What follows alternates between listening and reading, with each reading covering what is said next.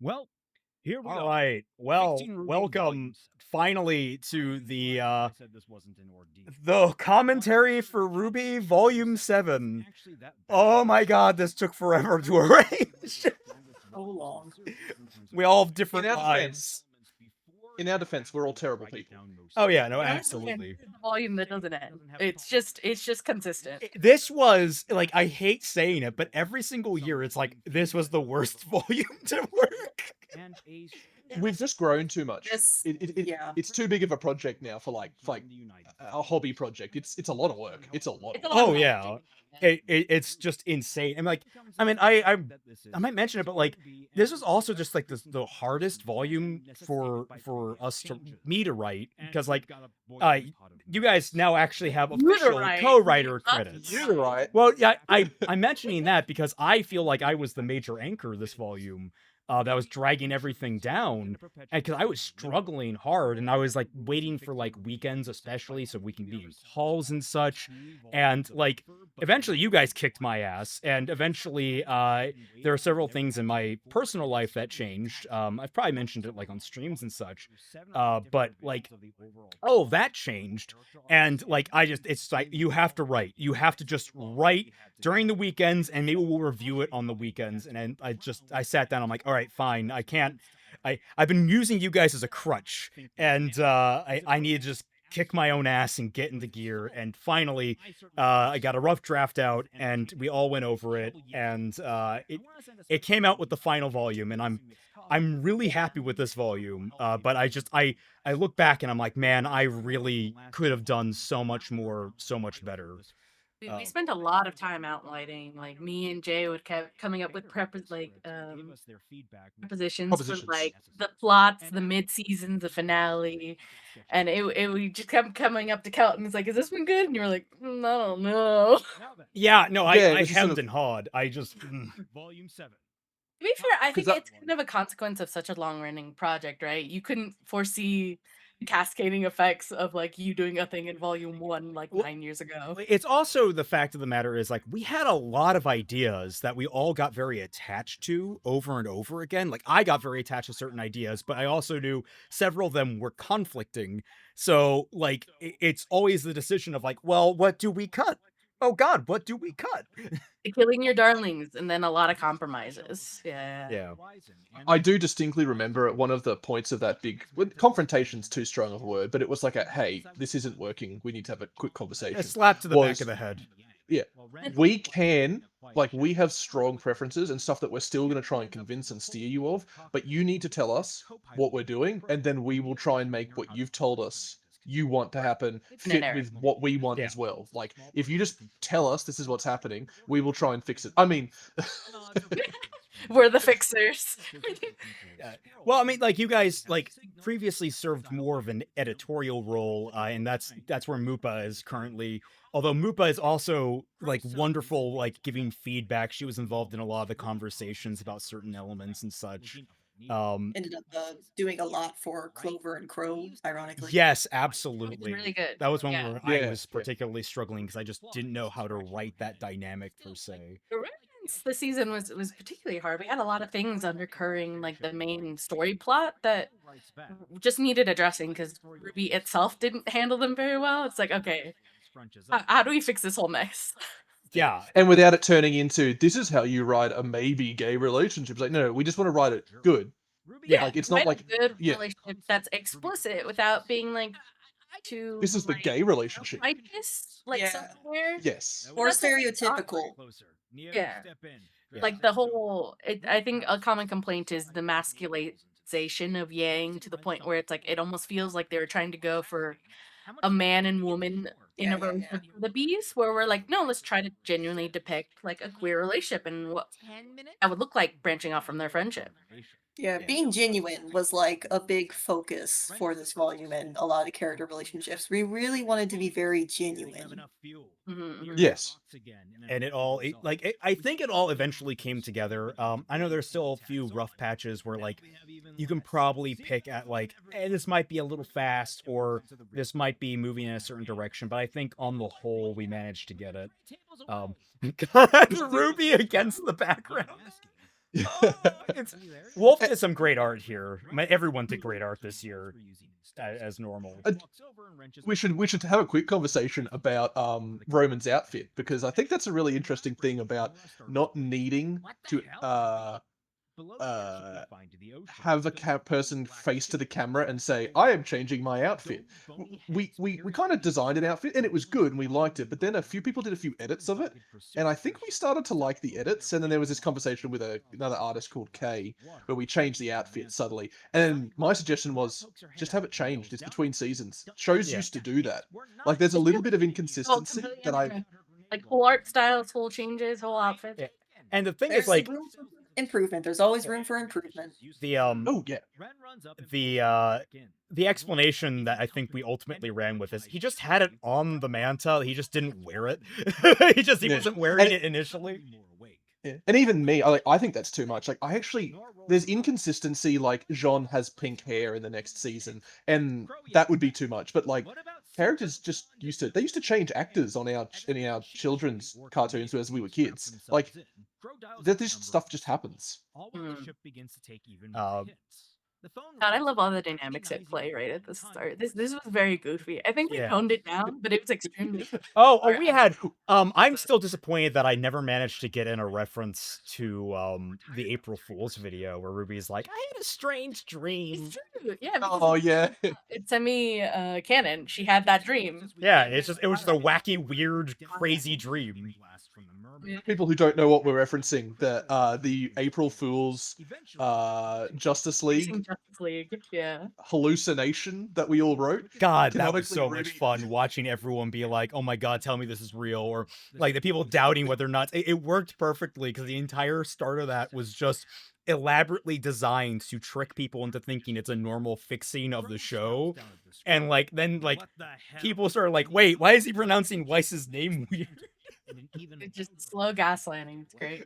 Oh, I love this phone bit. This is a bit I think we came up with. It was Jay's idea, I'm pretty sure. I will admit, conceptually, I stole it from the first Transformers Michael Bay movie, but then we sort of made it our own. It's sort of a mix between this and the video game called Hotline, which is awful. It's a stress-induced game where you have to like stop a nuclear war by trying to dial into the defense network using your like ID card, and it gets harder and harder and harder. Well, I don't know. Would you call it horrible, or do you think that like it's just miserable to play, but it's by design that way? Yeah, it is. Of course. I mean, yeah. Same way that phone system was designed. Oh, the penguins! The penguins! I need to mention The penguins. So, absolutely, a reminder. So one of the big things that I wanted to do is like I typically want to keep up is that Remnant has some weird animals in it, kind of carrying like they haven't really come up since Volume 1 where I had them, and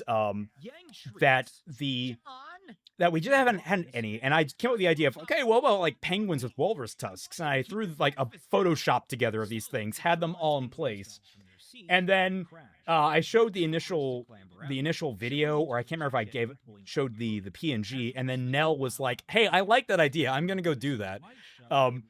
And so she drew these wonderful pudgy little penguin dudes that are like walruses. It was great. I love them to death. One of the beauties of the group project is you really just get to bounce off of each other's crazy. Yeah. On any scene or episode. Nell think just when like I loves saw- them. I think I said when I saw those penguins, I said I would hunt it for its ivory. Which And I just made a Red versus Blue quote, like, what kind of animal has tusks? Ruby, a man died. Oh, this was the official end of the the plane crash joke. yeah, I'm not Yes. sure everybody got that, but yeah, it's been since Yeah. Volume 5. So many people were confused because no one died in this crash, and a lot of people didn't pick up that this is a reference to how in the last 2 or 3 it was the last 2 seasons because it was Volume 5, that we just kept making jokes with like plane crash with Weiss and like Yang. Yeah. So every member of the team gets to make it. Yang gets to make it. Blake gets to make it. Ruby tries to get it, but she's like, Weiss is like having none of it. Yeah, It's a fun little dynamic. Also enjoy these character models. After episode 6, never get to be used again. What's crazy is how long they stick around. Like, we actually had artists upset, not properly upset, like, oh, I want to get to the fireworks factory. They were like, no, I want to draw the new outfits. So that was the thing. I remember we had we wanted to have the outfit change and like the stuff happen earlier, but the way the events just happened, we just had this larger introduction section with them all beat up and like raggedy.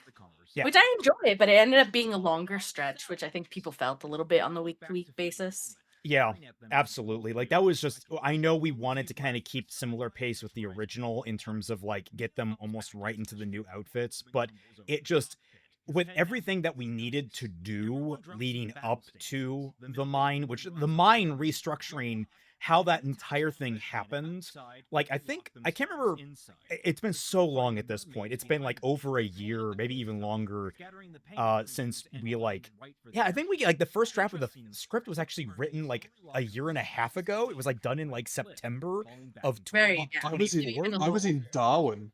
I was in Darwin, Pitch Black 20. It must have been 2020. And we've been like editing, and we got full production going in spring. Like, I can't remember who had certain ideas when, but like the idea of, hey, we've got to go forward with like, why are they going to the mine? It's just kind of like, oh, we're going to go clean out the mine of Grimm. And it's like, I guess, but then afterwards they're given their huntsman licenses, which is strange. It's like everything we were deciding like, well, it would make more sense then if this is like their final test, like them going out on a proper hunt that's of significant difficulty and them passing. Yeah, a little more lead up into getting their license, which I know is supposed to come off as like a little flat, and I do enjoy that in canon. But it felt like we needed a bit more lead up into that. And it was like a nice moment to also explain a bit of like the differences in Atlas and how they do things. Like they have like you're a huntsman, but you're shadowing another huntsman as your final year. Yeah, and like on top of that, it was supposed to get like a weird surprise too. It's weird. They gear them up, then you go on the mission, and then you get initiated. We felt it was just a little discordant, like a little weird. Yang didn't even log off. Oh my I love in this. I love that she's got her spunk back. I love that she's still off. Everybody's off their feet in this fight, and I think we went to a lot of lengths of explaining the fight on how everybody's really getting off on the wrong foot. Yeah. But I just love that Yang's like she punches with the arm that's not there. I love that. Yeah. It's like Yang. It's so cute. What was important was, especially for certain characters, is that there's a lot of resolution that came about in volume 6. Obviously, Blake and Yang kind of started burying the hatchet, and the entirety of volume 6, people were like, well, they shouldn't be this close, they shouldn't be over it. It's like, they're yes and no. Like, you throughout the volume, you mean one guy who was complaining, the one guy. The one guy. I thought there were more than that. I thought there was a couple that like came out of the woodwork. I only remember one dude. Oh, one of them love this definitely joke. stood out. Oh yeah, I love this joke. It didn't work. Actually trying to kill, like, just commit violence on Roman. It's great. Not lady woman peeking out the window, like a scrape. I do love that we cut one of my favorite jokes. I keep saying that, but there's a joke in here that we just couldn't add because there were too many jokes. It was getting silly. Yeah, it's just where John mispronounces Karkado, says, "What's a Kinko's?" Because you have to know what a Kinko's is. And this was supposed to be a much longer sequence that we had to just hack down. Like there was supposed to be them running to the cliff, and then like teamwork to push it off the cliff, and then there was going to be another one, and that's where Penny was going to come in. It just was a good fight economy at the end of the day. Yeah, kind of really jumped. We wrote ourselves into literally the cliff's edge. Well, do you remember there was a Silver Eyes potential moment here, and the Right. reason we didn't do it is it was going to be too thematically similar to the opening of 6. It's too soon, and then it brings way too many Silver Eyes questions in, which we hopefully start addressing a little bit better as the story goes forward. But like, we were just like, well, what are we doing here? Like, what is this fight? It's another rug pull of Silver Eyes, so we pulled that away. Yeah, and then I think we built Funky more into the situation, which led up to their arrest, which we thought was more useful here than them being brought to instead of them going directly to the city. Yeah. And that was like, it also helped establish the nature of Atlas. One of the things in Fixing RWBY is to make these kingdoms feel less like they are just singular tiny cities everywhere, which is really weird when we get down to like how gigantic Atlas is as a city. We'll rant. Yeah, we'll get there, because some people also misunderstood what I was saying. I wish I had been more clear in my language, but we'll get to that. Yeah. But like, I wanted to make it feel like, okay, a lot of these cities do, these kingdoms have outlier cities and such, you know. Oh, what was it in Volume 2? I'm blanking on the name. The one that has, Or no. that's Volume 4. Oh, Mountain Glen, that's it. Like, there are these satellite cities and such. Oh god, she's so pretty. Just to pull a pin in you for 1 second. This is great. This is the commentary, so we'll be talking more about the writing. But holy crap, has the level of art gone up for this volume? It is insane, and that Well, I was gonna say, it's one of my favorite aspects is like, we have all these people that came on as artists, and I remember we were talking about it with like Yuri when he eventually some of his art shows up, showing off some of his old art back when he did it in Volume 4, because he did like a lot of the initial Roman and his childhood friend Ava. Like, we have that kind of stuff, and he did those, and they're just very rough, like charcoal art. And he talked about how much he's grown on this project, and it's one of the most like satisfying things as the person who's running it, is like seeing all these artists who I kind of took in on the hope that they would just make at least one image for me and hope that it did enough to convey it. And like, everyone now is just like maxing out their skill. It's just so cool to see. And I'm so proud of all the huntsmen. I think they're all amazing. Being able to work on a large project like this gives an artist a lot of focus and ability to like really channel their efforts into improving in certain ways that are important for the project. So yeah. I mean, it gives us all guidance. Mhm. And here's one of the biggest changes we made that I know there was a surprising amount of people that were disappointed with. That we swapped out the Aesops. Yeah, as well as the penny stuff as well. Yeah, we shook that up. Wait, what do you mean the penny stuff? Like, Well, just the way that her introduction, the way it's done. Yeah. Well, yeah, we shook that up, but I don't know. Did anyone complain about that? I think there's like here people were very curious about Penny. They were like, "Oh, I'm disappointed she doesn't have her she does have all her memories and stuff." And then Yeah, like help on that. I was just sitting off to the side like, wait, Laughing. Yeah, but like I remember people were so excited to have CL back, but they weren't completely anticipating that we were just gonna full sail be like, no, the Aesops aren't. We're not doing this. Yeah, there are cameos, but yeah. So we world, and actually there is a reference to Marrow later in the volume, but we just decided it was better to start with established characters and furthering their story rather than dropping them to establish whole new characters in the start of one season and have their arcs completed in the next season. Marrow shows up, yes, but also we folded some of Elm into Joanna as well. Yeah. Yes. Repurposing on the characters also with like Fiona's like kind of courageousness and in like faunus advocacy. Not Fiona, but Harriet. Some of that ended up Harriet and Marrow both kind of ended up a little bit into Neon. You were gonna say something, Jay. I didn't mean to talk all over you. Oh no, I was basically bouncing off the same points you guys were making. God, I know we basically spruced him up. I still Clover is one of the reasons I struggle with Crow and Clover is that I still don't really like Clover is one of the few characters that even though we have a better established like foundation for him, he's not one of the characters that really most interests me. Like I know he's supposed to be kind of a suave kind of Daredevil kind of figure, but I don't know. He kind of comes off a little generic, and so it's really difficult for me to get as invested. Fair. in I him. think he's almost like a tertiary character, and I think we do a good job of fleshing him out to that degree where he needs to be. Because the focus is really just Team Ruby, and then secondarily, is it our Strike Force 32? Yeah, I think Absolutely. that was a big important thing is focusing on Ruby was the heart of every volume that we've covered so far. Is that Ruby is the center of the show. Yeah, Ruby and a subset of that, Ruby again. So like we want to focus the keyhole that's Remnant through Team Ruby, and then even a smaller keyhole inside that keyhole, because this metaphor is already broken, is Ruby herself. Yeah.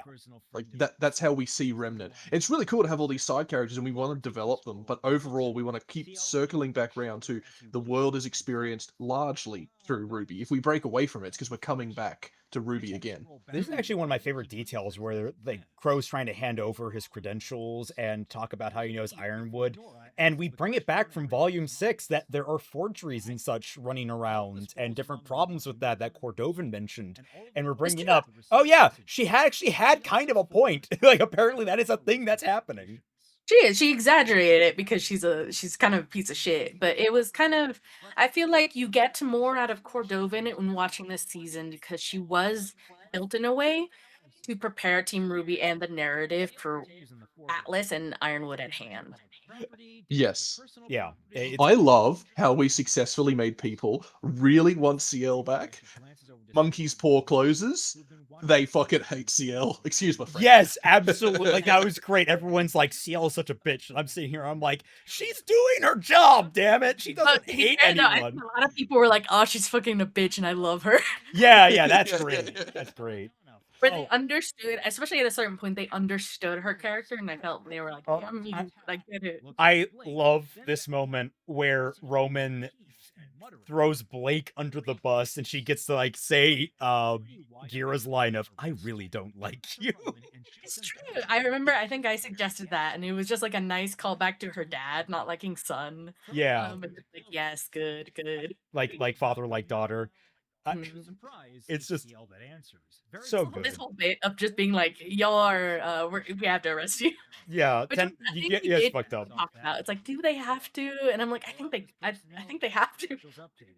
Yeah, it's getting them into Atlas after landing them here did turn out to be a bit of a problem. Like I remember we struggled with that as well. It's like the start of this volume, especially, like we sat on this episode in particular for the longest damn time, and then we had to like leave it behind, go to other episodes, and bounce back and try to like mend the gap. I remember this being painful. Yeah, I do remember this guy, like the oh man at the very beginning of this was like kept from the very start, thankfully.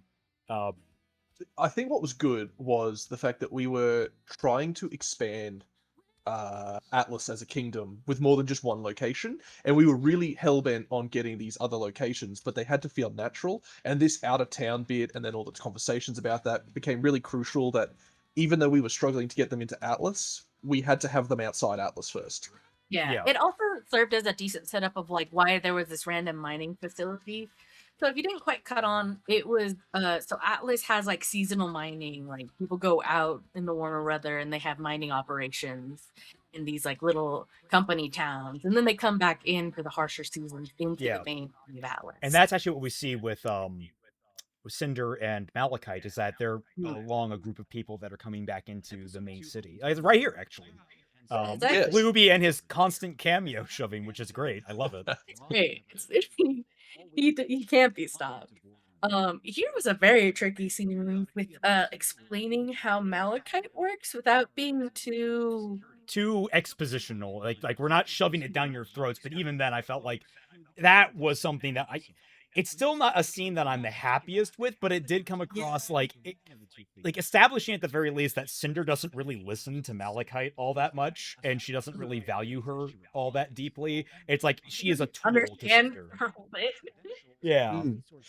There was one bit that I think on a final rewrite after the art had been done, I sort of pushed for this because I wasn't really happy with it as well. Was there's this bit where the guard does this like visual height thing where his brain is trying to tell him something that the person's the wrong bloody height and there's so much going wrong, and his brain just goes, "Yeah, it's not important," and shrugs. And that's trying to get it. I think that sort of makes it a bit more understandable. I think if it was animated, it would be a lot clearer. Like we would do tricks that Luby pointed out, that if you look at the reflection in the ground from one of his up high shots, here, perfect example. It's the reflection is of the real person, and like, you would do visual tricks to explain. I actually think we maybe should have asked him to flip it, and have Me too, Malachite. me Yeah, too. Yeah, I think that would probably. have been smarter. I was gonna say, for those who don't really quite understand it, obviously there's still a few more mechanics underneath that we're not quite revealing, but on the face of it,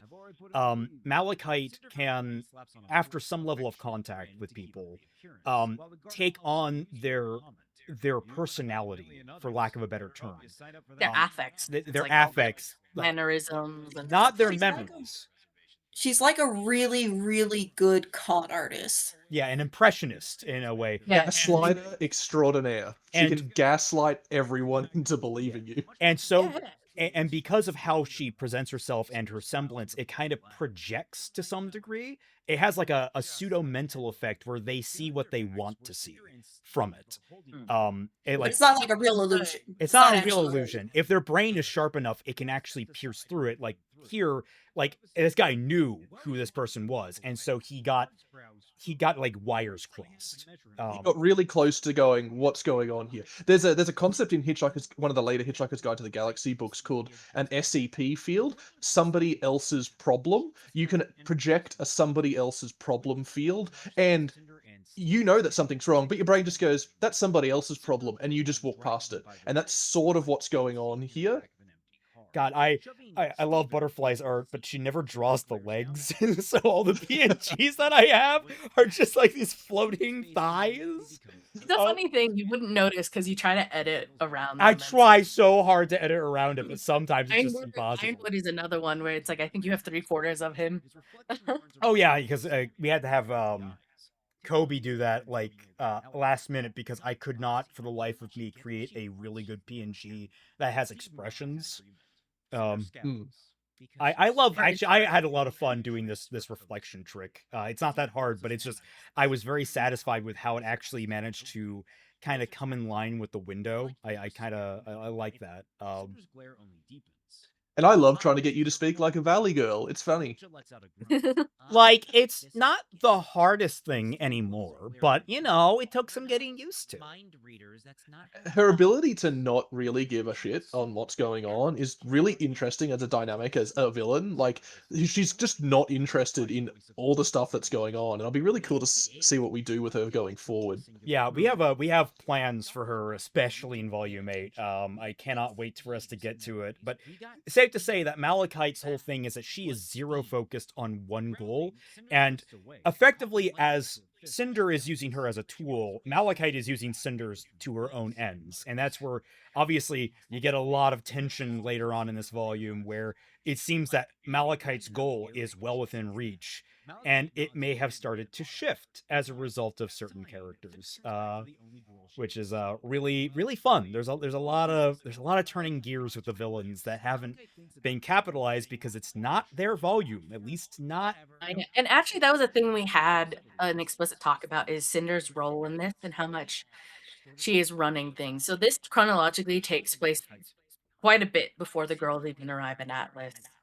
And so she's been in Atlas fucking around and not so much finding out. It's a weird case of we have obviously Watts and Tyrion trying to run the business that they were running under directly Salem's supervision, and then Cinder comes up and she's like, I'm trying to fuck everything up. I'm trying to do and make myself up to presumably Salem. Yeah, it's Well, then, like, I just love the detail that it's something that I've been sitting on for the longest time is that Sienna's contact in Atlas was Robin. And now we pick up on that thread through Cinder, who is aware of it and is now manipulating it. I'm happy with the amount of people that I'm so happy with the amount of people that figured that out. I think it does help that there was that mentioned in the Volume 1 remaster, so it may have put the kernel in people's head. I think it was there. Possibly. You know what? But it feels very gratifying when people are picking up the hints that you're like setting down. I know it's like a thing in modern writing where people are like rewriting the script because it gets figured out on Twitter or Reddit. But I think it's a really good sign of you're writing a well-built narrative when people are able to pick up the clues and like put together the end point or your point of all these scenes. I feel like it's like, yes, you're getting it. You're getting what we're putting down.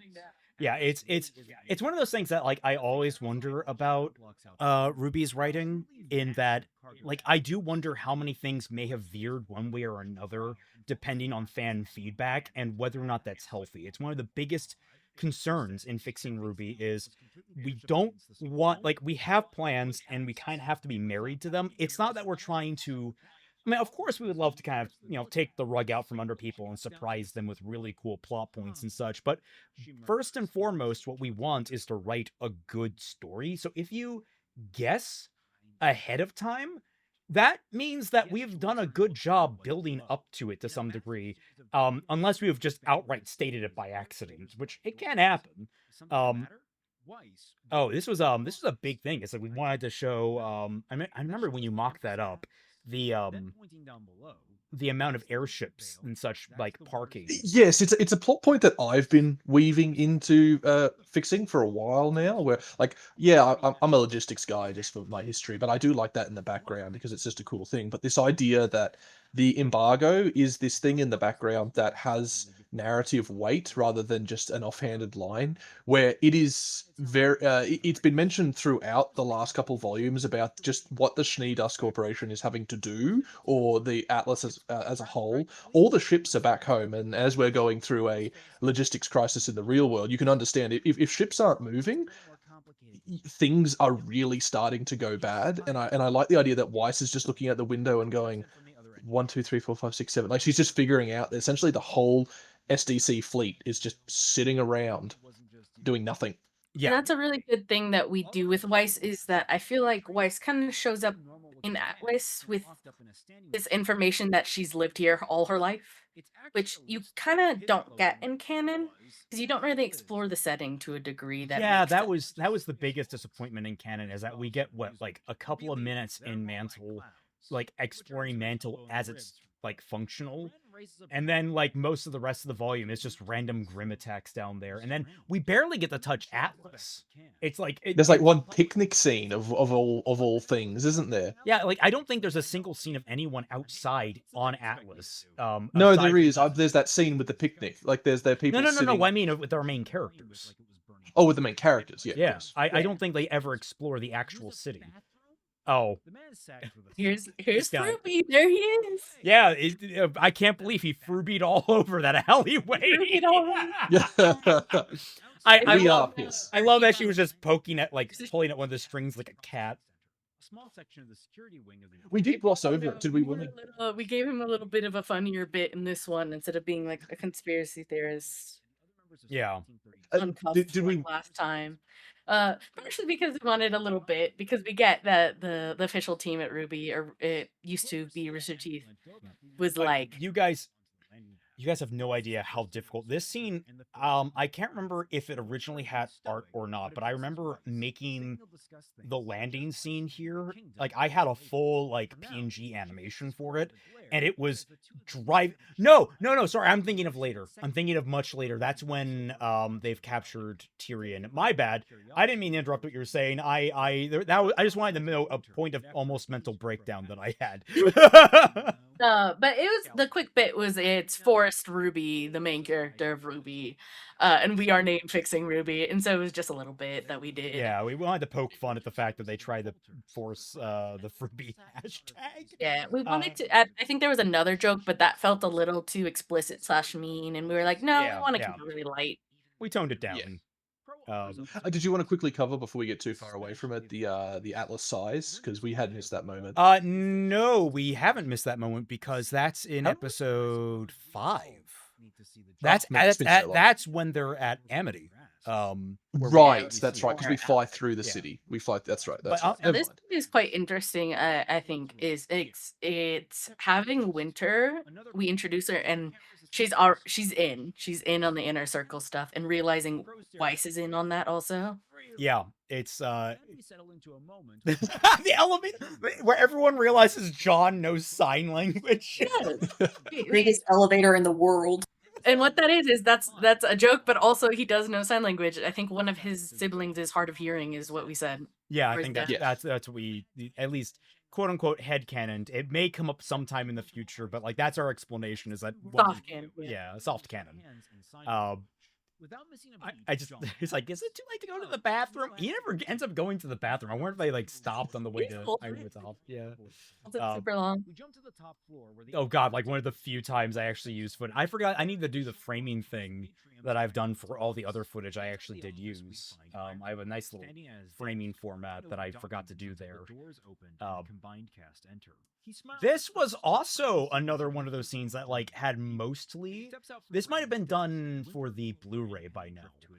Yes, Nell is uncontrollable, and the closest artist we need to tell to stop. Yeah. Even though it is very hard to tell her to stop because she just produces gold. Here's my baby coming up. Here's like baby, the fucking harpoon, the fucking laser. Yeah. Oh, yes. Such a This is big like- change for people. How can you have a giant animated military state without a giant laser? Yeah, it's like you gotta Metal Gear this shit. This was also like an issue in canon we were trying to fix, was that Ironwood's plan was kind of the more diplomatic, friendly plan. So we Yeah. had to strike a balance between something that Ruby could get onto that made sense for them to back at the time, but that will ultimately not come to fruition and has a lot of holes in it because they need to come up with their own solution Yeah. that isn't with Iron. And there was also a this is a problem of my own making because back in volume 3 and 4 I established, hey, when the CCT goes down, it's only that one city that gets disconnected. It's not the rest of the planet. Like the ones that still have towers can still be in contact. So which completely changes the landscape from the original volume 7, where in the original canon, one tower goes down, every tower goes down, which is silly to me. It's one of the reasons I changed it, but it did prove a major problem for this plot point. And this is the veer to it is, well, two of the countries are, well, one country is down and has slow communication. One country is pseudo down. They have like limited communications because they have that white fang one they can retrofit. But like, sounds nothing like I'm happy to keep it that way. Oh, Roman just being a sassy bitch. But so like we had to like spruce that up, and now we have a better route forward for volume 8 where like communication does be, I mean, it's a big point in this is that communication between the countries is starting to get into like a panicked state. You've had several major attacks, several major communication depots shut down. Things are starting to like collapse on a global level. It's just we're in a slow tumble as far as things are concerned. May I touch on something that's interesting here is Roman and Oz. I think we realized partway through writing 6 is that we realized that Roman knows how to like fly a plane / a helicopter, so he doesn't need Oz to take over. Yeah. In the finale, so when Ruby is speaking, we try to find a balance on how much she is lying and withholding from Ironwood. But in this case, it's like she is completely right. It's like Ironwood is not here. Or sorry, Ozpin is not there, but that is his host. Yeah. Also, I don't know why. I remember when I tried to render this out, because of the effect I had on that, it messed with my renders so badly, I had to like somehow pare it back. That's like a preset that I had to delete things from, and it was just breaking the render for some reason. DaVinci is a really good editing program, but my god, when it fucks up, you don't know what the hell is going on. Like, diagnosing it is impossible. Look at that, bro. You had a lot of weird technical errors this thing. They're not for your like I hit the idiot button. It's just a lot of very obscure edge cases kept coming through for you.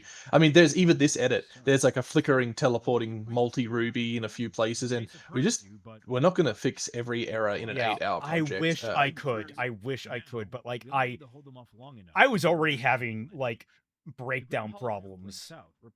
Yeah, that's actually Hey, I'm black. really The happy black with isn't this. supposed to be there. Yeah, it's fine though. This is a real cool setup of how you turn Amity into giant satellite laser. Yeah. Although, admittedly, this is technically an upside down design. The laser's supposed to be out of the bottom, but yeah, it was just a miscommunication, but that's fine. Shut up. Well, I actually prefer it this way, but shut up. Let's just pretend it's a New Hope reference, whether it's the wrong Death Star is on the screen. Like, you know what Amity looks like, and it's like, okay, you add stuff to it, you change some of the guts. That makes sense. Yeah. The idea of like, all right, so either this laser kills Salem, but in the event that it doesn't, we can start carving away the puddles of Grim around the world and like, the deep wells. Admittedly, we probably should have like. I fully recognize. I only really conceptualized like these big, like it was in Volume 4 we still had them, but like really understanding what they were didn't come around until like Volume 6 and 7 here, where like, oh, there are massive black puddles of goo that spawn Grim.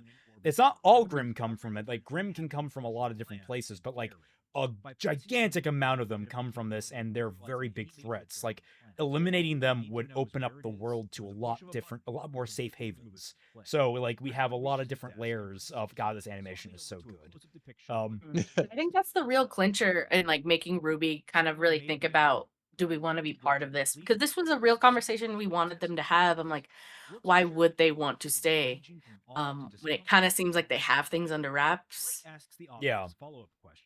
And if we assume Salem dies, I really like the gallows humor he has. He's either said it or he's yeah. about to. I'll go mad and become a power hungry dictator, and everyone's like, and he's like, I'm just kidding, guys. Like, it's important to highlight that he is a character that is aware of the amount of power this gives him and how it looks from the outside. He knows how all this looks, and it kind of makes his eventual fall that we see later in this volume a lot more tragic, because he doesn't like, he is trying to be aware of his own of the faults at play, but he's still falling into the traps. He doesn't want to become a dictator, but he'll become one to save the world. Like he's fully aware that he might get dragged out and shot in the street. And it's led to some problems. And I think that it was very nice to write him tragically, but still quite like, man, you don't have your head screwed on right about some of these things. Yeah, it's the importance of writing villains, like even Cordovan, is to make them to some degree understandable, and in some ways, like Cordovan's like a really edge case because she's really, really much of a bitch, but she had points that were important to like observe. Like it wasn't that she was completely like a monster. She had a few points that made some level of sense. Like, hey, the reason why the wall failed is because she was trying to like transport materials back to and like also keep a budget. Like there are levels of how awful internal consistency is kind of like what you want for them. Yeah, you want that, and you like with internal consistency and like some level of moral care, because Cordovan was all about just Atlas, and she abandoned innocent people because they weren't Atlas. That makes a lot of sense. Meanwhile, that's a very similar idea that Ironwood kind of gets. He is very he gets more and more focused on how many people he can save, and that's hopefully we managed to deliver on that in Volume 8. I'm always very nervous because like he is one of the biggest characters in RWBY that everyone points to as botched, and like no one can decide on how. There are a lot of people that like argue, oh, he's just pure evil, and there's a lot of people that argue back, no, he's morally gray. And then I'm just sitting here like, he's just poorly written, guys. Yeah, I think that's the main issue. Because he's By the way, that's the metal interesting. is not hyperfixation. We have to say that right off the bat. Yeah, if you didn't. we're not doing metal. Metal doesn't exist. Everyone ignore metal. It does. Or It's if not, it exists, it's something very different. It's not real. my eyes glow and I get hyperfixated on. Maybe it'll be something more akin to like Hazel's pain ignoring thing. Yeah, it's like a mental something along those. fortitude. It's not like a thing that's made him evil in the narrative. yeah, that's like all the same. Like if it's there, it hasn't come into effect in this volume. Like it hasn't been a part of things. I still like the idea that him pulling his arm out at the end is just pure willpower. That It adds to the story. Actually. Yeah. Worse, how? Ruby nods to the relic on his desk. I also like the all the subtlety we've done with Winter's story. It's even there's a few little bits here and there, even in this conversation.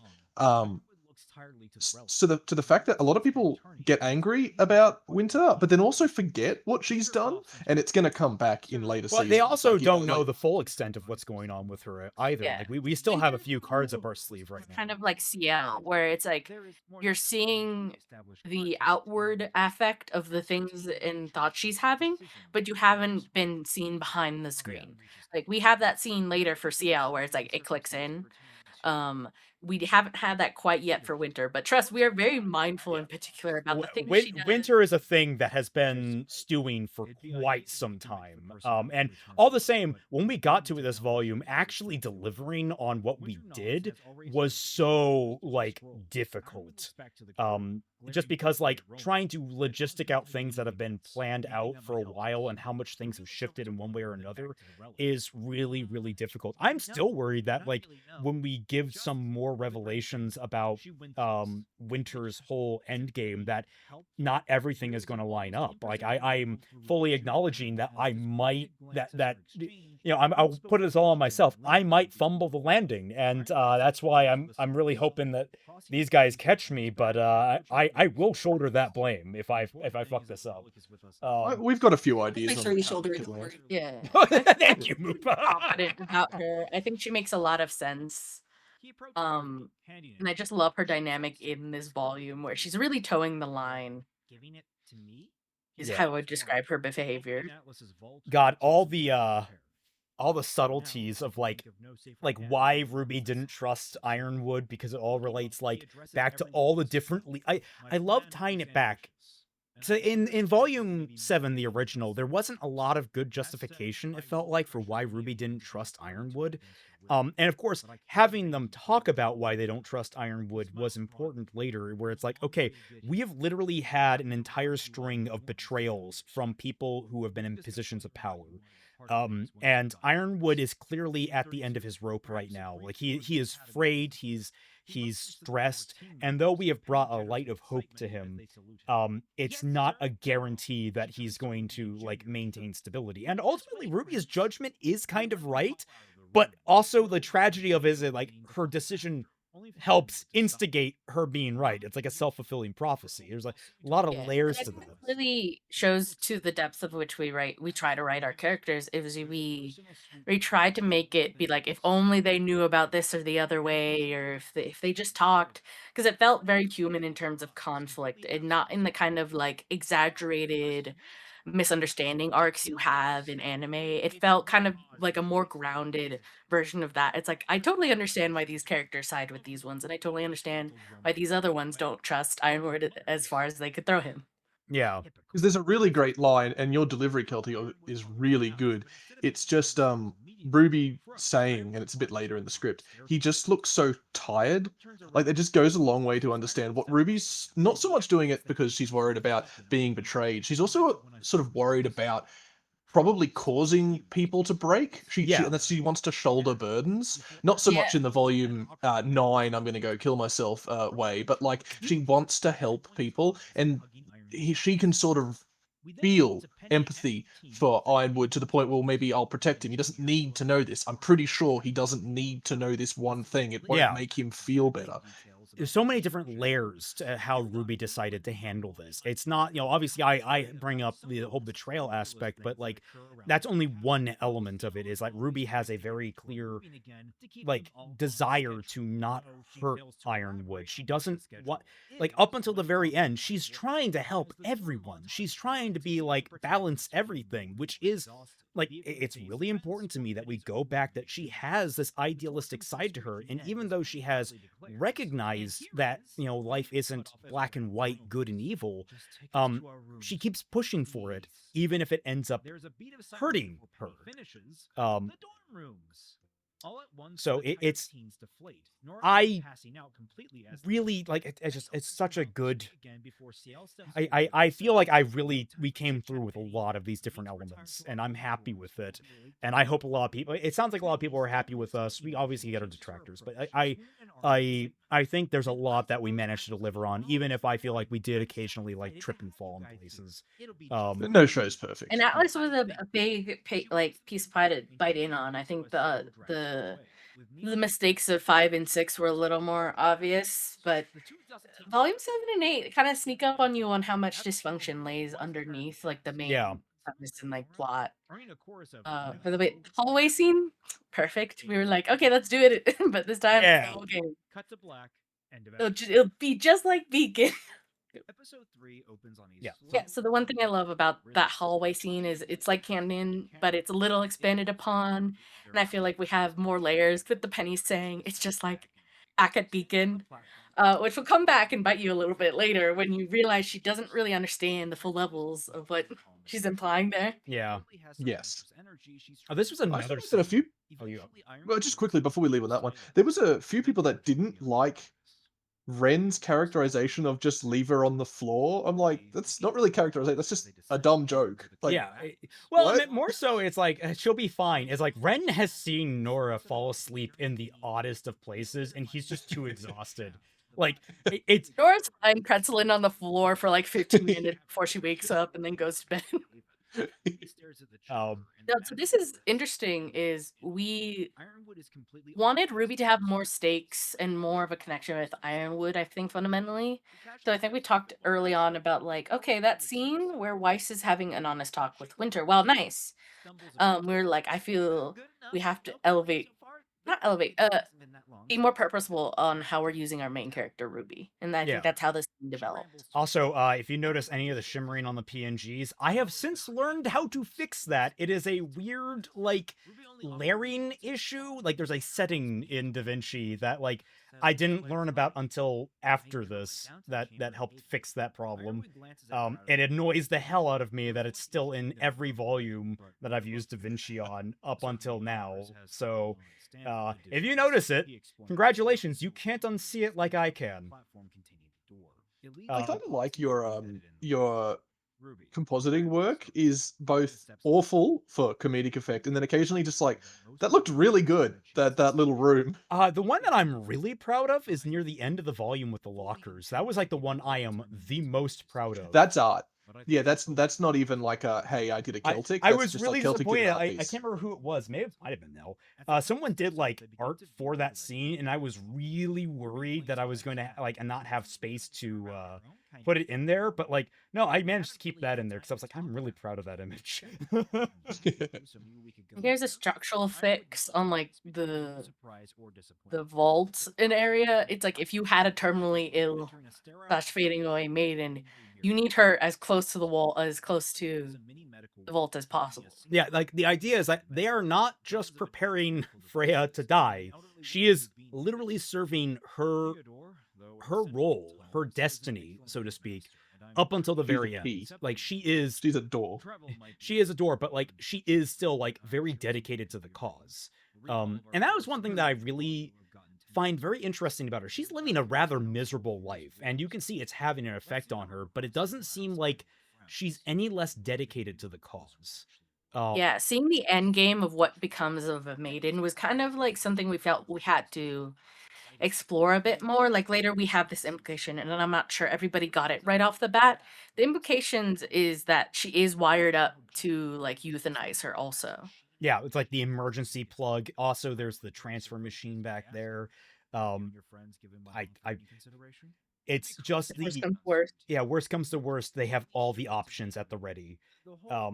Which is very dubious to have and like Ruby to witness. It's like, yeah, shoot, what do you do? And this is where some of her, and we tried to layer this in, some of her feelings about what she did last volume are bubbling underneath the surface, like with Adam. Yeah, Where and she's like, I don't want it to come to that. I that don't was want it. something that people kept trying to say, is that Ruby is unaffected by Adam, when I thought we did a really good job of like just threading in these little moments where you can see that it has had an effect on her. It's there. And as well as like Silver Eyes, like she's looking at Freya here, and like there's a level of her thinking about what Silver Eyes would have an effect on her. It'll be more prominent later. It's also just so fresh. I think we understand the context of like PTS3D through Yang, and but we had a giant like time skip sort of kind of in canon, and we see how she reacts to it. But Ruby is a different character, and she's gonna react to her traumas in a different way. And this is very much like the next few days, like not even a full week since they arrived. She hasn't even processed what she's done fully. It's something that, like, in Volume 9, I think, well, I like that they tried to give her an arc. The more that I think about it, the more I realize it was really in the wrong direction, because Ruby put all the blame on everyone else in her big blow-up. When the way I've characterized her, at least in Fixing, but I think they also characterize her in the show, is that she's someone that takes all the responsibility onto herself. She wants to be the superhero. She wants to be the person that saves everyone's lives. And she keeps burying all the problems in her life. She doesn't, like, outwardly express it. She just, like, swallows it down and moves forward. Which is interesting with their characterization of her, because then when she finally has a blow up, she has an external blow up. She hates everyone else for their failures to succeed in XYZ in Volume 9 of the real show. But really, like, that kind of person, she sees herself as the failure. Like, more likely she would see herself as the failure, which is where we would go if we were going to do exactly the same, which we're not, but that's the characterization that we thought was odd. We have our plans for Volume 9. Also, this was another idea that, like, everyone voiced back in the day, which was, why not just put both relics in the vault? Like, it seems like the no-brainer, because it's literally the safest place to put them. And also, the relic kind of attracts Grimm. Isn't that, like, a big deal? I also like that they kind of, like, we put a little detail in here that they both seem kind of happy to be around each other, the two relics. There's kind of a resonance that happens, yeah, which I think we'll get to explaining more in Volume 8. But it's kind of just nice to see here as, like, a kind of mysterious, like, it's like, what are the relics? Yeah, there is these alien, ancient things that we can't quite comprehend. Charlie Brown looking. And I love this for you. I love this so much. You just hear Ironwood, like, we all think that Ironwood's talking, just womp womp womp womp womp womp. Penny is so OJ just draws the cutest characters, man. Oh, another hard hitter. She notices. Yeah. She's a noticer. Yes, smart Freya. She has a small part in this in RWBY, but she has a very active and memorable part. I don't think Freya from the real show had much of a personality, or one that wasn't really established in any meaningful manner. Her personality her personality was all shoved into her final conversation with Penny. Yes. As opposed to here, where she doesn't have much more screen time, like, than the original Freya, but the idea is that every single scene that she's in gives us another insight to, like, just a small slice of her personality. She's there. Like, she is a character that we just don't see a lot of her. And she is we wanted to get across that she's a seasoned maiden, because we don't, not to be a power scaler, but we don't see, like, the full wealth of what a maiden could be. And here you see a fading maiden, and she is still so acute. She's like, you can blindfold me and put me in a wheelchair in a completely dark room, and I would still know she's there. Yeah, she's a seasoned warrior. I also like as the dichotomy, or not dichotomy, but the confrontation that RWBY can clearly tell that this is the end state of everyone involved with this. You either die, or you give everything to not just the state, but you give everything to the cause. She's obviously got no family. She's got no life. She's got no memories, really. Well, we don't really know if she's got dementia, but the implication is silver eyes causes a type of dementia, and this is an old person. So that's the sort of things are starting to messaging. wear away. The link, yeah. Not to say Freya has silver eyes, but it's supposed to draw that link with our main character. Yeah. How much can you give? It's sort of like the giving tree. At what point? Eva, I didn't realize there was someone outside the window. What are they doing there? Don't worry about it, man. Don't worry about it. This scene was very nice to write out. It was like seeing where Weiss lies with her family and how the charade goes on in public. Yeah. I love just like when we get to Jock and her just being like, no? Like this is just confused. Like, why do you expect me to follow you after all this? What the hell? Yeah, and this scene I think was written as like a direct response to the kind of cartoonish scene of Jacques confronting Weiss with the rest of Team RWBY. Oh god. Within the canon like commentary, they were like, Ruby and Yang have just never seen a parent, like interact with their kid that way. And I think that's just so naive of them to assume that 17-year-old girls have not seen shitty parents at their schools since they've been like 5. I mean, or just even like from media. Well, Tai Yang exactly. wasn't exactly a premier parent either. They're used to, like, they know what that kind of stuff looks like in different forms. And it's neglect versus outright abuse, but it's still like damaging to your child. Also, I really like. Oh, you go.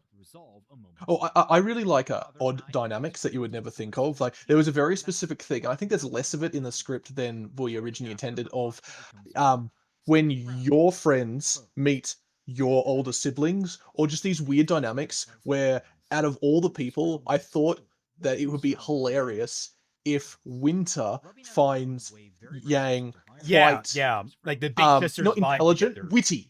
Very witty, and they're just this, oh yes, because Yang's always doing puns and stuff, and so she thinks she's a wit, and there's this whole aspect of like, no, don't become friends. Well, what is happening? Like, because ultimately they are different characters and they will have different dynamics with them. Whereas like Weiss may eye roll, I think Winter is like a little charmed. It's like, oh, right. Yeah. And it's hilarious because she hates Crow, who probably does a lot of similar things. That's very like that's probably some history there. I also like the bit that again we didn't quite get it in, but it is there in Proto, is Jock having no ability to deal with quippy, smart. I just like he has no language. There's just nothing he can do. So when they're like, when Blake and Yang are doing like, we actually got here during the day. Like there's just all this that just keeps derailing him because it's just he can't deal with. Yeah, just a very little of that here. I was gonna say, like, one thing that I really like that we focused on is the nature of the conversation between Weiss and Winter here. Like, the idea is that Winter is, I can't remember how much she walks around it, but a lot of this conversation is just like, Weiss, I care, and I was scared to death that you were missing. Like, this, Weiss's absence had a grounded effect on Winter. And, like, these sisters actually are, despite their own distances, they are surprisingly close. They actually do share quite a bit together. And it was it's really just like they both have like kind of this shielded, because they went through so much trauma as children, like neglect, outright abuse, emotional or physical, depending. It's you can see they still very much care through for each other through their different like expressions. And Winter is just a little more reserved, a little more cold, but she's still very adamant about letting Winter know, or letting Weiss know. It's like, no, it was really messed up. Why didn't you call home? Blake, everything all right? And then Blake being like, that's another thing we always got to remember, that Blake is a cat faunus with increased hearing. So that's something that does, I think, get dropped in the show occasionally, is that she should be picking up on certain things that are happening. So she's the first Blake's one to faunus notice. is incidental. Yeah, it feels like it's less and less. It's only there when it wants the entire like the story about the faunus to be there, as opposed to really be. I mean, they actually used it rather well in volume 1. Like, it was very subtle, but like the ear twitching when she heard like everything happening elsewhere, like that got brought. Like, that was just a cute little moment in the Emerald Forest, and we want more of that kind of stuff where it's actually it's not just it's not just something that Blake wears. It's something that Blake is. She is a faunus, and she reacts to the world as a faunus of her type would. Like, it actually has a physical effect on her behavior. Blake frowns harder. It's not like Did that sound racist? I felt like I sounded racist. No. You're very. In fact, I think you're trying to get your point across. Interestingly enough, and here's another bit with Yang where I think we wanted. I think the script originally she was gonna flare up a bit more, but we wanted just to have Yang kind of deal with again the repercussions of Amity and her public image. Yeah, that was. But also, it's the new Yang, the Yang that's come through the other side, where not every response to every stimulus is like anger. Not that she was like an angry person, but she does have. It's something we've addressed. I'm not saying she's got like rageaholism, but she's got to the point here that she's just like she's deflated, defeated, but not explosively upset that people are like, hey, that's the girl that did the thing. Yeah, she's like, yeah, she knows her rap, and she's like, well, it's my burden to bear. I think initially I can't remember if we cut it or not. We're not listening as closely as probably should be to respond to things, but did she turn? I think it was in the original script that we cut. Like, she turned and be like, it was like, that was how many years ago, people? Like, she actually snapped at them, but like, I think we cut that because that was the flare up that was just not modern Yang, not current Yang. And we also wanted to make a point, like Winter was stressing how much appearances and make in Atlas. Oh, Lara, just so cute. Blake is so cute.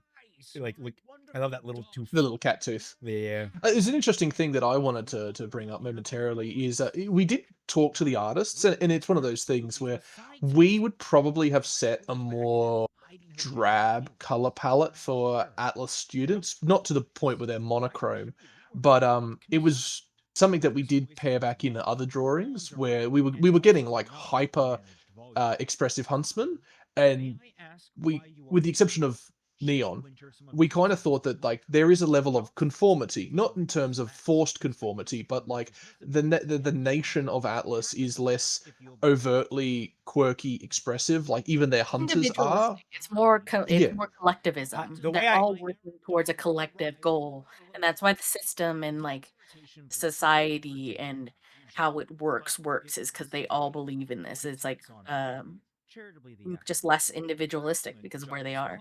The way I looked at it was that, like, especially first and like second years, they would be very like we saw back in volume 2 or 3 when Atlas first arrived at Beacon. Like, they would be much more uniform across the board. They'd be wearing the uniforms. But then as the older they get and the more time passes, you start to wind up with people that are a little more like Neon. Like, their self-expression does eventually start to come through, but it's always within the realms of Atlas. Like, it's always like you have the Atlas uniforms and such that start to really overtake, and like there are outliers, of course, like originally Neon and Flint, but like that was their combat outfits at the time. There was an interesting thing that we did drop. Well, I don't know if we dropped it. We just didn't put into the script, where I wanted... We'll get into the model minority bit as we go forward, but I wanted when Neon is in the academy doing more serious stuff, I wanted her to like be full uniform, like full, completely normal, hair back, like not sacrificing her individuality, but she's like, no, I'm doing the thing that we do. Like, I'm Atlas. This is what we do. Like, when I'm being serious, I'm in it's a your work classroom attire. It's like you're going to be a little more formal when you're like in it, which is like an important thing we wanted to stress about Neon and her kind of inside out that's mentality. the model minority, but she's very aware of what she is, and she's hyper aware of her appearance. Yeah. Like, she understands how to wield model minority status. Like, she's turning it into her weapon for effect, like lack of a better term, which like it's something that's very important about the nature of the attempting to challenge systematic racism is that you kind of need both inside and outside Aspects. pressures. You need both aspects also represented, and like you need to highlight their flaws as well. In its way, it is its own type of extreme where she becomes almost completely uncritical of the system or Yes. too forgiving of it. Yes. But it's also coming from a perspective, like partially through Blake, where she grew up in a very different environment and doesn't understand to have grown up in Atlas all her life. And we just kind of wanted to give the whole spectrum of it. I know people were really looking forward to Faunus as a whole in this volume, and we're like, well, the White Fang isn't going to be here, but that doesn't mean we're not going to not explore these themes. And in fact, I was excited to explore Faunus without the White Fang. I like how even in Atlas, though, when there isn't the White Fang, they blame everything on the White Fang. Yeah, Everything's the White Fang. Yeah, everything is. Yeah, and like it does help like retroactively color Weiss from Volume 1, which I even tried to soften a little bit in the revamp of it, but it does help. Like everything in Atlas is geared towards hating the White Fang and associates it with the Faunus. Like that's just such a fundamental aspect of their culture. And that's another thing that like I can comment on from the original volume is that in the original volume of Volume 7, they basically drop the Faunus plotline because of how much backlash they've gotten over it from the years. And it was such an interesting challenge in terms of like, well, they don't really provide us many moments in Volume 7 actual to work from in terms of the Faunus discrimination aspect, so we kind of had to really massage it in ourselves. And I think we did a good job with it, honestly. I think it fits. Yeah. I think it fits with our overarching thought and stuff here. God, Weiss is It really highlights how the situation varies a lot between each kingdom. Yeah. And then, like, on top of that, like, you have all these different, like, we tied it into just the slow collapse of Atlas, where you have, there's some more of the model. I think Eva did that change. But, like, the idea of you have several different pressures on Atlas, and I think Jay put it best, is that the system was going to fail anyway. It was already on course. I think it was Kelpie. I think, that was a meism. I think we wanted to present a narrative where Atlas was already going to fall. Like, Atlas was so fundamentally broken that these systems couldn't continue to exist. Yeah. And so Salem didn't do all that much to make it collapse, but we also wanted to shift the narrative away from Ruby and the gang caused Atlas to like implode on itself. Yeah, it's like I'll add an addenda to that. The bottom and it's on fire. Yeah. I'll add an addenda to that because not so much I think Atlas was going to fall, but the system of Atlas was going to fall because in the previous volumes we had the stuff of Faunus were being shipped out.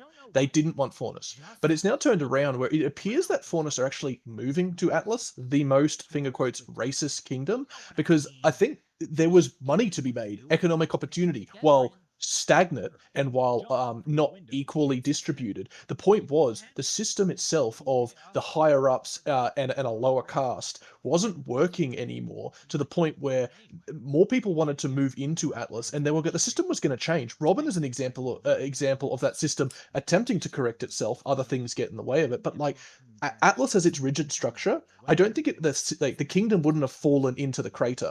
But the system of the council system and the underrepresentation and the fact that people weren't being allowed to do certain aspects, it was all falling apart slowly. It was a sort of liberalization of Atlas was going to happen. What if the kingdom would have fought itself or had more issues, like would it devolved into a civil war before it reached a tipping point? All this kind of stuff was an interesting point that I think you could extrapolate out of the situation. But Atlas as the rigid totalitarian society was the weakest it's ever been when the RWBY turns up. Not to have to immediately switch gears, but here is a rather pivotal scene for Team Junior here, our Juniper boys and gal. In that, like, this is the real start of the divergence with Team RWBY, which is like very important that we're kind of taking them in two different directions. I think we might have mentioned this back in Volume 6, or I think. I think the things were brought up when they considered very seriously staying at Atlas. Yeah. We've kind of built these values within them where they're coming from a different place than Team RWBY is, and that's going to lead them into a different place eventually. Team RWBY is much more macro, and Team Juniper is much more micro. Like, they're much more about the boots on the ground, like, helping people, and that's kind of like a big thing we've kind of carried on through. Meanwhile, with Team RWBY, they're looking much more at the big picture problems, and they're trying to tackle them instead. And ultimately, Interesting enough, they come towards a very similar conclusion of like, we have to stay. Yep. yes.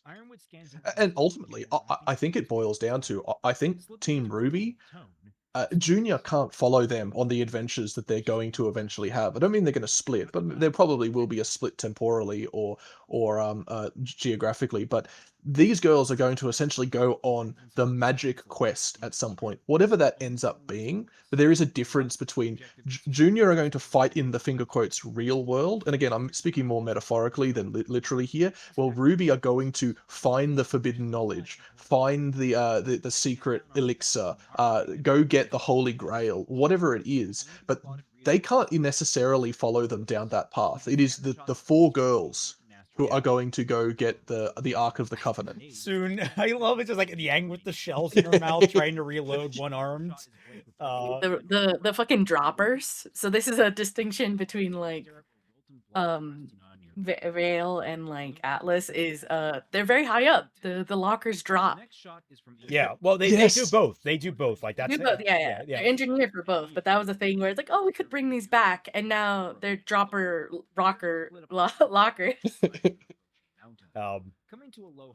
So, like, I mean, that was a big point, is like, for one, this test was really important in terms of difficulty. The idea is you guys only really have, like, you get fresh ammunition, but you guys only really have what you have on you. You can make small repairs, but we're not going to give you anything. We're not giving Yang another arm for free. It's also like, and this is it's a Metal Gear Solid home. Like prosthetics can't just be like retrofitted and made and turned around so quickly. Yeah. That was a thing where we also wanted to explore what she is like fighting without her arm. We wanted like a kind of moment where she reflects and is like, do I need my arm back? Because I think in canon, they kind of always assume she needs it. She needs it. She can't be a person without it. I pitched a massive change for Yang, which we didn't take, but I pitched it and I thought it was cool. What if she never got another arm? What if she becomes a one-handed? That was my idea. Very tempting. Very tempting. It was it. I think. Yeah, we talked about it. We talked about it a lot. I was probably the person that was pushing back on it the hardest. I certainly considered it. Like, it's a really interesting change, but I think logistically there's enough about Yang that is dependent upon the arm, not necessarily as a character, but like narratively and combatively, that I think she does better with it. But one of the things that we definitely compromised on was that she is much more comfortable without the arm now. Yes. Like she does take it off much more frequently. We put several. Did we have the coat rack? Is the coat rack where she just holds it onto a bar, disconnects it? No. I don't think we did. I think we had her taking it off when she got into a room and like tossing it on like the couch or the table, but like I don't think we ever put it on the coat rack. Oh no. She was going to hold a bar, like it locks in, then she disconnects it, and then she can just hang stuff on the arm. This is my favorite moments with CL. It's like, we had an access pass, and Weiss is like, we're told not to rely on you, and my CL's like, so you're right. It's like, yeah, she has been correct. She got outruled. Sorry, that was Lloyd, and she was like, dang, yeah, that's perfect. That makes sense. Now, Celtic, do you want to go do the same thing we have to do multiple times every season, including this one? What does Aura do in RWBY? Aura, it is damage reduction. Yeah, it's damage reduction, not damage negation.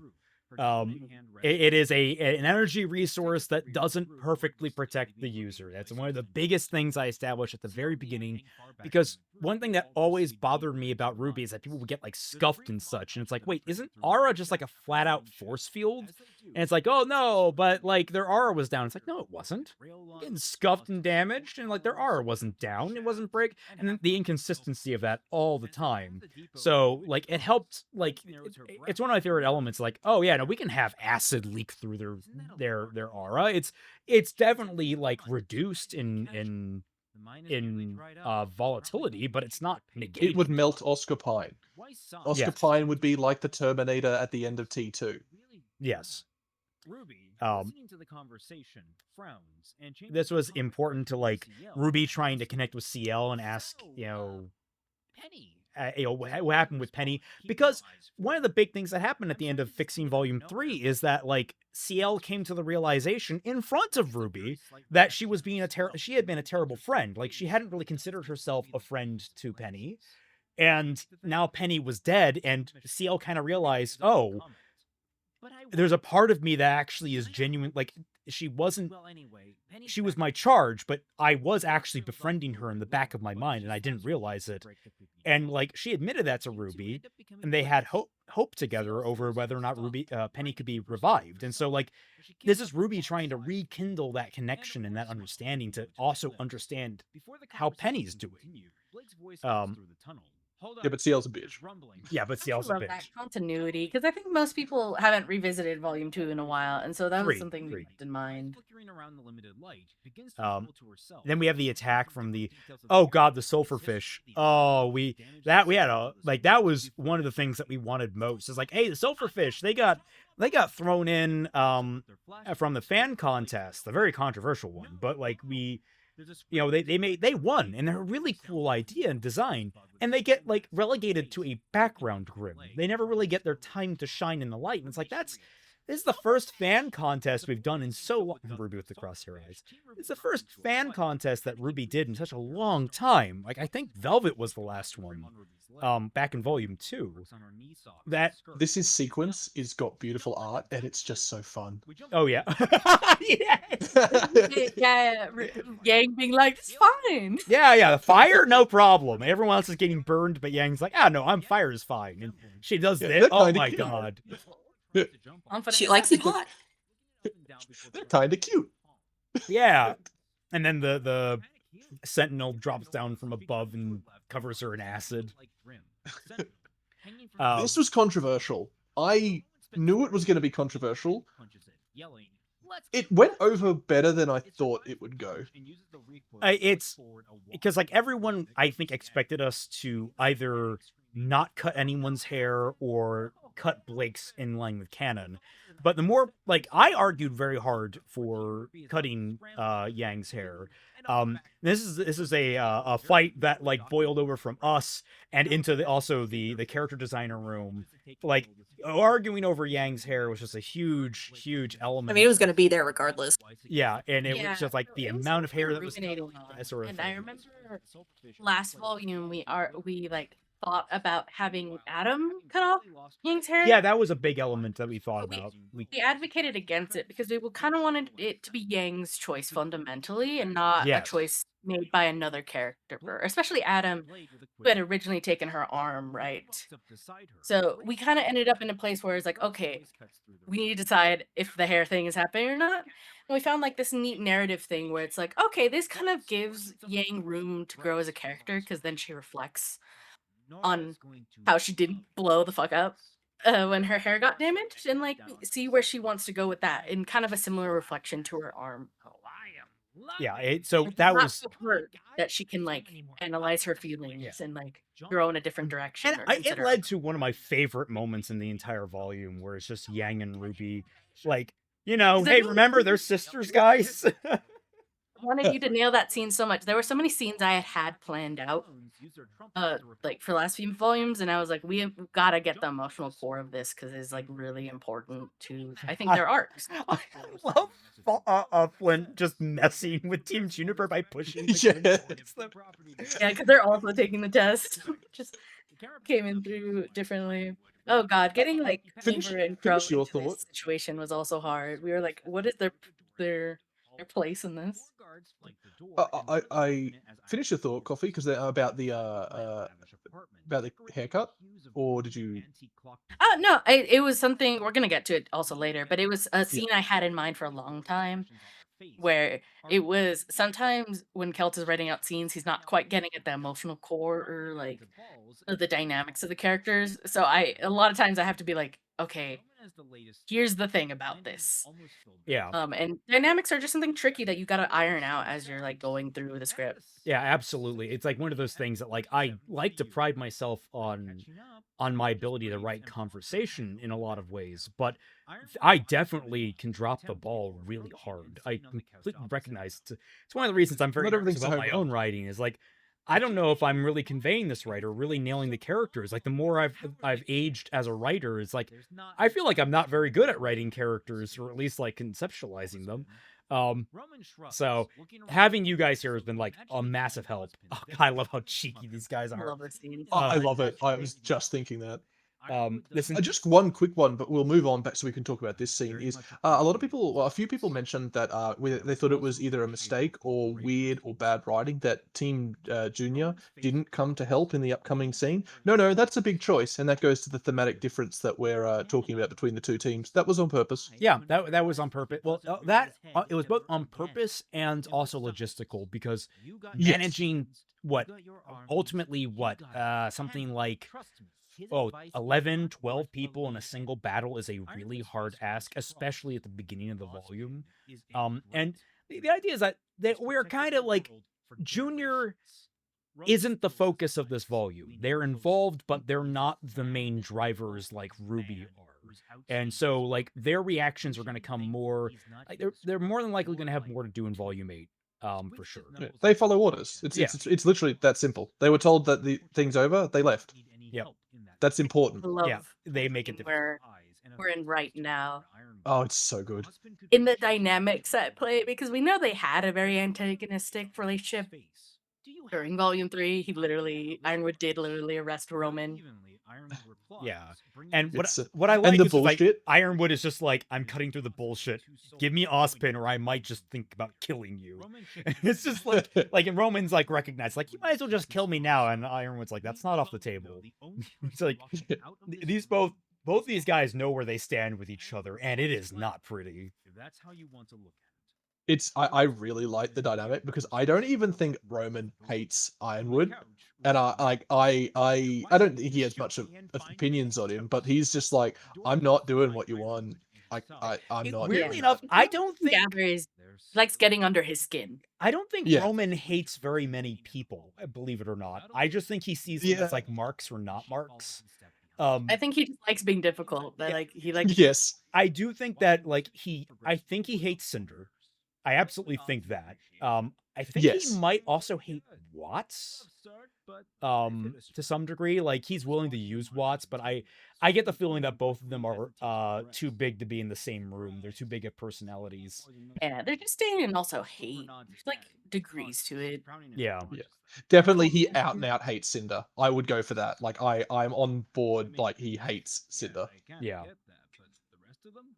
Here's the bit I like about Clover's their little exchange where Crow's kind of gone through his like getting sober. He's starting his sober arc, right? Yeah. He's starting it being a bit vulnerable, and he's like, "Here's my semblance." Well, we had Like, a little bit of that earlier too in combat, where like he was actually having withdrawal symptoms because he hadn't drunk in a while, and like he just because of that he started to have like double vision. And then also on top of that, like I like that like not only do we tie that right back into volume 4 when he got poisoned. And I remember one of the hardest decisions in volume 4 was whether or not I was going to kill Crow. So I really considered that going into volume 5 or going through volume 4, but I ultimately decided not to. And I'm glad I did. I actually really think he's not a very prominent character this volume, but he is a very complicated one. Like all we set up for him earlier really comes to pay off. Yeah, I feel like last season was him a bit passing the torch off to RWBY, and as such, he's become a bit more of a tertiary character. Yeah. Because him and RWBY are more on even footing. He's like, "You're no longer a kid. I no longer should be babying you, right?" Yeah. And Crow is quick to glare at him. Like So cute. God, I love He's like, the no, idea of I'm not being an characters- asshole. Trust. and the just idea of this is very coincidental. He's like incredibly lucky for him. yeah, I like that. Clover's words dawn on him, leaving him a little off. He's getting hit by Twitter. Oh no, Twitter has hit the Yeah. Crow. Never lost In the in wind. my life.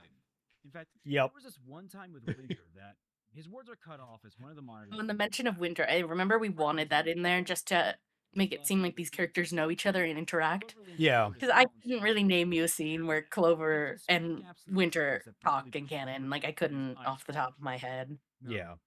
They're colleagues, so. The shot pulls back and more of the I like this visual, like not even just the art, but the description of the visual as well. I think it really sells. Like, what's going on?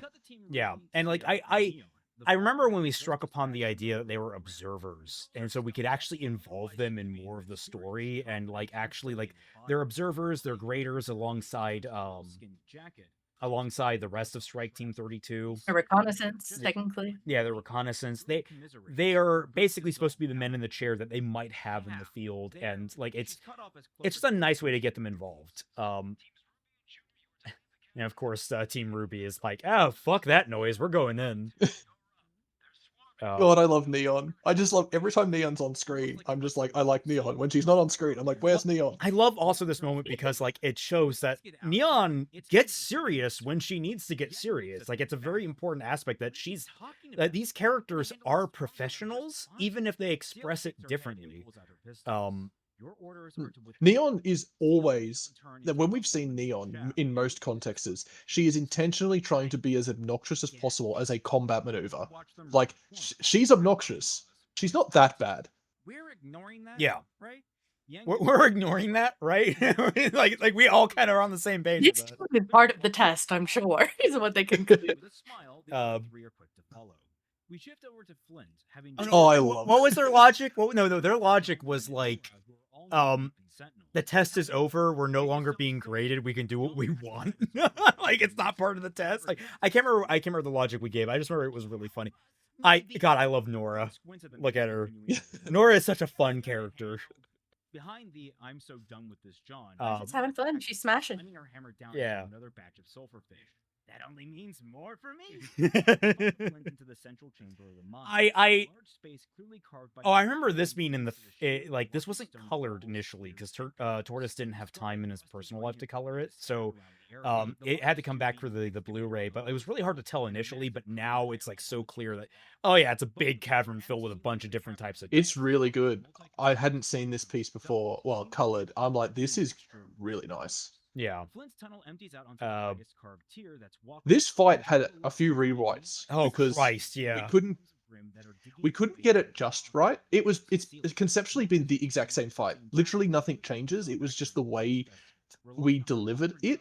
Like Neon, the handover, the fishing rod, Sulfur worm, the sulfur worm, everything has never changed. It was just people's dialogue and the order, and just we had to write it just a couple times to get it right. I also want to highlight, guys, the sulfur worm is like the original name we've given for the third tier stage of the sulfur fish. At one point I really tried to put in the second tier, but it just wasn't working. Yeah, it's just like a gorilla-esque. It doesn't make a lot of sense, so we just skipped it to go to the final form, which I think brings gravity to the encounter, and how many huntsmen it takes to deal with it. And then on top of that, like I want to highlight, we named it the sulfur worm. This is worm as in WYRM, as in like the dragon. But what I love about it is it's kind of like it works either way you spell it. Didn't pick that up. Love it. Yeah, I had a lot of fun with like double entendre. Is the tuba a reference, like the Sousa? Is that a reference to Jalapocalypse making fun of RWBY, or is that just a cool instrument you wanted? No, that's like it. Literally, it was just we got to find brass instruments for him to. Yeah, because I think a while we played with like him having a saxophone, but I was like, it makes the most sense if he just graduates to become a quartet in instruments. I was gonna say saxophone is a woodwind technically, so Yeah, it's a little funky. yeah, as much as saxophone rocks like hell, like it just makes more sense that it's all brass. I really want to get more of his combat style with music in, because I think me and you, Celtic, have talked about that very specific Trigun enemy from Trigun Maximum, who can use sound by bouncing it, and man, is it so good in that one chapter. Yeah. Oh, that's so good. Yeah. Also, I like the instruments. He gets just more range, like Yeah. actual like range within like a scale. Yeah, what I loved the idea of like the Grimm have been eating the dust just like by burrowing, so they're all filled with it. You're like unrefined dust, like little bits Yeah. and pieces everywhere. So it creates like explosive hazards. We finally have the exploding enemy type in RWBY. Love the- you, CL. Yeah. Oh, the CL's weapons were really fun to like. They took a while to conceptualize. I remember that was a struggle getting them. But then they came together really awesome. Very I am Yeah. super. They got a little Kingdom Heartsy for a while, and then we pulled it back, even though those Kingdom Hearts variants are They were really cool because freaking like the cool. idea with CL is that she's incredibly utilitarian. So her weapons, like they were getting really pretty and really ornate, but we were like, that doesn't fit CL's character. She's really like just she's a laser. So she needs weapons that are like very cold and industrial in many ways, or It's cold also and like fluid. supposed to be a foil or a type of foil for RWBY herself. Yeah. So RWBY has a very intricate, modeled, and engineered machine meant to only tackle Grimm, and CL has guns that can be used to kill Grimm and also people. Yeah, and like It was gonna. Do you remember? It was gonna be even more that when the stock at one point was going to be a deployable baton. So like the Yes. baton would bend in half, and like she could eject the stock of one of them, and they would be a baton. Really, like why do you need a baton against a Grimm? It's like because it's not for Grimm. I remember that, and then I also like one of the arguments was just logistically it was difficult to keep track of. Like there's just too much going on, but also it made a better contrast for RWBY because we wanted to parallel the two so much more. That she is purely ranged versus RWBY having a lot more versatility with her close. She mostly uses hers as close combat. She doesn't use her sniper rifle as much, even though we have tried to emphasize it more. She's like medium to ranged, and it is an upgrade from her previous weapon, which was just the one gun in Volume 3. Well, yeah, she did have awesome micro Uzis at one point. That was cool.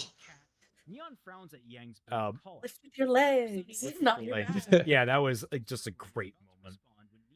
It's silly, but she's true. That's how you should lift with your legs. Not like that, but like yeah, prevent back injury. It would have been too hard to do, but I kind of wanted to like turn Neon's feet into Halo gravity hammers under certain conditions. We just we had done too many. That's a volume. That's a volume 12 redesign. Don't worry, we'll get to it. Yeah. I was gonna say like one thing that we didn't highlight here is Blake starting to use wilt more frequently. Yes. Which was a big, oh god, the people that got so angry about her utilizing wilt, and I think a lot of the people that just don't watch RWBY and don't understand what we've done with Adam is that Adam is no longer, like one of the big things we changed is he was a significant other, but he wasn't an abuser of Blake until she left him. Like that's a big element of it, is that they actually had a I don't want to say healthy, but they had a relatively stable relationship with one another. But Blake started to see this more toxic behavior building in Adam, and that's one of the reasons she left the White Fang. So, like, her taking on Adam's weapon is a reflection of what Adam used to be, and some of the stuff that he did stand for that was noble. It just, he kind of got completely lost in himself and lost in a lot of the elements that made him, this rage and hatred. Yeah, in a way, RWBY kind of mirrors the kind of division within fans where a lot of people want to see him as this symbol of her fondest kind and equality, and others see him as just a very angry himself, small man who wants to get back at his ex. And those both things we tried to make true about Adam as the character, and what Blake has chosen to get out of her relationship with him in the past with him is trying to carry his memory and like what the White Fang was supposed to be. Yeah. And so in that, she is redeeming his blade, who was originally, the blade was originally meant to protect Faunus, and has been used just more recently just to hurt so many people. Yeah. She's like, I need to fix this, and we come to this later when she breaks it. Yeah, and Like, it she also worked like together. one of the other big elements of it is like she starts to see the world a little more like Adam. Like she starts to like a lot of the problems that ends up coming up later on is that she starts to like not necessarily fall into the same patterns as Adam. Definitely she is more self-aware, but she comes to understand why Adam was so angry at the world. She comes to being an Atlas expands her worldview on like what it means to be a minority and how it is to grow up there. Yeah. And it's something she really struggles with back and forth with Neon, where she's upset, but she wants to understand, but she can't stand what they have to be or do, or what Neo has chosen to be or do. God, I love this redesign. Sorry, Neon. And what's important is, and this is people literally try and find something for what side does Celtic come down on to prove that he's a left-wing woke loser or a right-wing chud. It's just like, no.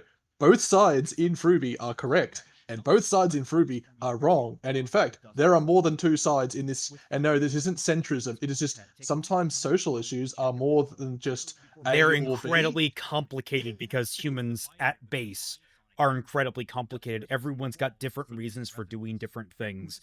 Everyone has different ideas of how to solve problems.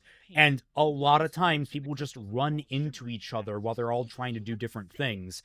And right or wrong, it just creates a lot of problems. And I really want to reflect a sense of reality. And so the idea of a story like RWBY, and what I think RWBY had the potential to do, is show basically give an aspect of like, hey, think about your worldview and how you interact with people and what you're doing and why you're doing it, and maybe self-reflect. It doesn't mean you have to change. It doesn't mean you have to do things a certain way, but it means that you should be more mindful of how you treat everyone around you. It's very possible that you might be causing problems, or you might be able to help someone else through theirs by understanding them a little bit better. It's all like a lot of RWBY is about understanding each other, and I think that's like one of the most communication. It's about communication. It's one of the underlying truths of RWBY that I think is most beautiful.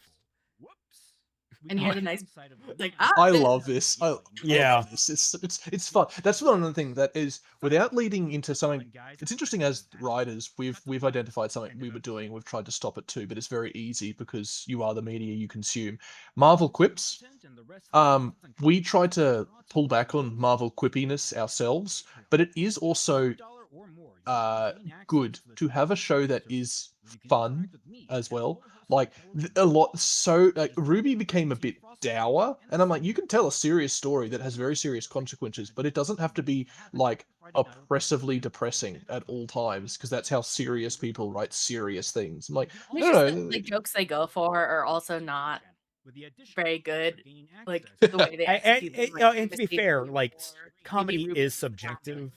But yes, when the funniest thing in volume 7 and 8 is Weiss getting sucked into a tube. I think there might be some sort of problem going on. There might be a lot of it, and it's nice to have Yang joke again. Like, no, she's not cured, but she's doing a lot better. She's like, maybe. Here we go. Here we go, Jay. Doing good. So.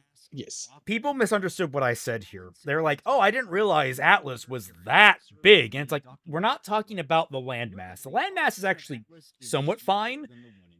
It's the actual scale of the city and the people within it. I was going to say, like, we calculated it out, and basically Atlas had borderline, like, hundreds of millions of people. Like, it represents this. It represents, it would probably, as depicted in the show of RWBY, because it's a three-dimensional city as well, because you can see through various aspects of the donut hole that it extends fully the way down. It is a like 40k hive city. It represents like 90% of Remnant's population. Like in RWBY, I'm sorry, after Atlas has crashed and they didn't get everyone out, that's just not possible. I can talk about the meat portal eventually.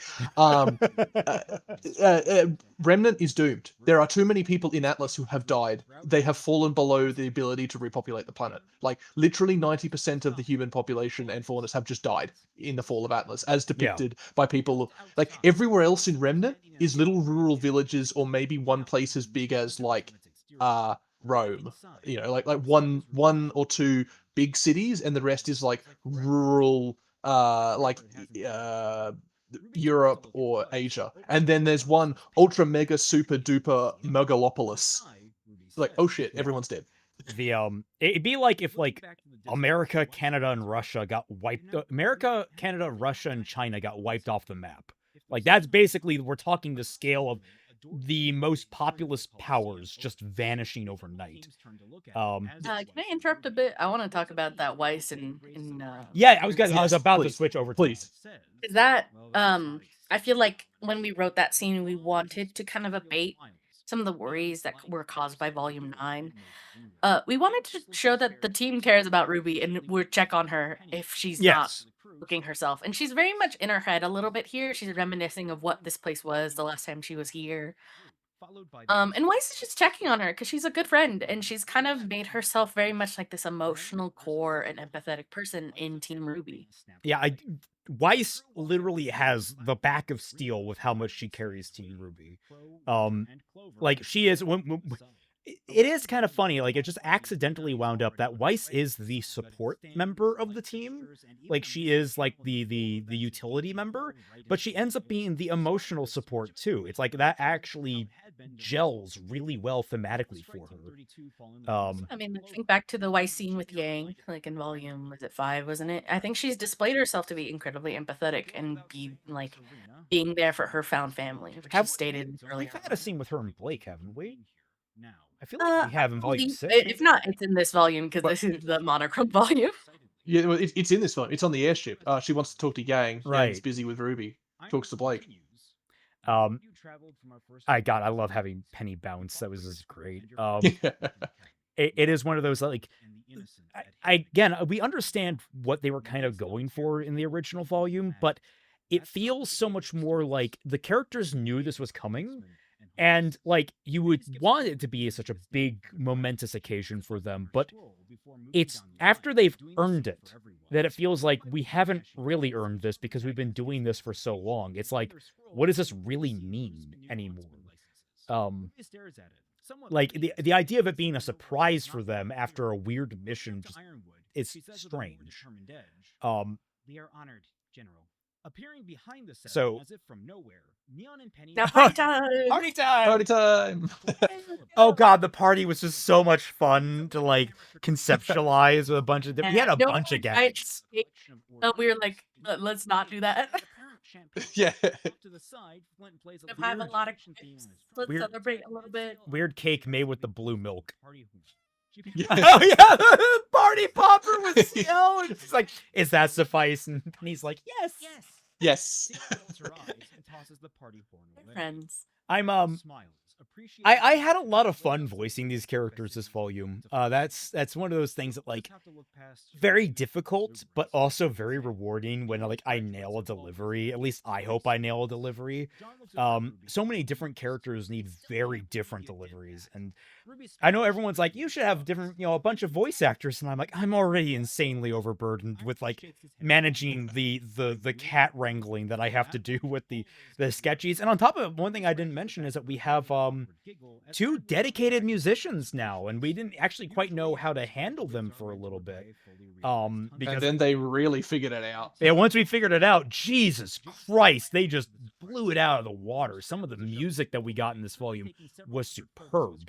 I'm scared that in like the future, now they've gotten faster, it's like Crow is so cute. He's fucking being a good uncle. He's like taking 1,000 photos. Yeah. A major problem I personally have and tried to rectify in fixing was Crow sometimes really just feels like Ruby's uncle / mentor and not Yang's blood family and mentor. well, not so much mentor, but it's like, it'd be like, he's proud. He should be proud. He's taking photos because he's like a parental figure. It's up there with like how they just weirdly mishandle Yang, where it's like she always refers to Raven as mom, and everyone like that was something we had in Volume 5 was she never refers to Raven as mom. Like I think there's only one instance, and it's not pleasant. Like if she ever mentions Raven as mom, it's very derisive. Because the real mom for Yang is Summer. Summer is Yang's mom. That is they're fumbling like familiar relationships, because I can't imagine you would ever call her mom when she was never really part of your life to begin with, and then is also actively detrimental to you and your friends. So like then we added in like, oh yeah, no, she's also Crow's niece, and they all have a very close. I mean, Crow's the one that saved her in RWBY. Like, of course she'd be very close because Yang made a mistake that she would regret, and he saved her from it. Which is why like them bonding and her also like him coming to save her later in the volume, quote unquote, with her emotions is like there's a lot of like they all back each other up. It's great. Please have your fill. Yeah. And then I used the Portal. I think I used the Portal party music for this. Yes. I love that. Those character interactions were really big on unique character interactions. So it's like, ooh, we haven't had a scene with these two characters, and we do that this whole volume. That's just fun to see. Penny and Nora should be great friends. I think they would just love each other so much. Oh yeah, total same wavelength. Yeah. I love it. Sonic the Hedgehog. Ren and CL, they vibe pretty well. A rare pair. Yeah. We did this by accident. And then we did it, and then later we did it intentionally. Yes. And for some reason it works on such a dangerous level that it's worryingly good. Here's the hug that they didn't get to have back. Yeah, it's like, oh my god, these two have been like, this is their dreams coming true, and like, they're the besties, dog. Yeah. Yes, but they're besties. Weiss just happy not to be poor again. Yeah, because we were always stressing the money. No one has money. Well, no, Blake had money. That was my favorite part, that Blake is the only one that ever had a job. Oh, this was also big, is like, Blake kind of another olive branch on top of all the other like bonding with Yang. It's like, hey, I want to bring you in on helping me with my weapon, and it's another element that like the series forgot. Yang made Empress Celica. Yang made her own weapons. Like, it got brought up. The fact that it never gets brought up again is just criminal. That Yang herself is a a gearhead to some degree. She's and to the gifted. We made an emphasis of it last volume too, where with she's the like, bike. and I taught RWBY how to do these things, and then she got better than me. Yeah. Like the common woes of older siblings is when your little sibling is better at you than the thing you taught them to do. And on top of that, Blake is paying attention to Yang. Like, Yang didn't say that to her face, but like it's something that she would probably know about as their partnership back at Beacon. So it's like, of course I'm gonna ask Yang to help. And the interesting implication, I think it is specifically mentioned in the weapon montage arc, is we think we imply that Gamble Shroud was built by Blake, but not in the same way. It's more made of like stock parts. Like it's a Mark 7 collapsible sword mounted to a pistol frame and a sheath Mark 12. You know, I have a Glock. I have a katana. Boom! A Glock katana. Also, return of RWBY Rose. I love RWBY Rose. No one knows about RWBY Rose. No one pays attention to the ID I think card. the name is fixed on that, but it's still the bad photo. Yeah. Like again, Ironwood just being like, "Hey, I trust you, Ruby," and being like,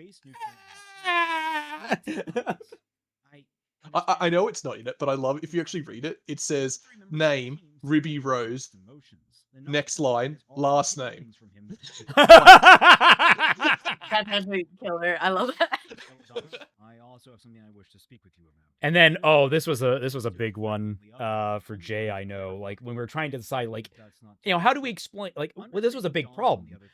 That again, we set up for ourselves. Blake's outfit is a hand-me-down from her mother, something that's very precious to her. So how do we get her out of it for this volume? Well, we could design a new outfit around it somehow, but that A, limits creativity, and B, it also it just proved to be like we wanted enough of a change that it'd be meaningful. And so we came up, we discussed it, and like one of the ideas that I think it was Jay that put forward. Correct me if I'm wrong, because I'm always wrong about these things. Like with the coffee quote earlier. That like, hey, you're wearing the uniform of a different. It doesn't matter if it's a little outdated. It'd be like someone walking around, someone in the U.S. military wearing a British uniform. Yeah, it's not wrong, but it's also what? Yeah, it's like There's you're even a little more friction than that. Like if they wore British uniform like right after the Revolutionary War or something. Yeah. Yeah. It's not Within living memory. Which gave us a nice like entryway to designing her how we want. And I know originally I had wanted this scene to have Ruby in there because we wanted Ruby to advocate for you keeping your outfit, kind of draw a line between these both characters who have these sentimental items from their mothers. But that ended up being cut in favor of Weiss to build towards like the overarching narrative between them and like Atlas's estate and how it's dealing with things. Yeah, again, like later. Well, it's like what 3-4 degrees away. It is like some way tied into the discrimination aspect of it as well. Although I don't, again, I don't think perfectly reasonable too. Yeah, it's perfectly reasonable. So it goes into like a lot of different elements of like, oh, why this, why that. Blake's arms wrap around Yeah. shoulders. Oh yeah, their hug. God, I wish we could have gotten this drawn, but I mean, I can't complain. We got enough great art this volume. It's like every time like I see one of these things, I'm like, I did not do this justice. I quite like oh god, this Eva and I had so much fun with this. That's good. I really like Weiss's attempt to fix the problem, but then it being brought back down. It shows Blake's willingness to not let things slide, but like understand her place at this point in the story. Yes. Yeah, she's a lot less heated outright, where before she might have been a little more indignant. She's recognizing it's like, this isn't a slight at Faunus, this is a little more of a technical thing going on. Yes, and then Weiss's want to fix it, maybe too far in the White Knight is too strong of a word, but like a little bit. She's trying to be a good ally, but she doesn't know what that is. She doesn't know where to stop. I was gonna say that goes back into volume 2, where she's like, she like asks about the fish, and it's like a really awkward moment. It's like her heart's in the right place. It's just she's kind of fumbling. Yeah, she's growing. She's growing. Yeah, and like Blake understands that. Blake took that pretty well back then. Would advocate for her. Critter had a fun time with this. I know I can't remember if she asked for this scene or if we just gave it to her and she was just thrilled. But I remember she really loved, or I think she asked for like, she asked if we had this scene and if what we were doing with it. I mentioned that we had Yang in it, and she was like, "I'm on board." She did a great job. It's like it's very warm and comforting, which is a lot of this. And I love she. Oh, sorry. Go ahead. Oh, I was going to say she captured the bit that's really important. I think at the whole point of this scene is don't go down that route, Ruby. Yeah. I was just going to mention that Crow, as like he has so many much years of reflecting on this and realizes it's a bad train of thought. Yeah. To entertain that she's still alive. And it's like that's gonna do more harm to you than you gotta move along. You can't hold on to that. And like it's so many things going on here with this conversation where we're talking about the relic, we're talking about Ironwood, we're talking about Ruby's decisions involving both of them, we're talking about Ruby's anxieties over the Silver Eyes, we're talking about Ozpin and whether she's becoming it. Yeah, Ozpin, her relationship with her mother, her relationship with like all these elements stacking on top of each other all at once. It's a scene that like the more you think about it, it's like it's really pivotal here, especially setting up the end of this volume where Crow is ride or die with Ruby. Ruby stares at them. And then especially considering how volume 8 is going to start, the ride or die aspect is so good. That one fan artist of ours, that animation. Yang, surprise Yang. I love Ruby so much. Critter does these great little scared faces. It's so cute. And it's so Yang to just like slide down between them, and then also it's so Crow to be like rough and tumble with the stronger of the nieces. Oh, he also it's like, hey, I have one arm, and he's like, you shouldn't have thought of that. I shouldn't have you. No fair. Yeah, Very familiar. It's very like family. That's also like something that needs like part of the problem with Yang and how they treat the arm in canon is like there's an element of I hazard to say ableism, but I think it's more like not thinking it through really about how it comes across, because like there's a lot of arguments about Ironwood and like how he's becoming more machine than man. It's like I understand why people think they're ableist. I think they just don't really think through what they're saying about these things or how they're handling it. What's important with Yang is that everyone still treats her as Yang. Like, the arm thing is completely incidental to her.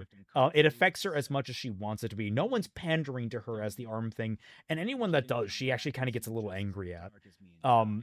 Like, she has moved ahead of allowing it to define her as a person. And in some ways, that does contrast with what starts happening to Ironwood. But like that's Ironwood's a whole conversation with how like his body parts and how that might be reflective of his personality. Like that's a whole conversation, and I'm sure we're gonna have more of it in volume 8. One of the issues that we wanted to focus on is Yang in RT RWBY has 2 arms. It doesn't matter that one's robotic. There is no functional difference, and I'm not saying you need to be severely disabled and not able to do anything, but when you have one arm, you have one arm and a prosthetic. There is no functional difference between Yang before or after she lost her arm, and we like to make it that there are moments where it is clear.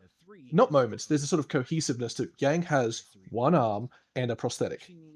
And she is still Yang, but there are moments and situations where it is evident that she has one less arm than she used to have. It's like Blake and being a phonics. Like, it is a part of who they are, but that is important. That is a part of who they are, and there's a cohesive whole that needs to be... Oh god, this is so... I love this.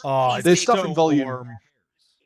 There's vacuo stuff we want to do with the arm, but people can infer with that, and they can probably we're giving her an It's not perfect. We're giving her an attachable shovel. Yes, dig into the sands. No, yeah, but we want to acknowledge it. We don't want to be blind. In blindness, you kind of ignore details like that. You ignore what makes people different, and that's not so great. Even if it comes from a sentiment that you want to treat them as equal, you're not acknowledging parts for them. Yeah, it's always a fine balancing act when you handle something like this.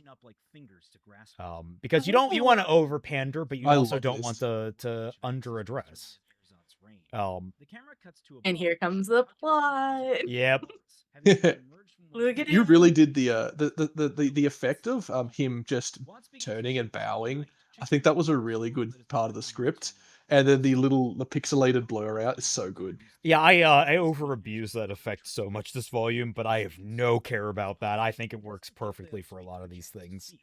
I did get a couple of people weren't too sure what was happening. He's effectively putting a program in, one of many programs, that Tyrion and him will just not appear in the city. Nothing, the cameras will instinctively remove them. I love this. That just Tyrion has been around just murdering people in the background this entire time. Murdering reporters, not people.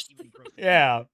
I get, but yeah, all towards their play that you'll see later with Atlas and Robin and all that. But yeah, they've been getting blood on their hands.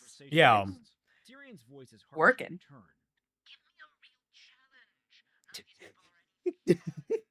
I love their dynamic too. It's like they don't get along. Yeah, very different people. They do and don't. Like, it's both. Like, it's a kind of a hot cold relationship, because there are times like Tyrion comes to appreciate Watts's level of manipulation and the chaos he causes, because that's what Tyrion thrives on, is chaos. And even Watts, to a certain extent, finds at least some charm in his brutality. Like he's very direct. You have to be and so deadly and murderous and stuff. Yeah, they're a good team. Is like the important part. Is like they really have a lot of personality conflict, but they're a good team. Yeah, And then, we were pretty good about showing them off because I think people started shipping them. They were like, "Wait a minute." Yeah. And all those shippers were dashed because the real ship, well, the real tri-ship comes in. Yeah, well, I was gonna say like the real ship is Watson, his mustache, but And look how little you have to Tyrion and his two girls are the best. I love this line. Yeah, though that's such a good ship, but I love the line that we came up with to explain, to finally exposit how long Cinder has been in here, because it's so Watts like, you've been here but for like a month, and you've gotten jack shit done. I expect nothing less of you, Cinder. And he just like starts subtly helping them because like, I can use them later. Well, helping them by covering up, but also it's like, you're gonna mess me up. Yeah, that Like, too. Yeah. Around. I love that, so theatrical. Yep. Oh, you asshole! You're so good. And go. So, yeah, here we go. Episode 6, the big one. This was something that everyone was looking forward to, and my God, there were people clamoring to get on this episode, especially when they learned what it was. The fireworks factory. Yeah. But which armory? This is Just logistically keeping girls in the correct outfits was a whole thing, and it was like, thank God we're at this point. Everybody, we're now on the new outfits. We're on the new fits. Yeah. I've already caught a few in the rewatch that are still wrong, but shush. Nobody needs to know. This opening gag, Weiss being pushy and then immediately blaming Ruby for it. Interesting Pietro. Pietro is an interesting character in terms of like, he doesn't really do much in Canon RWBY. I'm trying to like, I'm struggling. We had to find a place for him because it was like, what is he? He's just creator of Penny, but what does he like? What is his position? Yeah. So he's basically is the lead tech, or pseudo retired. He's kind of in pseudo retirement. That was sort of kind of what we landed on, but he's still like the head engineer and programmer. He's like the jack of all trades, but like an expert at all of them for the technology side of Atlas. He has like an honorary teaching degree. Not teaching degree, that sounds like he can't teach, but like he's essentially a head of industry within the academy. Yeah. The arc welding. Oh God, the Ruby gag in this is so good. Blake's eyes are fantastic. Yeah. Kitty just we have so many artists that are good at so many things. We have so many that are just adorable in their art style. Tyne is another one that gets really cute. It's such a stupid bit. He's like, but never heard of a welding mask. Oh, that's why you didn't have eyebrows in 5th grade. Also, callbacks. Again, I love when characters refer to things we didn't see off screen. It's like, oh, you lived a life. You've existed before. Yeah, you and Crow taught you how to build crescent rows. So naturally, he's the one that forgot to tell you about welding masks. Yeah, it was his oversight. He probably assumed she was doing it with it. But like, things fall through the cracks sometimes. I love that potato man. Yeah. Yeah, and I also added the wheels on the spider chair because I have a thing with like mechs in that like I think a lot of more mechs should like introduce wheels to the legs. You can still have it be obviously legs, but like it make a lot of sense that if you're on a straightaway, you got wheels. It's way faster. It's also the practicality thing. Like those legs make his wheelchair such a larger profile and harder to maneuver. Like his legs, I'm sure his wheelchair could transform and become that cool spider thing. But we're keeping the wheels because that's the way it was designed. It was good. Wheels are good. Next should just have Heelys. All the legs are just wearing like normal ass shoes with Heelys in them. They would look sick. Oh, she starts to go. That's an honorary professor. And like he's like, Penny, they get the point. My dad is so cool. Yeah, she's like, I love my dad. Oh god, I had flashbacks to Silent Hill Shattered Memories, and we don't want that. No. I love my daddy. And like they're all like trying to be like proper with him, and he has such a nice casual like feeling, but like he's another one of those characters. Every character knows when to double down and get serious, and he's one that's like, we've been hacked. With the 5 girls following after him. Largely ceremonial these days. Got a younger generation with fresh. Sorry, sometimes we actually just get enthralled with our own show. Like, because we're like, what's going on? Yeah. We had armory trip. They're getting kitted out like Ironwood promised last time. He's like, I'm gonna make sure y'all are like taken care of. Yeah. I remember the montage that's coming up had a few things that we changed because we thought they were a bit too far. Like I think the someone had a real long discussion about the throwing of the pistol after it blue screens, and then I was like, yeah, that does make sense, but I like the idea that she just tosses it. And Well, then, I mean, like, it does go off. Red versus blue, like silly. It doesn't work anymore. It's Well, computers. No, I was gonna say like I think it's perfectly in character. It was like RWBY wouldn't have such gun handling. No, this is to such an extent that she thinks it's garbage. She doesn't even consider it a firearm at this point. like it is that garbage that she has just discarded all gun safety because she knows it's not going to do anything. It is a hunger. Well, that's the thing. It's not a gun because she magnetated it, and Yeah. it doesn't work anymore. Exactly. Yes. Like she has completely disabled She's it. an So- engineer, not like a programmer. She's like, you don't want this, John.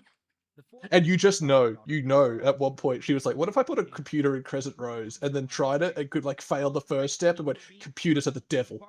yeah, I get totally. They are. They're haunted. Technology's haunted. Oh, technology's But at the same time, she also seems like the kind of person, like, you know how everyone customized their MySpace back in the day? Yeah, have you guys thought about MySpace recently? I totally see RWBY would be the one that, like, on her scroll, she has it customized to be, like, it has, like, and she hasn't changed it since she was, like, 15, so, like, or since she was, like, 10 or 12.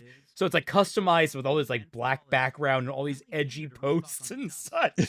She has, like, the scene hair stuff from, like, a bunch of the artists she would follow, the musicians. I like that we wrote this back in. Dispensary. It's like, ooh, Yeah, I get to have dust again. Yay. I had a pain in But the bringing ass back a- cutting that out for some reason.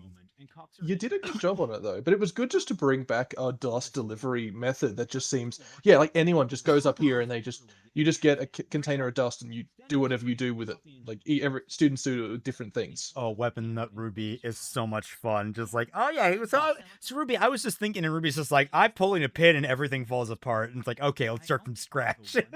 Yeah, It's just- nice little characteristic we added to RWBY is that she is such an engineering gun weapon nut that she kind of invades other people's spaces and she doesn't know when to Yes. stop. Yeah, She's like, just like, Yeah. I'm Like so, a like, fashion so designer. good. yeah. She Exactly knows like what that. weapon you should be wielding. You don't know what weapon you should be wielding. And to be fair to RWBY, she's kind of right. she knows what she's doing. She has an Like expertise. wants desires actually. Especially because it's a good, not character flaw, but character flaw is probably the right word, because she's the one that believes that a weapon is the most personal thing you can have. Also, make your thing exactly the way I say it should be. Yeah. Well, I mean, like that. What I think about it is that it shows that she does. I forgot. I just drew a highlighter over the nuts and bolts to make them gold. But like the idea being that she does have a read on people's personalities through their fighting styles and weapons. Like she understands the kind of fighter Yang is, and she does build around that. So it's like, yeah, it's a character flaw, but when she understands a person, she can build a miraculously good weapon for them. And I love it. Like it's one of those elements. You gotta have the good and the bad kind of mixed together.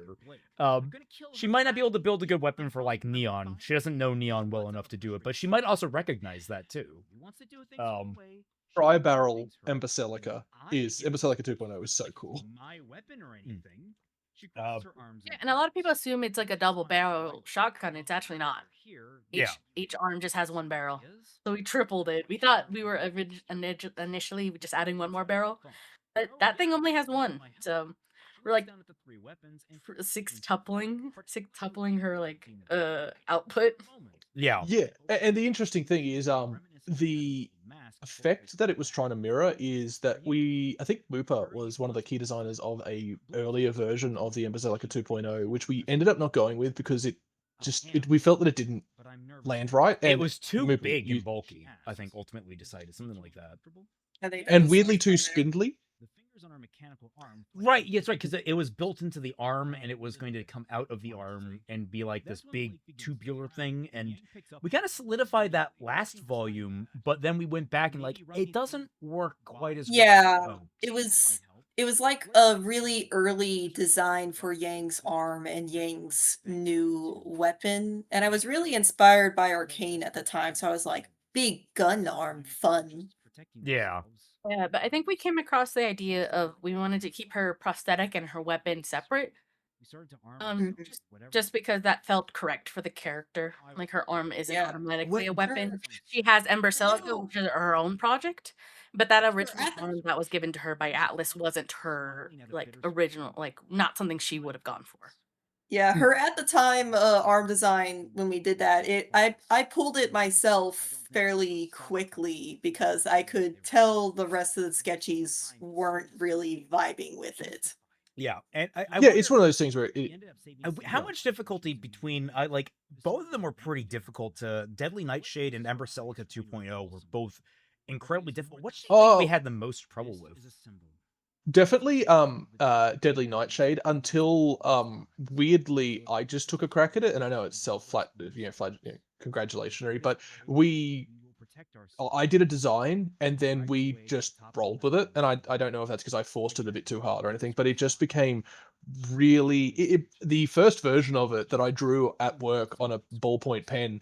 By the time Mooper and Butterfly finished drawing it in the thing, it is functionally identical. I think between the two of you made some slight changes in terms of like what end things collapsed into or which way something faced. As we just built the thing the way it was, and we did make it slightly less Final Fantasy. It was I wanted to see how big I could make it. It got too big. Yeah. Yeah, and that's the like here was the problem when we were conceptualizing like upgrades for people, because it's like, okay, we're not changing a lot.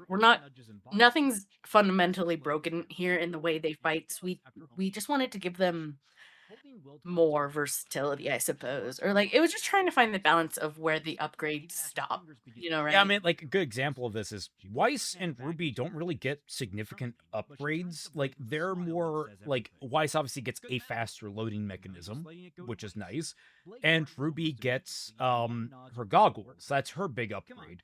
And people were like, "Oh, you didn't really upgrade Crescent Rose or it's like, yeah, Crescent Rose is perfect. It's so iconic. Changing it would be stupid." I remember we had a really long discussion about like what to do with their upgrades, and we just ultimately it's like we can't change the profile of Crescent Rose. It's too iconic. Yeah. It's also like I think it ended up working very well, like symbolically. Like Ruby and Weiss are pretty much on the same page. They don't have things they still need to work through. Versus Bumblebee, where they've gone through all this, where they almost need to reinvent themselves, or they've gone through the process of reinventing themselves. Magazine. The bits. I love Weiss like double guessing her measurements because she's not really used to this. Oh yeah, the slow build, like, or the quick build, I guess, of establishing that Neo and Roman are freaking miserable. And everybody visits them because they're locked in. Oh, yeah, I should have asked Nell to make it 5 of a kind for Roman. I think that would have been really funny.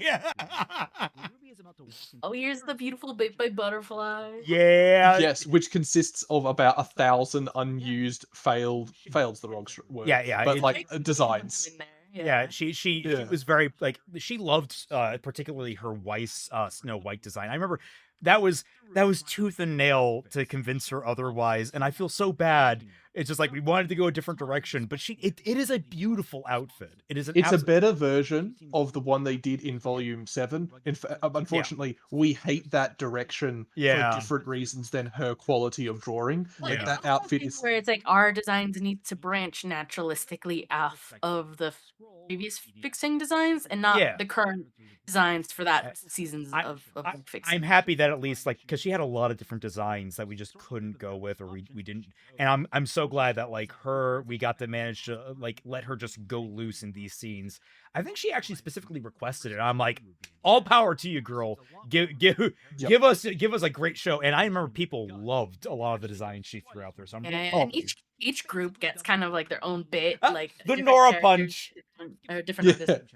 People don't realize that's like a running gag, is that Nora like reflexively punching Roman, and then we pay that off at the very end of the volume so well because like they were building like a kind of a good relationship, and then things kind of fall south. I'm not It's a much sorry. better bit than her being kind of like a little obsessed with Oscar and how cute he is. Yeah, especially because he grows up really quick in the show, while not aging any faster than the rest of them. So it's just like, ooh, is that some cradle robbing? That's a weird dynamic. Yeah. It's just a little off-putting. So having a different intent with those two is fun. I think some people get a little ahead of themselves with Blushy, but also it is the Bumblebee. Like they are inching towards getting together. Yeah, Floof loved doing a lot of these things. I know he very much wants to help on the Blake and Yang dynamic. But we had to be careful where he put him because like his art is great, but like we wanted certain other artistic directions for a lot of the really heavy hitting. Like I'm trying to bring in the bike. Yeah, you don't remember this? Like no, I remembered it. I just love it so much whenever I see it. Here's them. They have a relationship. Remember, they hung out on the wall. Yeah, like weirdly, I think Blake is John. Like John and Blake are like weirdly friends, like outside the show. Yeah, that's a huge element of it. Is that they actually are relatively close. They bond over. It's like it's not a gun. Take it. That's funny. It's useless. Get this out of here. Yeah, get this trash out. Oh god, meow. Yes, I told you every artist's version of the dress up is like so great. And then foreshadowing the tuxedo dress that'll be later. The sexy pants. And fashion, baby. You still understand. That's your best joke ever, by the way. The sexy pants. Yes. I am so happy with how that came out. I cannot wait till we get to talking about it because that was one of the biggest pains in the ass in the entire volume, but it was worth it. And like, it was one of the ones that I put on myself. It's a weird evolution of Coffee's Raven Yang tent scene. Yes. Like it's like this weird culmination. It's not where the show's going, but it's just a weird like thing, and it's so great. I love this. Oh, I love this because like remember Blake has never really been in cold weather to the degree that everyone else is, and so she's like overcompensating. That was great. It's to be really bundled up. It used to be the other way, in that like everyone else was bundling her up more and more, but now we decided oh no, it makes more sense for Blake to do that to herself. And the bow scarf, by the way, I suggest that. I feel so proud. Yeah, oh, it's so good. It was a really good addition. We're bringing a lot of like things back from before. It's kind of like a soft. Everybody's like finding their footing again. Again, with Penny being like, it's just like it's Beacon. Yeah, I was gonna say like these obviously like this is the start for Blake. Like this is the moment that like things actually start changing. People are like, oh, she doesn't make sense to fall in love. Like you see it happen. This is the moment that she just sees Yang. Oh god, I'm gay. In a different moment, like oh. And it was a very conscious change we took on the behalf of. Oh my god, these outfits! On the behalf of their dynamic. Blake to have a lot of skin in the game because she almost has a little bit of a detached feel to her in canon, where it feels like Yang is only ever pursuing her, and that feels really unfair after what they've been through. Yeah. So it made a lot of sense for Blake to be this introverted person and have these feelings and feel bad about them, but she has them and she doesn't know what to do with them. I was gonna say like when we get to the final design, it's like we that was another element of the volume, just the difficulty in nailing down how we wanted these characters to look in general for the volume. Like I said, we wanted to go our own direction from canon. And so like it was such a difficult. It took months. There was a lot of pressure. Yeah, there was. I felt really bad. And but I think we came out with some amazing designs. Yeah. All things considered. Yeah. And I want to talk about the scene so bad. Oh, yeah, actually. go for it. Go for it. Go for it. A headcanon I had previously that it felt so natural to me that Yang's initial obsession over her hair came because it was something her mom coveted. It's something that her mom liked about her, is that she had these big golden locks. And she would cut her hair for her. And you can read into that. Maybe Summer was also thinking of Raven. It's like my old best friend and stuff, and how things went between them. And it comes through to Yang eventually kind of developing a complex about it, where she's like, it's so precious, I don't want anybody else to touch it. The last person who touched it was my mom. My mom always Rosebird confirmed. no one else can get a haircut. It eventually perpetuates, it like continues into her adolescence and teenagehood, where she's like reads as such a vapid person of like, you can't touch my hair, it's awesome, it's amazing, I double condition it. And I'm to this super moment sexy, where she yeah. realized she's done all this growing, and like she's been hurt so much and she's gotten up again, realizing it doesn't destroy me that my hair was damaged, it was just hair. Yeah. And she realizes, is like, let's try cutting it off, and who better than like my baby sister? Which was a bit of a mistake. But the Hey, it came out A little too fine. much off. yeah. But yeah, Bargain for it. I remember there was an idea that I floated for a while. I remember it was a lot of fanfics use it. Is that her hair is a focus for her semblance? I think ultimately we decided, yeah, that's not really the direction we want to go. We want something more emotionally resonant. But it's just a fun idea. It's like, oh, someone actually has like a body part of them is important for how their powers work. A bit of a Samson thing going on there. But yeah, we didn't. There's a really interesting aspect that came through in one of the design pieces that Mooper did, where it's short hair Yang, but her fire is blue hot. And I think thematically, Yang is now potentially going to be a stronger person than she ever was. It's sort of something that I quite liked about Evermorrow, where Yang loses a fight and becomes...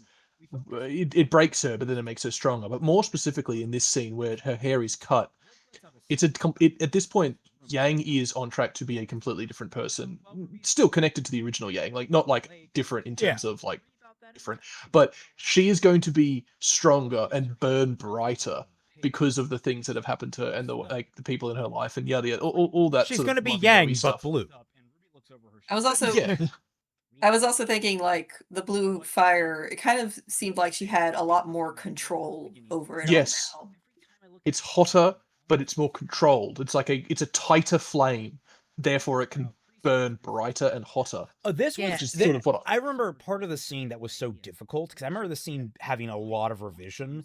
On top of, because like my big epiphany, what was effectively going to end up happening was we needed Ruby to help Blake to some degree with the blade, because like I wanted her involved in that, and there was a big hullabaloo about that, when it was going to be, how it was going to be delivered, and ultimately it was struck upon that both of these scenes, the Yang and Ruby scene happens at the same time, where everyone's kind of in the same room together. That was initially not going to be how it was going to play out. And that was right. that was a really big like discussion point for the longest time. And eventually, like it came out great. I actually really like how things melded together. But I remember like we had a lot of back and forth on how we were going to do this, and I remember you guys pushing back on me when I first. I think Coffee pushed back on me most when I suggested they be in the same room. You wanted it to be Ruby and Yang alone, which I completely understood. Also, using the footage from Volume 6. Fun fact, I don't think I have the individual episodes anymore. I have only the full volume, so I had to pull it from that. Ooh. YouTube. Well, no, I can download it from YouTube, but like I just didn't have the original files. Yeah, and there's a certain amount of give and take when we're writing, right? Is we have to find compromises and realize there's a certain amount of writing that is dictated by efficiency of scenes and characters. It just made sense. It's like a whole team moment. And I like how it was like depicted at the end too, because it's just kind of like they're bantering while like Ruby's trying to cut Yang's hair in their room that they've kitted out in the course of like the time they've been in Atlas for. The I think I agreed the scene worked when I realized how passive the other two characters were in the scene. They were there, they were present, and they were contributing, and then it then melds into the bit that is mostly about Yang and Ruby and the haircut. But the other two are there, and you even get some important stuff from Blake. But the stories don't really interfere with each other until they get past the thematic weight of both parts. And then we can move on to the third part, which is the revelation. So I think it's a really economic way to get all three things that we needed to have happen while not intruding on the severity that like Coffee wanted on the specifics of the two sisters interacting. So I thought that was really good balance. Yeah. The other thing that was like Coffee kind of touched on it is making sure like I kind of passed over because of the bike, but one thing that was important is that they are making a home in Atlas. Like this is going to be for the foreseeable future where they live. So like actually this is a base of operation that Team RWBY has not had since Beacon. Penny was a little bit right about that. So a lot of these different locations got personalized. I would like to point out that if you read on Coffee's design document that she drew of the room, there is a joke that we both wrote where there is a punching bag that says "Property of Atlas Gym, please do not take." Yeah, Yang stole it. That was the same with we had it in here. We had that with the fire extinguishers that Blake and Weiss had at hand. Please do not use as weapons, please. I say I love Yang's half up, half down. I think a lot of time we were just thinking about Bob. Half up, down really struck the chord with us, and it is actually reminiscent of Summer herself. Yeah. Yes. My accent. And Summer. It's just a happy accent type deal. I don't think that was intentional from the get go, but I was just like, oh yeah. I'd like to think that the mother, and it's I love this for you. I'd like to think that the half up is covering a bald spot. Oh my god, it's like really short patch. I love that Yang is the one that's like, can I break it? And it's like, yeah, I'm gonna be the one to break Adam. A little bit of therapy for her, it's a little bit cathartic. And then I'm proud of this. I'm proud of this. It's so good. It's such a good reveal. Yuri did an amazing. It took us forever, and technically didn't get finished. Don't worry. It's so much aura. Do you know what's great about that animation with their Basilica? It's fake as shit. It's just one frame open, one frame closed. I just rocked the screen. Oh, that's all you need to do. The gold flourish on. Did we go with Deadly Nightshade? Right? God, so it's Deadly Nightshade. One of the things I hate the most about the original. So it's like, oh, it's a little bit of like gold tape. It's like, come on! I know it's not tape. I know it's molding, but what's wrong with that is swords are meant to be one continuous piece of metal. So when they they're a fracture point, tangle on them, they are functionally weaker and will not perform the way you want them to. So, but we still wanted that little piece of gold in there. We just didn't need it to be in the blade, even though we did end up breaking it for the functionality of her weapon. Yeah, but that's anime. And now it transforms. Also important about all the designs, every single one of them incorporates the friendship bracelet. That was a huge focus of it. Yes.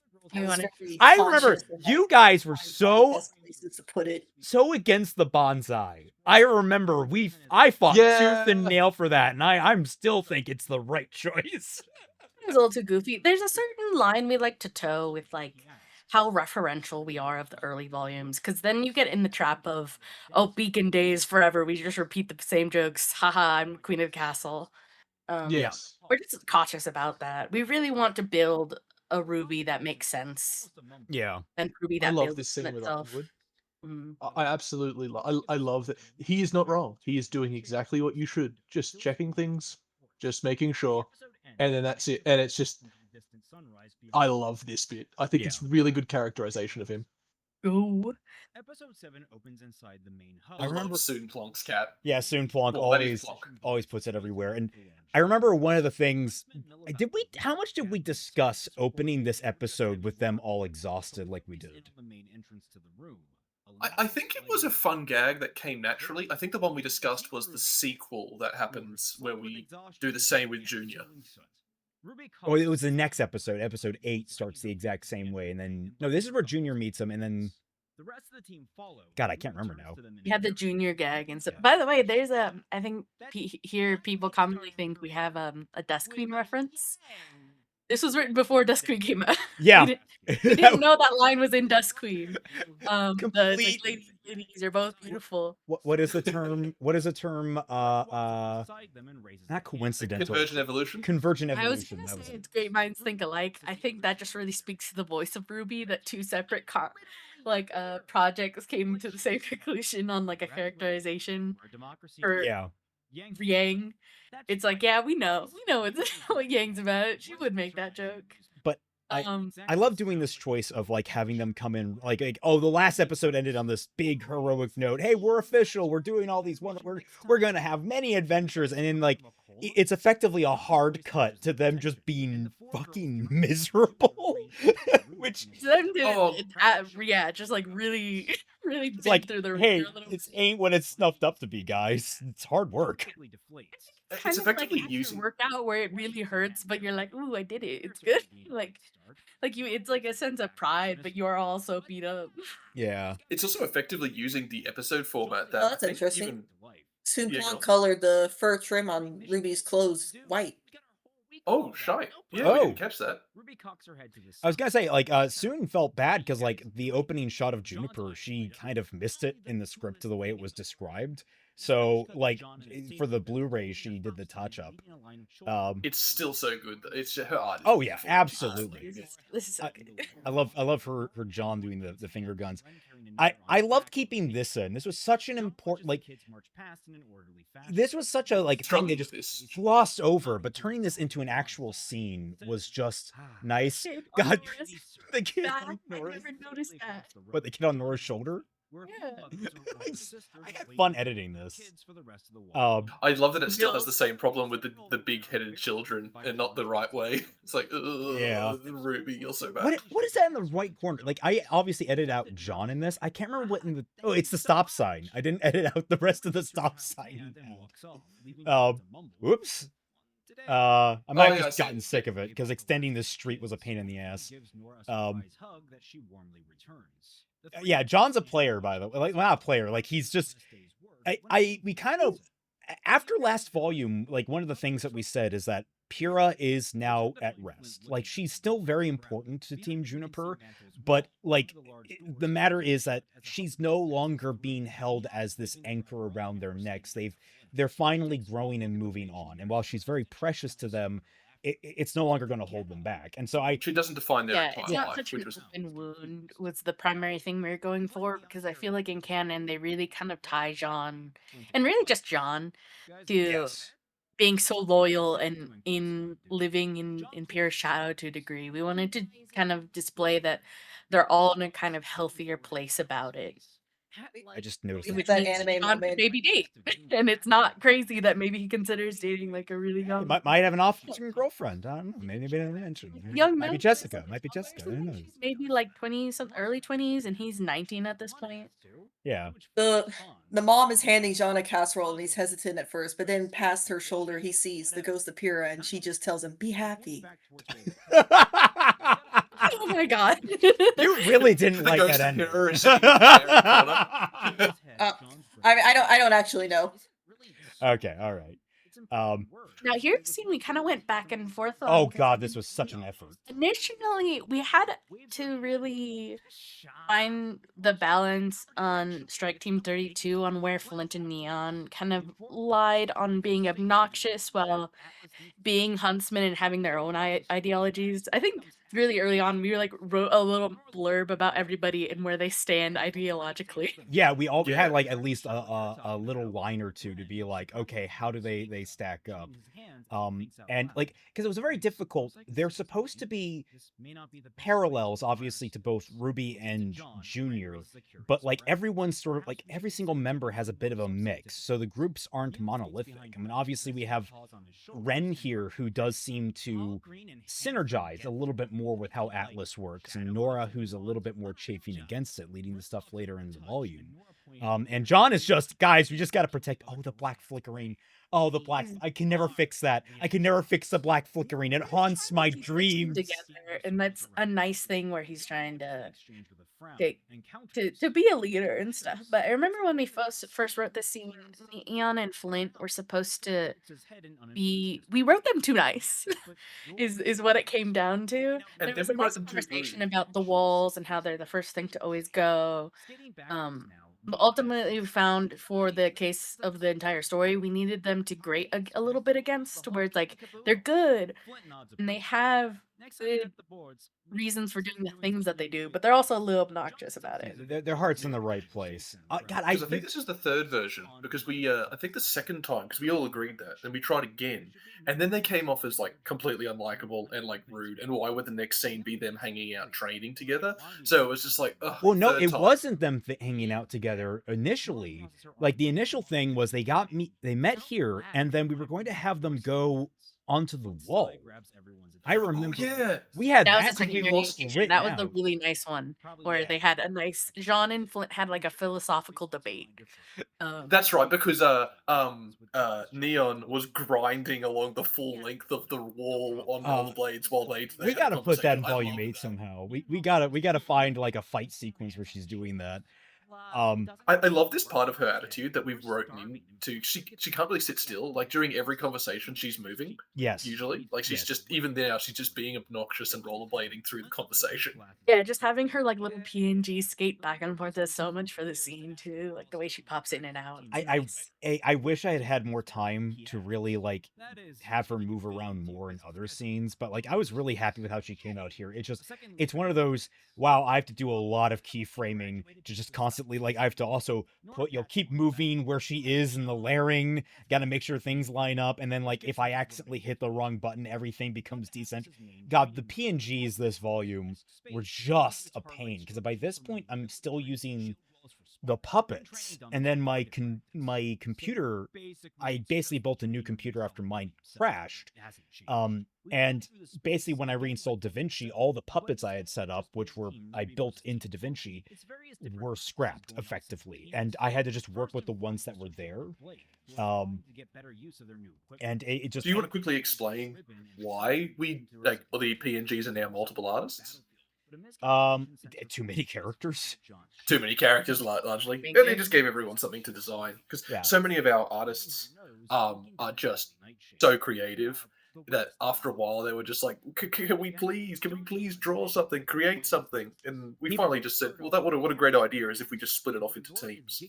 Yeah, and people were really passionate about wanting to just create the characters specifically. Like there were so many people that were just like, hey, can I be part of the design team? And it's like, in previous years it's like, nah, we got it handled, but then this year it was like, we're looking at what, 21, 22 characters that need to be redesigned, and we're like, yeah, I'm not putting that on Moopa and Butterfly. We gotta diversify, we gotta spread out. We got to It's delegate. a major load off, and also like our life situations had changed where we just didn't have that kind of free time anymore. And it also goes into, we wanted to talk to Celtic for a few years about the idea of giving him more assets to create his own Celtic scenes. So theoretically what we designed is, when we said, you design the characters, everybody, but we need you to do variations on PNGs for the full range of emotion, happy, sad, all that kind of stuff. So Celtic can cover, rather than having like always exceedingly happy Yang doing an upwards fist punch that Butterfly did like 4 or 5 years ago for every scene, no matter how serious it is. Like, we had multiple emotions that Celtic could run through. Well, yeah, so he's got whole. To be fair, that was a problem that I had long before we even had art, because I was just relying solely on like images from the show. It was just persistent through the entirety of it. And obviously I wasn't at the earlier parts of the project, I wasn't going to ask everyone to like do different expressions and such that early, but now we're at a point where it's like, okay, everything's nice and spread out, everyone can work on things.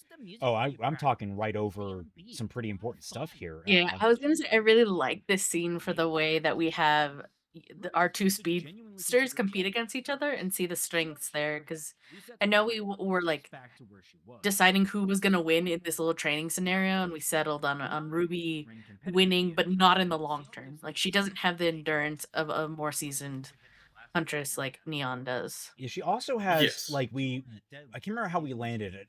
Was it that Ruby is technically more maneuverable, or that Neon is? She's wasteful. I think the issue that we eventually settled on, she in a straight line fight, race, she's faster by a lot. She's actually more maneuverable, but she's very theatrical and wasteful. Like she does turns that Neon's eventual winning is turtle in the hair. Yeah. Turtle in the hair is Neon would just keep going, like she's just got some music on, boppity boppity boppity boppity bop, and then Ruby would get tired by the time they're doing a cross country. That's probably That's how really Neon. important. You as a person, you really need to gauge your energy and how much you have left, especially on longer hunts. And it's like a nice showing of her experience of like you don't need to blow everything out of the water straight out the gate. Yes. This was another scene that, like, aside from the art, I'm so thankful for Dederex and Floof coming through for the Blu-ray. This was a scene where the puppet broke. Like, the puppets broke pretty hard, and I had to see them do that little shimmy. Yeah. This is where I figured out how to fix the sparkling thing. By the way, this is a sequence where I kiss. Yeah. There was weird artifacting on the characters, which was making them sparkle. They were fabulous. There was a setting that I needed to fix, but yeah, them fighting. I had to reanimate this from scratch for a number of reasons, and one of them obviously being the puppets broke. So I just. And when I say puppets broke, I mean you just see a big block error where these two were supposed to be. I think this scene still the has relevance of this fight, like in the narrative. Yes. Is Yes. This is at vital. this point, Yang has been through a lot, and we knew Neo was gonna kind of separate from the main group. We kind of needed them to, Roman and Neo.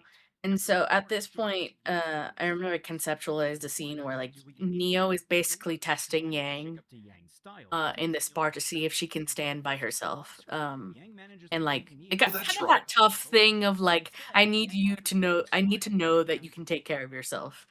But we also kind of wanted to be like an informal goodbye a little bit. Well, then on top of it, like one of the big elements is that Yang is the one that accidentally, because it's not that Neo is immediately going to. She's gotten some of the percolation about breaking out in her back of her mind, but Yang is the one that finally puts in "do what you need to do," and it's like it kind of convinces Neo. It's like, okay, I got to start thinking seriously, and I believe Yang always knew that they could never be.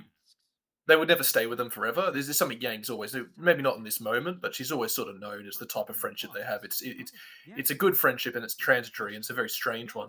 But I think going back to Coffee's thing about will they be all right, there was a bit that got through from the original version, which I don't think landed with the import that it's meant to, where they're fighting earlier on, and the way that Yang wins is by not tanking something that Neon.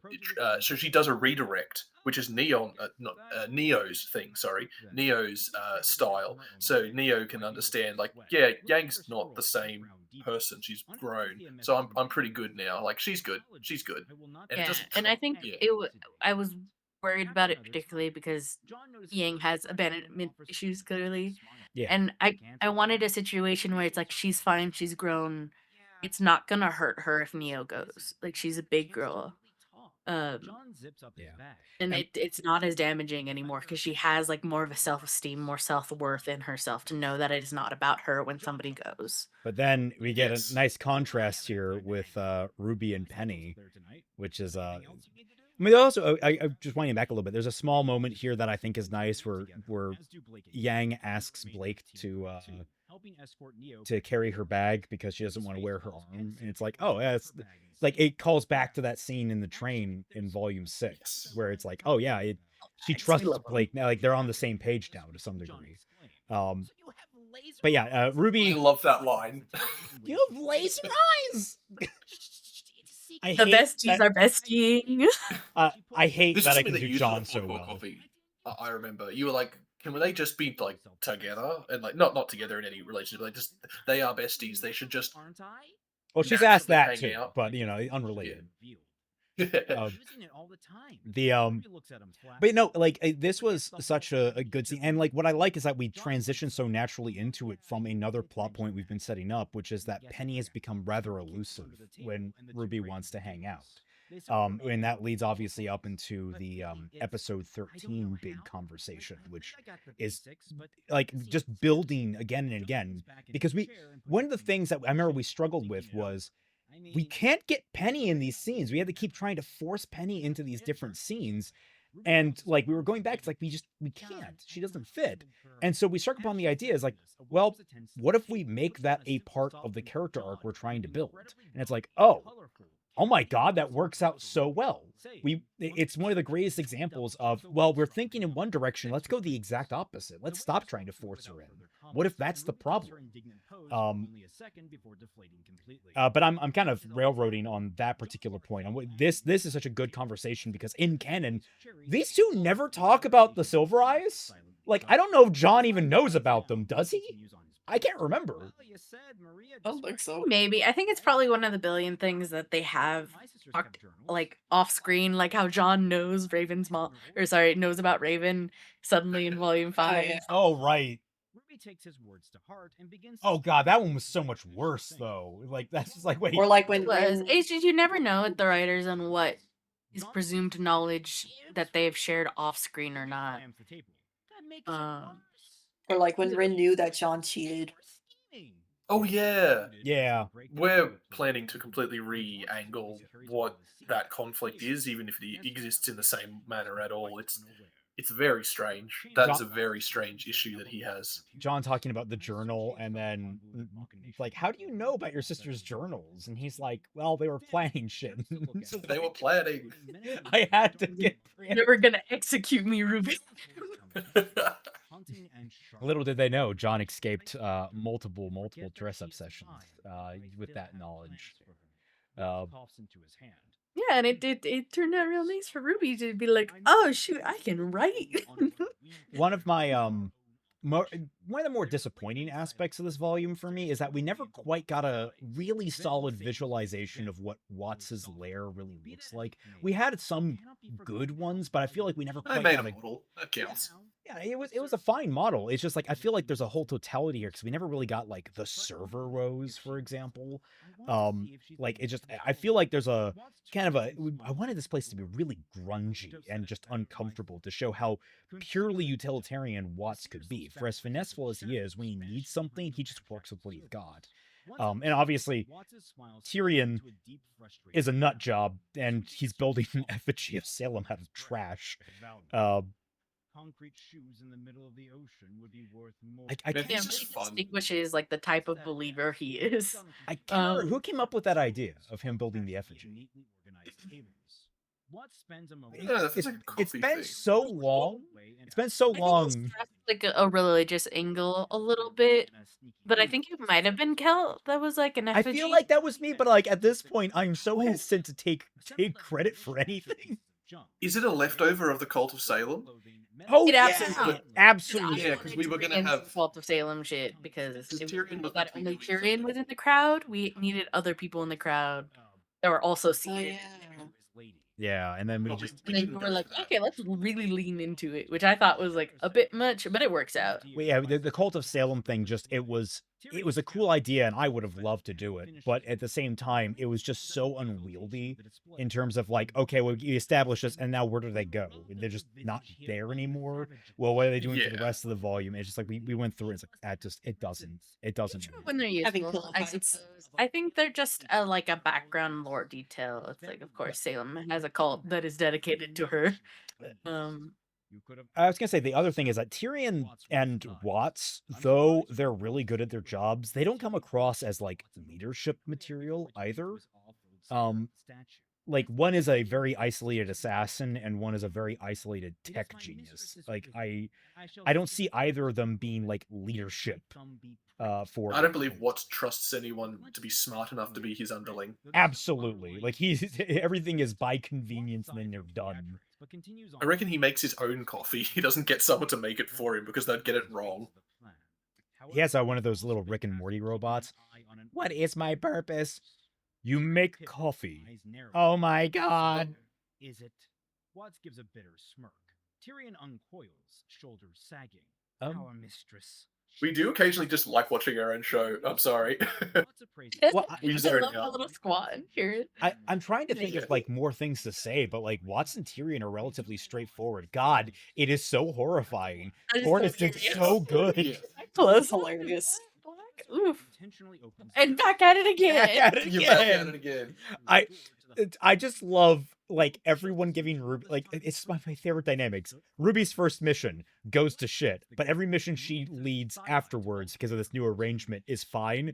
But now Weiss's one of hers goes to shit. It's just like Ruby's like so bitter about it. Why There would they must be even be a petty. dumpster? I like about our show is people can be a little snappy or snippy with each other, and it's just like, yeah, you get it. Yeah, Yeah. the characters in main Ruby. Yeah, here is the ladies. You're both. Yeah, I jumped the gun earlier. But here's the good.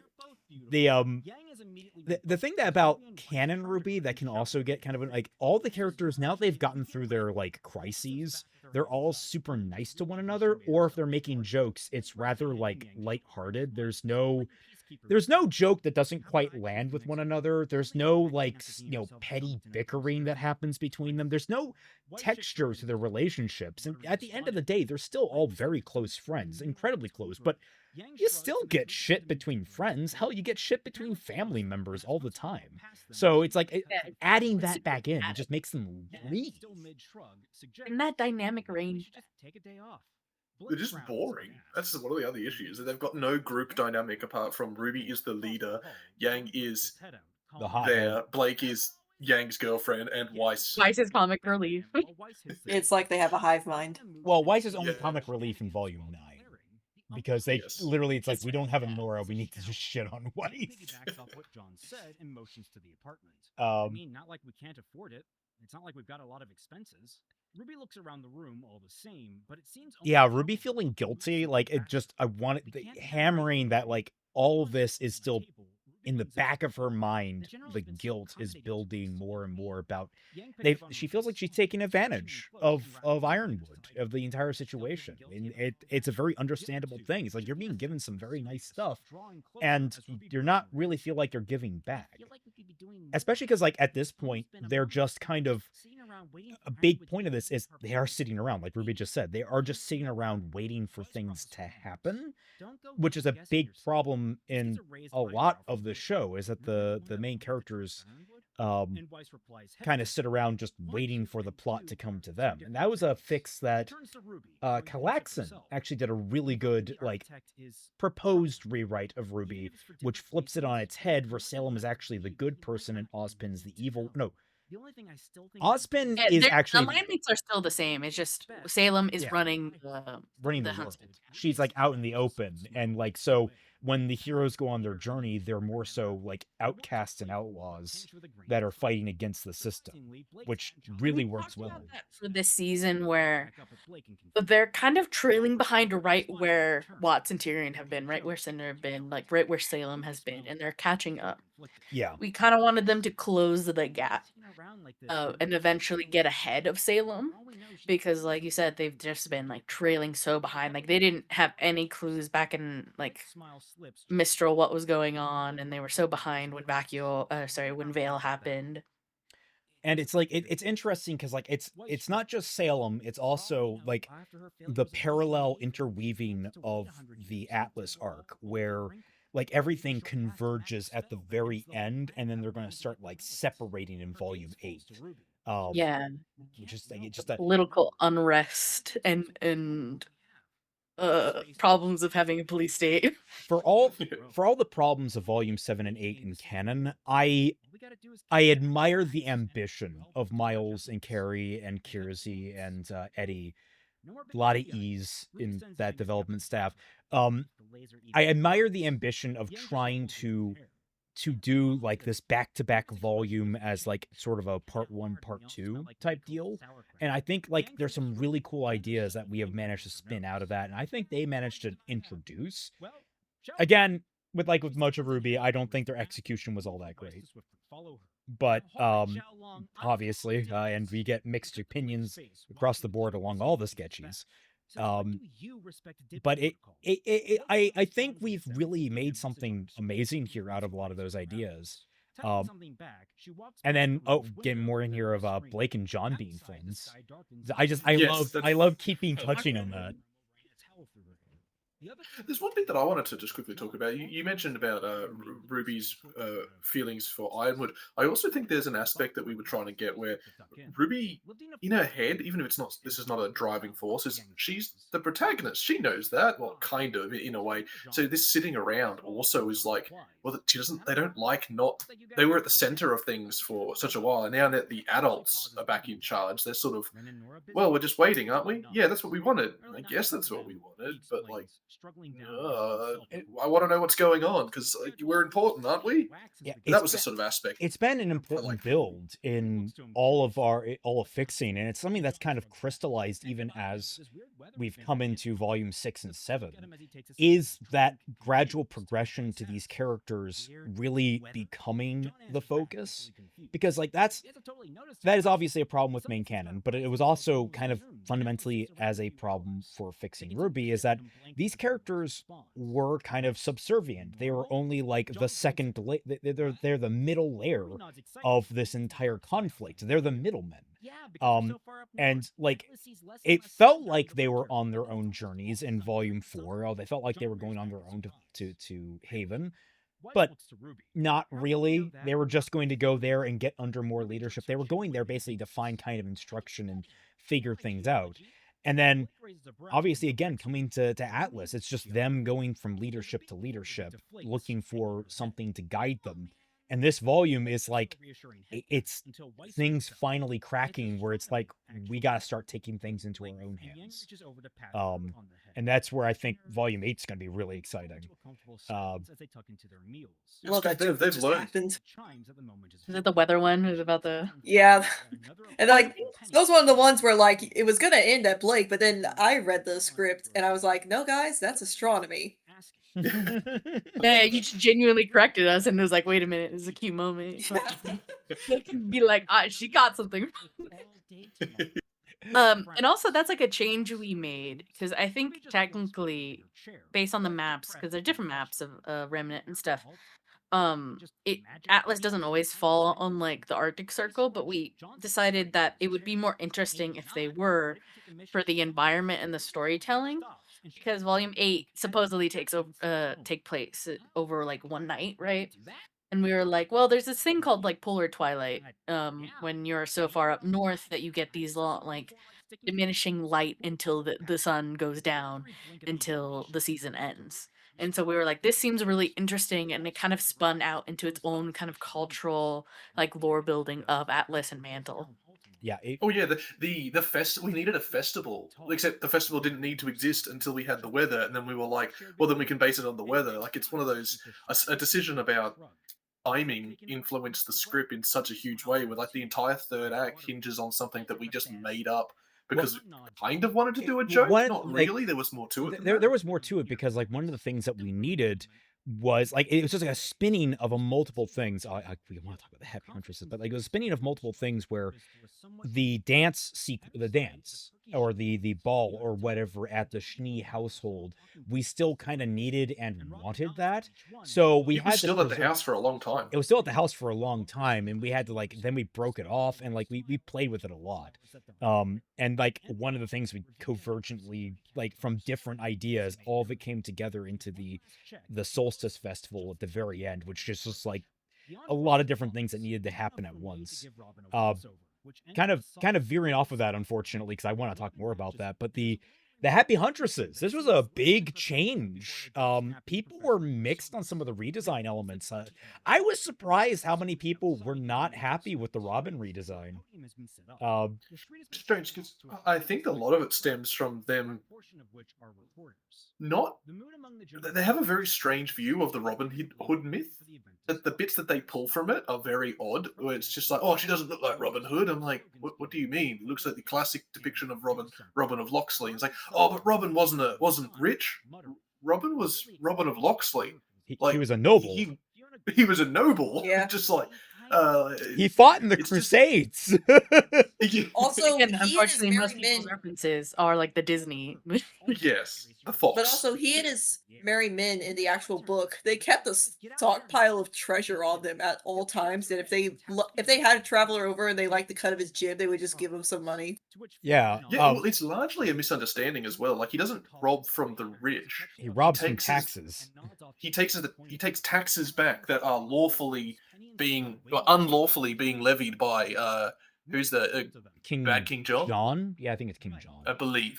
Yeah, he targets like dickheads specifically. Yeah. I was going to say, like, one of the things that we changed that was really important for us was adding more color and diversity, because the Happy Huntresses having a standardized uniform was kind of a perplexing choice when they're pitted against Atlas, which is which is all about conformity. So, and even stranger still when you find out they're not supposed to be direct parallel necessarily to the Aesop's, but actually they're meant to parallel RWBY, like Team RWBY. It feels even weirder then that they are all uniformed. So we took a more of a critical eye to that and reapproached, and I like a lot of the designs that we came up with. Fiona especially is just so adorable.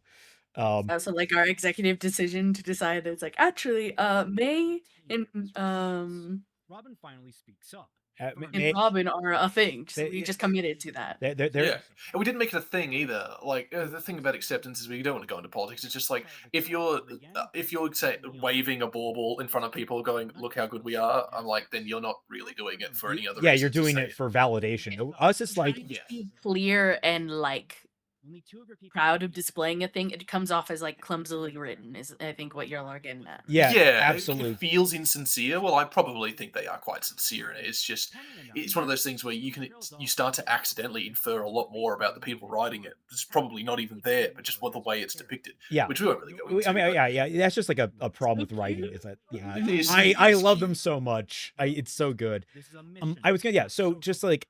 So there is something between May and Robin. We didn't confirm or deny it, but you definitely get a sense that these two are really close. It's tabloid nonsense. Yeah, I love that too. Tabloid nonsense. It's People magazine. There is absolutely something going on between them, but we never specified because it's they banging. Mupa specifies.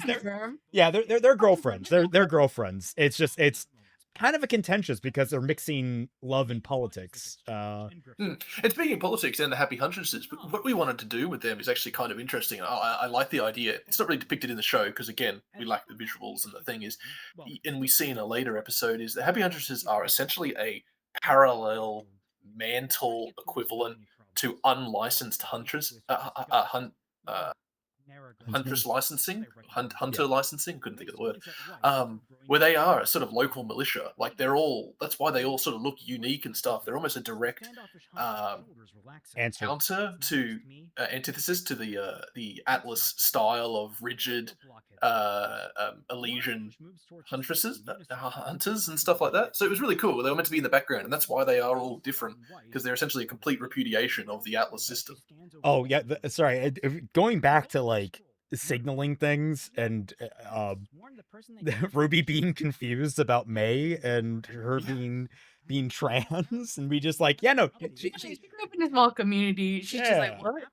She's from the boonies. She's not as exposed to the world. Yang definitely knows, but Yang also went out partying a lot, so she's a little more. Went out and had like a life before begin. Yeah, RWBY not so much. RWBY just stayed RWBY is like 12. Shed. RWBY knows gay people. She just didn't get to the like queer and like trans people yet. Yeah, but it also like it helps because like how they handled it in canon, where it was it wasn't just thrown out. It was thrown out in the middle of a rant about destroying Atlas. And it's like, I get that that can be a solid motivation for someone hating an entire country to some degree, or at the very least her family. But not when Satan is literally kicking down the door. Well, not just that, but at the same time, it's like you are now directly tying a near genocidal proclamation, because she's like, oh, let all of Atlas burn, with transness. And it's like, I opening the conversation on that note, I think is really awkward and like kind of unhealthy. I think getting and establishing this and then letting her actions speak for themselves as it doesn't help RWBY the show. It's much so like why? That's Yeah. it exactly. Like it's not the show isn't a political statement. You can have politics in it and that's fine, but a certain point is like the show needs to service itself, and adding elements like that, which we could have a long conversation about how you could incorporate that better. And it's just like, but why are we there were putting so a many handbrake people on in the show? comments that were like, why did you keep May trans? I'm like, it's a fundamental part of her character. It was just the way it was introduced so at the last minute, and I know they're supposed to go. I know what you're supposed to get from the scene is that May is a very hurt person, and like they're trying a little bit of like get you to endear her, but it doesn't come off quite right. So I remember batting really early on. It's like we really need to put that information clear and in the beginning. It almost before pointlessly. everything like gets like embroiled and stuff, just so we know it's like just like Penny is or like redheaded, May is trans. Yeah, and like in the same way that the John's sister. That's the perfect version of that. It's just it's this also, is my sister and her wife. It's not like it might not come up in relation to those things later, but like for like one of the big key elements is that we've also established much more around her, like her relationship with Robin, like her relationship with the rest of the Happy Huntresses. And so it feels like May is now a much more fleshed out and interesting character. She is no longer just defined by this one outburst that that is like everything Absolutely around her. She's out next volume. Yeah. And she ends up having this nice dialogue with White about like study a bit, like, and that was just one of those things where it's like, yes, her transness does influence her perspective on the world a little bit, like how she interacts with her family and Atlas as a whole. We didn't keep the Henry stuff, did we? It's a little bit there. There is a line about it, but it's just because like we had like this little thing that we did want to slip in there is that he's kind of an ass, but he's also like one of the few people in her family that is kind of supportive. Like he's got the spirit. He's got the spirit. Weird. Yeah, it's weird how people are so multifaceted, and you think someone who is an asshole like that would maybe shun May the most, but it was actually like, oh, he's part of the younger generation, and it didn't. It didn't phase him. He's like, hey, my cousin has been kicked out. Yeah, it bubbles him about May. I don't think that is the thing that bothers him about May. Like, if that were what you were going to talk to them about, I was like, no, you just want to be one of the pawns. I don't care about the other stuff. Exactly. Yeah, you're better than this. What is the what is the trigger here for Penny? I'm trying to remember because like the I believe it's just like them talking. Line. I feel like it was something. She mentioned that her hair is different. Right, the hair. That's it. Yeah, and she didn't notice. Yeah, it's. Well, I think the issue, like the specific thing that we were talking about here, is this version of Penny doesn't. Her memories don't misalign because she's a robot with the fact that she's literally in a different chassis. Like she's like a foot taller, longer hair, and they've got like a completely different hourglass form because she's finger quotes older. Like, but her brain and memories haven't really attuned to that. So like any errors within those memories when they're brought up like causes her like a real cognitive dissonance that she's not used to feeling as technically an artificial being. Like it's weird for her. And that RWBY she's keeps different. hitting it. RWBY keeps hitting it again and again just by accident, which is just so. Because and then oh god, her going every time I see Penny like with this pensive face is just it's heart-wrenching. One of the things that like I really wish I had pushed modded on a little bit is like I wish that I had like her smile in like the thumbs in the puppets are very gentle smiles. Like they're very, very soft, and I feel like Penny is much more exuberant. I've kind of wish I had pushed for a more bright smile. It works. It's fine. And he does amazing work, so I'm not gonna complain. I know he's busy. That's one reason I didn't ask. Just like Mordred truly is our worst artist. yeah, absolutely. Just bottom of the barrel. Absolutely. I kick him next year. Yeah, Yo, is that absolutely. Dungeon Meshi in the back? It was Dungeon Meshi in the back. I love that so many artists are just taking off of Luby's homework and just throwing characters they like in the background. It's so much fun. Oh, So weirdly, another this late was the edition. scene where we were going to do Cult of Salem stuff, where other people in the crowd, but I think the scene does just still work rather well with Tyrion just being like it's almost like that Bart Simpson reference from like one of the early seasons where he's like trying to get the teachers to strike by just making noises in the crowd. Yeah. And it just sort of works. I think it works. Yeah, I think this is a more serious take on that, and he's just really good. That's right. This is Ami and Mako from Sailor Moon. Don't even know half these characters. It's great. Yeah. Oh, I love their depiction here so much. More and more people become Murmur, agitated, murmur, murmur, and murmur, we pan back to see several Rabble, characters rabble, rabble. Robber. reading the crowd's mood. This was also like, there are little parts that we've seeded in here because I don't know how many people caught it, but in the first time they were introduced, Tyrion was going around killing reporters. And this now comes Yes. around here where, hey, reporters who were critical of the Atlesian government have now started to disappear. Has anyone looked into that? Well, Atlas is looking into it, but we're leading our own separate investigation. But just the idea of like all these different things spiraling out of control. You've got shortages, you've got blockades, you've got murders. We wanted to build so much of how this society was just crumbling already, and they were just making it so much worse. And to speak on Robin and her being a councilwoman, that just allowed us to be directly in on the table and the politics way faster, because she was gonna get elected. Yeah, we were going to do the election subplot initially, or at least I was pushing for it, but then we discussed it. It's like, wait, why don't we just have her as it?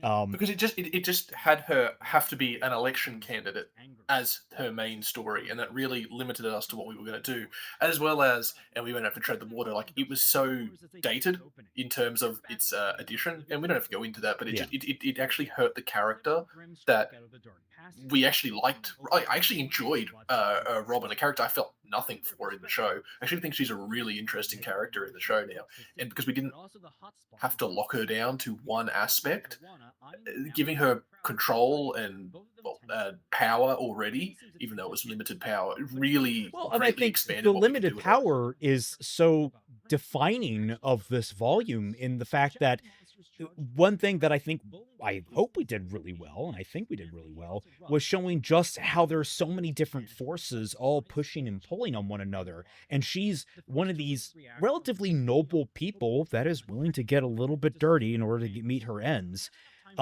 who is trying to do good. But honestly, like she's running up against brick walls, and now the people that put her in that power are getting angry at her because she's not making enough progress fast enough. It's like so emblematic of the system. Like even in the scenario where we gave her more power and gave her the backing of the people, ultimately she cannot fight against the system. Yeah, because it is broken.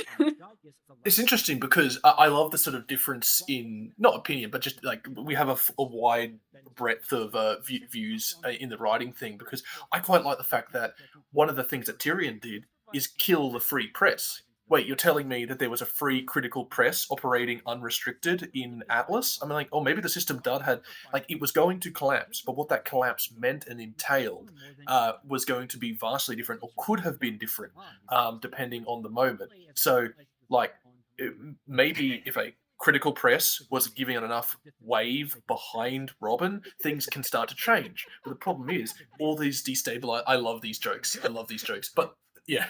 I was also remembering that this particular image was also another one of the legendary crashing points for editing. I don't know why. It's this overlay. It's like this technologically overlay that you see in the background with like the camera. For whatever reason, it's just so stressful. Shut up, there's animation. Shut up, there's animation. Iliac. But say your point before you lose it.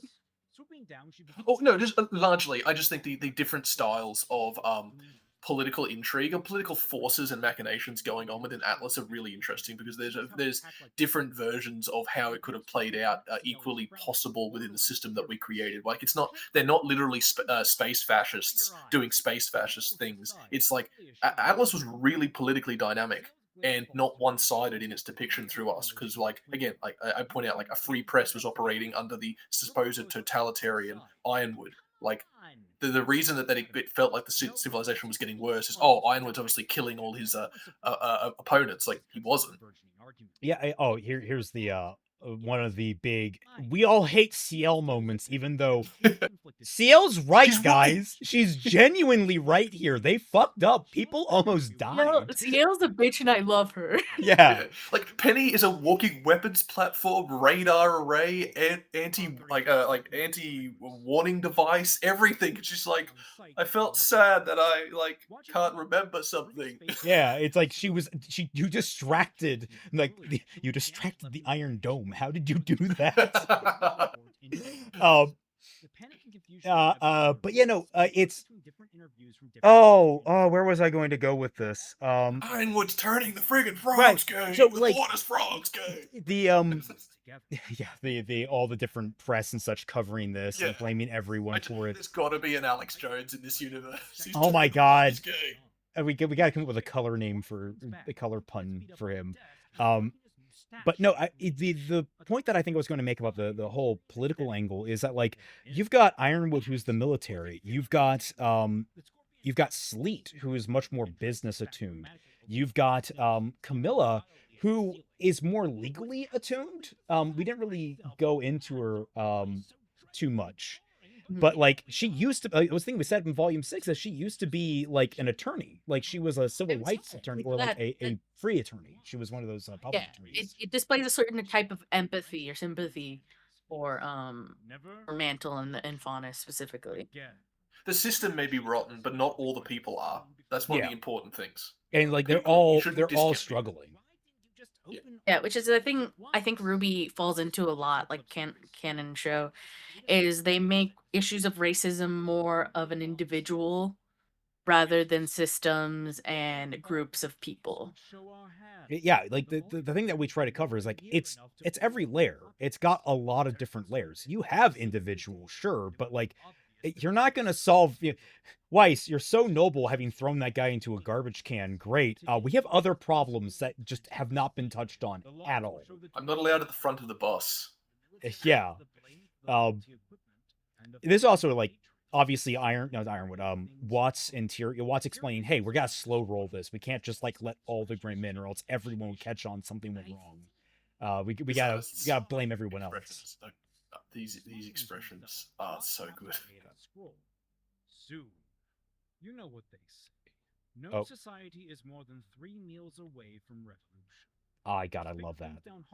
Yes, I believe that. I can't remember who that quote is from. Yeah, so Adbreak was. Yeah, Adbreaks. God, these are surprisingly good spaces in a show. We use these really, really good. Red versus Blue and RWBY used to just have fades to black randomly, and I think I now understand that on such an emotional level. It's just like, I just need the scene to end, please. I just need it to end.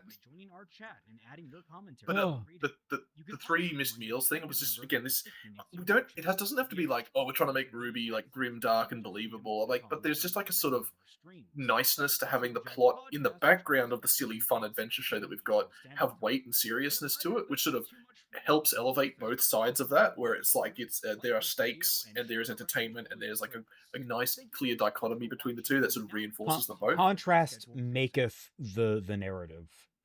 Yeah. Episode 9 opens on a television. And we were really just trying to never gonna learn what that kind of struggles they were having in canon with the electricity and the food and everything. We were just like, we're pushing it, or we're getting it up to the 9s. Well, yeah, and then like that was something that like when Jay and I think Jay was the one that talked about the because Jay, this naturally came about Jay talking about the scale of Atlas and like can you imagine how much food they would require? And we talked about they would have greenhouses, and then as the season development came along, we were like, oh, yeah, food is kind of an important thing. What if the food production got nerfed? What if it got Especially completely since derailed? they're like closing their borders and stuff. They're not like They can't getting in import. or out. So like, what did we say was like 40% of the food production, something like that? I don't think it was that. I think the point was it's never enough to break the kingdom. It's to put more stress on it. I was going to bring that up. Like Yeah. they didn't get all the greenhouses. Watts could have got all the greenhouses, all of them at once, and then like he would have just descended to anarchy. But it's not exactly what he wants. He doesn't want to like break Atlas. He wants to like unravel it, make it collapse in on itself. Not Like just everyone that. have to. I think if he had done all of them, just like with opening all of the gates and letting all the Greymen, man, this is so beautiful, man. You did such good work here. This was 20 minutes. I hate it. I know. I'm glad we got a lot of use out of CL's visor. Like I really love that element.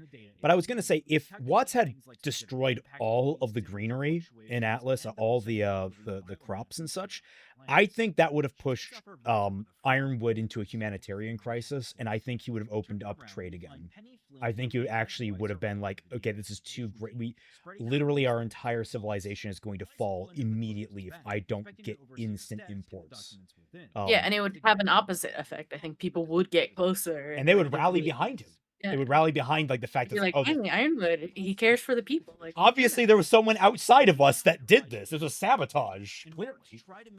Yeah, and if anything, like it may have forced him to like explain himself more. Like my fellow Americans. Like he comes out on the TV and just says, like, we got to explain some stuff. So did we establish the sibling dynamic with Penny and the other robots? Did we say that? Yes, it's still said. Okay, good. She calls them like her.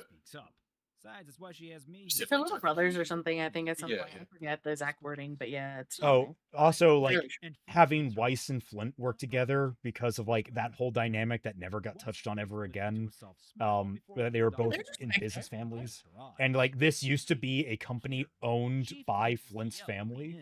Like that's like just such a nice touch to little hats. I forgot about the little hats. Yes, I love the fact that they just wear straw hats and they're called green thumbs. It's great. So much, yeah. Just like I forget who came up with the name on that, but it's like so good. Oh God.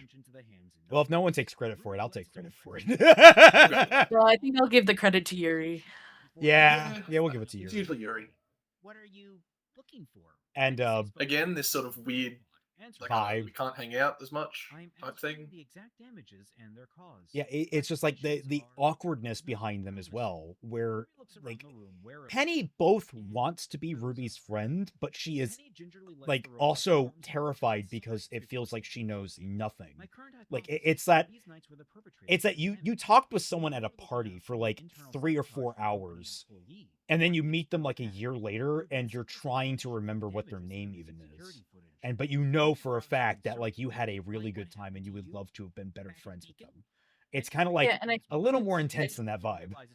Yeah, there's like an underlying, I feel like Penny deals with like imposter syndrome. She's playing the Penny to the public, and then also in her relationship with Ruby, she feels like she has to play like a Penny. And I think like she doesn't want to talk to her straight up because I think she's afraid Ruby will notice that something's off with her. Yeah. Like, and that's a terrifying thing for her to kind of acknowledge, which she has thankfully not had to super acknowledge with her friends that she's basically made post her rebuilding. Yeah.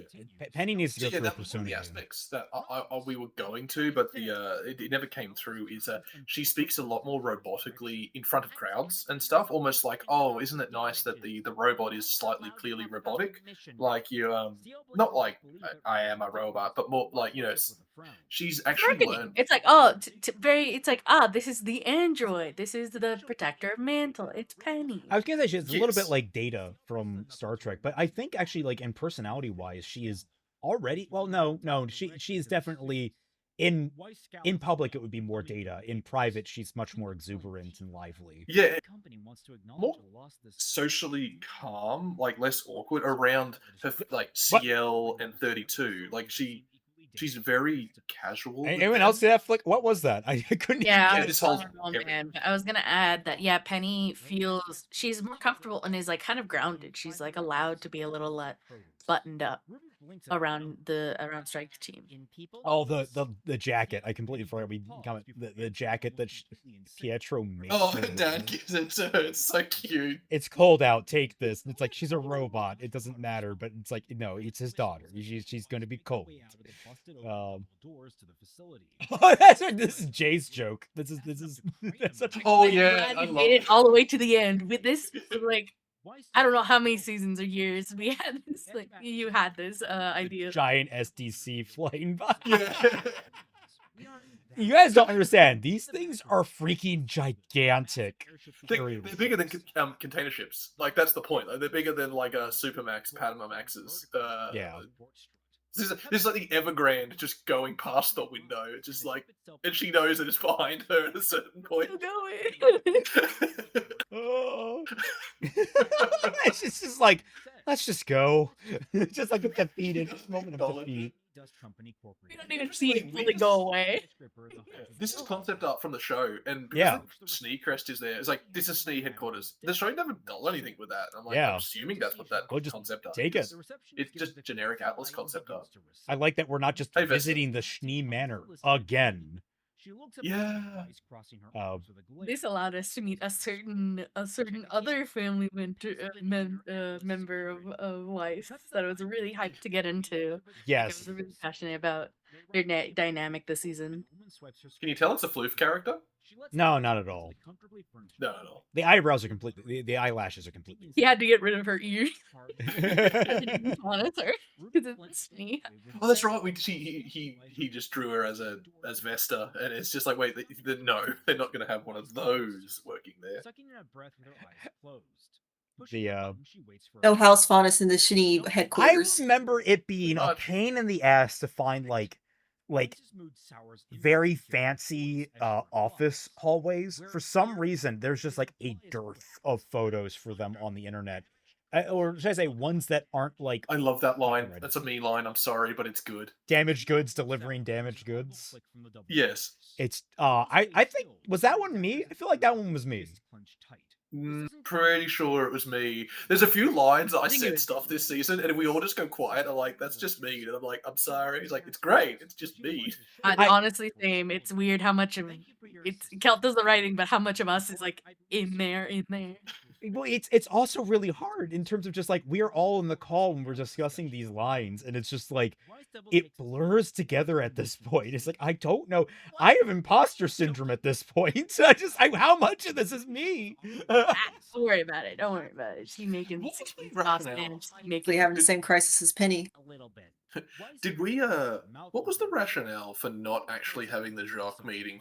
I think we were going to write it right until we didn't, and that was great because it got us a different scene. Yeah, it's I think part of it was just it would be repeating a lot of information we knew. Yeah. It would be I mean, and I think we also just wanted to focus on Weiss, and like there were a lot of things about it that we would have to logistic through. That just like that's tedious. It doesn't really get us. would have too been much. dry. It would have been dry. Like there might have been some pleasant character interactions. I would have loved to see Penny's first meeting with Penny and CL first meeting Whitley, because that sounds hilarious. I love the don't sit down. He likes being taller than people. Yeah, that's It so makes him good. unnerved. Like I love her giving, and then her getting stuck in the hallway. The bathrooms have the fucking card reader. See, and this is good because this is how I don't think this originally existed in this version, like because we were going to do the scene, but now that she's alone, and then we just this Whitley scene, and then I sort feel of like the this was beginning of always like the getting. plan. I feel like this scene was Was it? always the I just feel like we were gonna have both scenes, but like the other one didn't work out. It came really close to. Well, we needed a Whitley scene. We needed an addressing of Whitley and Weiss's dynamic. And I think very quickly it got slotted into this position once we knew we weren't doing the House. Jacques scene. Yeah. What's interesting is I want to quickly because this scene's really good. We'll talk about it, but like there's a scene that yes, this visually is a reference to a very famous Evangelion scene, and I think people really misunderstand that the art and the references are just for fun. Like they are like sort of visual treats for the audience. Like no, we're not actually probably going to frame it the exact same as the Evangelion scene. And even if we did, like we're not finger quotes stealing from Eva, which is what someone was saying in the comments, which is just weird comments. But references in RWBY are just because it's a fun internet show. Yeah. Like homages, yeah. But on top of that, it's like, you know, this isn't all the people are volunteers. If I had control over the, I mean, to be fair, I actually really like the Evangelion reference, but whatever. It, like, I would have been much more hard lined on like direction and such, but I just kind of throw scenes at artists who just pray for the best with like very, very loose guidelines. Sometimes I get specific, but if the person's like, nah, I'm just like, I guess I'll work with it. It's really cool to see. Sometimes artists have changed the tone of a scene in really good ways. Like there's a few, I can't bring up any off the top of my head, but occasionally like you get art back and you're like, whoa, that's good. Well, sometimes they can also reinterpret the scene to be really something else that's really enjoyable on its own. Sometimes Like I do like coldness the stud ad, which was the intent, is that Whitley, in his characterization, we were like, he's cold. Yeah. He's just very cold. Well, he's like, worried that the perfect sister, like his other one who he still likes, is just going to come back and aloofly get the company back, and he's just like, she doesn't even want it, and she's just going to fuck off, and then she's going to come back. Well, and get it back. He just can't like comprehend that. Like he's already written Winter off in terms of like, she's not coming back. She's in league with. She's got a nice gig with Ironwood. She's already got all the power she could want. But Weiss, oh, she's powerless. She's a menial huntsman. You know what? She's going to come back. She's going to steal my place. And he just can't comprehend someone living a comfortable life with a regular job. Someone who just wants to be free of the pressures that he's used to. That's the really tragic thing about it, is that Whitley, I remember coming to the conclusion that Whitley is very much like Weiss if she never met RWBY. If she was never allowed to go outside and escape the toxic home situation, she was like, oh God, right here, the mirror, like, oh yes. Celtic and the melted clocks. Yeah, it's a truck. I do want a scene. I want that. I want that so badly. Whitley, just to finish off the Whitley conversation, is if he is like that, I need to give him a bit of prejudice. No, he doesn't need to have a whole arc, but he needs to have some of that. Or else Weiss is an aberration. Like, he needs to have a problem with Faunus. Maybe not as much, and maybe he's grown in his own story, but for him to not have any issues like that, I think would be a disservice to Volume 1 Weiss. Absolutely. Which is something we've also... Chad Osbin, oh my God. And to speak on the last thing for Whitley is that I really also wanted Weiss to come in with a kind of an emotional intelligence, because she's dealt with someone who is kind of closed off like this before, and is like, she's seeing Vernal in her brother and being like, oh, wait a minute, she's lived more and therefore has more experiences, and is coming to Whitley with kind of this wound on her heart, right? Yeah. Like I could see a scene, like, I don't know, I'm just pulling things out of my butt, where to get him to understand that she's coming back. Like, she hands him like the carving of the Nevermore, which is like, this is the most important thing that I own. I am coming back for you and for it. To like get him to understand something, like something along those lines, like just to make him understand the difference of like, Weiss is changed. We probably don't need it as much as that. We have come to a scene that got heavily revised compared to when I first saw it, based off of me completely misunderstanding the wording. God, yes, Moopa! Oh God, you thought hilarious.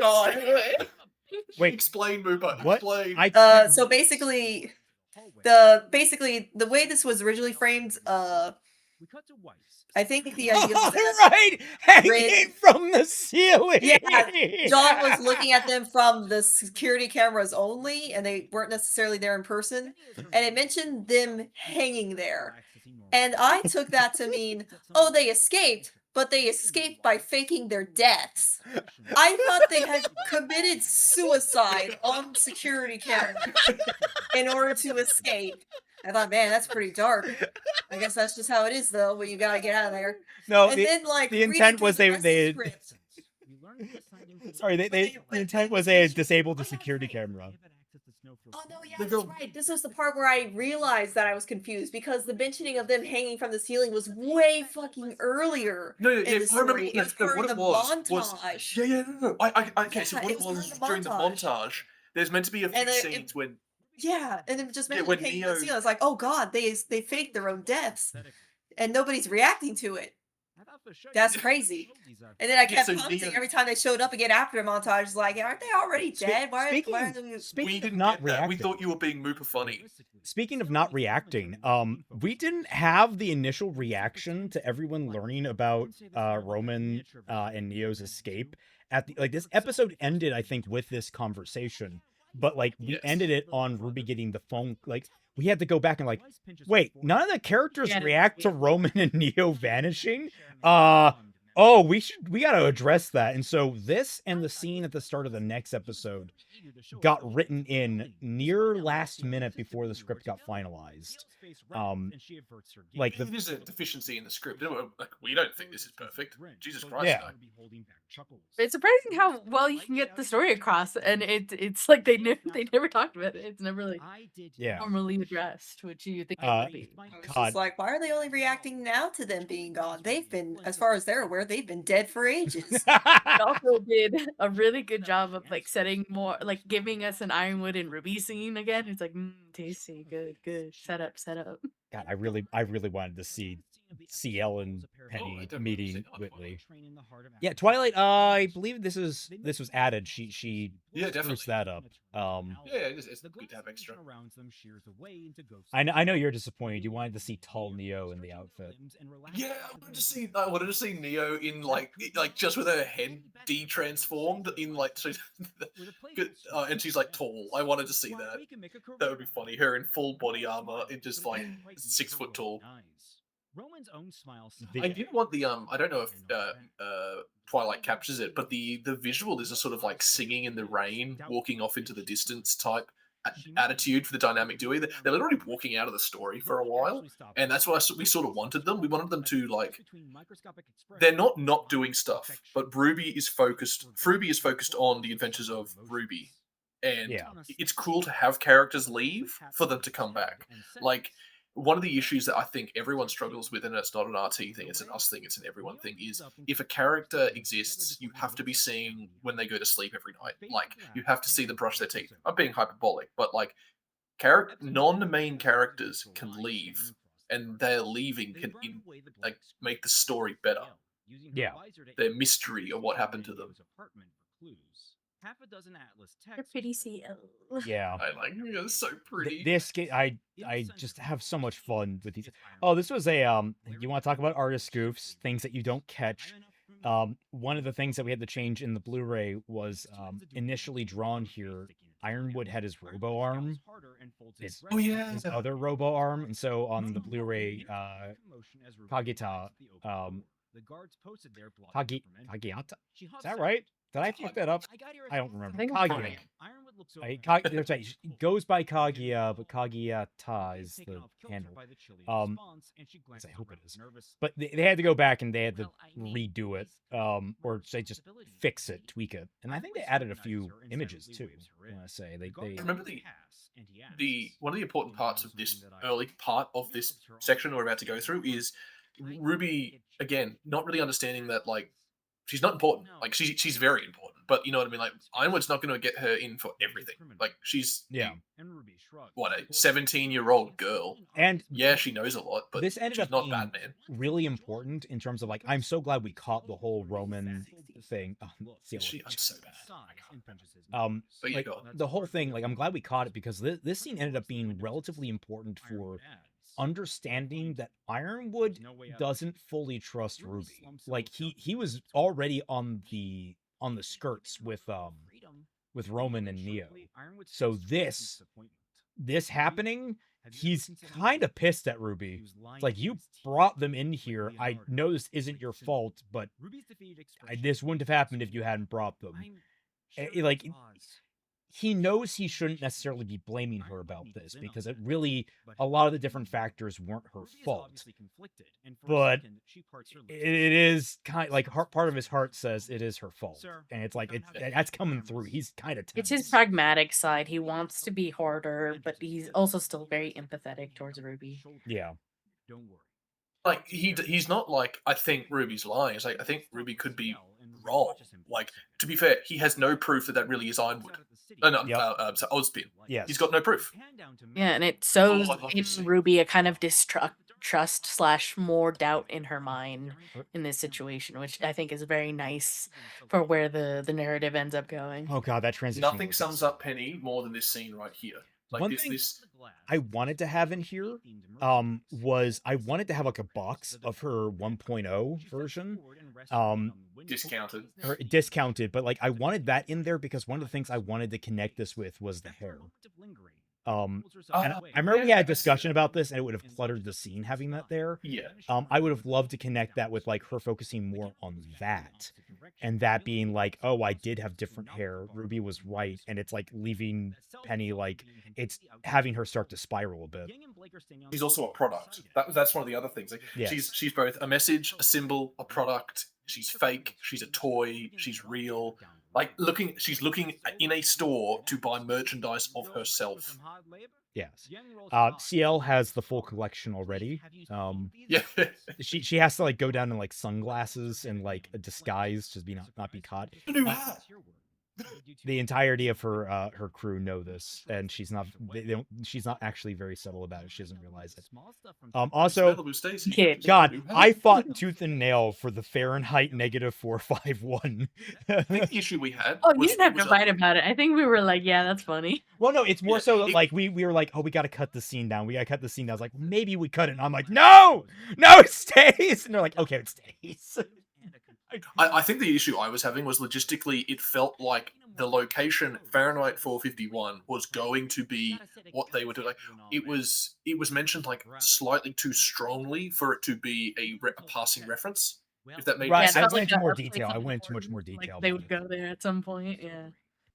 God, OJ's art in this scene is probably their best for the volume because it's just so well lit. That's hard because OJ just has such a great expressive style.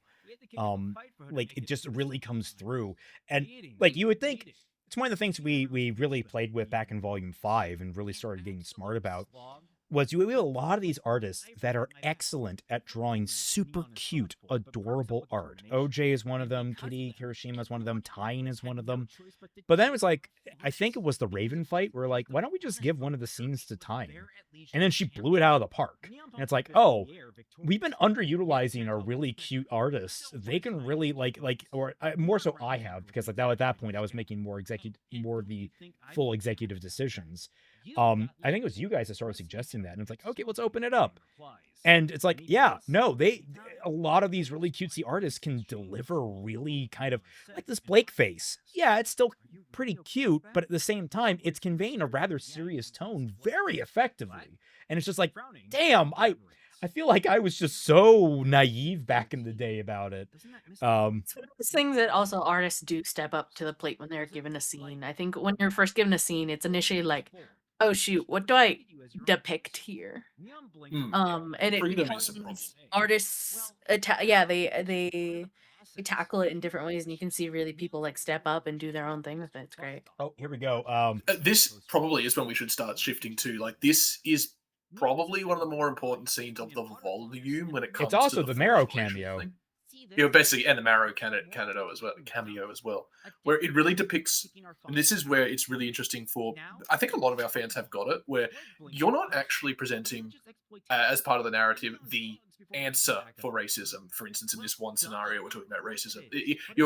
We're all showing different viewpoints of which there aren't anything that's wrong. I'm not saying there's ever going to be a depiction of racism that's correct, but like different responses to different things. Like Neon is depicted as here almost shockingly self-aware of culture and politics and race relationship, while still being a airheaded skater. She knows exactly what she is. She knows exactly what she's doing. She is 100% aware of the tokenism that she is fulfilling, and she's fine with it because she's understanding that, like, I'm still here. Yeah, I'm still for her, this is her sword. Like, for a lot of people, that'd be like, that's demeaning, but she's like, no, I'm going to take this and I'm going to run with it and I'm going to use everything it allots me in order to push progress. And she says, and as we're at least shown to some degree, there is progress being made, just not very fast progress. And it goes back to like the nature of the society. There is progress here, there's progress there, there's backwards progress, or I guess denigration or Regression. regression here and there. It's a living, breathing society that's constantly shifting and reforming itself, like every culture does. Like everything is constantly in flux. And in a lot of ways, Neo, I feel like, is a result of that kind of expulsion of Faunus that were causing trouble, right? Adam, classically, he got in trouble for stealing and they sent him away. So what are you left with? You're left with people who are hyper vigilant of their behavior and how they are perceived. Yep. Like she is, as well as like the best. I don't think if it comes through exactly, Neon loves Atlas. Like, she is a patriot. It is her country. It is where she is from. It is where she has grown up. She wants to fix it so it can be the Atlas that she knows it is, if that makes any sense. Like, I'm sure she's... We had this idea that I think Neon is probably not poor, but not well off. Like, she loves her country. She grew up not well off. I should clarify, like, she's part of Strike Team 32. I think they're all getting paid pretty well at this point in their life. Historically is what I mean. I mean, like... Yeah, historically. Yeah. Which is just a fun contrast with her and Flint, because Flint, it came from affluence. You know, I thought, where does CL come from? I don't think we ever really talked about, like, CL just is like, she literally was born in Atlas Academy. I mean, she might be legacy, like military, like her folks might be in the kind of get that military feeling, yeah. Yeah. Or like just very affluent, orderly people, like businesswomen and... Oh god, this scene was another nightmare. I don't... Yeah, guys, make a running tally, fans out there. Make a running tally every time I say that. Like, just this entire, like, segment, it was going so slowly. We had to, like, rearrange where certain things were being said and talked about. I think we reinvented a couple of character dynamics here. Yeah. Because one of the issues that we had... Oh, sorry, you go, Mooper, then I'll... I was just going to say, there was, like, a lot of confusion early on, and, like, it sort of had to be introduced, the concept of them already having emergency shelters as, as a gathering point, that would be how they would distribute these things. I think, like, before it was maybe something like where they were just dumping them off in neighborhoods, but I was like, no, they would bring them to shelters. Yeah, there's infrastructure and, like, buildings and stuff they would have. It's not just like like in the, like, what is it, volume 9's like the epilogue or whatever, where they're just walking the streets. White woman hands out bread from a wheelbarrow. Look at me, I'm doing the charities. I've seen a poor person on a People magazine. I got some manure on my bread. What was this wheelbarrow being used for? Delivering manure. Yeah, no, so one of this scene is directly the reason it's constructed the way it is because, again, it's not really so much a critique, it's just something that's interesting. It's like, I've done mass aid delivery, and it doesn't look like a card table on a street corner handing out one box at a time, like for a city. Like, yeah, like it involves like trucks and aircraft filled with stuff. Like, people eat food, and there are a lot of people in a city. It's one of the defining features of a city. So this is the sort of introduction of this happy huntress parallel society infrastructure that the Melantians... One of the ideas that the Elysians. One of the ideas that I had initially in here that ultimately got scrapped was there was going to be a single guy that was coming in to like get like extra food allotment, and he was going to be kind of racist. And ultimately, we also at the same time have the alderman on the call, and what we ultimately did is kind of smoosh those two together, and subtly, because some of the language might not have been caught by some people, we made the alderman also kind of like, you know, showing a little of the systematic racism and how he's handling, his racist beliefs are now influencing how he's governing. like, because he calls it tanneries. He calls the location that faunists live in, like the faunist ghettos, for lack of a better term, tanneries. You know, tanneries for Which is kind of animal insane. It is. It is Really, insane. really insane. Yeah. But Like maybe kennel would have been better, to be honest. Well, I just don't think it came through as well. Yeah. Well, at the same Tanneries time, where animals go to die. well, I mean, from his Where they are viewpoint, skinny. he's like, "Hey, they don't need this. They don't need this food. We need this food." Mine was definitely a misunderstanding of scale, which it comes down to one of my critiques of the activism that's depicted in the show. I'm not sure the show's not about activism, but when I see it, I'm just like, it's just strange. Where like they think that them handing out a single box of food on a street corner would have any effect. It's this sort of lack of understanding on what like is actually required for the social changes that you're talking about. Where like It's this you is the need scale. distribution, you need, like structure there to allow you to help as many people as you can. It's not the here you go one guy. Here's a sandwich.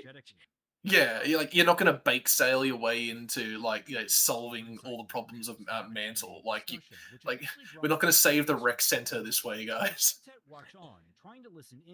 And of course, you have the happy huntresses who do not want Atlas involved. I mean, obviously you have like the fuck up at the quote unquote fuck up at the rally. But like on top of that, you've got just the general animosity, and they're like, look, this is very sensitive. We've already getting pushback from other political entities. We don't want Huntsmen involved. As well as Yang. Yang. Fiona has a prejudice against Yang for being, the bad sport, the violent psychopath at the festival. It's weird because she's the violent communist psychopath in my headcanon. In actuality, because she is so. Well, she's also like, maybe that's a little bit of like a takes one to know one type deal. It's like I sense the crazy in you. Blondes. Yeah, she just hates blondes. Other blondes, like I am the one. Yeah, everything's fine. Yeah, Blake seeing through Yang's thing. Yang trusting Blake. This whole thing about Yang's clearly not good at lying. I like that.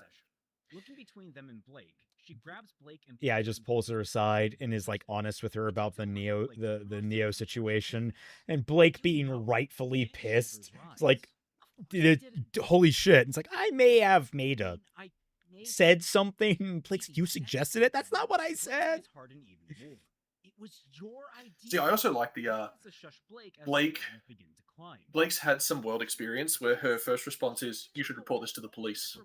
Or therefore the equivalent, because she's been an officer now. That's what people forget. Like Al Blake is the Blake went from being a rebel to being a. She's tough. To being she went from being a rebel to being a police officer, and now she's part of a like pseudo military outfit.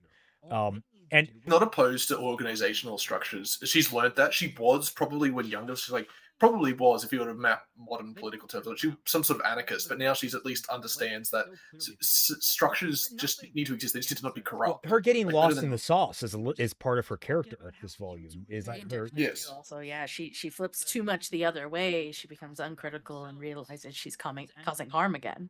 Yep. Yes. Again, no one is 100% right or wrong in RWBY. That's the point of this season.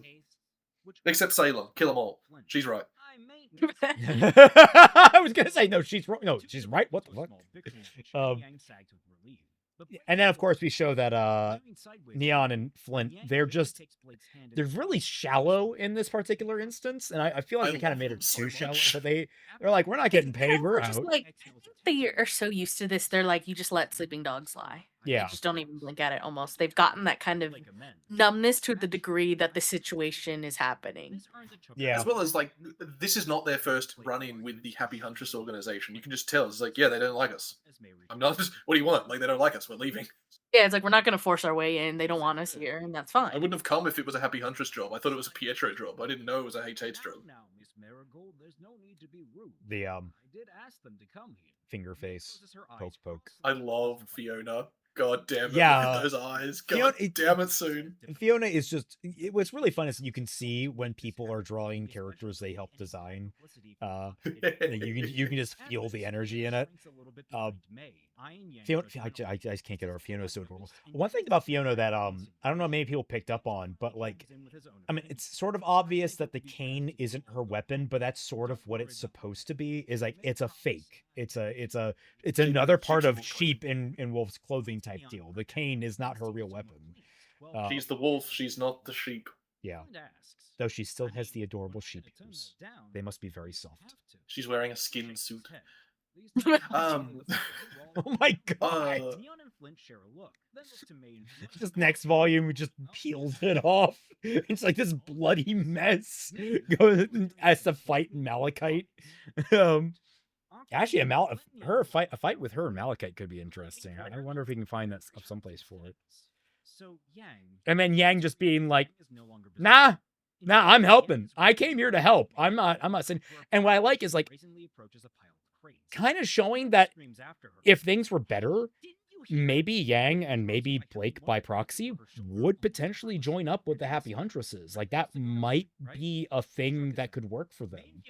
Like hypothetically, like if there was no Salem overarching plot, like there's like, yeah, we've got our hunters licenses, but we just prefer taking jobs from the Happy Huntresses. Like, just they're not going to join the social cause. I mean, they probably would, but like more along the terms of, yeah, I don't really want to go clear out another mine for Jacques.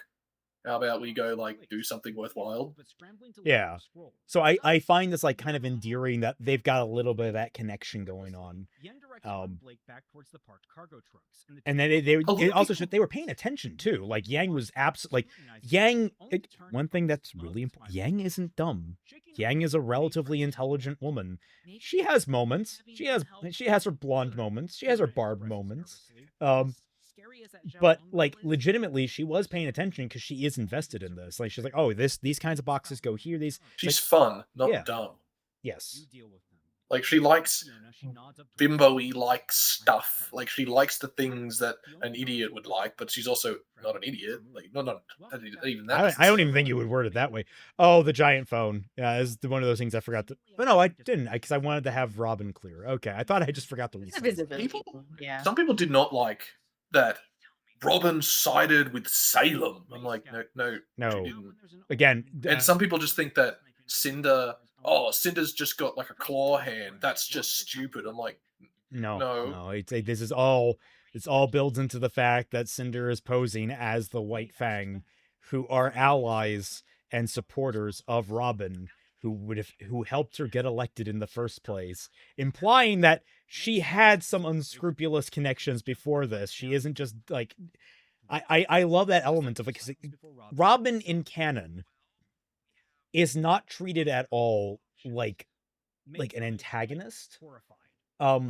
She's treated as well, that's a different conversation, but she's treated as the noble political candidate the entire time. Like she is peerless in canon. She's always the one good politician. She's the one good politician. And really?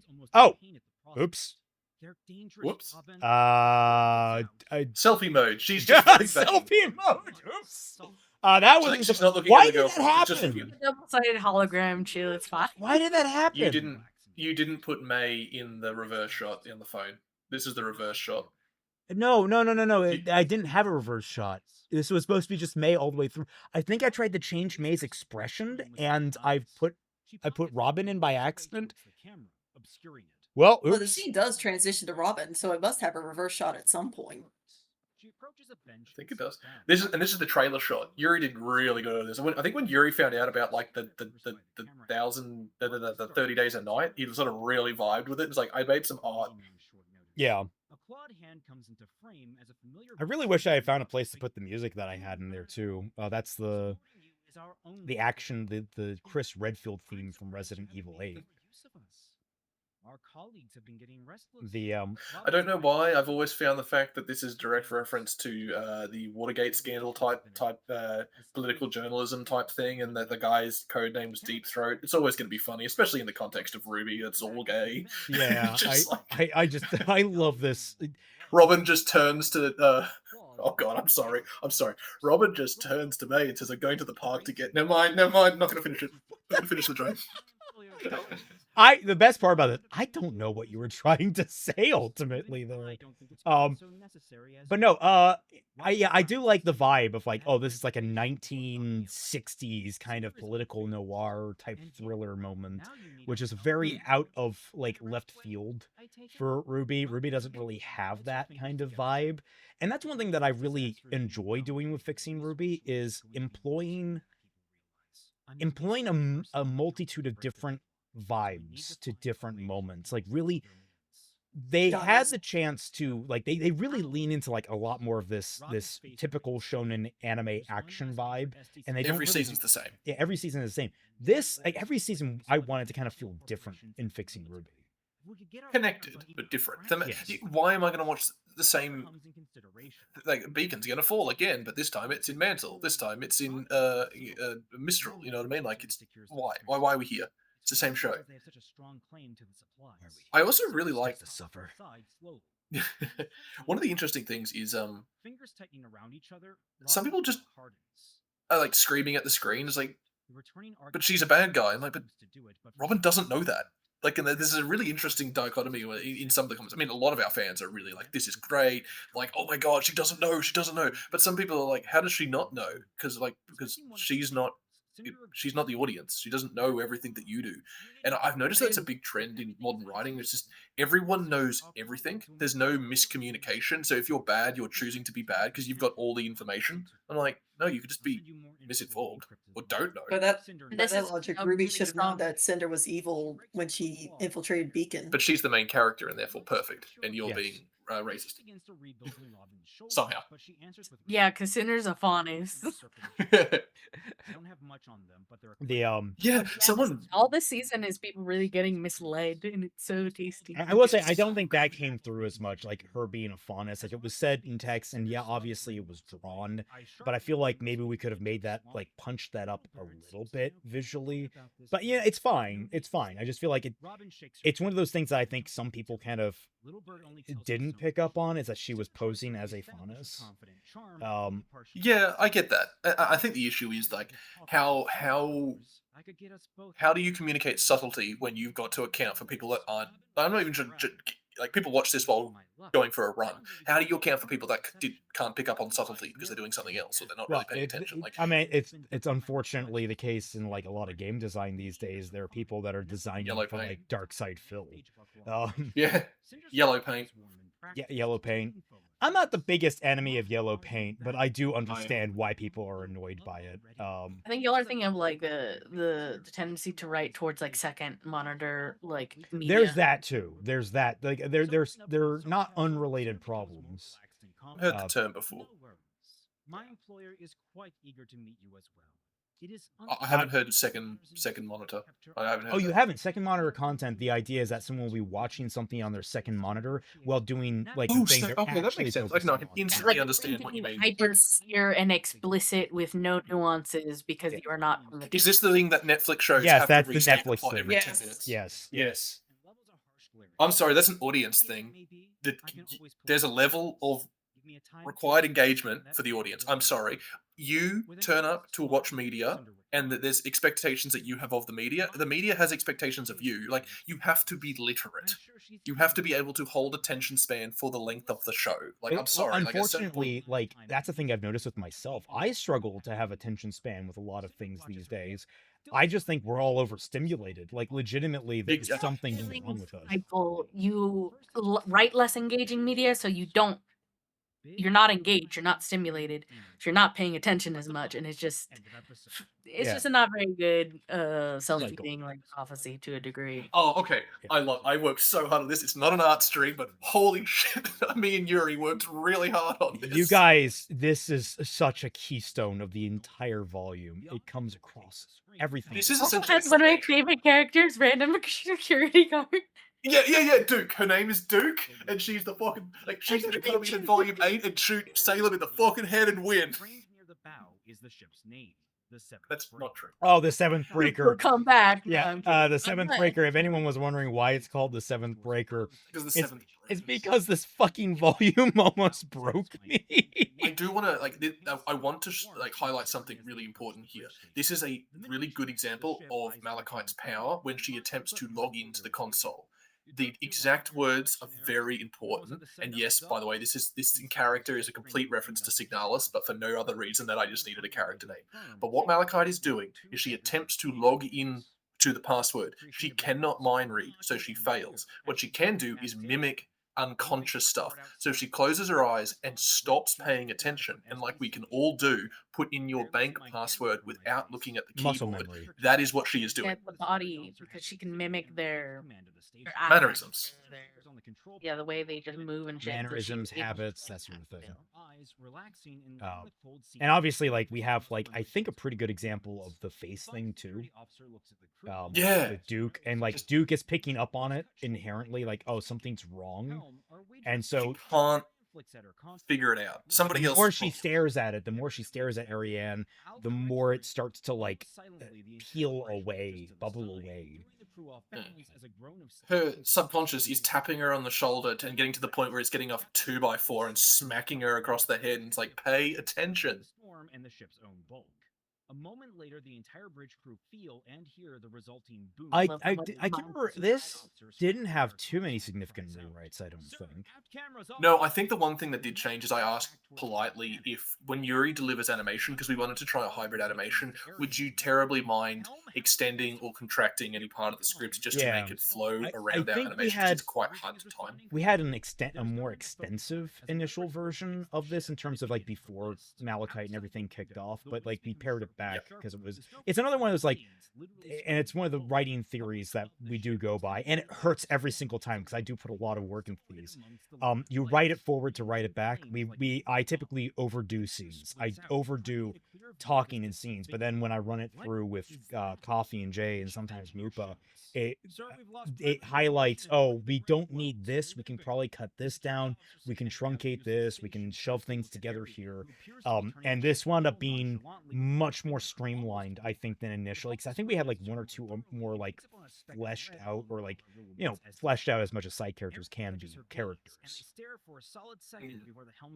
And then I just love one of the things that we've noticed that is lacking is fights end up taking place almost in a video game style, like Street Fighter Arena. Like, environment as character is one of the things that, like, I push for a lot. Like, this set rotating and this weird location and, like, fighting on the side of the wall. Well, it's the reason why, ironically, in an arena, one of the most favorite fights post-Monty era is the Ironwood Watts fight, because it's so dynamic. Like, even though it is ironically an arena, the arena is constantly shifting and moving and creating all these weird asymmetric, like, layouts.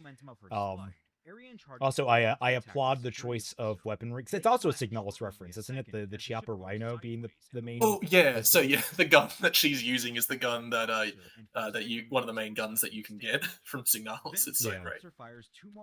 I just got an airsoft model of a Chiappa Rhino, and it's just so cool.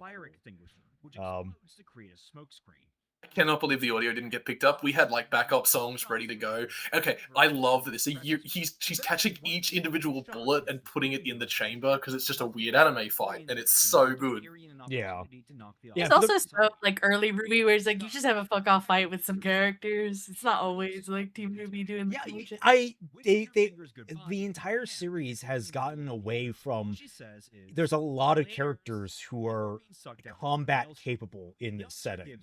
So the idea of the security officer here on this ship being able to hold her own to some degree against certain characters, while not being a huntress, while like not being being a her huntress. own like thing. Yeah, she's her own thing. I mean, we don't really know much about Duke's backstory. It's just it's one of those details that, like, why don't we have more of these kinds of characters? I love Malachite. She's such a bitch. I love her so much. Cinder and her are such a match made in hell. I realize I don't think I asked you, Mooper. Can I use your stuff? Yeah, I mean, sure. It's part of the project. I'm recording. Yeah. It's like, no, actually, can you edit it out? They're like, oh shit. Yeah. Oh yeah, this is one of the ones. This is what I think of usually when I think of Watts as like set up. Yeah. Yeah. I did it. It's fun to use in Volume 8. Maybe someone can hang out with you. It's a real place. You can't move the camera at all, and especially that glowing light is literally like a light with the intensity of the sun outside that window or that door. I was gonna say, because you mentioned the song not getting pinged. That was the song Echo, that we used. So good. It's such a good lyrics song. line up weirdly. Yes. They really match Malachi. It's a classic vocal line song. What the hell is going on, or whatever the main thing. Gone up in the way now until it turns back. But It's by Circus P, and it's performed by the voice bank Goomy. I was And one of the other things that we glossed over here is this is one of the early hints that and it's been going on with some of the scenes that Roman and Neo are quite good at being criminals. They've noticed that they're under observation, and it's weird that weirdly because of Cinder, Watts doesn't catch that Roman has been on camera and has also noticed that he's on camera, thus leading to them eventually figuring out that Watts must be active in the city, and then comes into the later confrontation. Well, and the interesting thing to note here is that Roman and Neo are such good criminals that they kind of know where to avoid. The way they pick up on it later, the way it's explained is, we were being watched, and Ironwood didn't immediately send a contingent down to catch us, so it couldn't have been Ironwood watching us. It had to be someone else, and we did some, we checked backwards on that. Yes. This scene. Evie did a good job on it, but Yes. One of the main important things is I'm not sure if it was picked up on. Like, Ironwood is about a second away from just shooting Jock in between the temples. Like he's really getting close to the. I'm sick of this nonsense. I cannot deal with this political stuff. I'm trying to save the world, and I've got this guy. As much as we've made Jock more well-rounded, I don't blame anyone for still wanting to shoot him in the face. He's still a prick. Especially with the history they have. That doesn't help me. You're in my personal space. And Ironwood replies, Just I mean, I didn't write it with the intent of it being this close, but like Evie makes it just feel like Jock has zero sense of personal space when he's angry, which I kind of love. I Likes to feel tall. Ironwood sitting down, therefore he is the weaker of the two men.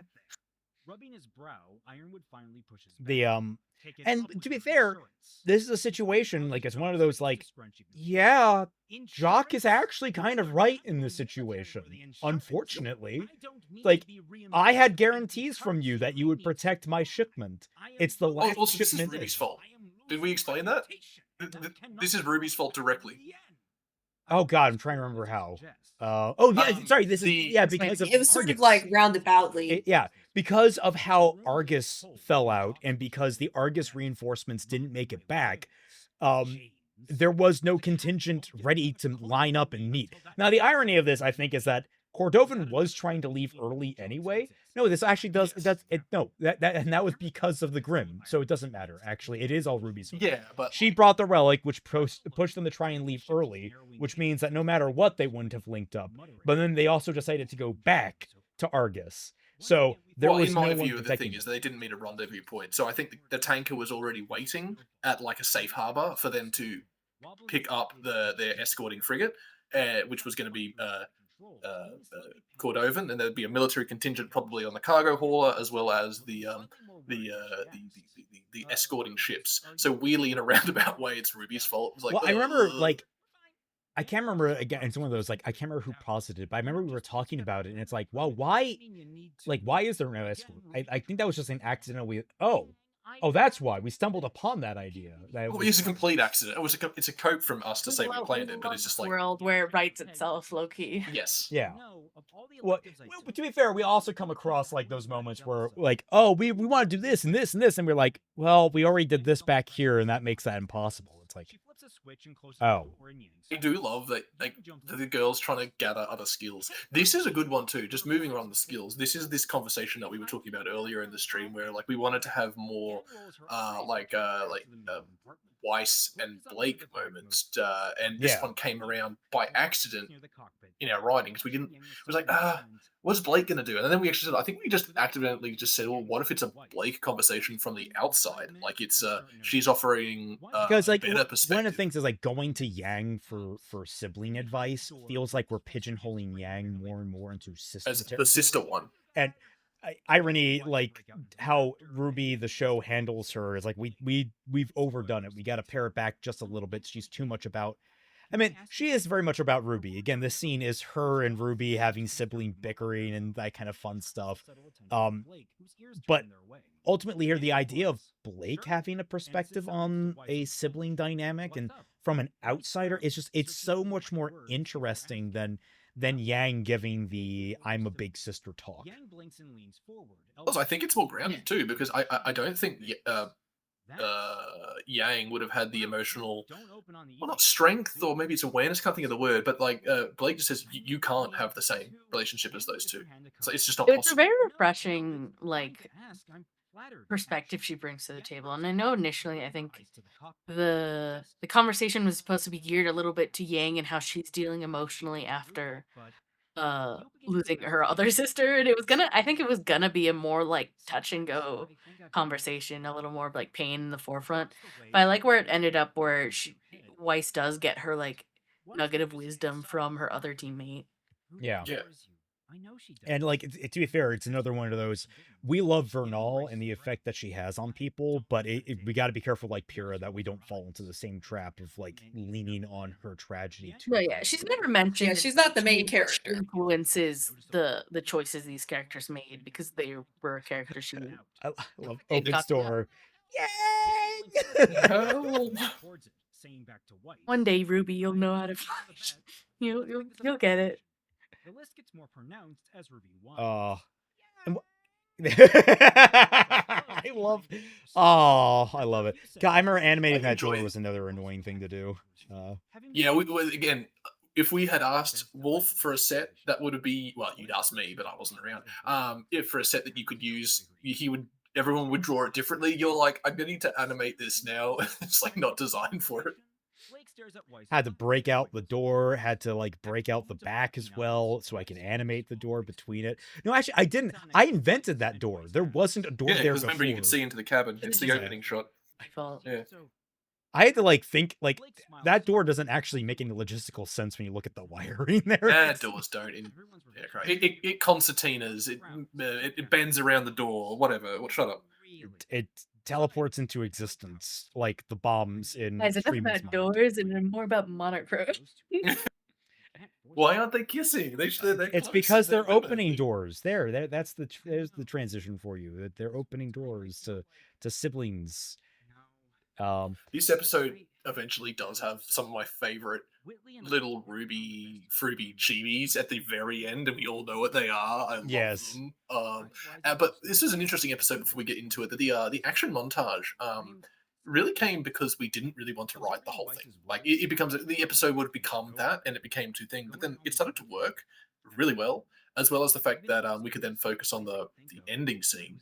But it does go to show that like it was also an artist that really struggled, and like they thought they couldn't do it, and we're like, but this is fine. The group project has ups and downs in it, which is really interesting sometimes, where the least confident person is an artist that will put their stuff out into the public, and it's really interesting to have to work with the dynamic of like just trying to be there for everyone in terms of like a community type thing. It's just really interesting. I thought. I mean, one of the biggest things I've always said about the Sketchy Huntsmen is like I'm very happy with obviously all the work that's come out of it, but the thing that I'm most proud of is watching everyone grow and how everyone supports each other. I mean, you go into the Sketchy Huntsman, you're always going to regularly see people sharing their work and asking for feedback, and everyone trying to give feedback and helping everyone figure out how to better improve their skills or try and master a new one.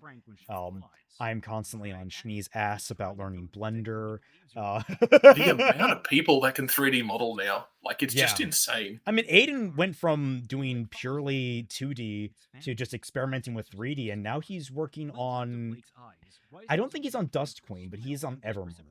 Oh yeah, for anyone listening to this, by the way, check out Aiden's actual channel. He's massively extended and fully animated the fight later in this volume between Weiss and Ruby and Ciel. Yes. It's a full fight now, like fully animated from start to finish. It's insane. You have to watch it. Yeah, it's excellent. Like, you can watch it without narration. We couldn't have used it more than what he presented us, because it's the full fight now. Like, there's no room for the narration. It's moving so fast. So it's essentially unusable for Ruby's Celtic delivery method, but it's just a friggin' fight now. Yes. Though, I mean, we'll get to that. There's one small, like, disconnect in terms of how FRWBY presents certain things and one thing in that video, but, like, it's small. Oh, of course. Yeah, like, what are you gonna do? It happens. It's not a FRWBY. It's Aiden work, not FRWBY work. Yeah. Also, I love this. Remember, we were talking about how to visualize this, and the thing that immediately came to mind for me was it landed on a plateau. It has a giant scar behind it. Why? It's the Pillar of fucking Autumn. Hell yeah! Get the Halo reference in there. And Coffee gets that reference now. Yeah. Oh, you played Halo now. Yeah, I went through like I still need to. She co-opted the entire campaign's legendary, didn't you? Sure, yeah. Nice. She's peak 2000s gamer girl now. You'll be on X Play. Let's not lose the track on my amazing gamer skills. I was gonna say, I mean, she's not peak until she's on Xbox Live, throwing throwing dangerous words around. We won't be doing that. This was fun. It's just a lot of my stuff, as I always say, is just to bridge the environmental scenes. Like, and I color balance like half of your shit, half the the difficult thing that I for one, like, getting a backdrop for this just difficult. But I wish that we did get a dedicated art for what I was describing. Like, I love getting good art for details in the background. Like, I love what I was describing with, like, the giant crater scar going on here was, like, the different layers of, like, sediment that are influenced by dust being different colors, the water from underwater streams coming out into it. I thought, like, Shut up, nerd. What next? You're gonna tell me about the soil alkalinity?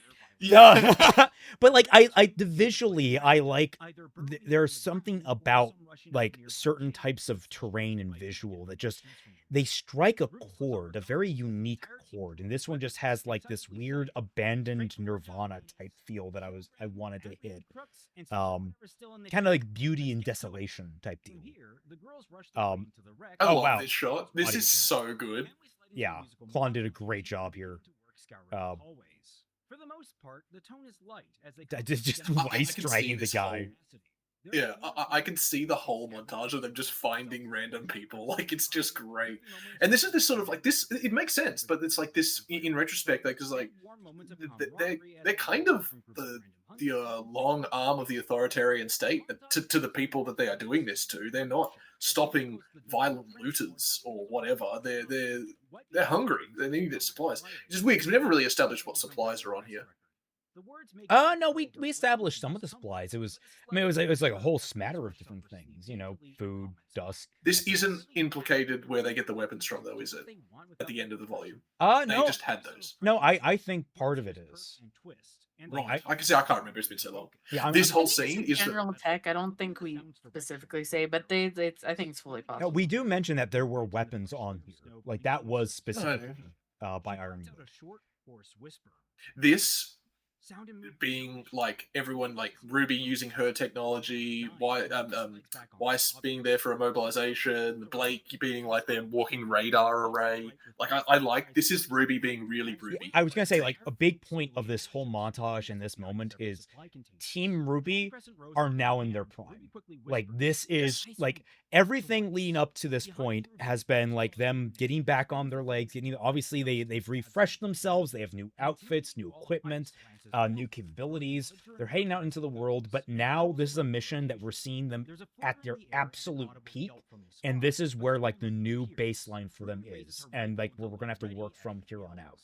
It's like Blake said last season. It's like we're not gonna be like the same as we were before. We're gonna be better. Yes, and they are.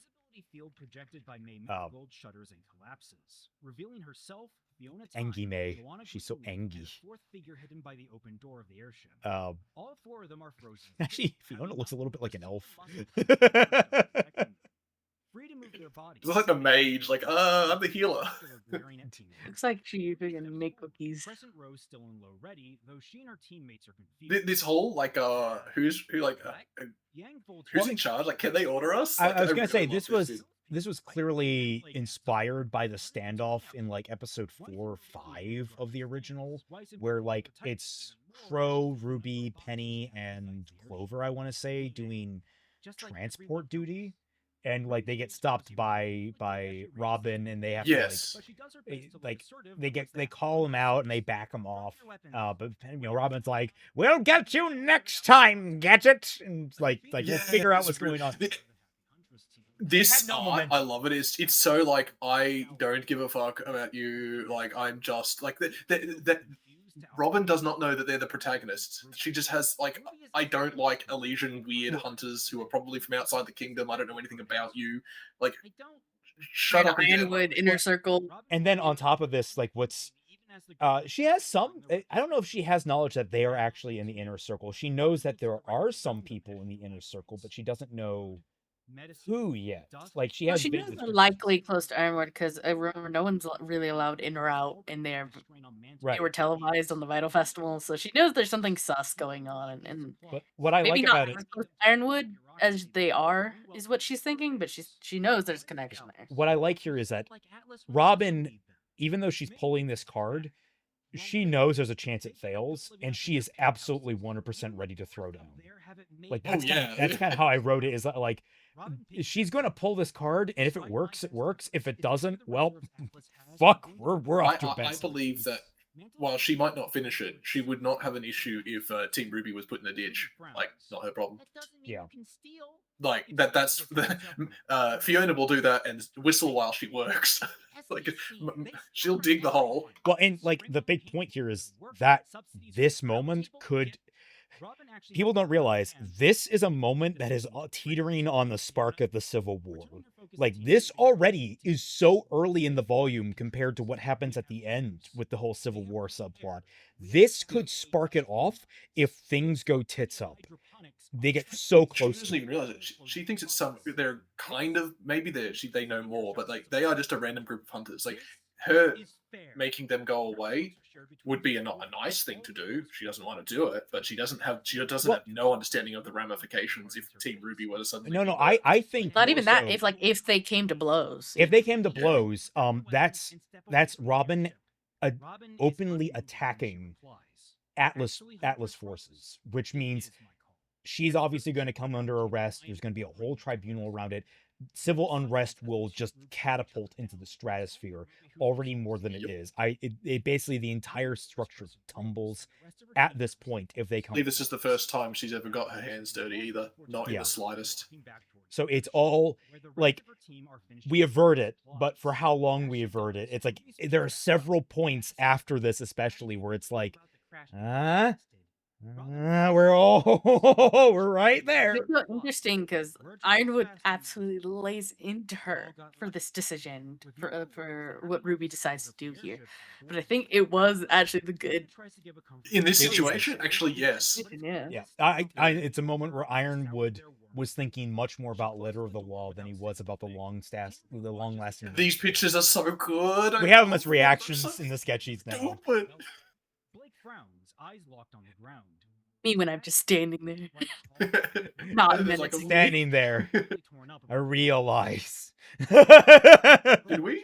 And then I didn't stop realizing. You were just I actually really like the line. Did we do the right thing here? And it's that's sort of the moral of RWBY's journey throughout the whole story. Ending the episode. Episode 12 opens on a loud thud and a hard. Right, the whole argument now.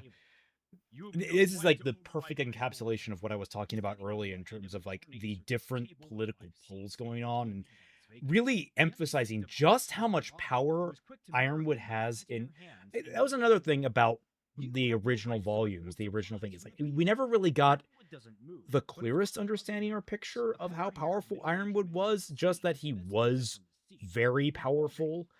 But here we make it very clear that there are these pulling interest, and Robin is being a little bit persuasive. Like there are people, the other two can be swayed in one direction or another.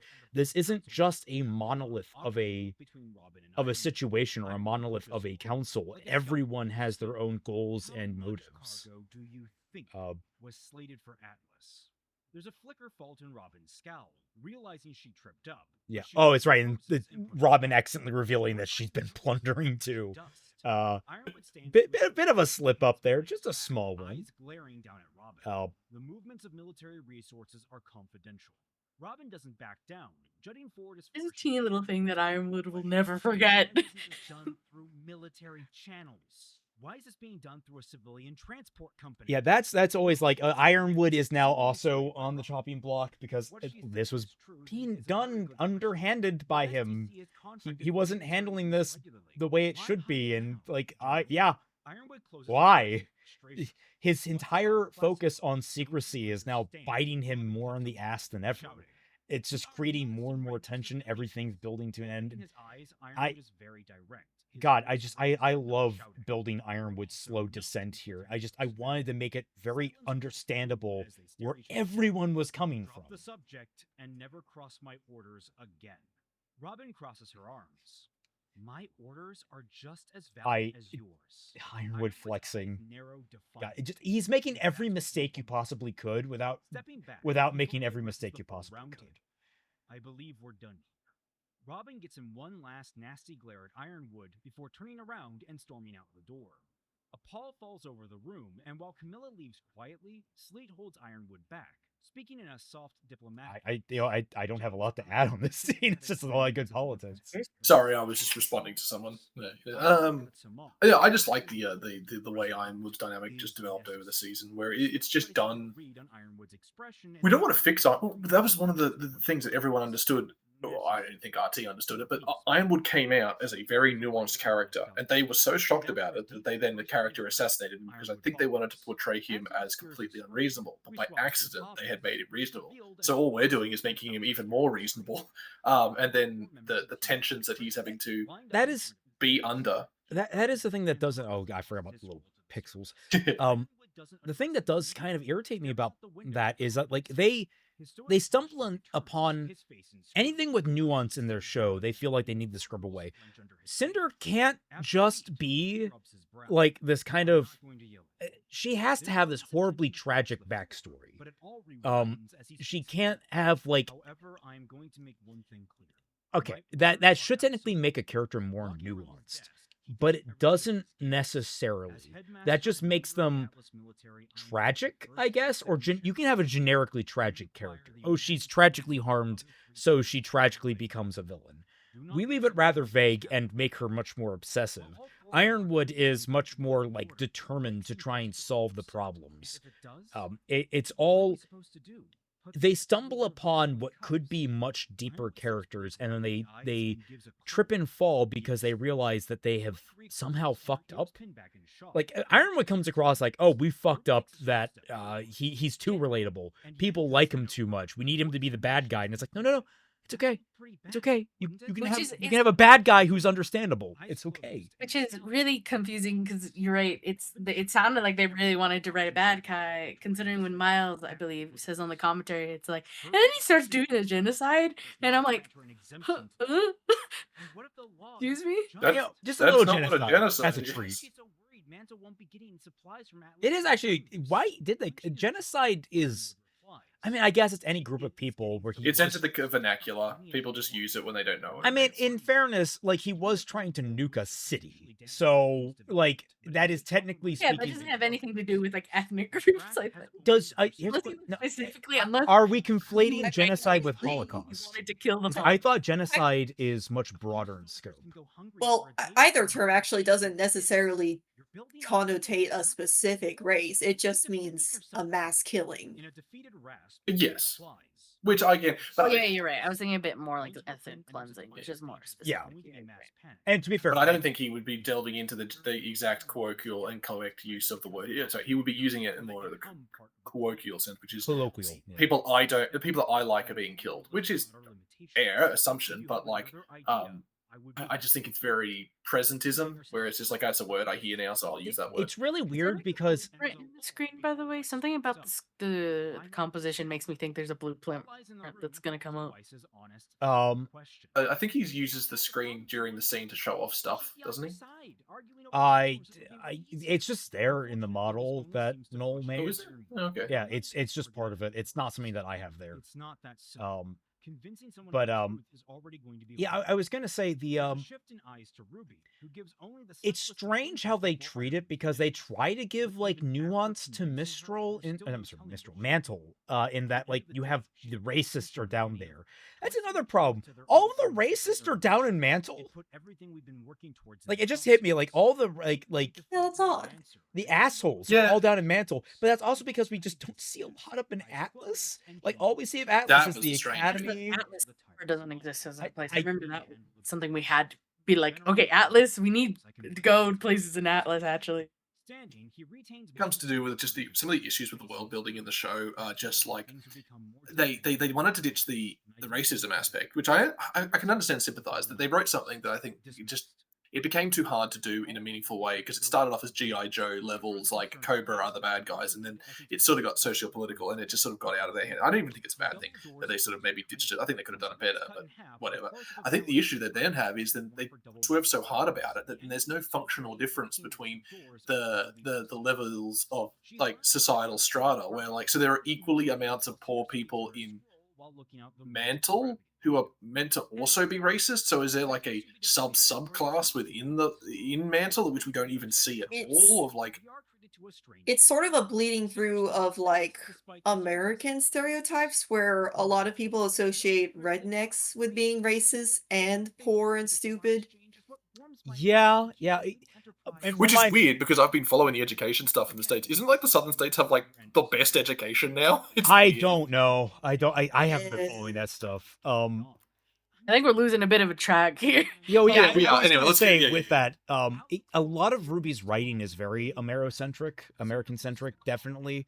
It's obviously one of our big complaints is that we've kind of tried to inject a lot more different cultures into it instead of going for a lot of generalizations. The We should say cultural inspirations. yeah, cultural inspirations. Really direct, because Remnant is an Earth. Yes. But it feels like wherever you go, or just it's either America, Asia land, as Mistral is just how they handle it. Only East Asia. Only Which- Yeah. Yes. And then you get up to Atlas and vaguely German, but really it's just America again. But America bad this time, like the bad America. America derogatory. Yeah, America derogatory. Vale is America complimentary. God, I love that little fiery thing. Yes. Yeah. Nell did a great job. Foreshadowing.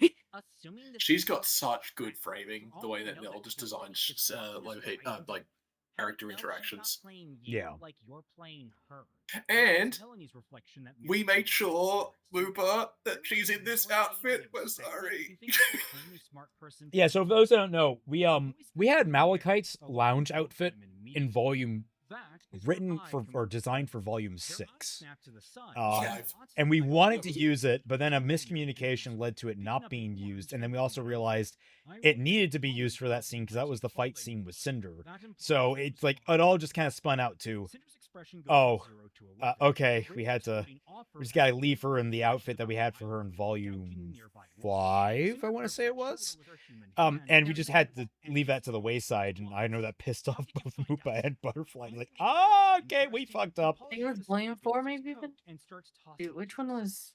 It was volume 5, because volume 5 is where we had the episode where Roman survives. Like the reveal was at the end. Oh yeah, we left it up in the air. Yeah. You left it up in the air for a season. And then yeah, so if we finally got one scene at the very minimum, yes, she can relax in her outfit because we all loved it. It's just we just couldn't find a room for it. I love the friendship that is about to develop on screen right here. It happened by accident, and then it happened so strong that it was like it was planned. Is the dog sniffing scene this scene, or is Yes. it yeah? Yes, that is a mooper. Yes. Oh, by the way, Watt's crushing this orange. Grip strength. That man has incredible grip strength. When you don't see him typing off screen, he's doing like one of those little hand. Or maybe he just types that much. He does both. He does both. I mean, that's why he does it. That's why he does it, to make sure he can type well. I love this little tete-a-tete between the two of them, like this little dance of just blades, and it doesn't matter. They're just both insane.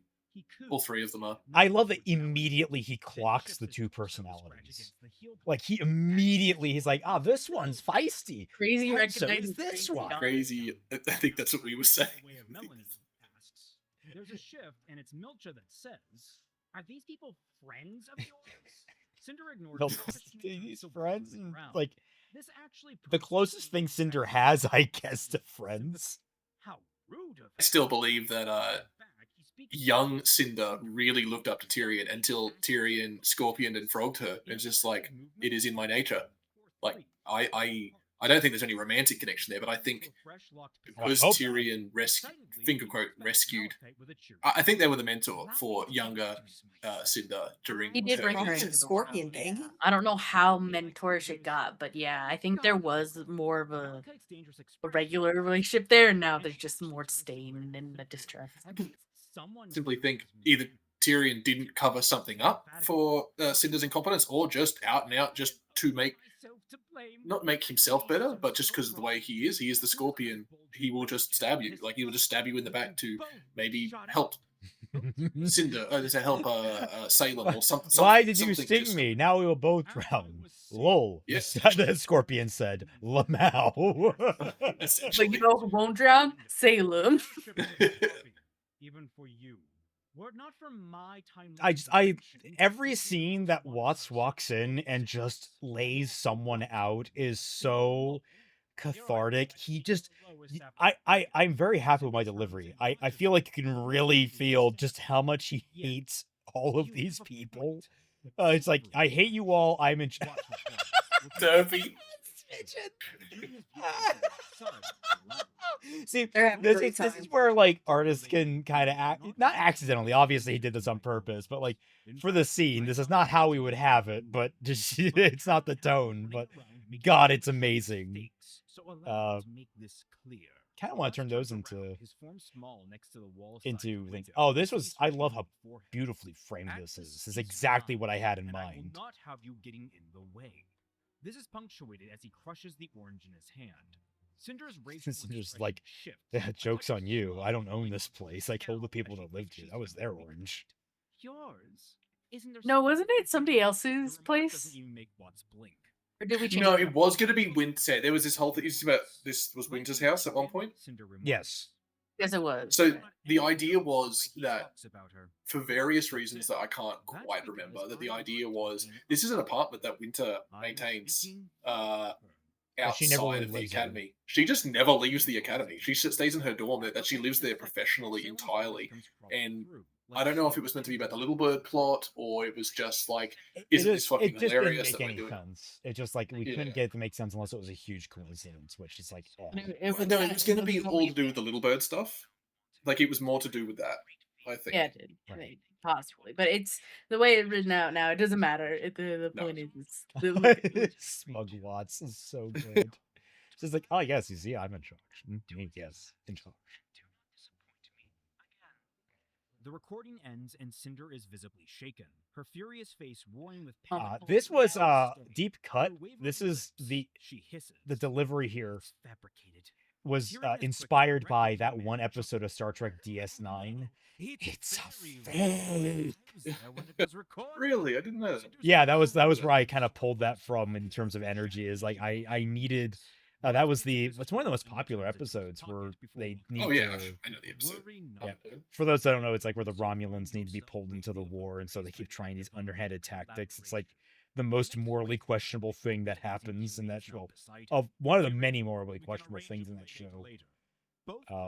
And that's they fake it. They fake a thing and they figure out it's fake. But, yeah. Anyway, I love these two on screen. It's so good. We'll be in touch. Before I've read and then comments just the on it. absolute Oh, you. the secondment of Malachite waves back cheerily. Cinder having to just be back at the bottom of the like she's devastated right now. She's so. Malachite takes one look at this and shrugs. Well, they seem like fun. Melanie didn't think you had any friends. I love that. But the camera I love how much everyone on the villain side of things just fucking hates each other. I think the only exceptions are Emerald and Hazel, and maybe a little bit of Mercury. Like, they're the most empathetic characters, and Mercury's more just apathetic to everyone. She flicks through the channels looking for something to watch. Nell drew the crash. As she pulls her scarf off to hang it on a coat rack. Her voice breaks the relative silence. The very important thing, Team RWBY, in the immediate aftermath of what they did, are talking about the implications and the moral ramifications of what they did. They're actually wrestling with a very difficult problem, and they're all having different reactions to it. RWBY. Also, you hate women and just make them bicker. Yes, absolutely. Desperate Housewives is the template for RWBY. Yes. But I love that RWBY, how stressed she feels in this. It's something that you only really got in Volume 9. It didn't feel like she ever really stressed over the situation. She always had this kind of like nonplussed look on her face, like she was a lost child, not like the world was collapsing around her and she has her own agency and she's struggling with the fact that that agency is nothing. It's the weight of finally making a choice, which is done since the Crow conversation outside of the Argus boot, and then the weight of those, like, if someone else makes your decisions for you, it's very easy, if it comes good or bad, to justify and get through it, and it's someone else's fault. But the weight of, I'm making these decisions, and I'm not sure how I feel about the decisions I've made. Are they the right ones? Are they the wrong ones? What am I doing? What am I doing? I love just like all, Blake's coming at this from the people, and Weiss is coming at this from this direction of, well, where do we draw the line stealing from people? Like that still is theft. Like, even if it's in service of a good thing, well, that just opens the door for more people to steal from each other. It's not ours to take. And if that breaks down, then so much more breaks down. And so it's like they're all coming from different, very practical, pragmatic, and very empathetic directions. And it's just a situation of, there's not enough to go around. We're all in the shitter right now. And there's no good choices. He wasn't wrong. Even if she because what Blake is eventually describing is a might makes right anarchy. Was what, like, her. Everyone should just be able to steal it if it crashes. Well, just no. We're making the hell of it all omelets, Jack. Yeah. What if my neighbor then, who stole some of that? Why don't I steal from them? I'm like, okay. Yeah. This all culminates in RWBY looking. What was that little cherry thing on the cup? So Nell, I was there when she did it. She started drawing these little guys like she does for stickers, and then she's just drawn like 500 of these little almost Pigman-esque things. It's getting It looks like a Rooney from Rune Factory. Twy would be very happy about that. They're so adorable. They're all getting like cut up or like falling into blenders and stuff. They're adorable. They're adorable. Watch them get mangled. Important moment here. Yang without her arm, just comfortable. Yeah, Yang comfortable without her arm. Library. Immediately volunteering to go join Blake because, one, Blake is depressed, but also spend more time with her friend. Like, just a number of different reasons. And Blake's like, I gotta go be alone. And Yang's like, oh no. I'm feeling the rejection syndrome again. Oh no. So I gotta go do things. I gotta leave. Grabbing her jacket and putting her arm behind, Yang walks out the door and closes it behind her. RWBY and Weiss look at each other. RWBY and Weiss on the same page here. After a moment, Weiss sighs deflatedly before asking, "Do you feel like going out?" Ruby shrugs honestly. Get my crumbs of white rose in here. Pizza. Oh, like you're starving. I mean, they did just order a pizza. Getting Kay to draw that, getting a little more Atlas in here. And Crow exists again. Yeah, Crow. This is what we're. When was the last time we saw him? It's several episodes. I want to say it was like episode 6, episode 7.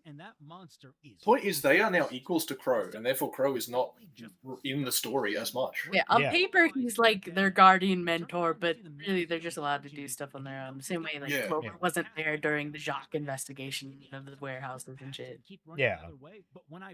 And you get the idea, at least, or at least, I never want to speak on whether or not we succeeded, but I want to go into like, I think that we did a good job here making these two feel like they've had a lot of off-screen experience. And this is, again, going back to, I didn't know exactly how to write this kind of pseudo-romance between gentlemen. It's not really my wheelhouse, and it's why, like, Moopa came in, was a real lifesaver on this. Moop is a lovely degenerate. I would say you also had a lot of problems with Bumblebee. Bumblebee took you a long time. Bumblebee was... But that's also because, like, the angle for Bumblebee throughout the entire volume, and people were right that, like, it is a struggle to get them from where they ended in volume 6 to actually dating. It felt like when we finally found what clicked for them, it was like threading a needle in terms of, okay, we found the route that works to get Bumblebee going, but also have them recovering from all the things that happened after getting, they're back on the right track, but we still have all this baggage. And so I think we found that. I know there were people that pointed out, there's some people that are very strong against it. Yeah, but fuck that guy. It wasn't just one guy. There's been multiple people that like got turned off by the fact that we were going to Bumblebee. People got turned off by the fact that we decided to go with Crow and Clover having a relatively close dynamic, not even like fully openly romantic. It's nothing that we completely dive into, but there are a lot of people out there that are surprised because I'm the first to be critical of like just putting characters identities, sexualities, these quote unquote superficial elements of them in the forefront. There's a lot. I'm the first to call out, you're just doing this for that, you're just doing this for that, but I don't hate those things. I don't think that they're wrong to put in the media. I think there's a place and a time.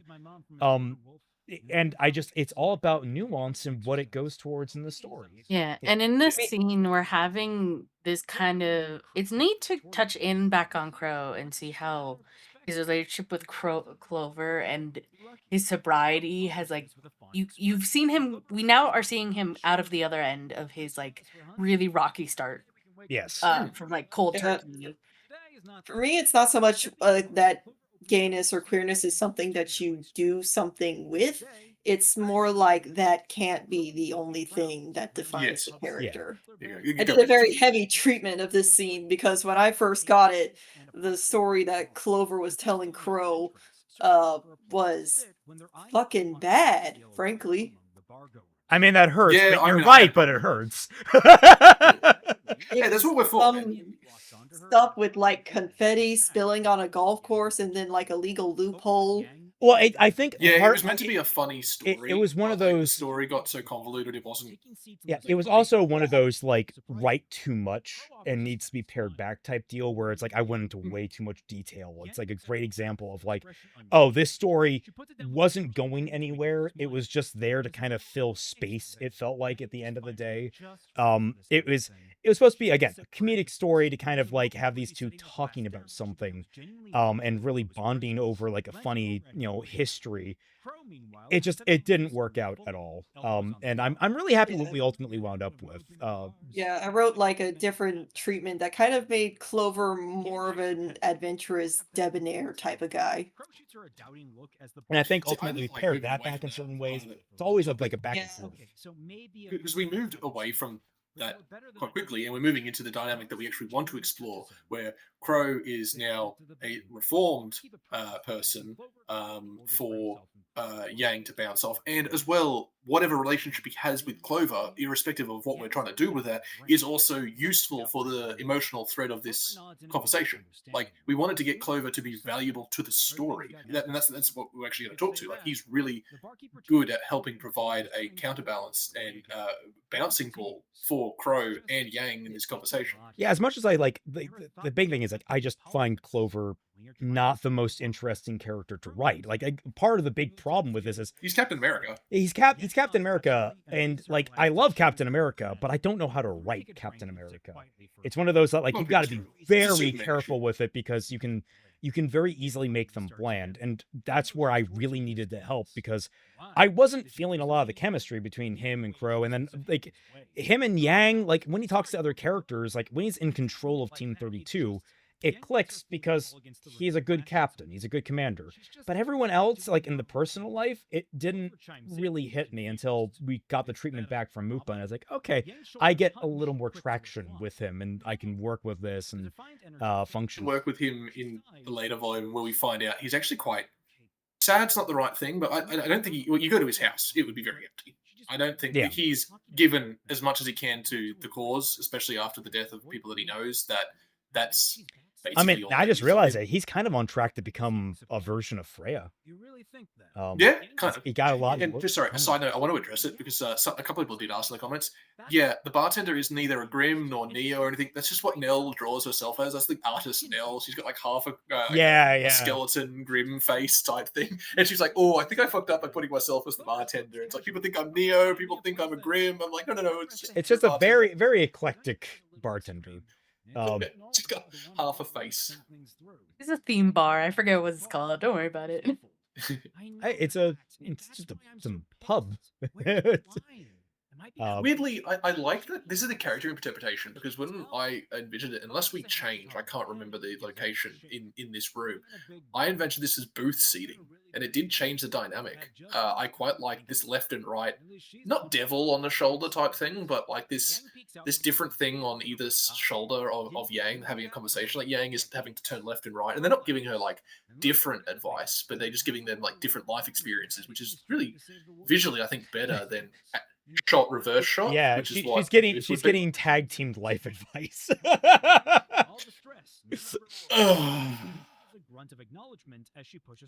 That was not intentional. Look, sounds like you guys just need a break. Oh, you saw the joke too? Yeah, no, I the words left my mouth, and then I saw the joke, and I'm like, I fell into that one. But I didn't want to acknowledge it. Well, Jay gave that sigh, and it's like my brain was clicking at the same time. I was like, oh, damn it. I'm so sorry. Oh, this looks like a JD and Coke. He's got a martini because, well, of course. And Crow's got like what? Is it water or soda? No, it's bubbly. It must be soda. I was gonna say, you know what? It's seltzer water just to make everyone uncomfortable. No, I don't think he's that lame. He's not a teetotaler. He'd have like at least a Coke. A Schnee Coke. Schnoke. A Schnoke. Oh no! Last Jedi! No! Oh. Everyone hates Nusha. If I remember right, Yang wasn't initially supposed to be in the scene, and we just like plugged her in at some point in the time. I think it's because like there were several things that just weren't going right for Bumblebee at the time, and like this was one of our solutions. And this collapsing it into it sort of gave purpose for. And why are we with Crow? Like it felt like without Yang's inclusion, it felt like the Crow edition was we haven't seen Crow. Yeah, it was just Crow hasn't been here for a while. We gotta get Crow. So it might look like we have all this put together, but like I would say half to about 65% of the volume typically comes together in the right, where it's like or in the edit more so. Like we look back and like, what the fuck?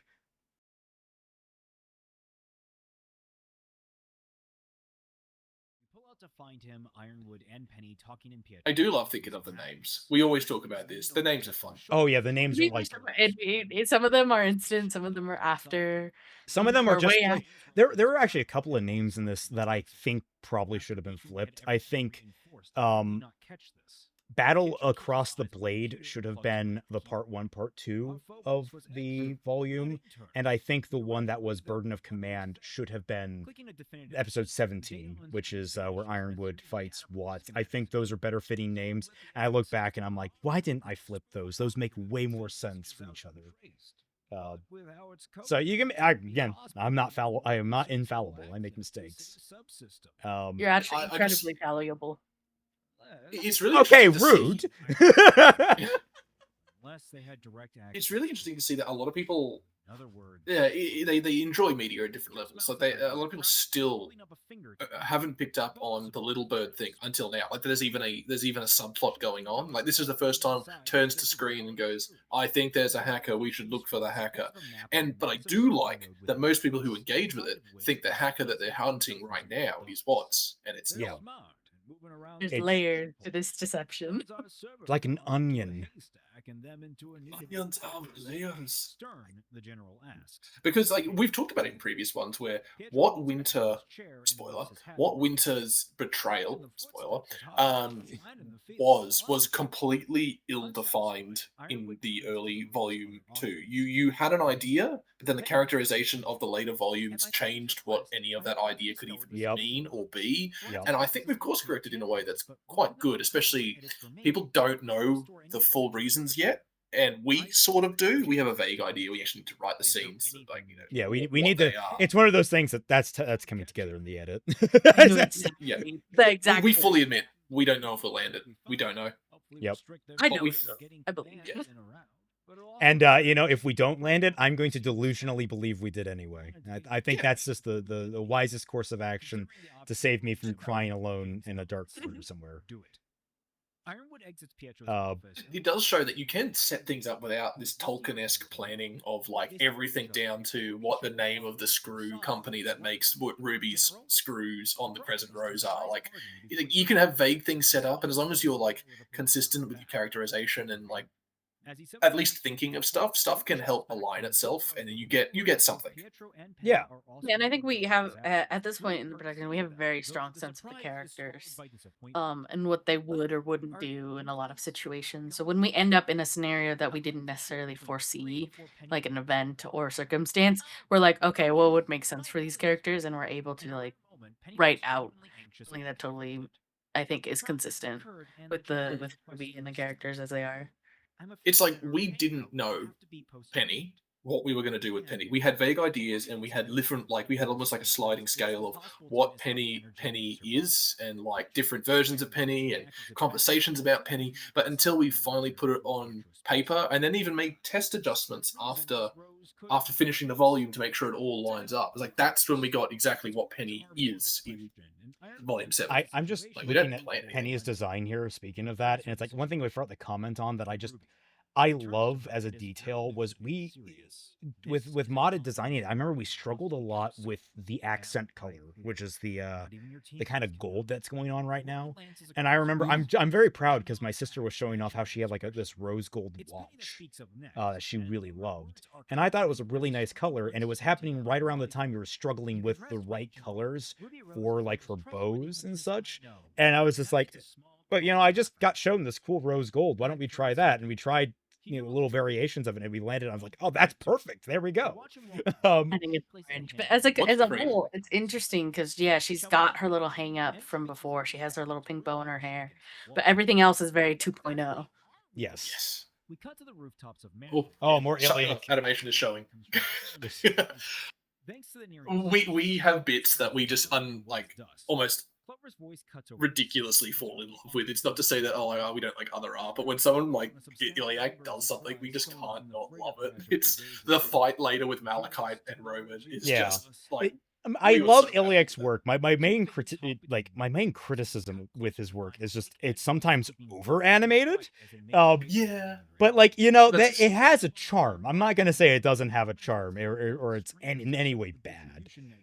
Here's where the mention of style of the show. Here's where the mention of weapons come into play. It's like weapons were stolen from the airship. So we know that. the way that he animates the conversation that gets picked up by other people. Oh, it's so it cute. being a Metal Gear It's so Solid, yeah, good. not even the fact that it's a Metal Gear Solid reference, but just the way it's done sort of softens in a really good way what is meant to be a sort of dull and almost like confronting conversation, while keeping the weight of it. But it's just really good when visuals can help just shore up a scene, because we rewrote this against somebody's wishes, not wishes, but like we swapped who was going to be. It was initially going to be Like- Blake and Yang, I think, and it was another moment of, well, like, why not twice? I remember this was definitely a quote unquote victim or beneficiary, I suppose, of the struggle with the Bumblebee plot line. Absolutely. And so basically returning to the scene again and again. This one probably went through 4 or 5 variants. Yeah. Never overarchingly massively changing like the meaning, morals, or messaging, just literally just enough of the set dressing of what the conversation consisted of that he just needed to be rewrote again. No, and again and again. it was either the first or second redraft when we swapped it from obviously Yang to Weiss that it had the massive shift. That was the big but even when they were the same, they were vaguely the same when they were different. Right. I'm sorry. Weiss not knowing what to say. Just being, do I apologize for that? Wrap my mind around it. I love my just keeping in focus here that Blake isn't used to the cold. Like her she bitches about the cold. It's like we got to keep focused. She is from a tropical climate, guys. Yeah, girlie is from like equivalent Southeast Asia. She's not doing night. I have Twy is from Canada, and I like very North Canada, and I talk about how it is down here in the States, and it's like, oh yeah, no, it's going up to like 80 degrees. That's like what, something like 28, 29 degrees Celsius, and she's like, oh my god, no, I'd be dying. And I'm like, this is so good. Right afterwards, a pitiful whine goes to the radio from Neil. And then it's animated. Yeah. I love her so much. She's so cute.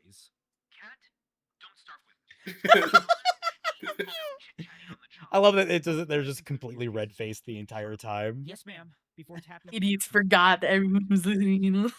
With a sigh, Now, what is really good is I think the level that this ends on, like, there is no hint of the carpet pull that's going to come. You think, oh, maybe it'll be some kind of misunderstanding or something, or maybe it won't go right, or maybe it is terrorists. But the realization that I think Blake gets hit with, is severe enough that people are like, oh shit.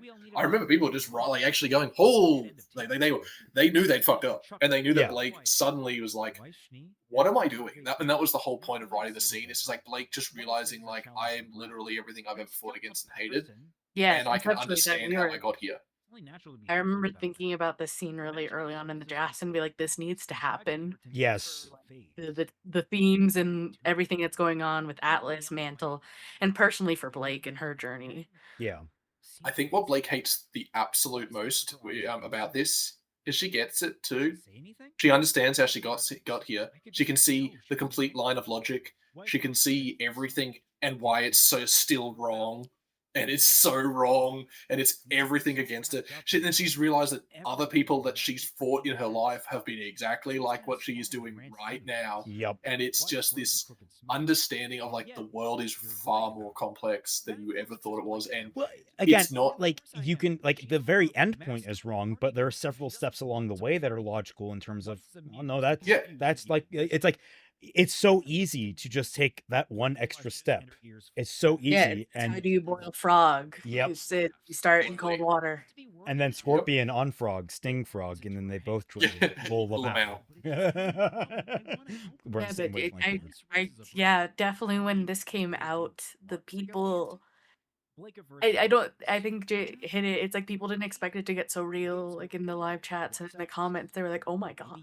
Yeah. If anything, I think they had come along with it too. Like they were like, Well, that's where I'm so happy with that reaction. Is like you lull everyone into the sense that everything our heroes do to some degree, there's a righteousness, and that our heroes are good people. Like that's the strength, is that we know that Blake and Weiss and Yang and Ruby, they're all good people wanting to do good. So of course, when they do something that might not be as good, it's not going to be that bad. No, everyone is vulnerable to becoming. the road to hell is paved with good intentions. Yep. And it's about at the start of like the third act, or at least time wise, it's there that where you kind of live in a bit of an anime world where it's like, these things happen and people do bad things, and then this gets, I think, a little too close to like reality in terms of the gravity of what is happening in Atlas and Mantle. Yeah. It's all fine when you're going on fun missions and having anime adventures, and then just like, oh shit.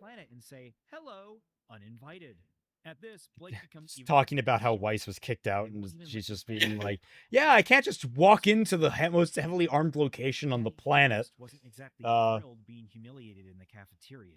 My clearance was revoked not even an hour after. I forget. I like that. Been really. I think we kept like the Atlesians like pretty consistent in terms of what they did during this fight, right? Oh yeah, that never changed. It was just, it was a raid. I don't think they're not even being overly brutal. I mean, yeah, they are kind of. Like, it's riot you know what I mean? suppression, Like, which can get very like it's. Riot suppression is one of those things that can get very, very. I mean, when we talk about morally gray, depending on the riot, depending on the police that are doing it, it can go from being relatively mundane and peaceful to being incredibly, incredibly bloody and violent, to downright just actually deadly. So, like, this I would kind of put somewhere on the more violent end. I think it's roughed up. Yeah, people are really roughed up. People are really, really roughed up. It's not. I don't think anyone died during it, but definitely it's. I don't remember anyone dying. I actually think a lot got away too. I think a lot of them got away. I need to. But getting back to Penny, I love it. Pietro is just like, this is basically a date. Goodbye. Yeah, it's like, then you get along. It's like literally just, I want my daughter to spend time with her friends. All right, you two just hang out. I'm gonna go do work. Penny, you do work, but I know you can double process. I put that 4 core in you for a reason. Admiral Akbar style to like a sort of like a rail system, and he just like fucking flies off like into the deepest parts of the server, like bye.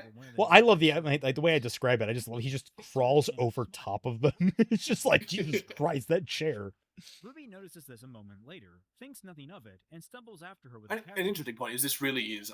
I do think we don't have that much to say about the Penny reveal, because I think it just works. I think the level of people were not getting exactly where Penny was, and then people they realized that were was the confused by it. People were. I remember people being very confused. Penny looks over her shoulder as Ruby almost. But then when this revelation hit, they were like, "Oh." I loved watching each episode as everyone's trying to guess what's happening with her. There were a few people that were like, so does she have her memories or not? I guess she remembers. I guess she remembers. She remembers, and then they're like, wait, she doesn't remember? And there was some guy that was like, oh no. Like, I remember there was like 1 or 2 people that were like, oh no, she only has a partial memory. Oh, yeah, they figured it out. People were able to guess where we're heading with Penny, because we did like really strike a middle ground between the people, between the 2 narratives for Penny that people really wanted. People wanted a more complex Penny, and people either thought we were going to try to fix where she was in canon, where she had all her memories, or go for the kind of cutting room floor idea, which was originally like canon. They wanted to have Penny not have any memories. Yeah. we were in that camp at least tangentially during the figuring out stage. Yeah, the but then we sort of- conversation, because like the two different options, writing Penny with all of her memories is what I consider easy. That's like having her, and that's kind of the frustration. Is I understand why they made that choice. I don't like it. I think it's kind of a cowardly choice, if I had to say it that way. I don't like being as derogatory when I'm trying to talk about them necessarily in RWBY, yeah, the writers, but the speaking generally, keep going. yeah, speaking generally, it's easy, it's expedient, and it doesn't require a lot of heavy lifting. You just go basically roll right back into it. The character's back. Yay, happy day. And You we've can got a just, lot going on. You can sort of see, like, yeah, we've got a whole bunch of stuff going on. Like, yeah, just we're Penny's too much back. to juggle. We can't do the complex Penny thing. But then the other end is like, if we do it hard stop, just a different Penny, that actually creates a lot of problems all on itself, where you run into like, it's like a wall in terms of relationships. The character dynamics are going to completely shift and change.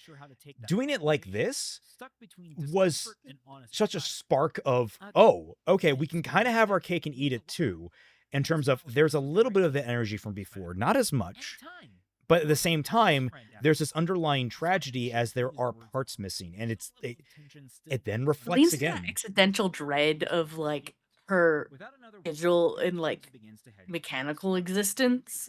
Yes. Because we didn't want to kind of, I think in the narrative of canon, they wanted to be like, they wanted to rehash the, is she human? And we were on the side of, RWBY said she was human no matter what your guts were We've made answered of. that question. Yeah, it's like, that's not what we're dealing with here. That's not at all. It's specifically Penny and her identity post the fall veil. To point out is like, she is human, but she is like, she is still also She's a a robot. person. She is a person, but she is a robot as a person. And that leads to its own unique circumstances, where then you get what Coffee was saying, the identity split that she's suffering because she was reconstructed and only partially recovered. So like, But it is a ship of Theseus. This is one of the things that I remember specifically. We had a conversation, me and Coffee, and we realized exactly where the correct Penny was, because we realized it started to thematically link to RWBY. RWBY is badly answering her own pre-answered question about what is a person. Are they their memories or they're not? Because she almost needs to cope about like going forward. There's this, and she doesn't even know she's putting this weight on Penny. Yeah. Like these hopes on her, because she doesn't understand what's all going on behind Penny because she's not opening up. But yeah, RWBY wants Penny to be the same person so badly. Well, and then like what's great about this is they actually resolve, and I think it helps Penny resolve a little bit of her issues on this end. I think it just makes everything worse for RWBY. I think this weighs like the solution is, okay, yay, we kind of found our route forward as friends. Yeah, we're back on the same page together, and we can start really growing as people. There is a scene that we do want to eventually get in there, and I won't spoil the exact details of it, but I think me and Coffee were talking about Penny and RWBY talk about the nature of memories and how Penny's upset at how she doesn't remember certain things, and just being general. Like RWBY explains that that's how memories work. That memories are memories of memories most of the time. Like you're remembering them. Yeah. So this not gap. to spoil too much, but it was also having Penny like strike the line in between these two extreme routes, different routes for Penny. We ended up having a very strong parallel to Silver Eyes, which felt like it felt like it bonded their friendship. Like it felt much more like an intimate storyline between Penny and RWBY afterwards. Yeah.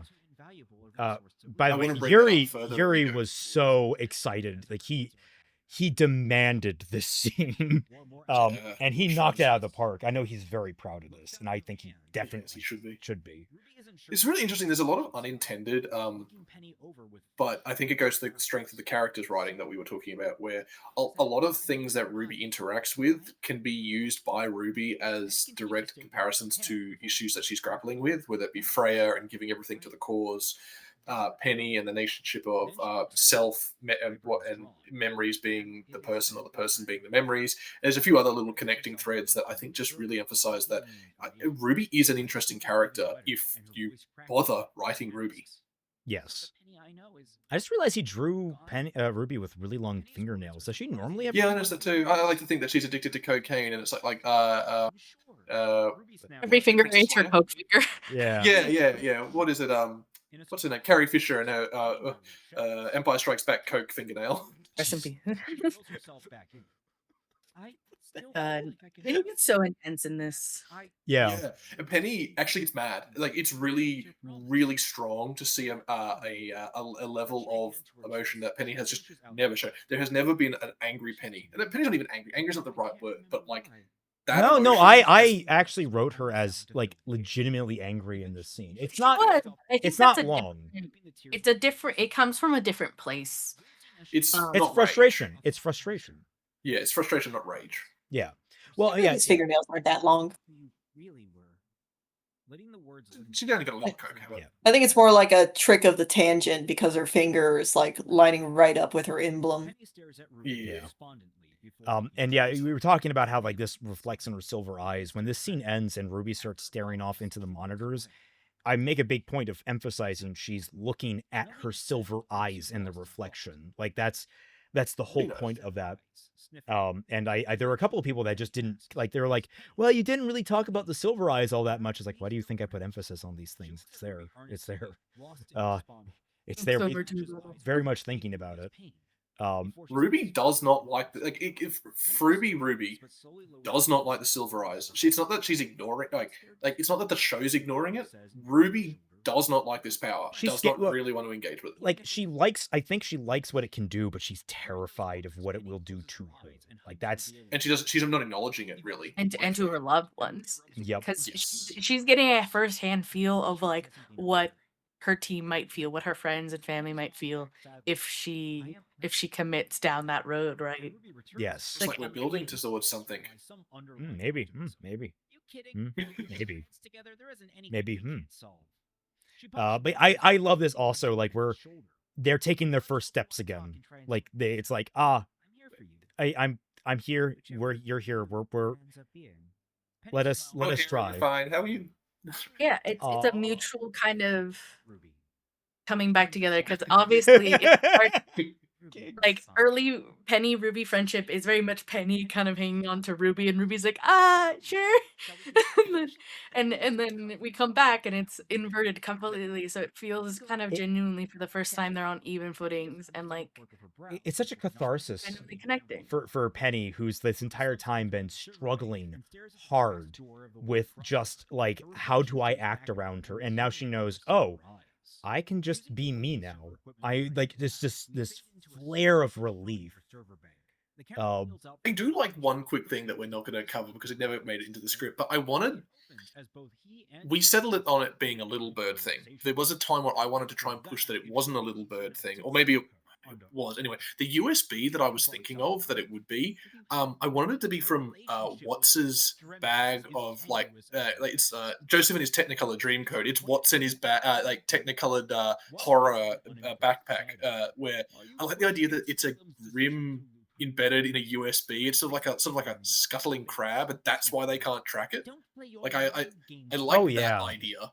But it didn't work. It didn't work in any capacity. But I like the idea that Watts has just gone full techno grimmist. I can't think of a better word for it. Like he's got like grim infused technology and all that kind of stuff. And his bag is just a horror show. It had a seer inside it, for fuck's sake. Yeah.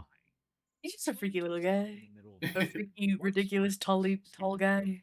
And now the reveal of just he's very observant. Despite the rudimentary housing. Yeah, his pen is out of alignment.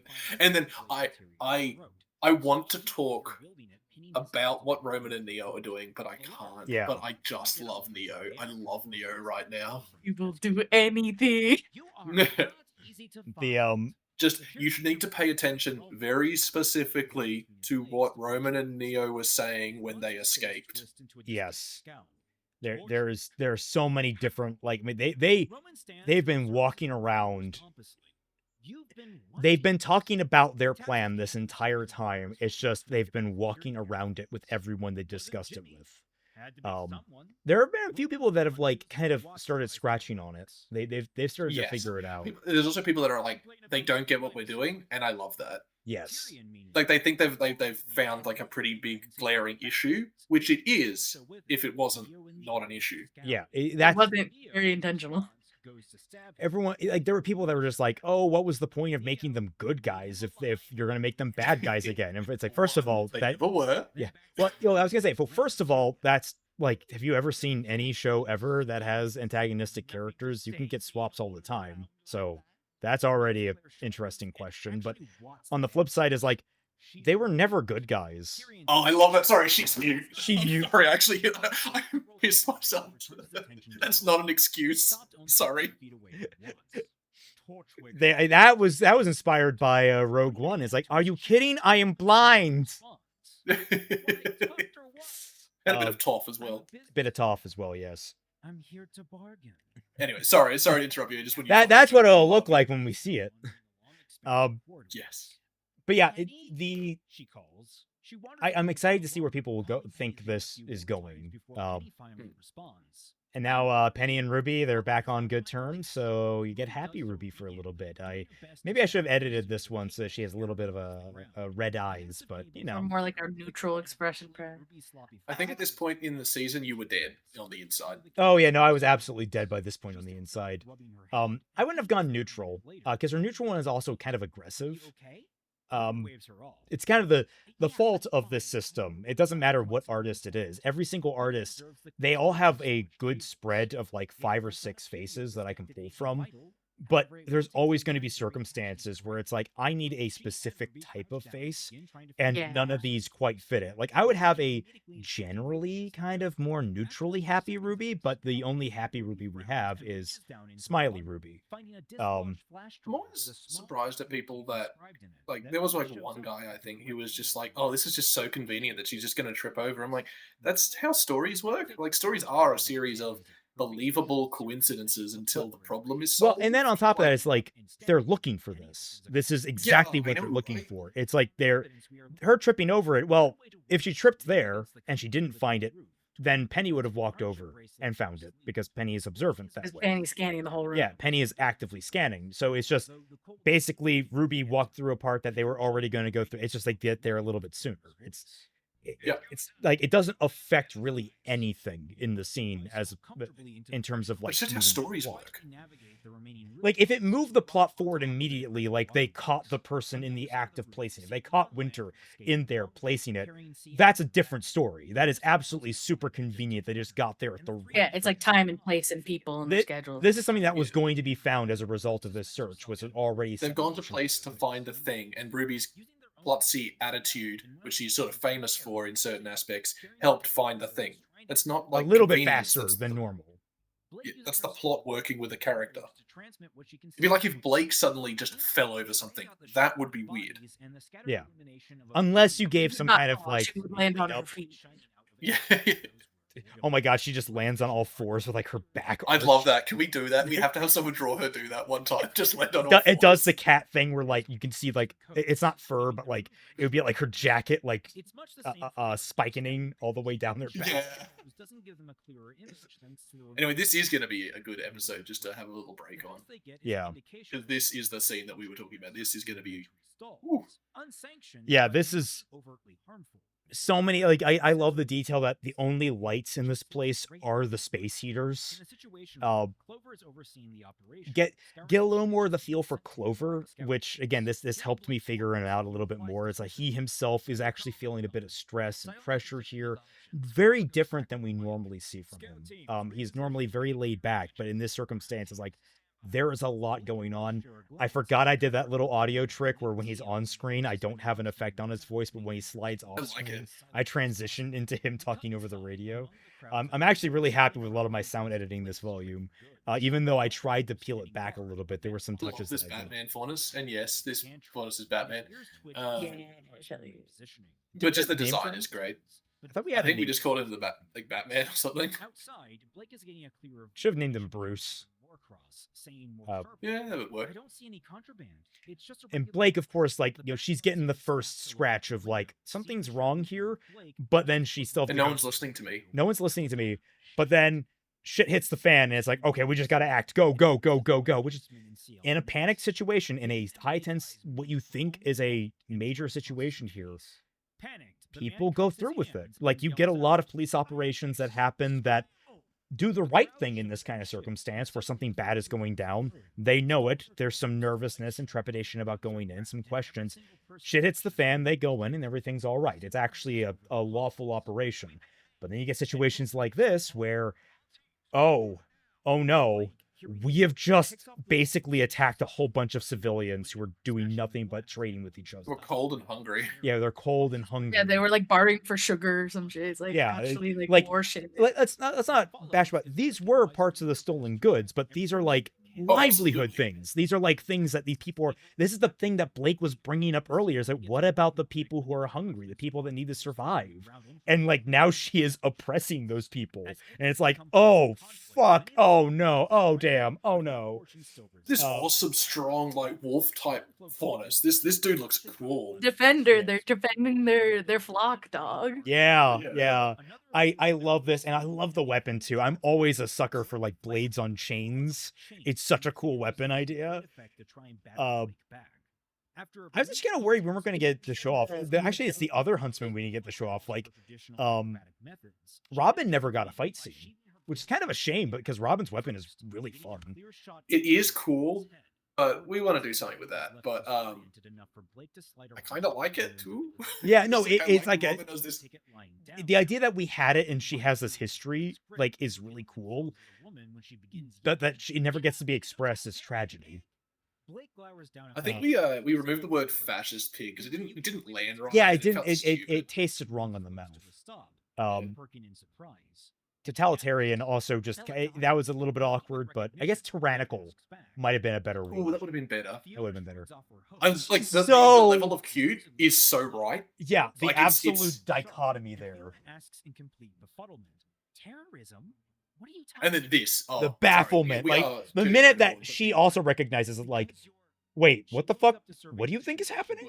Like she actually kind of understands for a minute there that Blake is also confused. Yeah, that she's being misled or is Yeah. come here like, uninformed. I like the moment of just like there's a moment of compassion. It's like I am attacking these people cold-heartedly, but Oh, then you the guys shift don't to know. a fully dark rendered image was Yeah. someone. like these different things, like artists come with different amounts of work. Some of them don't have time or they don't feel they have the skill or whatever, what have you. They come in with like different levels of quote unquote finished art. Some of them are black and white, and then some of them are color. And this is where a dichotomy, like it ended up being a major strength. Yeah, it really feels like Blake is seeing the scene. Yeah, it's like the for the color first came time. in. Yeah. And completely accidental, just because the artists all do their own thing. What I like is it's if you don't pick up on it, Weiss figured it out first. Yeah. Like she's coming to find Blake because she knows. Oh my fucking Yeah, God. Blake was busy fighting, and Weiss like had the moment to come in and assess and figure it out while Blake was fighting. So we cut to black as Ciel's Yeah. cries go unanswered. Episode 14 fades in on Winter, waking up. Oh, I remember this is one of our like opens the nearby wall. idea episodes. Like we knew what we wanted to do for this entire episode, an episode just from Winter's perspective, and a lot of Ghost in the Shell reference. Yeah, we wanted Yeah. that especially to be a Ghost in the Shell reference, but the artist decided to go with a different direction for yeah, the shot. Yeah. We essentially did want to have an entire scene very similar to the Major wakes up in the Ghost in a Shell movie, where it's like black and only the light is the window, and like the Major is walking around, but they have the whole scene like that. It would have been cool, but probably too hard to pull off in static images. So Yeah, and the Very scene tight meeting. need a lot more. I forgot the little things in there. Like one of the things I just the little article she was reading. It was written by I think Hinako Fletcher. I'm like, oh, I was playing Silent Hill F by this point. I just like, oh, I put a reference in it. Oh, that's funny. Parasite meeting though. I remember when we came up with I remember we were like workshopping that entire scene. And it was like, oh yeah, it should be parasite meeting. I remember in the script when I was sort of pitching segments of this with everyone that I lobbed everything up into sister, father, elder, younger. Like every interaction is locked into a sort of like Winter experiencing different versions of segmented like versions of like a family unit. So you've got like Penny and all this kind of stuff, and it was really interesting to see. Yeah, like thematically, it being the different dynamics she has in her life. Yes. My greatest disappointment with this one, even though it still I think works out, it's just a little more crude. Is I remember we came up with the name Cold Shoulders pretty early on for this episode, and we wanted to okay, it's the winter episode, Cold Shoulders, and the intent was initially just we stick purely to winter throughout one of her days, the day in the life of winter. And it had to necessarily shift into also being about Weiss, because we needed the Weiss and Whitley payoff as well. So it's a little bit of that, like, I wish we could have had more breathing room. Admittedly, we set the original idea was quite concentrated on paper, but when we were writing it out, it's like, oh, we need way more time and space for the rest of these like things to make sense. Yeah. Well, it comes down to like the whole party thing that we'll get into later, and like the ditched episode concept that's just in a car, which was like the drive back during the coup. Oh. Yeah, that was just gonna follow Ironwood through. Yeah. And of course, another important thing here is, like, through winter, we get to see the aftermath of a lot of these bigger events that are happening, like the raid fallout, and seeing, hey, Clover isn't always happy-go-lucky. He's had a rough freaking go of it. He's exhausted. So it's like important showing a lot of these different things across the board, that the world is not stopping for our characters. The world is always moving. Though it's somewhat wistful. Twist my arm. Fine. I'll see you guys at the meeting. Standing, Clover abandons his breakfast and we got more mileage out of this cafeteria than I remember. Yeah. Oh god, remember when we had that concept for a while? I think Yuri was the one that threw a bunch of them together, like 3 or 4 designs. Oh yeah, Yuri was really interested in kind of like the architectural interiors of Atlas for a good bit there. I remember. Yeah, he did a whole. Oh, you. Sorry, yeah, he did a whole exploration in different architecture, and it's really interesting that we sort of went more with the traditional Atlas style one, but you can sort of bleed through where he wanted like brutalist architecture without it being brutal. It was kind of hard to explain, where it was just everything's made out of concrete and uniform, while also like, oh, this is the place that needs to be nice. So it has like curves and stuff. It was sort of like yeah, it's like brutalist without being actually just default cube and Blazor. Yeah. We focus on her sitting at the table from over Crow's shoulder, and a student passes behind him. When the student passes, I do love it's like, you didn't understand what I was trying to do with that, but you know what? Points for the effort, Yui. It's like, oh, student passes behind. No, student was supposed to be in front of the camera. It's one of those little like discrepancies that happens. Again, hiccup. Yeah. If this weren't a fan project and we're more super professional, I'd be like, oh no, we gotta go back and fix that. But I let it slide. Come on, we're having fun here. This is so heartbreaking. Just the little bits we get of Freya are so important, and they shape such a people were surprised how much they liked Freya coming out of this. I remember that being a lot of comments that I see. Yeah, and it's because I don't feel like we gave her a whole lot more scenes, but the scenes we did give her were more characterizing than they were in canon. Like for instance, people may not have noticed that she's paralleling Ruby with just age and dementia, that she can't remember whoever she's painting's face. Yeah. Though there's a distinct sadness. Nope, you were gonna say something? When were you assigned as my partner?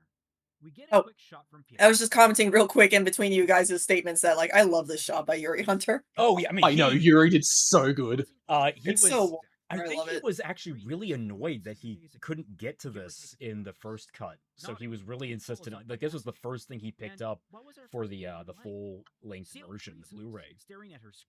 Yeah, and it's such a good improvement. Why do you want to know? It's such a good improvement from like the canon show where it's like a tube is connected to the back of her bow.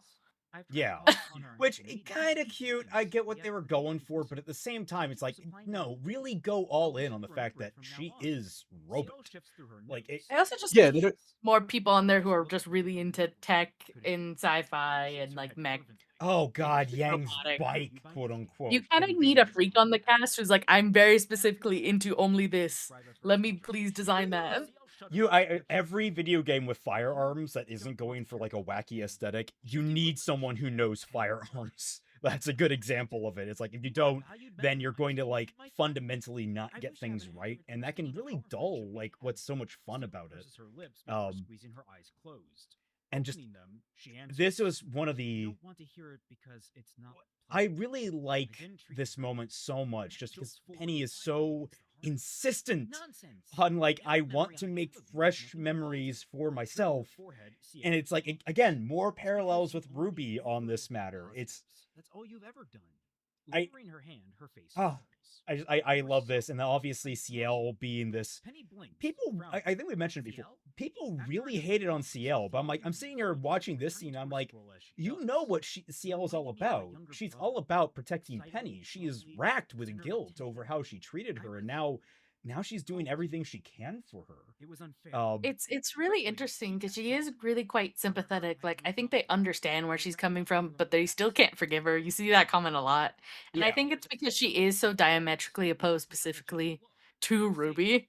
She is her foil. She is her opposite in the narrative, and is also a friend to Penny. So we don't. If you're rooting for Ruby, you're like, I don't like Ciel. I understand, but I don't like her. Yeah. I think so. Describe it as a monkey's paw. Get CL back. Hate her. Yeah, they love to hate her also, and they're like, I understand, but I still can't forgive you. It's like really funny to see the range of how people care about Ciel. Eventually, Penny shifts only her eyes in Winter's direction. What about you, Winter? This is one of those scenes that, man, I really like. I love Yuri. I wish I could have like given him time to like fully animate this, because like there's so many details in just how robotic Penny is, and it's just like, I want that to be. I would love to convey that.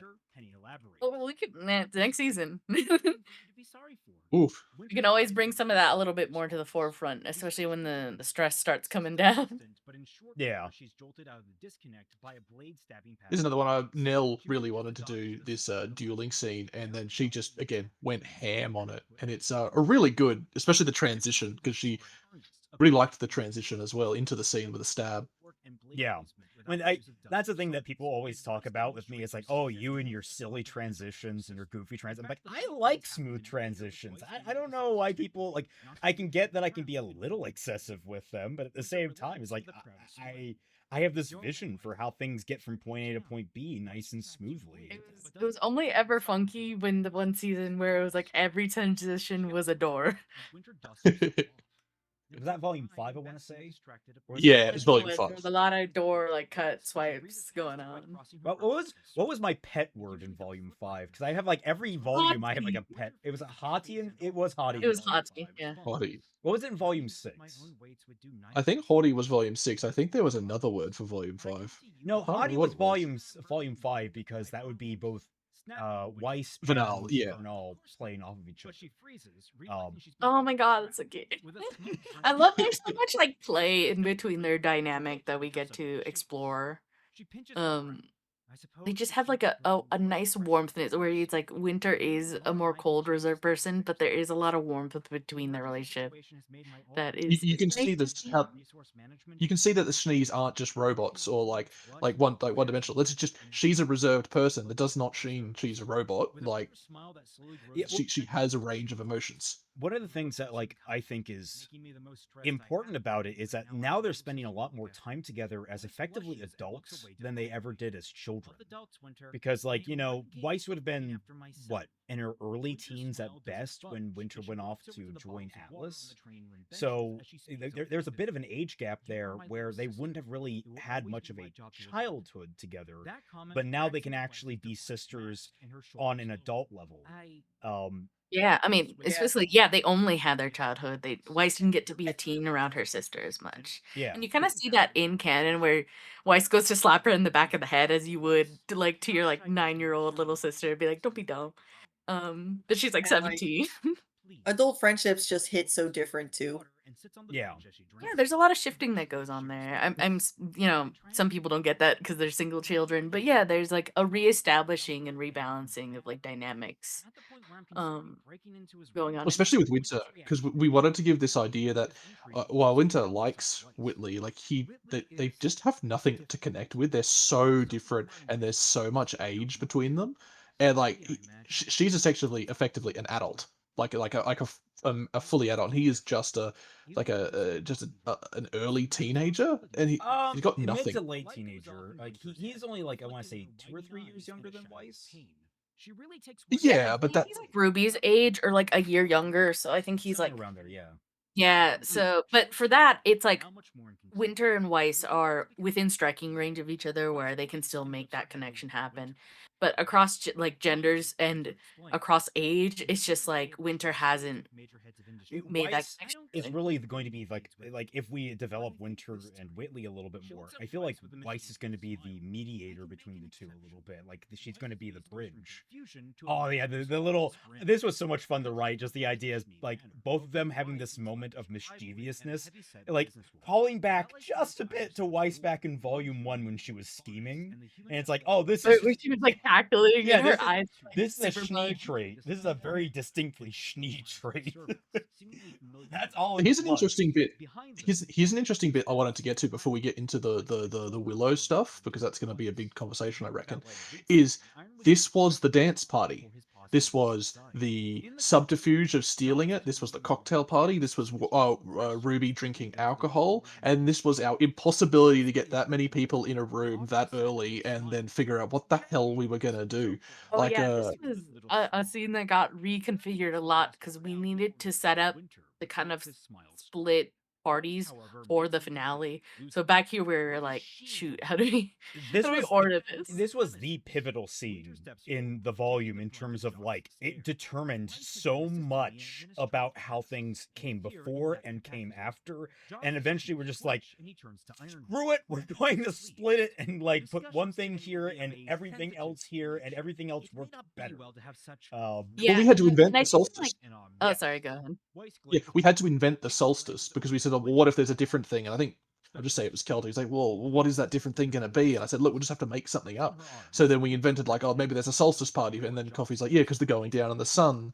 And we just built up this idea to the point that we then went back and started sprinkling all the solstice party stuff and the stuff with the gate and the wall and all of that stuff in the script, because we were pretty foundational change, and realizing, well, it doesn't have to be this thing specifically. It can be another purpose to get everybody together. Yeah, and what's nice about that is it is unfortunate in a little bit of double dip because we've had the Veil, we've had the Vital Festival, then we had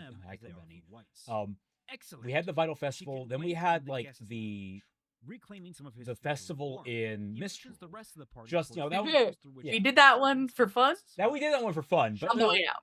Yeah, but like at the same time, it's like we do a lot of festivals, but at the same time, festivals are such an important part of culture that like I don't know, like maybe we'll do one in Vacuo and we'll find a better a new recontextualized reason to do it, because they're all different things. They also don't. I think in this case, it is festive, but I think it rings true to like a holiday.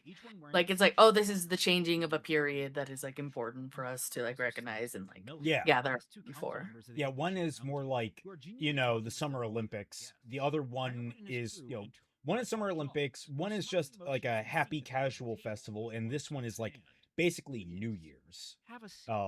Ironwood stares at the seat, This oh god, this scene was so much fun to write. Was it you, Jay, that suggested that he like war. I've been building the war thing for about 4 years. well, while no, working not with the you. war thing, but just like it being all these different heads of industry here. Or did we like was that Well, something yeah. we stabbed upon together that we just needed to fill out the table? Well, I think changing it from what it was going to be, a dance party, needed this scene then needed a reason to exist. So then we started to bring in the rising tension of what is going on in the kingdom, Supply and resources, that sort of thing. yeah, Ironwood is still not letting anything go. yeah. I think you wrote all the dialogue for Jark, and then we basically didn't have to edit it. It was pretty good. I think you got a little too company named, so we pulled some of the company name. I want to say we shed like half of the company stuff that I threw in there. Which honestly probably for the best, because I would have died trying to record all of that in his cadence. Because like I love talking in his voice. He's a very fun character to say, but at the same time, reading off a bunch of company names was already hard enough. Interesting point that I wanted to bring up is some people, first of all, love the fact that the Lorax and Gold ship are in this scene, but then they raised questions about, well, like, they just made a racist joke and in front of council members. I'm like, yeah, you could still be bigoted and like, well, not bigoted. That's not the right word. Like, it's the social dynamic. It's like, well, I'm a better one. Like, you're not like I'm annoyed that you made that joke, but there were two I'm people not that were appalled. annoyed in there. Like the two big ones were one Faunus member of the council, obviously, who still probably has some pride in who they are, or at the very least doesn't think of themselves so highly like the other one. And then you have Camilla, who was a rights activist. She was a public defender that like took on Faunus cases. Like she oversaw Adams exporting was Trial. not really trial, more so plea deal. It's like his deportation, but it was legal and fine. Trust. Yeah. Well, it was according the to best. Atlas. To Camilla, it was like, this is the best you're gonna get. This is the best I can get you. And it's like, I'm trying to do my best, but I'm an overworked public defender. Just a Faunus rehoming program outside the country. Yeah, we just need them outside of where It's a Madagascar plan. We're going to send them to Madagascar. Get on this train. We need to deal with our problems right here. The over there people need to deal with their problems over. What is that Linkara joke? Oh. Can I say real quick? I really love the war subplot too, as like a thread of like, yeah, if you didn't give people any information, they're gonna come to their own conclusions, which is really nice to have in the narrative, that other people are thinking and making conclusions and decisions. Yeah. Surrounding the characters without their input. Well, that's one of the reasons I wanted to do it, because without it, the world of RWBY Remnant only exists to tell the story, which doesn't, of course it does, but like the people in it are essentially just like NPCs waiting for the next bit of dialogue about them. There's like no one's thinking about a war, like no one's doing anything. But I think we should probably move on to what the heart of this episode is. That landed way harder than I think any of us thought it was going to, because it worked so well. This is one of my favorite things to do, is write very quiet scenes that don't say a lot overtly, but are just all about the atmosphere and what the atmosphere itself and the tone between the characters can say. Like, I know that sounds very basic from a writing perspective, but there's so obviously with the whole Netflix thing where it's like, oh, we must have everyone exposit for second screen content. It's like, no, like the idea of characters not really talking too much to one another, but saying a lot with it is such an art. And like, I always want to do that. I always feel like I'm bad at it, and I'm happy this landed as well as it did. So yeah, the narrative needs time to breathe, and your characters are the best way to convey. They're the best at conveying what they feel. I just love some of the lines we give Willow here, not because they're like clever or snippy or anything, but just like the idea that she I can't remember the exact thing that she finds as the concept, but she just goes, huh, how foreign of a concept, which is like, I don't know, what is it, like caring about your family or something? And she just declares it as like a foreign concept from foreigners, because she's just so far gone, and I just love her as a completely detached from reality character. Yeah, and we wanted to keep that kind of apathy that led to this. Like, Weiss has all this bottled up trauma and like dysfunction in our house, and part of it is her mother. It's not just Jacques. It is her mother being so apathetic and not Jock, I think the way we way is that Jock is abusive, but Willow is neglectful, and that's a really bad combination for parents. Yeah, well, she's neglectful and then also emotionally abusive, actually, and that was the same guess, in the yeah. case in canon, and we just wanted to make sure we stayed on that front when we were doing these I'm scenes. surprised that we didn't get as much hate for the fact that we've kind of taken away her role directly in Volume 7's plot, because she kind of came in Volume 7 and was a Deus Ex Machina that, like, gave all the...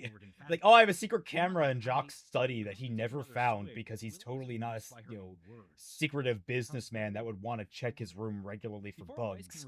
I have this in here, and it just so happens to show him talking with a dead man about rigging the election. It's like, you had this the entire time? You didn't do anything with it? What? Because we needed to have a scene where Weiss arrests her dad. Your presence has been requested. Yeah, I think it's because like it was only in service to giving Weiss grounds to pull the arrest, and otherwise I don't think anybody really cared about that development. I'm surprised people For didn't anyone that's get it. worried, quickly, like, we are not done with Willow. Don't Yeah, we're worry. not. If you were like, oh, well, she's underutilized. No, she's not. Yep. The Shees are... We put a lot of things up in the air, and like the original Volume 7, it very much is a Part 1 to a Part 2 in Volume 8. So there's a lot of juggling things. I mean, there were people that were complaining recently about... Well, not complaining so much as kind of disappointed how little screen time Crow and Juniper got. And it's like, I understand, but like, we're doing something there. They fill different roles in the narrative. And naturally, like, Junior is kind of getting a little bit reduced because we're focusing more on the macro story, but they're important to the smaller scale conflicts. I also think that's like a side effect of canon where they try to be really fair and equal about like who gets screen time and stuff. I mean, they made jokes about that in Volume 4. It's like if someone doesn't get their Blake time, they're not gonna be happy. Yep. So it's like, you gotta remember, we prioritize because we have a main character cast, and a lot of Crow and Juniper, they're secondary characters. They have to come second to our primaries. Roman. Yes. Yeah, and that's the beauty of having a cast, is that people can fall into the background and rotate back in.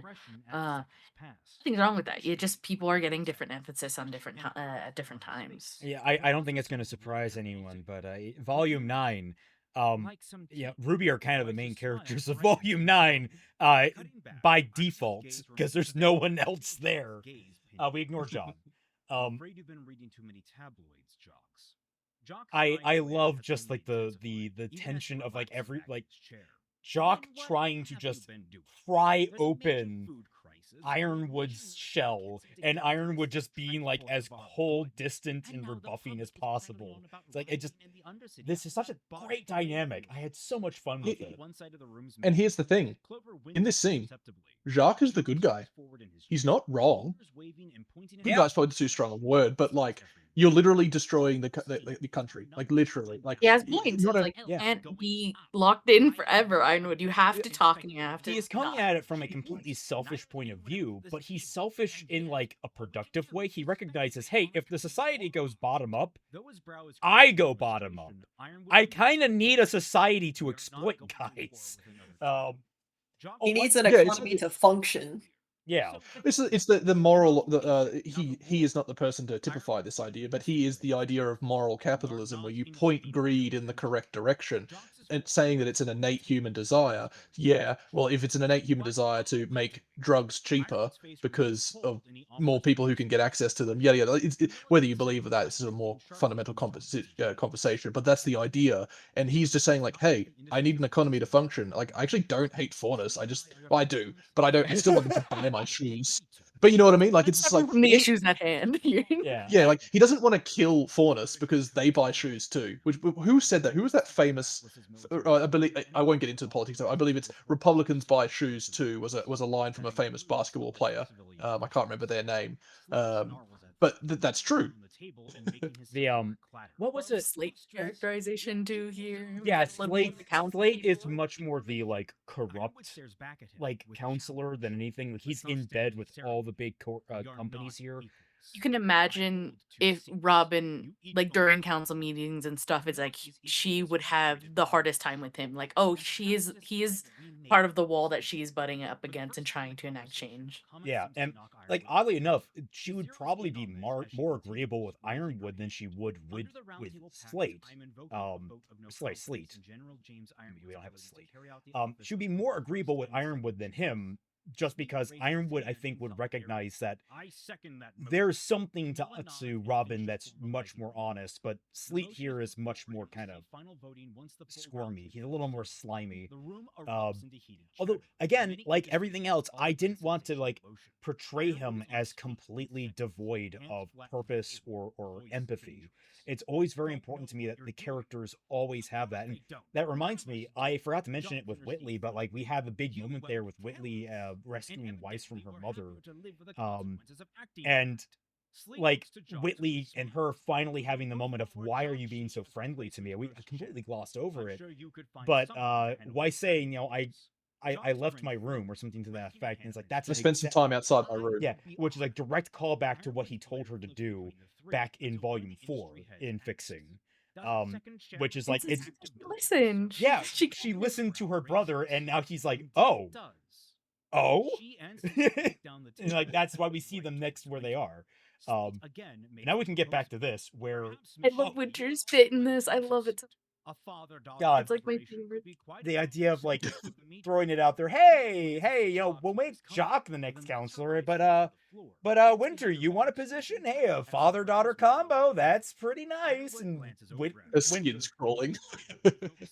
And I love the line that we work with at the end, because we can toy around in our heads what Winter was really thinking. I think we roughly know, but I do like the fact that I don't think she exactly knows like why she rejected the offer. Yeah. For many reasons we do, but also there is a slight I don't want to spoil her motivations because we're still exploring them, but there is more, as we all know, there's more to Winter than we thought, and even there's more to Winter rejecting that offer than you'd think. Well, one of the more important things I think that is about a lot of these characters is that we have a lot of them that aren't as sure of themselves as they could possibly be. Like Winter is in a very complicated position where she stands, especially what we learn at the end of this episode. And so she's not entirely sure what horse she's attached to anymore. Like she's kind of getting lost in all the interconnecting things. And something we had with Blake to some degree is that like Blake is getting kind of lost in what she believes and what she wants, and what she is like actually wants to do. Yeah, and while Blake can technically walk away, Winter cannot. He is always by Ironwood's side, and I think that means she has a much finer line to walk than anybody else in this season. Especially when he declares himself the architect. And I love the detail, she's behind him as his guard, and so he doesn't see her and her expression. Yeah. During this. I love like the apps. I had so much fun voicing Jock for this in terms of just like, what the hell? Are you insane? Well, the interesting part before the revelation, like he's genuinely like not worried for his safety, but he's like worried. It's like, what is happening? Like, are you okay? Like, are you insane? Like, do you need to be taken down because you've broken? Like, he's not concerned for him personally, but he's just genuinely like, what the hell? There's a crazy person across from me at the table. Oh God. Yeah. And yeah, I love that like part of the fun of bringing in all these different outside forces that are naturally reacting to things is it helps put so much pressure on Ironwood to finally make this snap decision. Like we set that up at the very beginning of the volume where he's like, I will probably have to pull this trigger at some point, but I really don't want to. And if all things go to plan, I won't ever have to. But now it's here. He has to pop it early. And he's like, this was a potentiality. I hoped it wouldn't come to this, but it did. And now I have to pull that trigger. The gall to say it was our error. And now we hear, well, while this is all going on, the juxtaposition of like Weiss and Whitley are just like, hey, we're siblings. We're having a good time talking to one another over tea. Weirdly enough, I think it's more emotionally valuable this scene than the sheer weight and terror of Ironwood's scene. I think it's like this is genuinely like a major breakthrough for Weiss and Whitley as characters individually and collectively. Yes. We're not going to have a go to your room moment. Oh god. Yeah, I remember that. Pointing her weapon at him in volume 8. Oh. That was such a weird moment. Such a bizarre moment. I don't. That's for us to fix later, quote unquote. And by fix, I mean we're getting rid of that scene. Well, volume 8 is going to be fundamentally a different volume again. Absolutely. Gonna be the hardest volume to work on yet. All the time. It always is. Except for 9. I think 9 is just going to be fun. I think we know what 9 is. Which is strange to say since that's the next volume over, but don't worry. But they are so sweet. I love the idea. Is like we finally like just take the bull by the horns and have Weiss just full out say like I have no interest in coming back to this company. Like also, can I say the fucking I'm not perfect line is so good because it's called back to I'm not perfect yet. She's like I'm not perfect, but yeah, I'm not perfect, but I'm not an idiot. It's just a nice bit. Sorry, keep going. Was that intentional or was that just a happy accident? I don't. No, I've think never I heard of actually this. made that. I feel like it might have been intentional on my hand, but I don't know. It's been so long. Yeah, unfortunately, it's been too long for us to recall what we were writing. Like, I think we've got a good handle on most of it, though.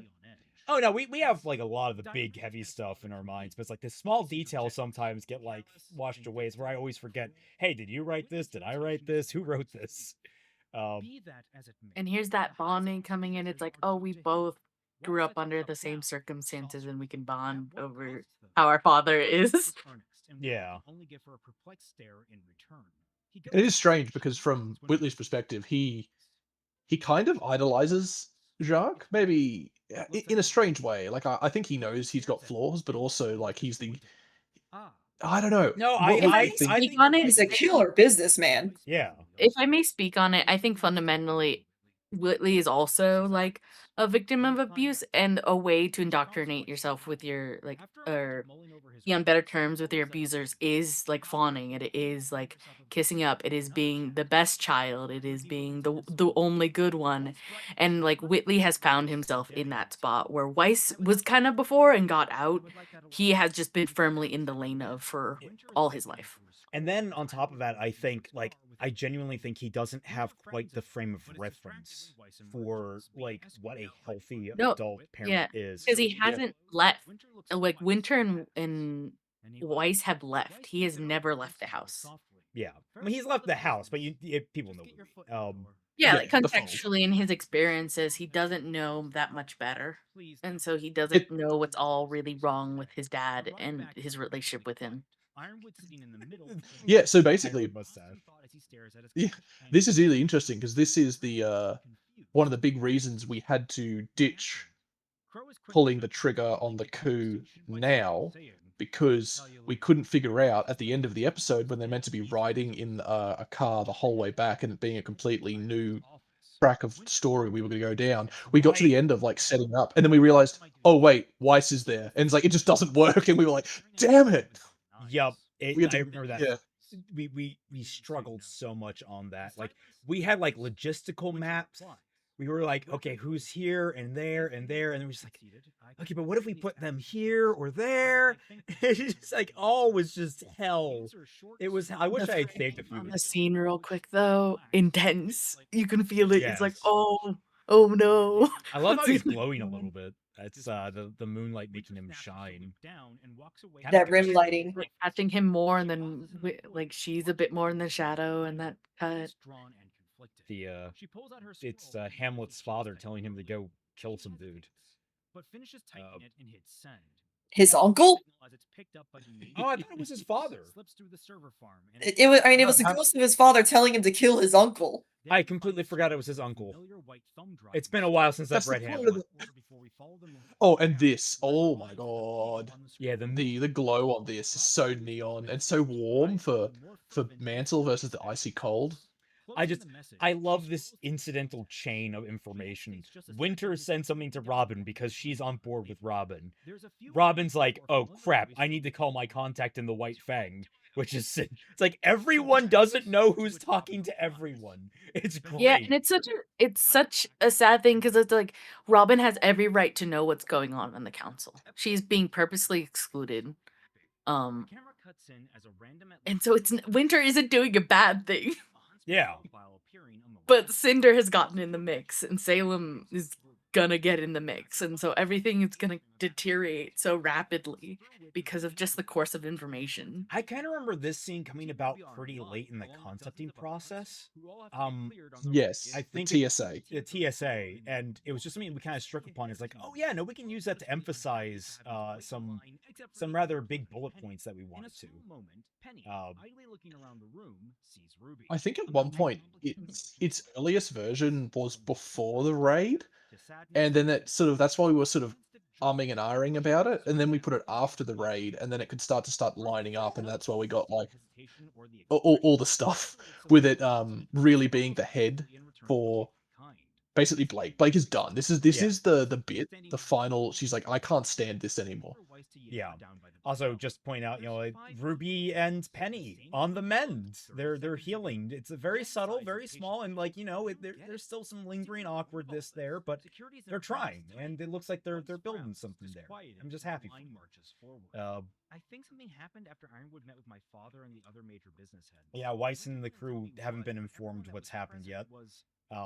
So in the span of like 2 or 3 just 2 days, we've had a major botched raid by Atlas, and now there is the behind closed doors proclamation that Ironwood is now the architect. It's like we're starting to spiral here.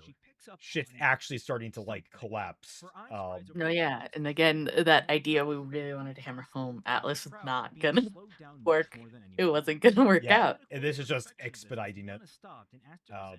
What I quite like is we didn't do it on purpose, but there's no Emperor Palpatine. I command a new order. He doesn't get up on TV and says I'm evil now. Like, it just, people don't know that there's now a dictator. Yeah, just the system continues. You still go to school, you still go to work, you get your groceries. It would have been like an announcement probably during, like, after the solstice. Like, it would have probably been something like that, but more like a press meeting. It's not going to be like I could definitely see Iron would be like, considering these circumstances, I have elected to become the architect. I will now open the field for questions. Like, he would be like, he would know how to play the PR of the circumstance. Saying elected to become the architect is a crazy wording. That is a wild verbal. I love it, right? By the way, a really crudely edited version of this shot exists for me, where I just keep extending Deadly, just Nightshade just keeps going longer and longer and longer off the page. You should have extended like Weiss and Ruby's necks. I'm just doing Weiss is especially, I think, funnier. Just keep going up and up and up. It's obvious she's gearing up to start. This also leads to like the big blowout between Ruby and Strike Team 32. Like the big butting of heads on what they morally believe they're supposed to be doing here in Atlas and the treatment of the Faunus. What is going on? Rounding on her friends. Like, Blake has had a double whammy of, I have just like assaulted a bunch of innocent people that are just trying to make ends meet. They're just trying to survive. And like, yeah, they're doing some illegal stuff, but like they're not getting the help they need. And now the Faunus are being blamed. The White Fang are being invoked when they don't even exist here. They're just ghosts. And now I'm being discriminated against as well. Like me and my friends, like people are being discriminated against when Everything they is so rotten. It just Everything is rotten. like it's like everything here is just rotten, and she can't stand it. And I do love there's one bit of venom added to it. I think it's probably the ICL. I can't quite remember, but it's like, yeah, but you are at one point the second in command, not really, but the second in command of the terrorists we're looking for, holding the terrorist's signature weapon that you've modified because you were dating the terrorist leader that we're talking about.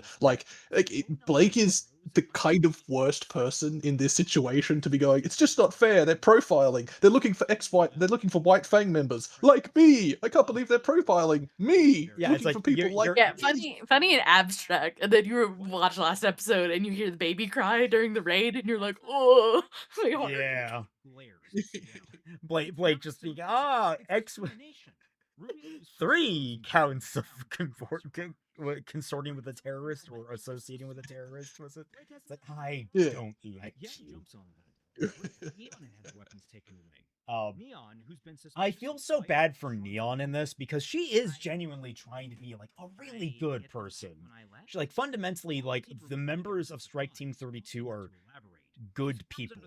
Well, I guess CLs would be like considered lawful neutral more than anything, but like the other three, they're all just they want the best for everyone. They're just, you know, so all in on a different tact with it. And in some ways, they're not wrong, which is why this is such a fun conflict, is that they can make structured and effective points, even if they have points that fail and struggle against the points that our heroes are making.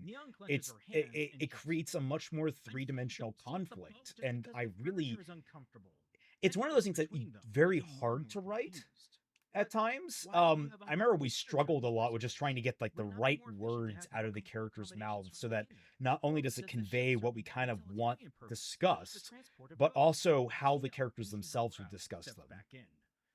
Yeah, like Neon's boat analogies, like just because it's uncomfortable, it's because she's lived in this state of discomfort. Her tolerance for certain things are just way higher than Blake. And I remember how I think I was the one that did the penny joke, and like I love like but wait, why would you inherently have uncomfortable seating in the boat? Wouldn't it be, unless it was a cargo ship, and it's like, Penny, what? We're not. It's like it just falls apart because Penny doesn't quite get it. Was that the one where it's like, it makes sense? It's like, oh, unless the system is broken, is meant to make people upset. The analogy there, isn't it also? Yeah, I think that was like, it is, but it should be. Oh, I was gonna say, like, I think that's more of a happy accident. Yeah. Like I suggested the joke, and then like we sat there and was like, I remember there was a little pushback. I don't remember who from about that. It's like, I think it was probably me seeing it was probably too silly, but then I was like, I know that it's not really in the script because we didn't really get to develop it in the way, but we wanted to like ramp up or down Penny's finger quotes obliviousness and roboticness depending on the situation. And like I always internalized that stupid joke as her trying to sort of like derail and defuse, just like, oh, you silly robot girl, you don't get the metaphor. And I'm just like, she's like, oh my god, they're about to kill each other. Yeah, I mean, but like, that's internal canon. I think there's like more so that she didn't quite get the analogy. Like, she was poking a hole in the analogy. Like more so is, I don't understand what you're trying to say, and like she genuinely became confused because like when she abstracted it out, as I often do with analogies, is like you can really derail someone's point by pointing out the extremes of the analogy, and she was just doing that very innocently. Because she was just trying to understand. These things take time. Blake looks conflicted, seeing the exhaustion buried beneath Neon's up. I remember I had a lot of struggle trying to transition this conversation from we are at each other's throats to, hey, let's go party on the Solstice. That was a bit of a struggle. I think it helped that ultimately a lot of the animosity got shouldered onto CL because Neon naturally doesn't want conflict within the group. Like, she genuinely just doesn't, like, she struggles and she'll argue her point, but she's not trying to create problems for everyone. And then of course you have Flint, who is molto bene. He just wants everyone to cool their jets. I always remember I pitched. No, you. Sorry, go. I remember pitching a version of this scene which didn't really land, but it was an interesting concept where I wanted this. They all storm off in anger. Well, half of them storm off, and there was just I wanted this moment where Ruby just sort of looks left and right and just sort of goes like it's hard for her to explain, but she just feels like there was like a timeline decision just made, like a point of reference that now they're all locked into a path, and she can't quite figure out what that means. And she'd say it a different way if we wrote that. But I like that this is the point. Like this is actually the point where they're locked in for what's going to now happen. You just get the top right corner or top left corner is like the group will remember this. Yeah. But yeah, no, this is the setup for where the chips may fall. Yeah, because now everyone's kind of like this sort of sets Yang and Blake on the track to be down in Mantle. Ruby and Weiss have doubled down that they're going to the Solstice party up in Atlas. And I remember there was a particular person, and I think there was one or two other people, but mostly one person that was like, "Why did you have them all split? They should have been together the entire time." And it's like, oh yeah, no, that's not how that works. They're not joined together. What I remember about like this whole building up to the Solstice party thing and Neon and Flint inviting them out is earlier in previous drafts, you guys were really struggling to figure out why Yang would say no to Neon. Yes. Yeah, that was it. I know that you came in and unpicked that. I was just like, she just doesn't fucking like her. Yeah, that's right. That's right, because that's actually I don't like her. I wouldn't go partying with her. Fuck her. And that was actually kind of like, it's one of those things that people don't get sometimes. At least if you haven't run into a certain type of person, and it could be literally any type of person. There are just some people that naturally don't get along. Like it's one of the most uncomfortable things in the world when you meet because they don't hate each other. You don't hate each other. I think in this case, it's because Neon and Yang are very similar. Yeah, repelling magnets. Like, oil and water. The tortoise. Oh my god, I forgot about that. I remember like reading this live, and I was like, huh? Or like in a test watch, I think. And then... Yeah, and one of the most important decisions was that text message that sort of changed again. This is the timeline thing, like under a different situation. Maybe that's the receiving that text message was 1-2 text messages like too many, and like Yang has to go and tell someone, whether it's Ironwood or like that kind of thing. Like this is the everything that happens is sort of based off they can't work together anymore. Like everyone has just reached their limits with each other. God, I'm now imagining like an alternate timeline where Yang went to Ironwood and being like, "Hey, Neo is contacting me. Like I still trust her. She's very much my friend, but like I want to be upfront with that. Like I fanfic writers, you know what to do. Yeah, fanfic writers, go with that. Give us the alternate reality where that happens. Well, that's the thing. In my view, that would change the outcome of the story, because I think Ironwood would value coming clean, because by this point he knows in my view he knows that they've been lying, but it would be reaching a limit where Yang's like, no, this is getting out of my control. I actually need to tell Ironwood. I think he might even that transparency. Yeah, well, like when the chips are down, it's like, I'm gonna tell you what's going on. Yeah, the circumstance of like, okay, Neo's made contact with Yang. Has Yang responded? No. She's probably still thinking on it. Let's give her time. Like he's like, we'll give her time to do the right thing. And it's like, oh, she's made contact back with Neo. It's like, oh, that's unfortunate. Well, it's the saying, enough rope to hang yourself. Yep. Because why close down a potential way back to Ozpin by immediately going, I know that you're talking to her, like you're in jail, like maybe his plan is to see what happens, and if Yang came to her, they could work on bringing them back into the fold, because they don't know that he's with the bad guys. He's just running a casino scam down in Mantle because he's a criminal. Like, you know what I mean? Like he doesn't know what we know as the audience. Yeah. I'm of no illusion that my assistance Oh, is this? here Oh, is this is leading up to the confrontation with that I will be tossed aside. Roman and Neo with I Malachite forget and what I Cinder, tweeted. right? This is that scene. Oh yeah, There's very little I love this scene. And when they find out they're all in the same city at the same time.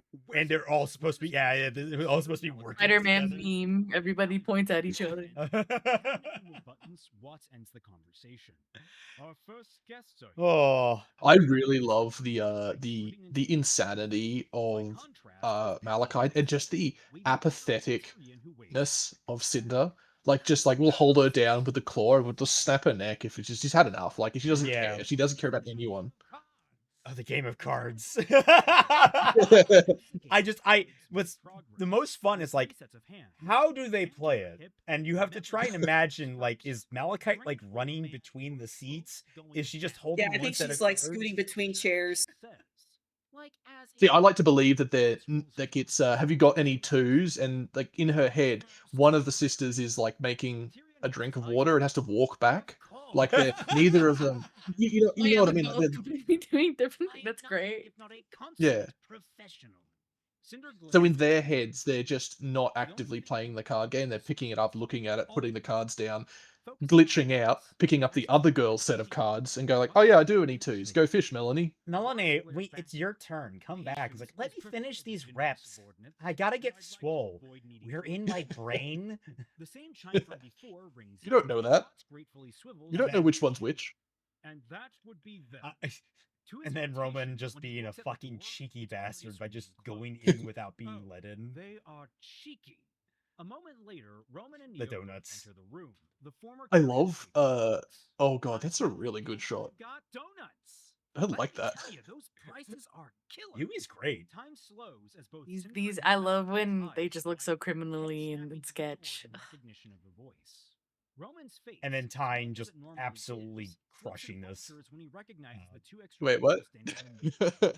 Watts, sensing the Watts was like the best part. Like he had this was a complete blind spot to him. And one of my favorite things is the smug villain getting completely taken off guard by something. Explain. I think he just shouts. It's like he had no way of predicting that there was a history between them two, and that it would lead to this big conflict immediately. Jeez, The donuts spill to the ground. Donuts! No! dude, I fucking Is that a Trigun reference? Are you doing Trigun? Precious donuts. No, I think it was just a donuts reference. But it should have been a Trigun reference. You're right. Malachite. And Malachite able to dance between them with her 4 different blades. And again, just the I do like the more grim nature that Cinder is able to control of herself now, rather than just the wacky wavy inflatable arm flailing grim hand. I kind of wanted it to be like a big sharp hand that comes out. It's a little wacky waving here, but it's still like a way more controlled Yeah. than she's shown to use it before, and less stretchy. It was initially supposed to be like, the way she wrapped up Malachite was supposed to be more like how Kendo from My Hero Academia makes her hand like gigantic. Kind of, yeah. But it ultimately ended up becoming more like this, which honestly makes a little more sense. Yeah, but there's no rules. We established the rules. Yeah. Teeth barred. Raw screams of anger and See, I had envisioned it as literally like she's just being like she has a full claw, and like even the claw can be like cutting her, and that's why she's struggling against this claw. Like she's gonna hurt herself. Yeah. Although I mean, you could do that as well with your bindings. Like that's what happens with straitjackets sometimes. People can, or more so like restraints on a hospital bed. If you squirm too much, you will just hurt yourself because you're like pulling shit out of their sockets. Well, I just want the visual of it. I think would have been nicer, where she's almost got like a gag around her, which is just one of the knuckles. You know what we think of like the alien. You know what we need? We need that meme of like the judgmental mom standing over the kids and the husband trying to intervene, but then like the next panel is the husband also like being chided by the mom. We need that, but with Watts and everyone else. I do love the conveyance of Malachite's confusion. I think starts to really explain to people what's going on, because people are always going to struggle with the concept of Malachite, especially in the 2D format that we convey it in. But like her mental condition is pretty clear here now, where neither of them really know that the other is the fake one, and one is dead because they're both alive except you killed one. Yeah, you Like- can't be in this state for long. She's really like becoming unhinged. Yeah. I also love we get more in there that Roman is the face of the fall of Beacon. Cinder was never like top of the list. And so basically all the animosity, and not to mention Melanie and Milcha knew Roman to some degree. So Yeah. it was a much more personal betrayal what happens. So all this comes back to just like, hey, like why does she think it's my fault? Like she just attacked me out of nowhere back in Vale, and it's like, oh, you're the face of the fall of Beacon. It's like, I think wait, some that people was even you, bitch, and it's like that's very subtly conveyed in the eyes. Yeah, and that's the thing where a lot of people have pointed out. It's like, well, it's ridiculous that she's working with Cinder. It's like, yeah, it's almost like Cinder's manipulative and a bitch, and would use someone and lie to them, even if they literally are directly involved with their sister dying, because she's bad, because she's Cinder. She actually shides the girl. You're going to exhaust yourself. Stop. The drippy eye makeup. Yeah, so good. Told us I could kill him. Why are you stopping me? Watts stares her. Still can't afford that good eyeshadow that doesn't run. Sometimes you just want to be more dramatic. Sometimes you choose the one that isn't waterproof because it looks nice. Yeah, it's an intimidation tactic. She's also like she's got a audition for Kiss in the next like 5 hours. So she's just pre-gaming the makeup for that. This evil team, this was one thing that we sort of worried about, is the lack of people left for Ruby to fight going forward. Roman and Neo are a different story, but the point is, at the end of volume 7 and 8, they're sort of running out of bad guys. Yeah, like what they're down to, of course, Salem, Tyrion, Mercury, and Cinder. Like that's the 4.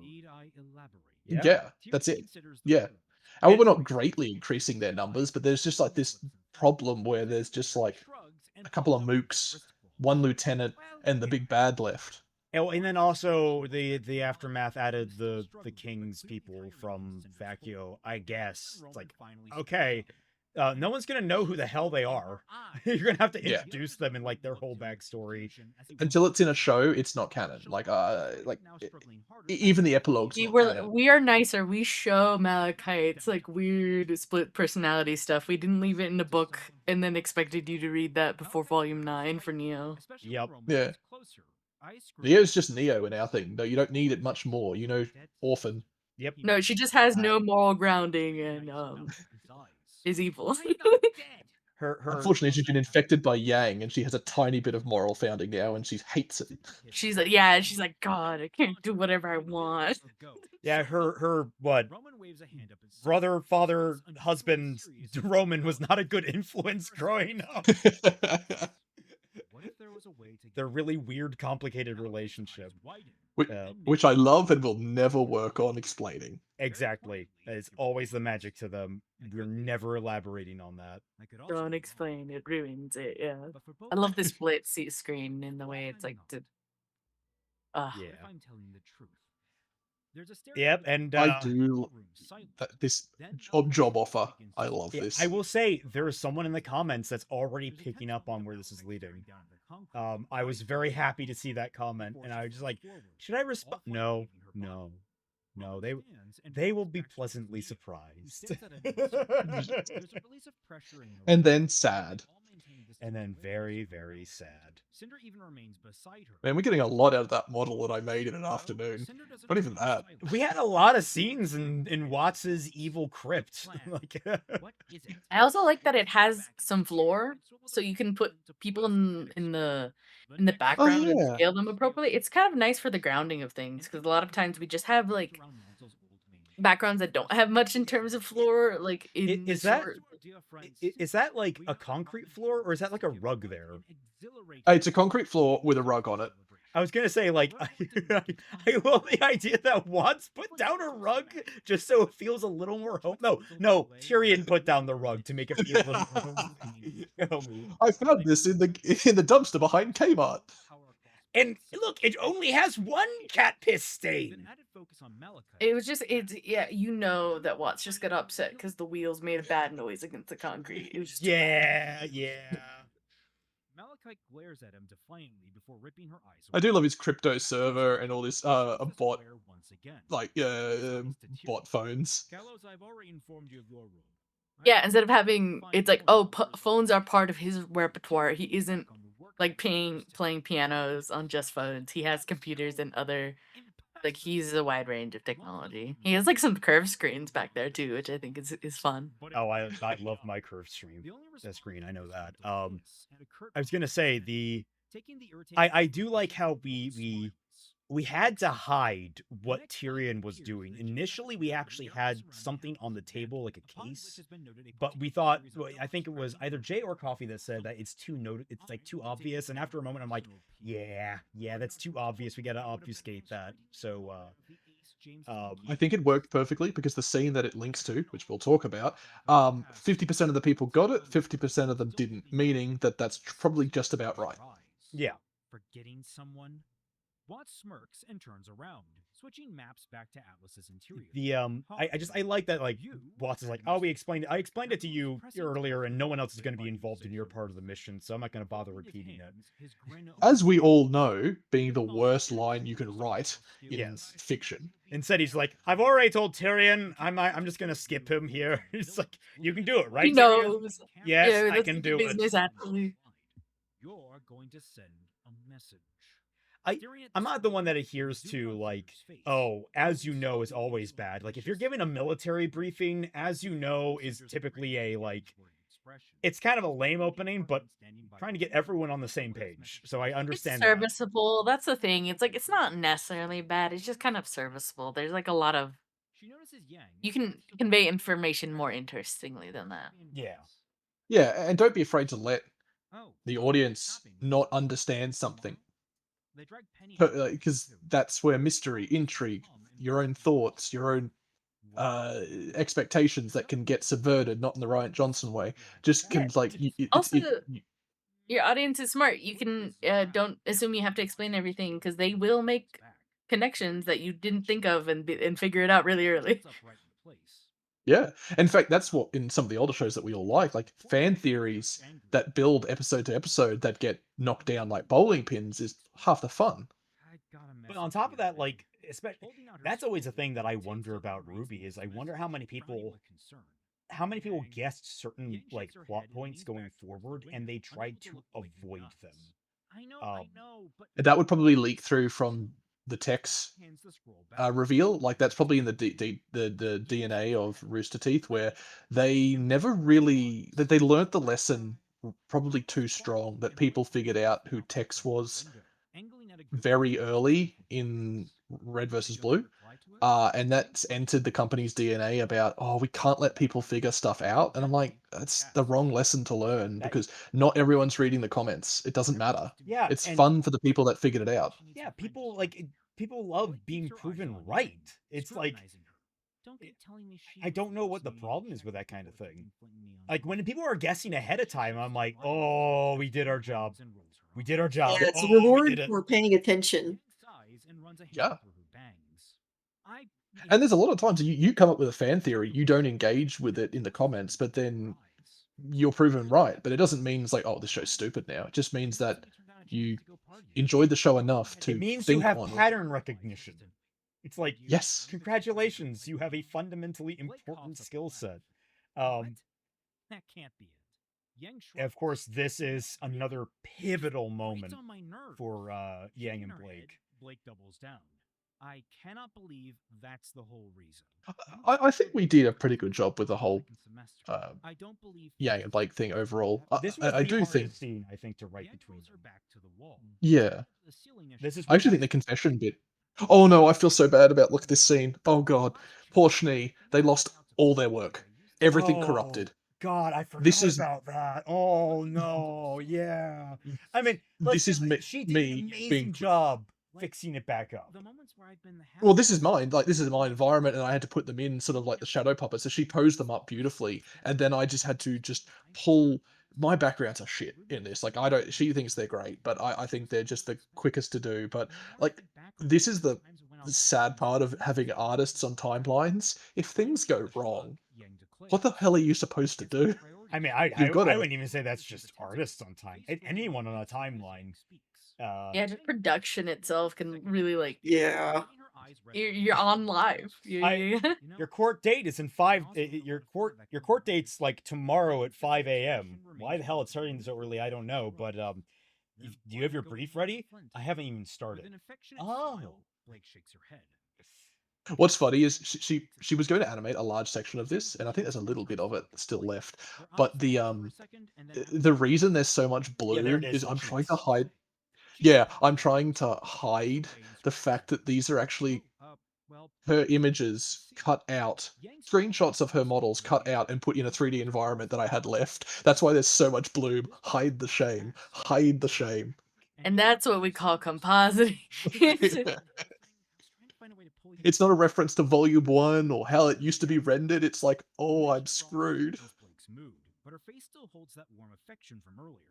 You were worried about me? Like, I just found her models are really well done. Like, they're different to the models that we built that follow the Ruby I think style directly. The outfits are great. She works with Koikatsu, which is don't Google that unless you're a certain type of person. it's like a doll maker, pretty much, It's but a doll it maker, has, but we It leans has adult, certain but it's a connotations. doll maker. it leans. Yeah, but, it like, leans adult. It's a very I played around with it because it's just fun to try and make characters, but like it's not very conducive. Like, I'm always amazed by people being able to like make such complicated outfits and designs out of it. Unless it's a male character, you cannot design a male character in Koikatsu to save your fucking life. Jesus It's not Christ. designed to make male characters. It is It's not the designed to entire make male reason. characters. Weirdly enough, our program Vroid that we use has sort of the same problem because a lot of them they're not adult themed, but they are just for the Japanese market because they're both Japanese products. And it's just the VTuber style. By the way, Jane Doe is still in Yank's Yep. phone content. Yep. By the way, in order, you'll notice that the one that's purple is Blake, and it's below Neo's Jane Doe because Yang deleted Blake's contact Yep. during the Fallout. Yep. Yeah, that's a re-add. That's a bit of subtle thing that we wanted to do. Like, there was just something I think me and Coffee were just joking around with it and just like, yeah, no, just. I remember you guys just pointing that out to me just once. Episode 16 opens on Mantle's. All right, the Solstice. Big episode. Yeah, the Solstice itself was really cool because it spun out of us just eating some stuff.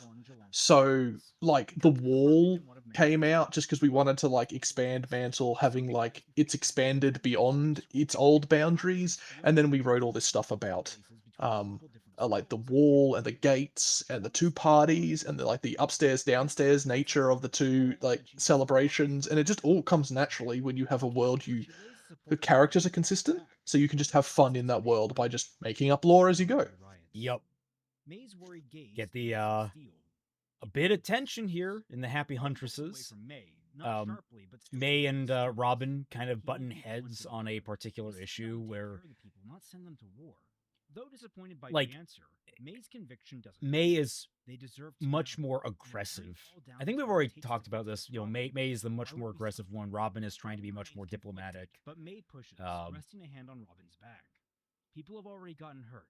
Well, no, I think May is aggressively reserved, and you've got Fiona, who is, like, outwardly aggressive and wants to change the system and force it changed. I think, it's May like a wants gradient. So there's like a whole gradient where I think the most quote-unquote reasonable would be Robin, then May, then Joanna is kind of a bit of an outlier.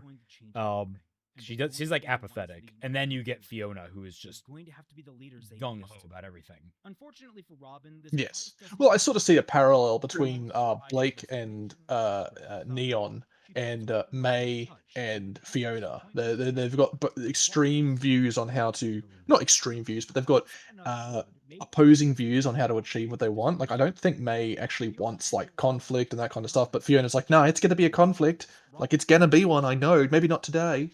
She asks, Fiona, is everything prepared for tonight?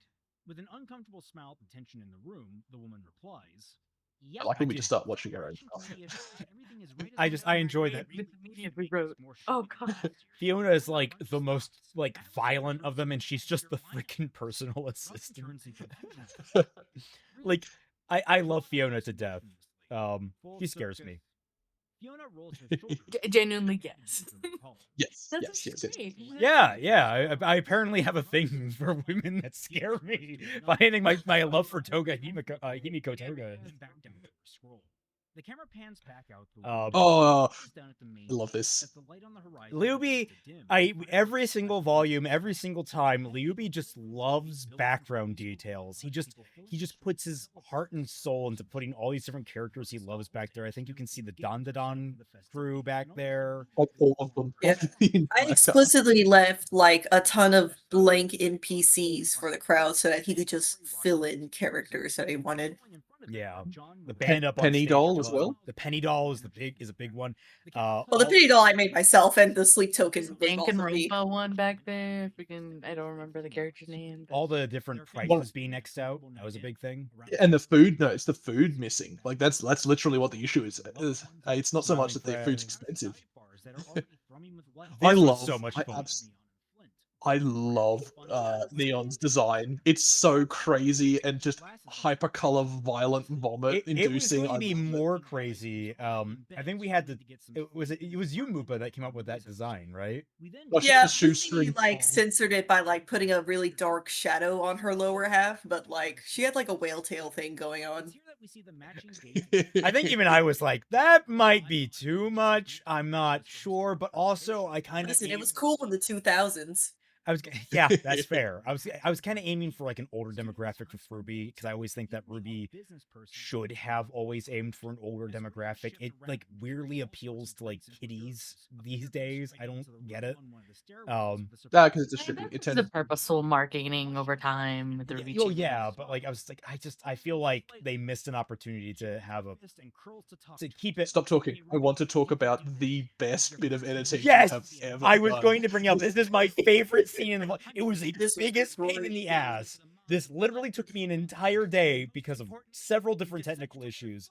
But my God, Shalira handed me this, and I was like, yes. And in fact, I'm going to. Can you give me it in parts? And she did, and I was so happy. Now remember, layers are your friends. If you're ever going to a mixed media project, it helps editor all the layers. It helps that I can put in little jokes in there that like social lighting. Social lighting like you would typically have in the script. That's like a pronunciation thing, but like you normally don't really hear. But like that's how the character really is what RWBY would say. Social lighting. She doesn't realize. Yes. No. Chicken doubt. The scene itself is really interesting because this, I think I may have talked about this earlier, but like this is a really good exemplification of in the future, I can see Yang and Blake being more casual hunters doing stuff when they feel like, versus I think RWBY and Weiss are sort of more professional hunters. Like they're going to be like, this is part of the job, like having to do social encounters to get higher contracts to be part like of career hunters. Like it's like your thing 24/7 hours of the day. I definitely see like I could see Blake and Yang kind of finding other professions that they are more attached to, but they do huntsmaning on the side. Well, yeah, definitely RWBY and Weiss, they're all in on being huntresses now. And what's great is like I can see Weiss being much more the business minded side of things. Like she has that skill set. That's one of the big benefits of being raised as Schnee. And so like her and RWBY making this great pair of like huntresses who just they operate so perfectly together. Yeah. Like, and I think even Ruby sees that. Like Ruby sees that as well. I know we're talking about it. There's a joke there, but it's funny. But Ruby's smart enough to know, like, I hate this, but I actually understand its value, even though I'm pretending I don't. Yeah. Like, I like that aspect too. I love the stretched Roman. Spoiler alert, this is Roman and crew, but like the I thought it was Yeah. it's like I need to make him taller, but I accidentally made him like I didn't do the full scale type thing. Like, well, he is lankier. I'm just gonna keep him kind of narrow. It looks fun. It's funny because to me he always just feels just skinnier, like he was squished. It looks accurate. The do take care of her. She's a sensitive. I'm glad we didn't do something dumb and make like neon pink or something. that Like, you no, have no, no it's idea. like, I was very tempted to, but also like, look, I wrote that rank Pink Power chart. Rangers You're did gonna it. use it, goddammit. yeah. I mean, that was one thing we gave all the different Legion soldiers these new outfits, and then also give them color coding, which I don't know if we discussed that either. God, this is It's more of an internal document we have just to keep like our lines straight. Well, I mean, in this commentary, whether or not we discussed it. Yeah, it's just so we can like give people at least a reference. Like, oh, I got to draw someone in the command room. Do I do them as a soldier, or is like, no, here's what the command staff are. Like, we just used various versions of the RWBY outfits and just changed them and assigned them to different things. Interesting conversation about giving Yang a more, again, traditionally normal dress, because she Feminine, does yeah, like, very feminine. she's always like this. She's not a potato sack. She's always liked wearing it, and she doesn't have to be. I think white's a good color for her because it's not another color. I like her in white because she can still be yellow, and everything else is just in white. And then she's got purple accent. Yeah, like we had a whole conversation because a few people were kind of miffed about how certain characters get like put into like pigeonholed. Yang always gets pigeonholed into being butch, and that opened up a whole conversation about like, well, what composes Yang? And we like, I think Saito put together the graph of like all the different Yang-like characters and where they fell on like, there's Butch at the top, and then there was onto the right, there's Butch feminine on the axis, and then there's Yankee and Cowboy was somewhere on the chart. No, it was Gyaru, and the other end was UPS. Oh, Gyaru. No, actually, I think it changed the Cowboy, and then UPS we had off in the corner. Oh, I was so tempted to actually submit a picture of a real UPS female driver, but I thought like that's kind of mean. I think I don't want to be mean to UPS drivers. They actually have better fits than Yang in canon. Yes. Yeah, and so just having more variety and stuff. We don't want to like pigeonhole them and stuff. I think at some point I want to get Blake in the suit. I think that'd be good. Yes, she would look good in a suit. Got a like tuxedo. I like a tuxedo cat. Fuck. Okay. I quite like how the tail is being pushed up by the tail is pushing up the coat, and it's sort of like, it's so like she does it on purpose. Like, it's not meant for that, but like it makes her like more visible. I don't know. It's just kind of another cool. sign of the faunus discrimination. There's no coat. It's hard to find a coat made for tails. Yeah. That's complete bullshit, by the way. It's just that. Well, there was that. There was that document. No, there was that pitch that Coffee had about like different, like more like the tailors. A lot of places have tailors for faunus. Yeah.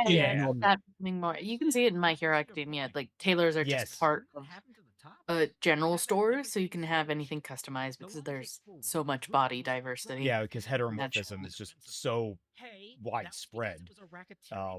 Completely unrelated. I love this bouncer. Sino just like threw us this bouncer for the plays, and just like right.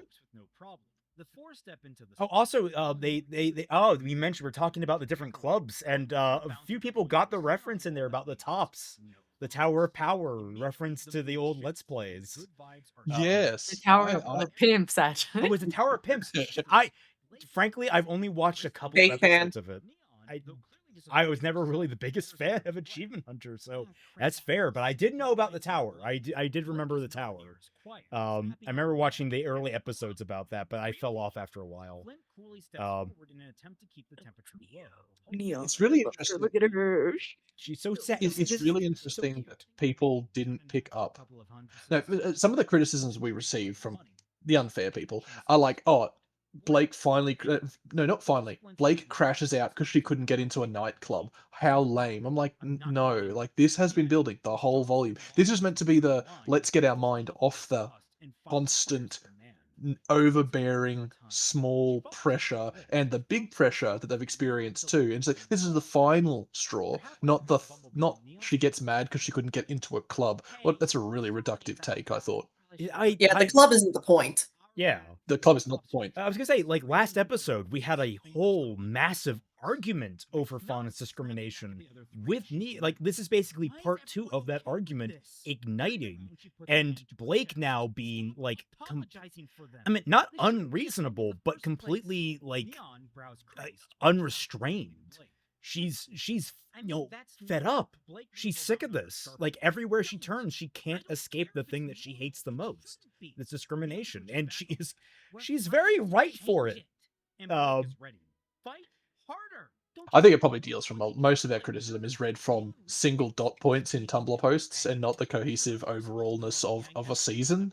They just see like, and that probably goes to like the Netflix effect where it's got to be stated, like the thing that makes her finally crash out has to be the biggest, baddest version of the racisms that are ever racism to racism, or else we're not good. I'm like, I don't even think it's that, because like we do have that. Like here in this argument, we have like Blake and Neon. Like Blake's like, fight harder, damn it! This stuff keeps happening everywhere we go. It's like it just baffles me that anyone could have misconstrued that as Blake just being angry she's not getting into a club.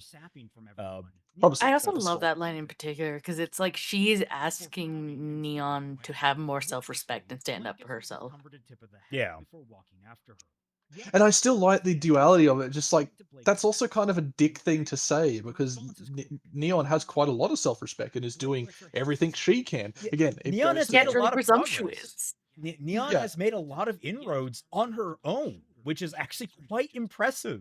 Like a sole person making the level of strides that she's doing is impressive, and like, yeah, it's not enough. Like there's still a lot of road to go, but like that's why, you know, later Yang talks about it with the, I understand what it's like. She does actually bring it up with like in league with the trauma about her arm, that sometimes you work so hard to get over so many small little leaps that you can be proud of yourself and how far you have come, but when someone points out how much further you still have to go, it's completely demoralizing.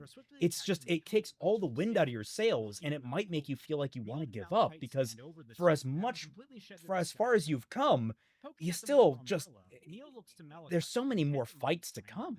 It's one of those like, Neon's doing her best, Blake. Neo motions to all the wires surrounding them in the room. Scowling after her, Malachi is left alone with the unconscious guards. We continue following Neo as she approaches the central node. She sticks the thumb drive into the machine, and a basic command prompt branded. We're coming up to the most important part soon of the volume. I mean, we say that, but like, quickly, literally everything's the most important part of the volume. We cut to a distant hall. Yeah, it's an interesting point. Important volume. There is a kind of cool failure that we'll admit to.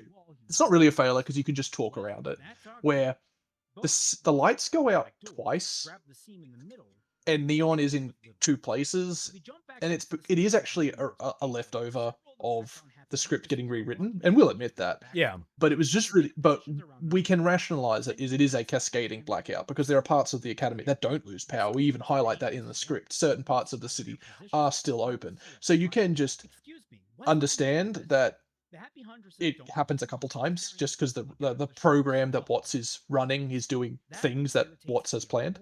These are Soon and Luby's designs, by the way, I believe. I love them. They're yes, I think they're background characters that didn't get used. Yeah, no, they're just more happy huntresses. It was like we need 2 happy huntresses, and like they both of them were like, got it. because they're of all the sketchies, it's those two and Nell, I think, are the ones that are most like, oh, you have this thing that became a brainworm for me. Let me go immediately do crazy shit with it. And so it's like, oh, you want two background hunters? Yeah, something simple, just very nondescript. And it's like, okay. And soon comes back with this like baller design. Luby comes up with this adorable girl, and it's like, oh, and then Nell will go crazy and come up with like the walrus penguin. It's like, What was the name of the Raven Bandit bird lady? oh, Rock? Like, So isn't it Owlin? Rock. no, it's Rock. Yeah, Rock. Yeah. Yep, that makes sense. Like ROK. Because they then also present us with backstory pages long. Here you go. Like, oh, fun. What's going on? Of course, one of my favorite details is that, again, CL was fucking right. They come over here, they kick out all of Atlas's security, and they say, like, you guys are off the case. Here's our here's the approved thing, as well as our new patrol routes and such, and like what we're going to be doing. And it's like, this coverage is insufficient, and it's like, well, not your problem anymore. And of course, her first thing is to go and talk to her authority. Like, she's immediately trying to make sure everything is above board and safe, and she's just being stonewalled everywhere. Because Winter thinks that what Robin is doing needs to happen, at least to some degree. And so, well, I'm not going to involve myself in this. I'm just going to be do not disturb. I saw a lot of people blur knowledge of the audience with knowledge of character, where they think potentially, or at least they feel that Winter knew what was going to happen to Robin. She didn't. No. What she didn't answer the phone for was she wanted Robin to tell about the architect plan. That's what she was going to allow the civil disturbance of that to try and bring Ironwood back from the brink. Just keep him honest. We'll get into that. That's more volume 8 stuff. We gotta be. Yeah, it is, and there's a lot more going on, so it's not super a spoiler, but that is a clarification of what that was, I think. Also, I love this scene because it's for Ren and CL. It's not sexual in any capacity. They're just two. Unless I make it. Yeah, don't worry. We'll be beating Coffee off with a freaking stick to try and make sure. Hey, no, Ren and Nora. This is a disturbance in the relationship. Then I couldn't unsee it. I was like, wait. It's so good, isn't it? It's so good. Really unlike, like, it makes a lot of sense. It's kind of like, dang, they're missing out. And this always goes back. We talked about this back in Volume 6. There's a lot of missed opportunity with different character dynamics in RWBY. Like we did it with one of the things I'm most proud of is that Blake and John have a really good friendship. Like we bring that up. It's true. It's like I love bringing that we put a lot of work into that, and so you've got now we're doing this with like Ren and CL. It's just they hit it off. They talked about it back in. I think they talked together back in graduation. The graduation.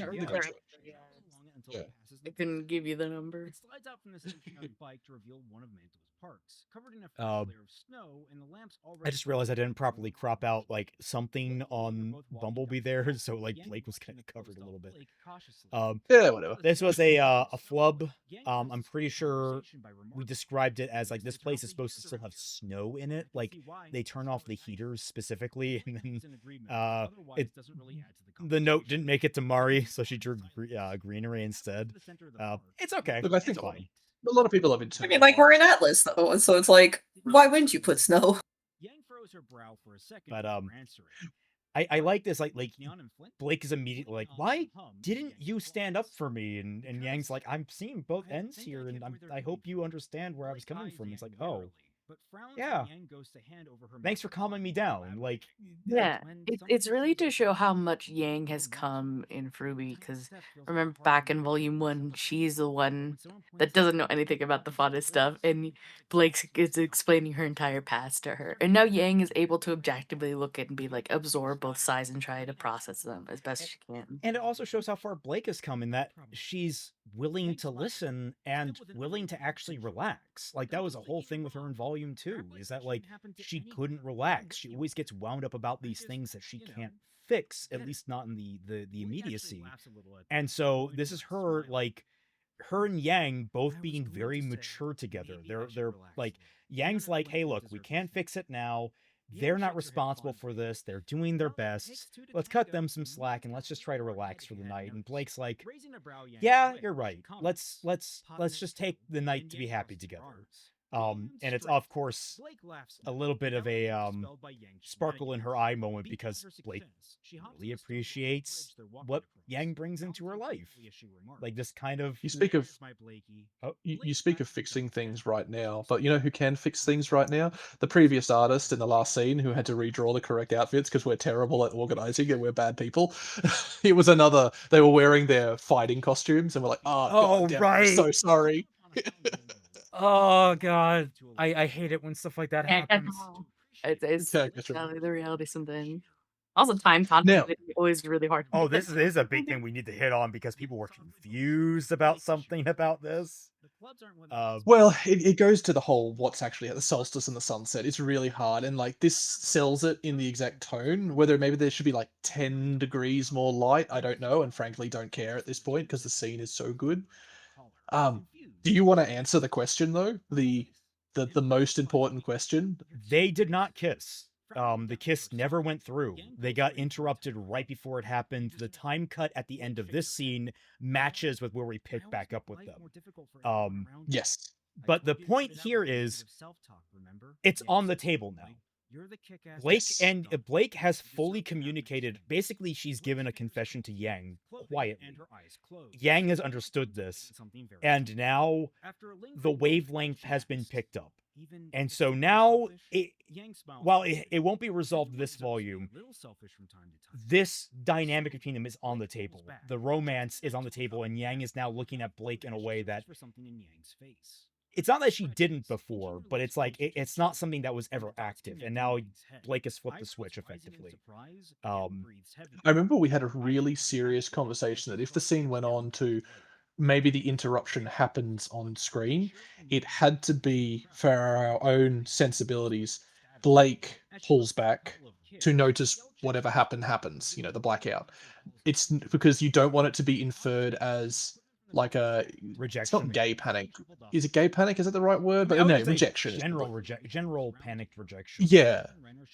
A gay panic is a little bit different. Gay panic is like, yes, I know that's like, that's the wrong. Yeah. Gay panic is more what happened to Blake at the beginning of the volume when she first started feeling she wakes up. The scene that Coffee wanted.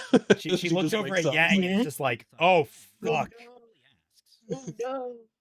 It's that if you've ever been a woman who's been into your straight friend and you realize you're really fucked. For some reason, cutting out that pack of peanuts was a pain in the ass. I don't like however it was, like, because it was a non-transparent like JPEG. It's just like whatever solid background it was on was not cooperating. Next time you should have a realistic hand on the cock.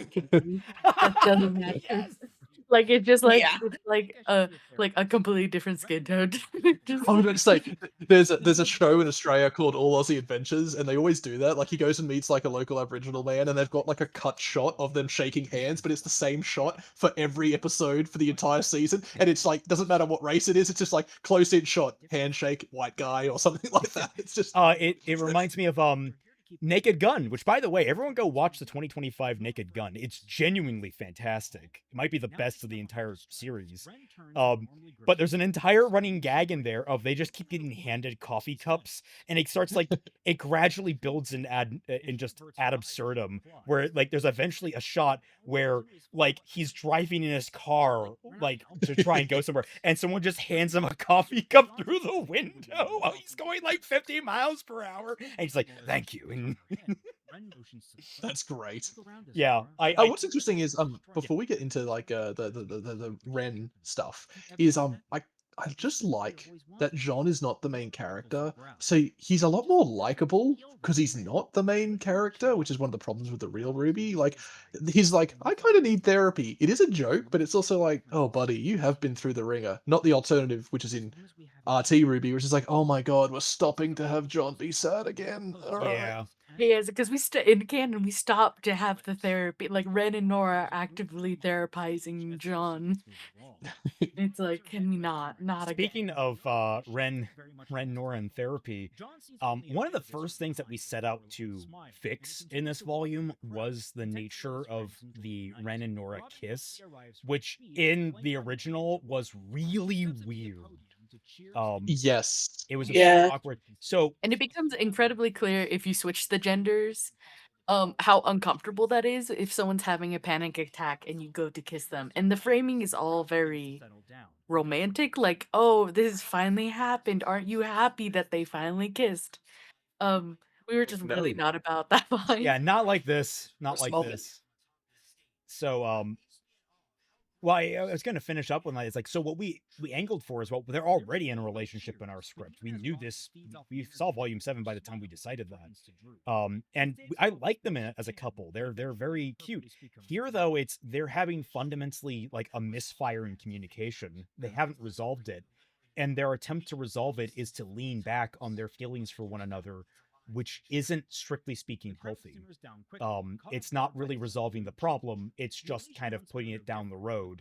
And the act of what they did isn't like, it's toxic. It's very lightly toxic, but it's still toxic. Unhealthy, like especially if they continue to do it. And that's where like the tension of the scene arises. Because you can have interesting dynamics go on while in relationships, and we just wanted to focus in on them. Yeah. And like the jealousy of CL, like there's a little bit of that in there too, which doesn't help things either. Yeah, and unspoken. It's just kind of like an unease that it's overlaid onto the dynamic, like their conversation that's not being talked about. Yeah. I'm just now realizing that Rosen put a lot of other background characters. Is that fucking Axel? On the left, on the right hand side. I don't know if you noticed. Yeah, there was like a guy with a samurai sword in there. Wasn't there the guy from Kill la Kill, like Gumagori or whatever his name is in the background? Oh, maybe. I was like, I didn't know where to look. There was just so many different people in there. It's like I was that's how silhouettes really make you look on the people who have color in their palette. And of course, you've got Robin here giving her dramatic speech, which, not very hard for Watts to get access to what that speech is and know when the exact time to hit might be. Look, it's just come out and say it. It's not a reference to anything. And if you do, and if you start making references to anything else, you're too terminally online. It's that simple. It's a political intrigue plot that has an assassination in it. Yeah, I mean, it's Manchurian Candidate. A bunch of assassination going on in that, and that one's not like that one has political overtones, but at the same time, it's like it's not taking inspiration directly from one specific thing. We're terminally online people as a joke, but no, we're not doing that. Yeah. Modern politics is something that no one really wants to get into on a fictional show. It's not for or against anything. It's an assassination plot. Yep. And now so we can actually just talk about the ramifications of it in the scene rather than talking around it. I remember struggling a little bit with this, but I also had fun making the Neo fighting off the guards here. It's good, but this is the first blackout. This is where I was talking about. I got the timing wrong. So this is the first it fades to black. Well, not fades, it cuts to black. And then eagle-eyed viewers of this stream will notice that when we come back, it happens again. And that's because of a rewrite that we didn't catch. But I still think it works, and I quite like it. This scene was not getting cut because it's so good. Yeah. I mean, it's also establishing, like, how the hell did Neo get where she, like, we needed to establish Neo noticing. Yes. Oh, this was also a blaster, right? Again, you have to be very careful with Roman because he's just such a petty bitch, but he's so much fun to write. also the plan beneath the plan, like you don't know what they're doing. So it's like there was an original plan by Watts Yeah, and Romeo are fucking up because they have things they want to do. We're like- in with the whole bit. Watts' plan, and under which is Cinder's plan, under which is Roman's plan, or Roman and Nito's plan. It's just like everyone's plan on top of plans, and Cinder's like, I know you might have a plan, but I don't know what that plan is. Just have him hit all the elevator buttons. I love that. See, the interesting thing with that is, while she's not actually trapped, she's just pissed off because she's magic. She could easily get out in 1 second, but she's more annoyed that, like, that petty little bitch. I mean, the way I thought about it is that, like, 'cause she went a few floors down, is that she tried to burst through the top, but she wasn't flying at the time, and she accidentally, like, cut the wire, so it ended up making the entire thing crash. Just like, she just accidentally her way into a bunch of inconveniences that delayed her. I just don't even think about it. I just like that she's just like, oh, screw you, and then Roman just walks off into the dark.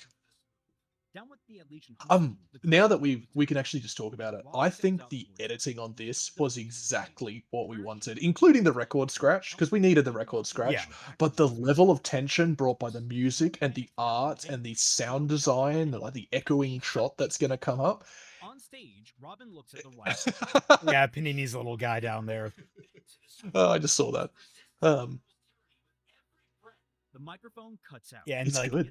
like again, like to me, these little details might go underappreciated, but like all the lights go out except for the ones on stage, very Yes. pointedly. And where the light, where everything cuts out, is at a very specific point in the speech. Only for Penny to respond. And It's not even the lights on the stage. It's a singular spotlight, I think you say. Like, there's literally only a spotlight. I thought it was just the lights on the stage, but it doesn't matter. Basically, the idea is the only person that's illuminated is Robin, just so that Yes. everyone can see. For them. genuinely? Silhouetting a spray of dark blood that burst What? from her back. No, don't worry about it. To the heart and go to. Oh, here's the cutaway. Yeah, I was pissed that I had to add this back in because we thought we could. It was again, things happen Yeah. during production. We put this in here to be safe. Then we thought time enough passed, and then other things happened. Like, God damn it! It was many months passed, and then we were like, yeah, we can remove that. Surely there wouldn't be a second assassination attempt / a successful assassination. Yeah, But it's just reiterating again, not related to any. This is all written well before any shenanigans that happened around the time of its development. So, Yeah. back to focusing on the point itself. God. So why did we do it though? For one, Robin doesn't really do too much in Volume 8. She's like, And she has red hair. yeah, and she has Yes. red hair. We have to continue that. I have to hate my own kind. So, fun fact about Tyrion, his semblance is effectively still the same as it is in canon, where his weapons, like, or when he uses his aura, he can channel it through his weapons and cut through other people's aura. It's like one of the most overpowered semblances in the show. But he doesn't enjoy using it, especially with ranged weapons. It's kind of a cheat for him. And so he does actually limit himself because he just enjoys the thrill of the hunt. And so he was so disgusted with the firearm. Oh, I remember this being a complaint. It's like, oh, Robin dies and it's all about John. It's like, no, it is not. That one actually was Like, like focus on the man. We're not reading. They're just reading summaries that are like people hate watching. Yeah, 'Cause no. it ignores these several shots of the happy huntresses, May, her girlfriend, like These everybody girls. else affected in this. It By was the way, bad Vexar actors. gave some adorable designs there. I'm sad they got Yeah. knocked out. Jesus Christ. John wastes no time trying to rush to Um, Robin's side. And like Fiona the drops her purpose weapon of John here, in many regards, is he is again one of the things we're doing is that he and the rest of his team are ground level. They are much more ground level than Ruby, who are much more with the grander problems of the world right now. They're dealing with like the Salem plot. Meanwhile, John and crew are much more about the people plot. And in this circumstance, is that the mystery crew behind him? Fiona snarls, "Don't talk to Just quickly, Getting distracted. But I think it is. also it emphasizes John's role here is to emphasize the level of distrust. Like John is caught in the middle of it, and while he's not actually important, he is an example that his healing factor not being allowed to be used because they view him as Atlas. That is what his point in the It's scene a is. reinforcement of the divide. Like, this is the moment Atlas cracks right down the middle. That's important, is that John realizes it. That's what we're trying to convey here, is that everyone is panicking over Robin. Like, we have the emotional connection to Robin is massive. CL is distracted by the fact that all this shit was going down. John is the only person here that is focusing on the big picture in terms of, oh, fuck, there is no coming back from this. Like, that's his role in this scene, where everyone else is like very much on their personal levels. He's on a grandiose level, and they're or on a grander level, and like they're two different parts of the same scene. He sees the fracture, and he's trying to breathe that bridge, but it's two sides that are irreconcilable. They can't get along anymore. Pebbled. It's now impossible. Like they are now, again, much like that conversation we had earlier. They're locked in. The paths are the paths now. There's no changing. You've got down this rabbit hole of the adventure visual novel, and you can't change tracks anymore. Yeah. You have used the D-mail. You cannot undo the D-mail. So yeah, here we go. Episode 17. Again, I feel like I mislabeled some of the titles. This one, Burden of Command, I think is actually right. No, I thought it was the other way around. Burden of Command feels like the choice that Ironwood has to make is the burden of command at the end. So I think you are right that perhaps it would have been better as the last episode name. Was that what you were trying to say? No, the last episode name is Heavy as the Crown in that one, or it's Where's the Crown, and that one's fine. It's the no, this one's called Battle Across the Blade, and the other, and 18 and 19 are called Burden of Command. I think those should have been swapped. It should have been This is Burden of Command, and the other one should have been Battle, because like that's where all the battles are happening. Yeah. I don't know how I didn't catch that. I feel like I was maybe too ingrained in it at that point. We were operating like at this point. This is the finale thing, and it is crazy during the finales. Yep. I do like, we're integrating Pietro. How involved was Pietro? I can't remember in the original. He just kind of showed up at the end with Maria. Yeah, that fight is strange too. Like, why is Neo and Maria fighting, and why do we care? Well, that's volume 8. I'm talking volume 7, where he just kind of like, he and Maria are just up in Atlas, and they come around the corner to find Ruby as they're cleaning up the battle with the Aesops. It's like it's a really weird, like, why are you guys here moment. I had a lot of difficulty getting the right sounds for this particular moment. That's fun. Yeah. Sorry? Oh, yo. Oh no, I was just saying. Well, I quite like the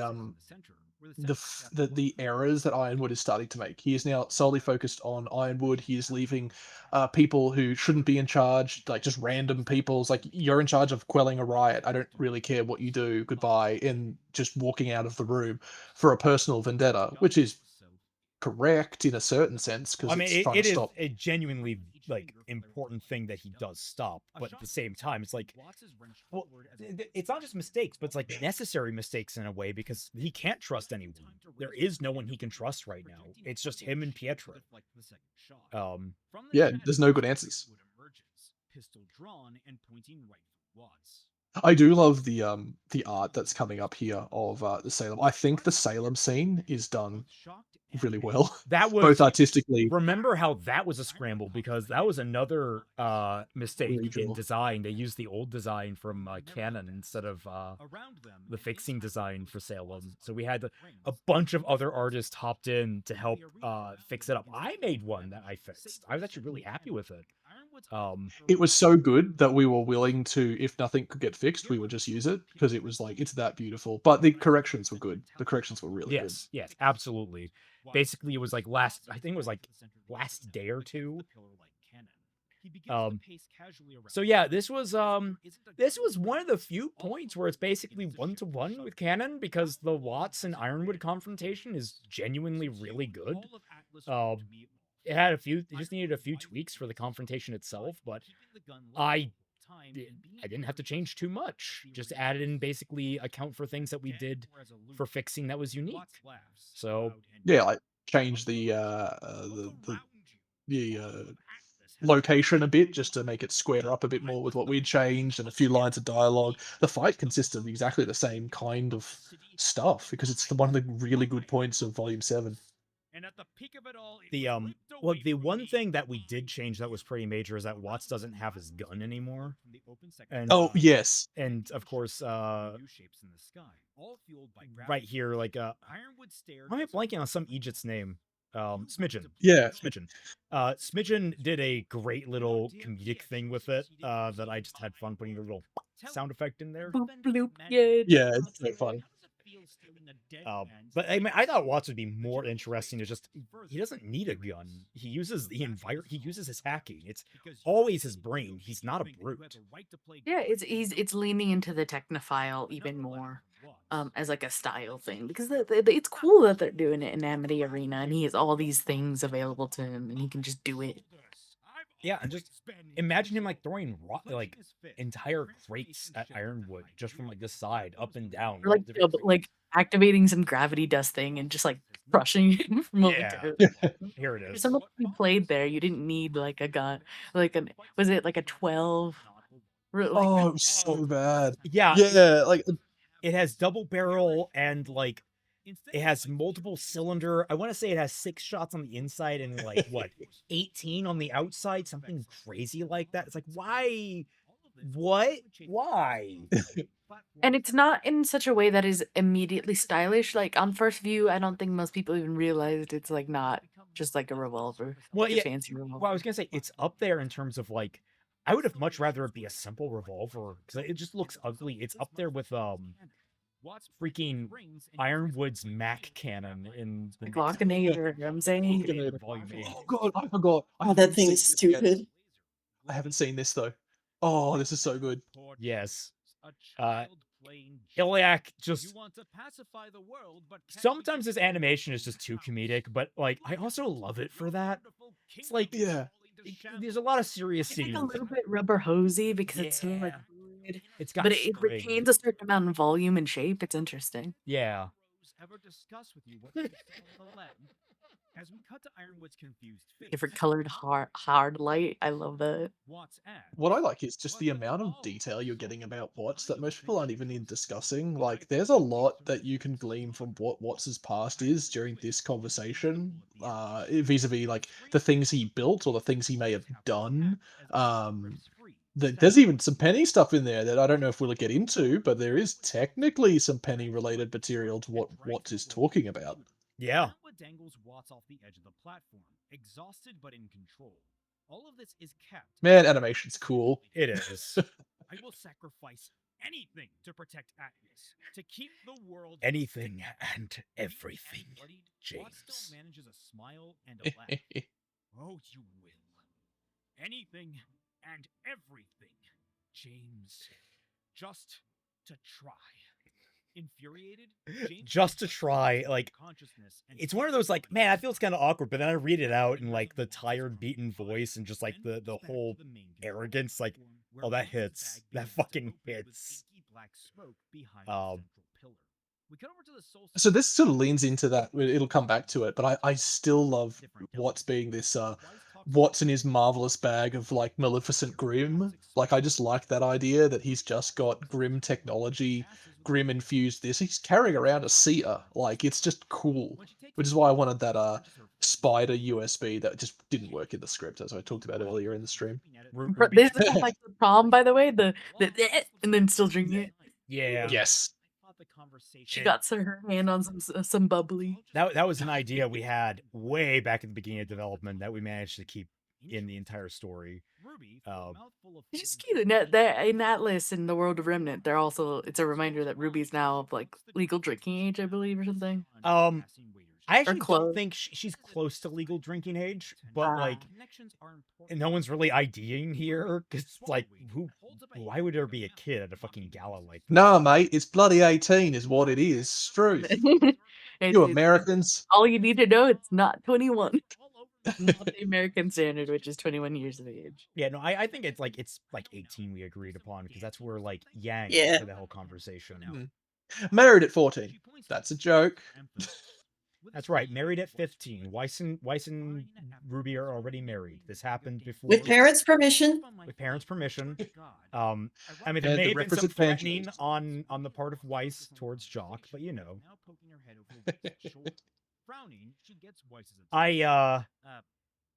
One of the things I do like here is like, you know, the girls know about each other's history. They've always talked about it. RWBY is very cognizant of it, and she's the first one to notice Jock and Willow. And so it's like, she's immediately, do you want me to back you up on this? Do you mind waiting back on this one? Don't kill your father. Let me do it.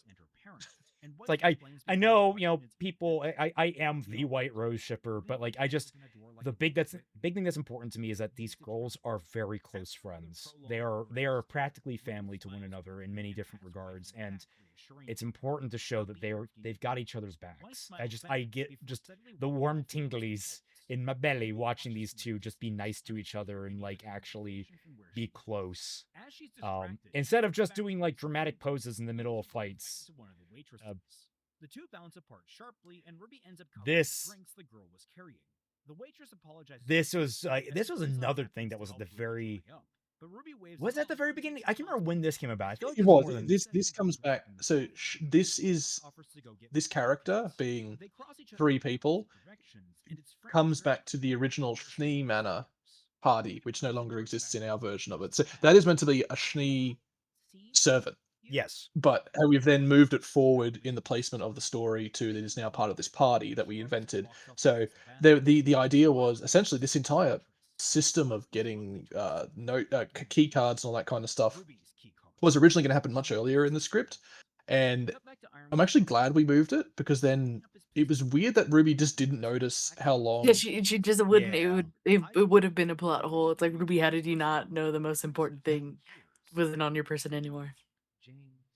Here we go with toss the boast, I believe. I always like pronounce it like toss the boat by accident.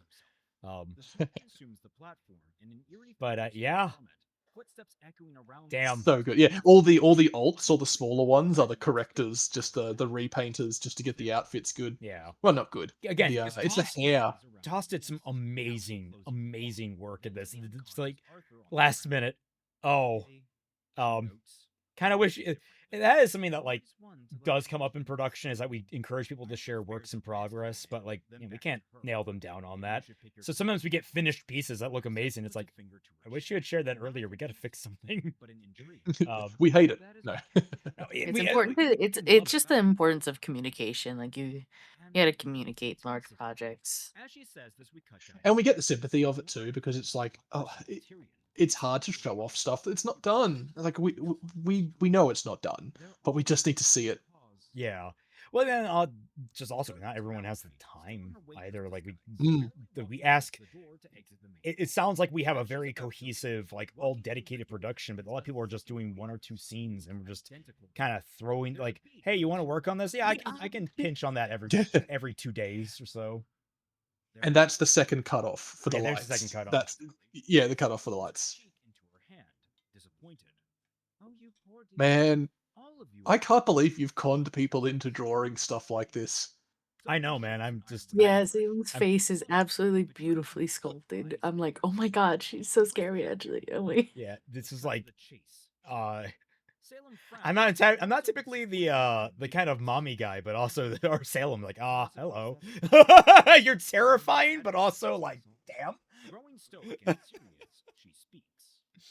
I actually think it's this shot that I did my own mock-up of, and Mari did an even better one. Yeah. So you have like one of the best shots that I personally love this volume, which is the rocket lockers coming soon. I love that shot. God, I'm so satisfied with it. Like I don't consider myself that much of an artist, but I've really come to appreciate, like I come to really practice it a little bit. I've done a little bit of drawing here and there now.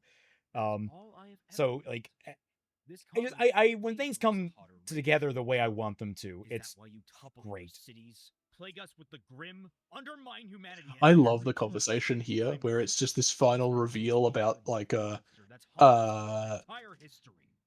who the two of them are, Ozpin and Salem, and it's just the soul destroying level of you mean my husband? I guess we didn't talk about it, but like the choice to not have Salem confronting the main crew, but instead just Ironwood alone, is so vital to how our Ironwood plays out. Yes. Because like having Salem mock everyone to their faces and no one being like, she's literally goading us into like attacking her, and like literally an entire room of people not having cooler heads, frustrating. And also like everyone's on the same page. Having Salem confront Ironwood here is just to stir the fucking pot of his paranoia. Well, this is why. This is the one that I did. This is the one that I fixed up. Yeah, there I can see the blurs, the blurred splotches that I use to hide my work.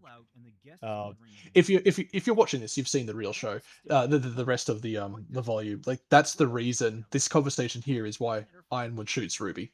Yes, just straight out. That is the reason. He scoffs. Weiss frowns deeply, muttering. I do like the slight bit of care that Weiss still has for her family. Even Jacques, I don't think she wants Jacques to die. He just hates his guts.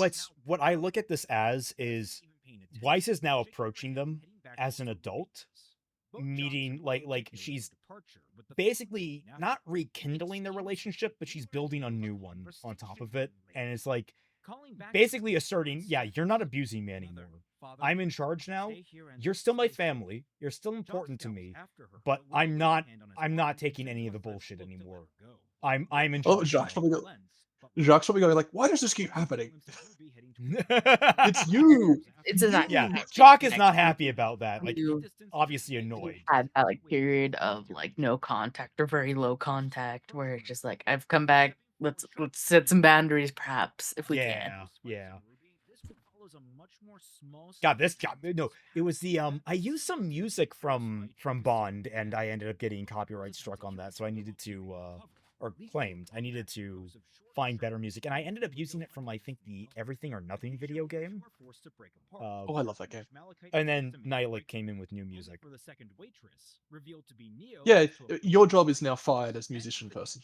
Thank God. Jesus Christ, you know how hard it is? Of course, now I'm watching Bleach, and like Bleach has some amazing music, but I also wonder how easily that is the copyright claim. I do love the comedy of this. Like we did, I think part of having it be earlier was also we liked it a lot. It was so nice to have this like two pseudo shapeshifters. Like one's a shapeshifter and one's like more of a mimic-esque non-physical thing, but it's so good. I just like the idea of her just slumping the unconscious character on a chair. It's so funny. It's so it's a nice type of fight we don't get a lot, where it's trying to be lower key and it ends with just like it's one of the things like I set out to do is like, oh, we're having this fight. This fight is literally going to be the most understated fucking fight in the entire show. That was like my goal. It's for the weight of it's for Ruby's like life actually. It's for the game card. It's super quiet. When you think about it. But like definitely the inspiration was that fight in Bond where I'm pretty sure he put him in a chair, but also I think it was Commando where he kills the guy on the plane, gives him like a blanket and a pillow. He's like, "Don't bother my friend. He's dead tired." I always like Salem's playfulness with humanity. She like I don't think she hates them. She doesn't. I don't think she hates anything except for the gods. Doesn't take them seriously. They're like she treats them like very intelligent animals. They're like dogs or like dolphins. I treat you like a pet. Yeah, it's like you're a pet. Like you're just like, oh, how cute! You brought me a dead rat. I mean, she's seen their entire development. She's literally seen them crawl out of the mud or wherever humanity came from. which would be really interesting to explore. But anyway, Let's not. No, it doesn't come up. yeah, we know the answer. I love the lighting. If this Ironwood shot, the shot of rim lighting. I love that I she know has it's a- not American. Oh, sorry. No, that's it. Yeah. I was gonna say I love the idea. It's like you would trust a man who steals the faces he wears, and it's like, yeah, that's actually a really good point. This man is he's a body snatcher when you break it down. Yeah, when you step away from the narrative that he's fed you, he's deeply concerning. Yes. And is like her description of it, like which version of the fairy tale have you been given? Because you're like, if you examine what Ozpin would have told him, it reads like a that's too conveniently like good versus evil, and I'm the all ancient another evil. immortal, and we're constantly fighting. And I keep her in balance and stuff. It's like, curious. I love that Ruby tried to spare him from the revelation that she thought would break him, and now he's learned about it in the worst possible way. Broke him. And in that way, Ruby is right. That does break him. Ruby Rose. Ruby Rose. The general's eyes are empty, staring into the distant cityscape. A bit of non-linear time travel, which I think wasn't confusing that it confused anyone, and I think it came across quite well. But I think I don't know, a lot of people realize that this rewinds back in time to the previous episode a bit. Yeah, basically everything catch up. That's what this shot is supposed to be. It's like this is now just happened. Yes. And of course, long day of night. Yes. Our finale begins with Support the official release. Yes. So screw that guy with the ad break. So the phone booth was from way long ago. When was that? That was volume 5? Or was It was that volume 5. I have some sketches from it back then because we concepted it in VC forever ago. Yeah, But it was for volume 7 though. Like it was back in volume. Yeah. Well, I was gonna say, like, the big inspiration for it, which I hadn't watched at the time, but then I did end up watching because I loved it. Pat Labor 2 and Yes. Pat Labor 1. Both of those, highly recommend you guys go out and check them out. They are And the amazing show. films.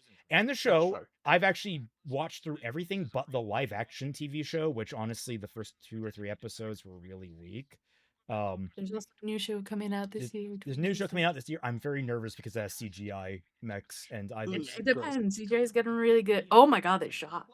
Yeah, and then the next one that I did, dropping the meteor. I'm so proud of this one. My god, I had such a blast with it. That's insane, actually. Yeah, I remember seeing that the first time in a test watch.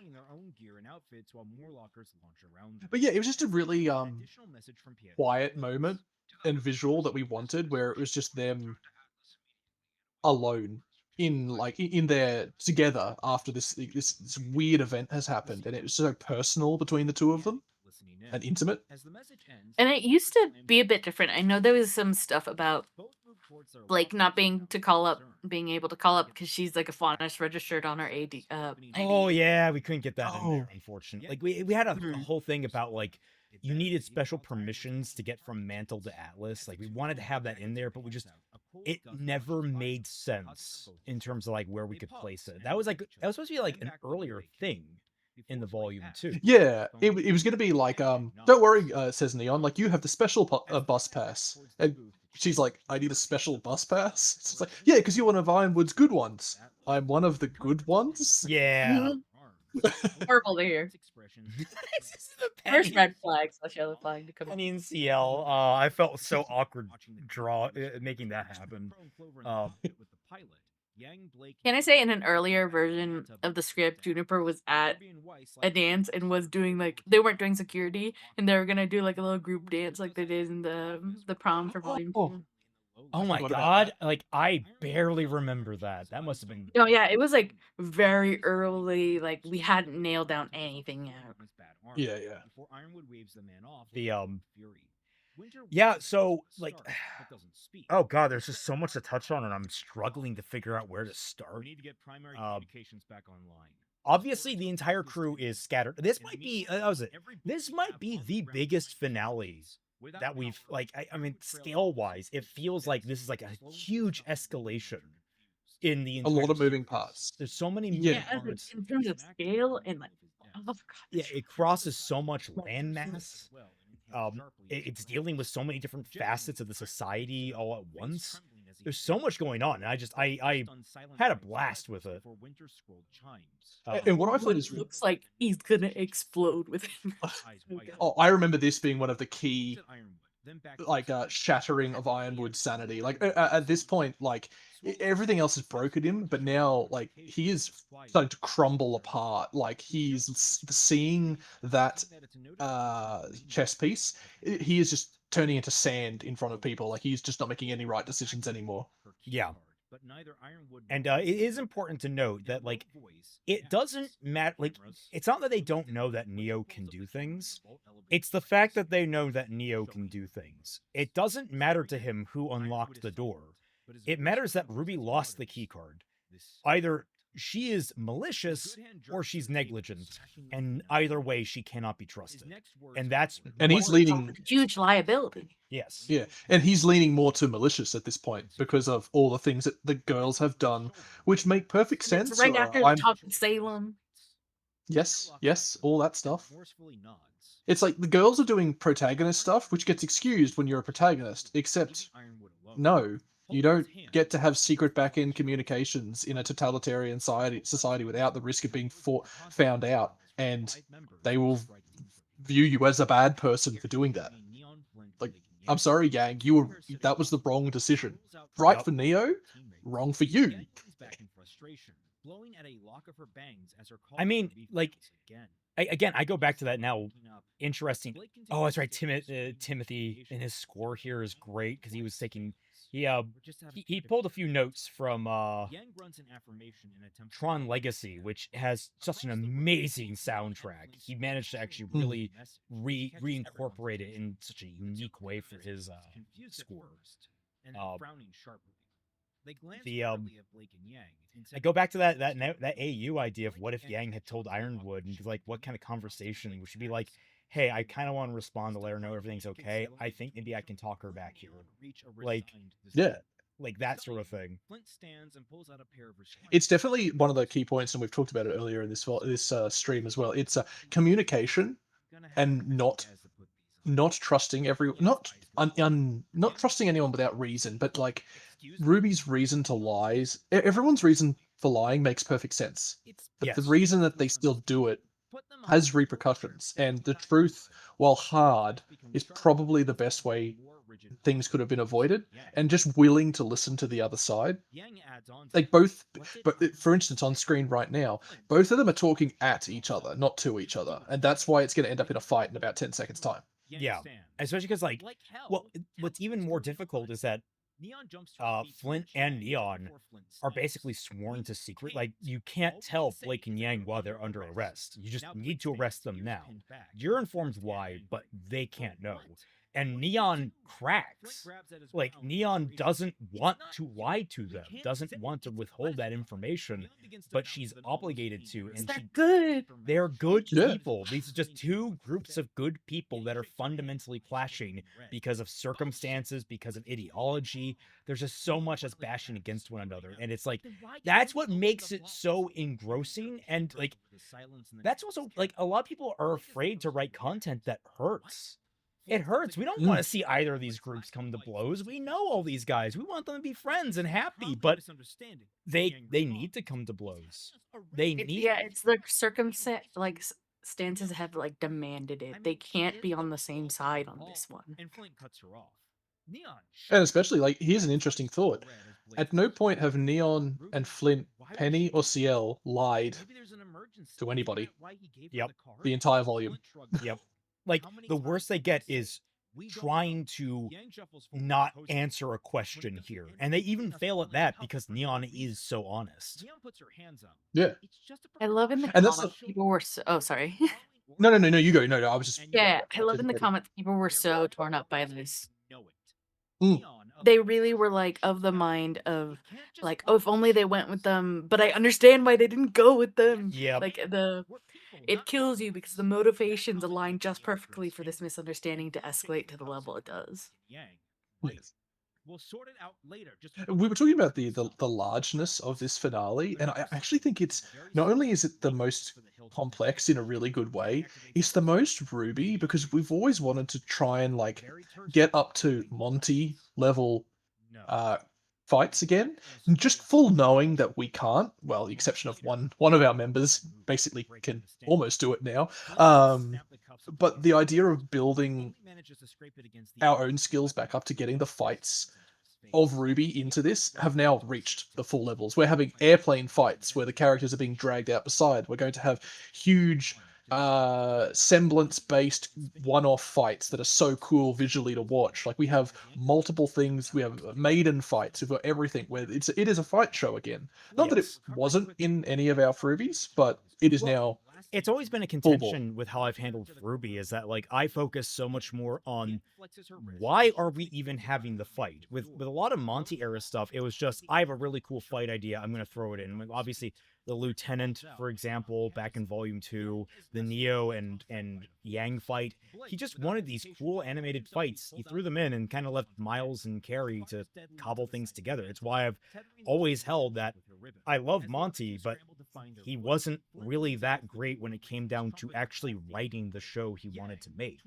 And so, like, I focus so much more on the story because when we get to the smaller number of fights that we typically have compared to the original show, at least in scale,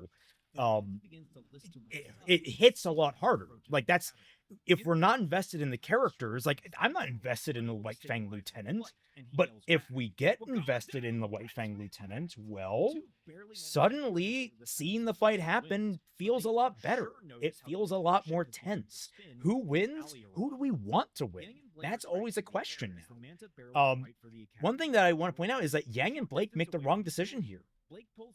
This is them making a honestly catastrophic decision of not relinquishing themselves to the authority, because they could have possibly cleared things up, but they chose not to.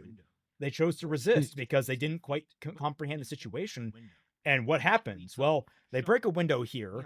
A manta crashes, possibly killing a guy.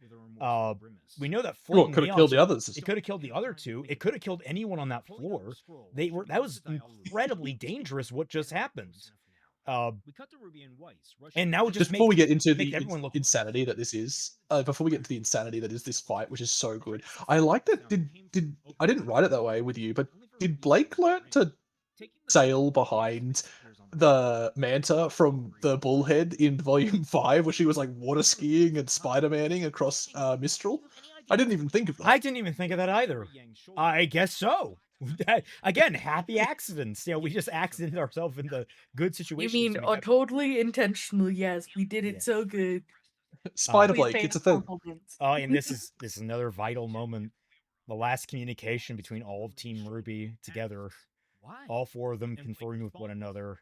After this, they're not going to be seeing each other together for a long while. I mean, a long while in video form. I remember, like, deciding what was going on and who was going where. God, in the earlier draft. I really like the after a moment of pause, the fights that we set up here are really interesting because we've talked about them for like over 2 or 3 years. Like CL and RWBY fighting has been this horror show that we have wanted to have happen to CL since we figured out what we wanted her semblance to be, because RWBY is terrifying to CL.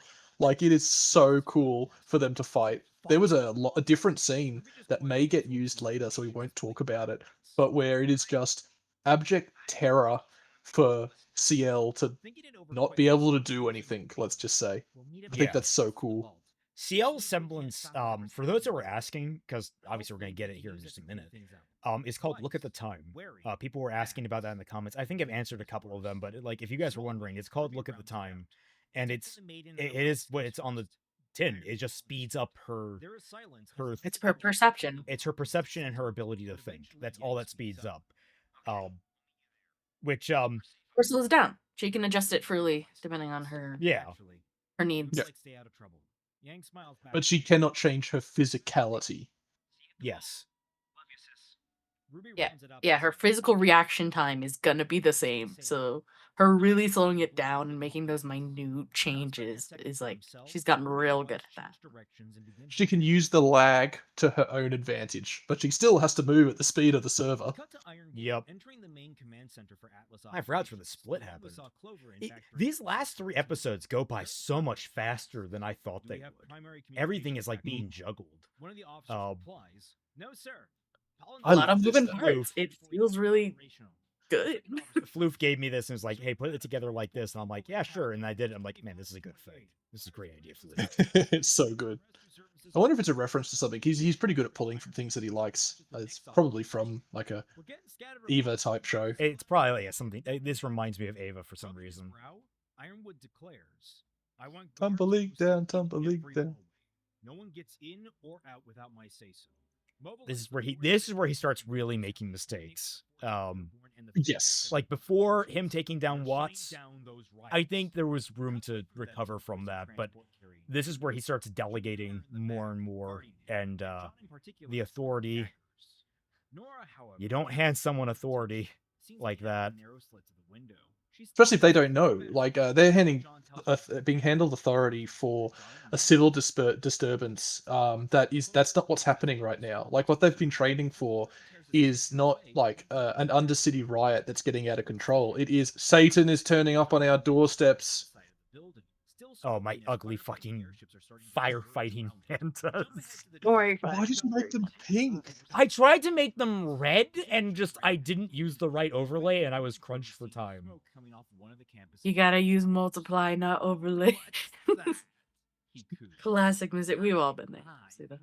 Yes. Maybe they're just fabulous. They're the fabulous firefighters. Yeah, the spit hood, which will disappear between cuts. We'll just ignore that. You three get up there. They just made it white and pointy. I remember when we were discussing about the spit hood, and it's like, wait, is that a thing? And then like, we didn't know it was called a spit hood. We had to look up what it was. That background shot, I also remember being a pain in the ass to make. I was just thinking how good it is. This hurt people. He's got I love it. They were like in the chat. They were upset about what's going on, especially when they figured out what was going on. They're like, "That's oh, the why Ironwood's here? What is Ironwood doing? What Penny? Where'd she come from? Why is she here?" It's like someone's like, "Oh, that's Neo, isn't it? That's Neo and Roman." And I'm sitting there like, "Yeah, it's Neo." Pizza them.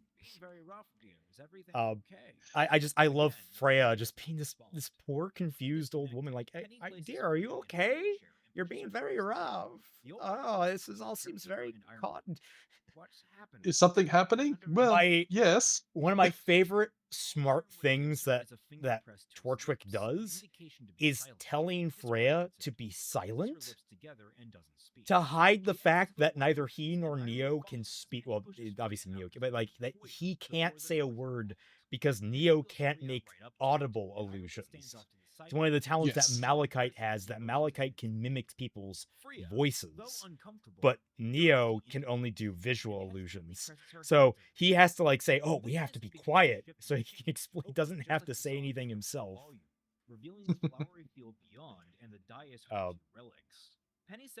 I can't wait to explore. Inca leaves there. Yeah. Oh, it's like the God of Creation's tree. Ironwood's eyes widen.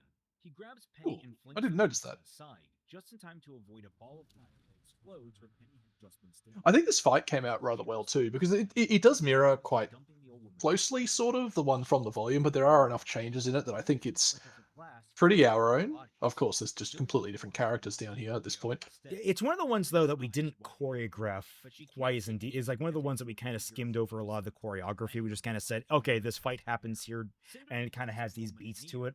We didn't like. I've gotten bad, but also it's like it's been kind of fun to like get into more nitty gritty about fights. But this one is just much more show of power on scale. Super Saiyan fights are always very hard because when people can fly and this kind of stuff, it's hard to have them have to maneuver when you can fly. In fact, it does have it's missing a bit of the show that I thought was probably one of the best looking shots of Volume 7, where Winter is fighting over the city.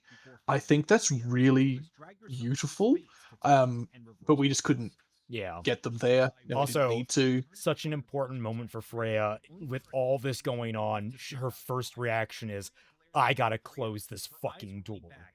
Like, Yes, it's so good. She's a true soldier to the end. Whatever she was, I think she was a soldier. She has, well, even if she wasn't, she has to be as a maiden. She's like, yep. ingrained in her, even if it's this far gone. She's like, You want to talk about people that made the right calls? I don't think Freya made a bad one in this single volume. Except getting old. She shouldn't have done that. Yeah, getting old. She just, I don't know why people choose to do that. It seems silly to me. The wiggly arms. What is that, Mupa? God. Cinder's widening eye tells us she's managed to grab something. The circle of I think that was Mr. Mooper in the background. Ah. I love the build of the music. The music, we have harped on the music because it's a new edition, but man, some of it lands and it really pumps up. And there's like, that's the same for any project. Music pumps up projects, and does it. This was because like one of the major things about Volume 8 is that Cinder does end up getting the lamp, and one of our things was, why didn't they just put the lamp in the vault where it would be safest? And so, like, how did we get it here? It's like, oh well, this was part of the plan, was getting the other relics, and Cinder does it, sort of, and then she immediately fails because Roman and Neo are pricks. And we kind of want to add this aspect of that. She's not a girl failure. She's not a failure constantly because the universe hates her. She is the reason she fails. She and her controlling attitude, where she is really good at the getting things set up, but she can't commit, can't calm down, can't be reserved enough. She fails because she has a character flaw, not because the writing fails her. Yes. We cut from Winter to Weiss. Here we go. All right. Oh. This is where like we handed it off to a bunch of artists, and they just sprinted with it. Except we didn't know. Except we didn't know that they were, like, we hadn't heard from them until I was sweating up until the end, and then Choom comes out here with this, and I'm like, oh Christ, what? Because a terrible JJ, like a JJ edit of this exists, and it is not that great. I am so glad this exists. I think there's like one of there's the eye shot. Yes. Yellow being her like accent color and being like, oh, the eyes. It's RWBY also lacks some inspiration when it comes to the visuals of semblances, so it's nice to have somebody else who has special eyes. Yeah. Yes. And I just love the ability of just like, I'll just shoot the gun out of her hand. Like, it's so cool. And like later on, I think she shoots a Crescent Rose round out of the air. Yes, she does. She's you talk about how terrifying RWBY is to her. She is terrifying. Yeah, like they are in white.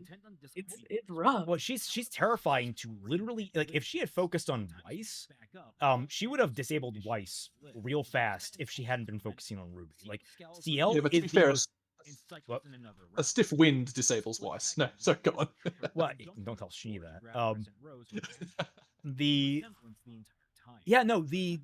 CL is the hard counter to RWBY, and RWBY is the hard counter to CL. Like, both their skill sets are equally matched, and that was always the intent, considering that, like, you had Harriet in Volume 7, who was just another speedster like RWBY, and like their rivalry wasn't really well developed.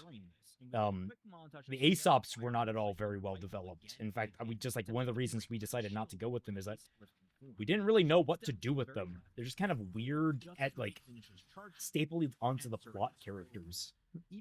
Well, they're quite literally, RWBY and CL are an unstoppable force and an immovable object. Yes. Like, those are the literal definitions of the two characters, I think. And oh my god, she looks like a petal. She looks like a flower. Which is... I love that RWBY, with Weiss's help, can exceed the perception that CL has. No matter how much she has slowed down time for herself, RWBY outpaces that in just like an insane burst. And of course, we have Aiden here. He did a full version of this, by the way. Check out his YouTube. Going Yeah. sicko mode. Set for a fight now. Yes. Um, Like the full version of this is insane. Like it is Yes. it's just a Ruby fight. Yep. The only thing that like we ever had a problem, I think this also applies to Shum, is that like both of them use the blob ruby, which we talked about isn't really how Fruby Ruby works. She's much more of a she doesn't really like fly like that. She just Yeah, she can't do this in our view, but it's still amazing to see. Redirection has to be met with an action. Yes. So for her to change, it is bouncing or firing or something. And smack. Yep. You have to imagine while she was in that blob form, she was actually mad dashing like crazy and jumping off of different surfaces. Yes. Yeah. And that A was little always less the intent. floating. You should be more contacting things and having sharper turns or redirection. Actually, I think the way I envisioned it was that she just skates behind, like it was gonna be much quicker. There wasn't like any kind of dodging moment. It was just she speeds behind a bookcase, and that's when the Gygus comes in.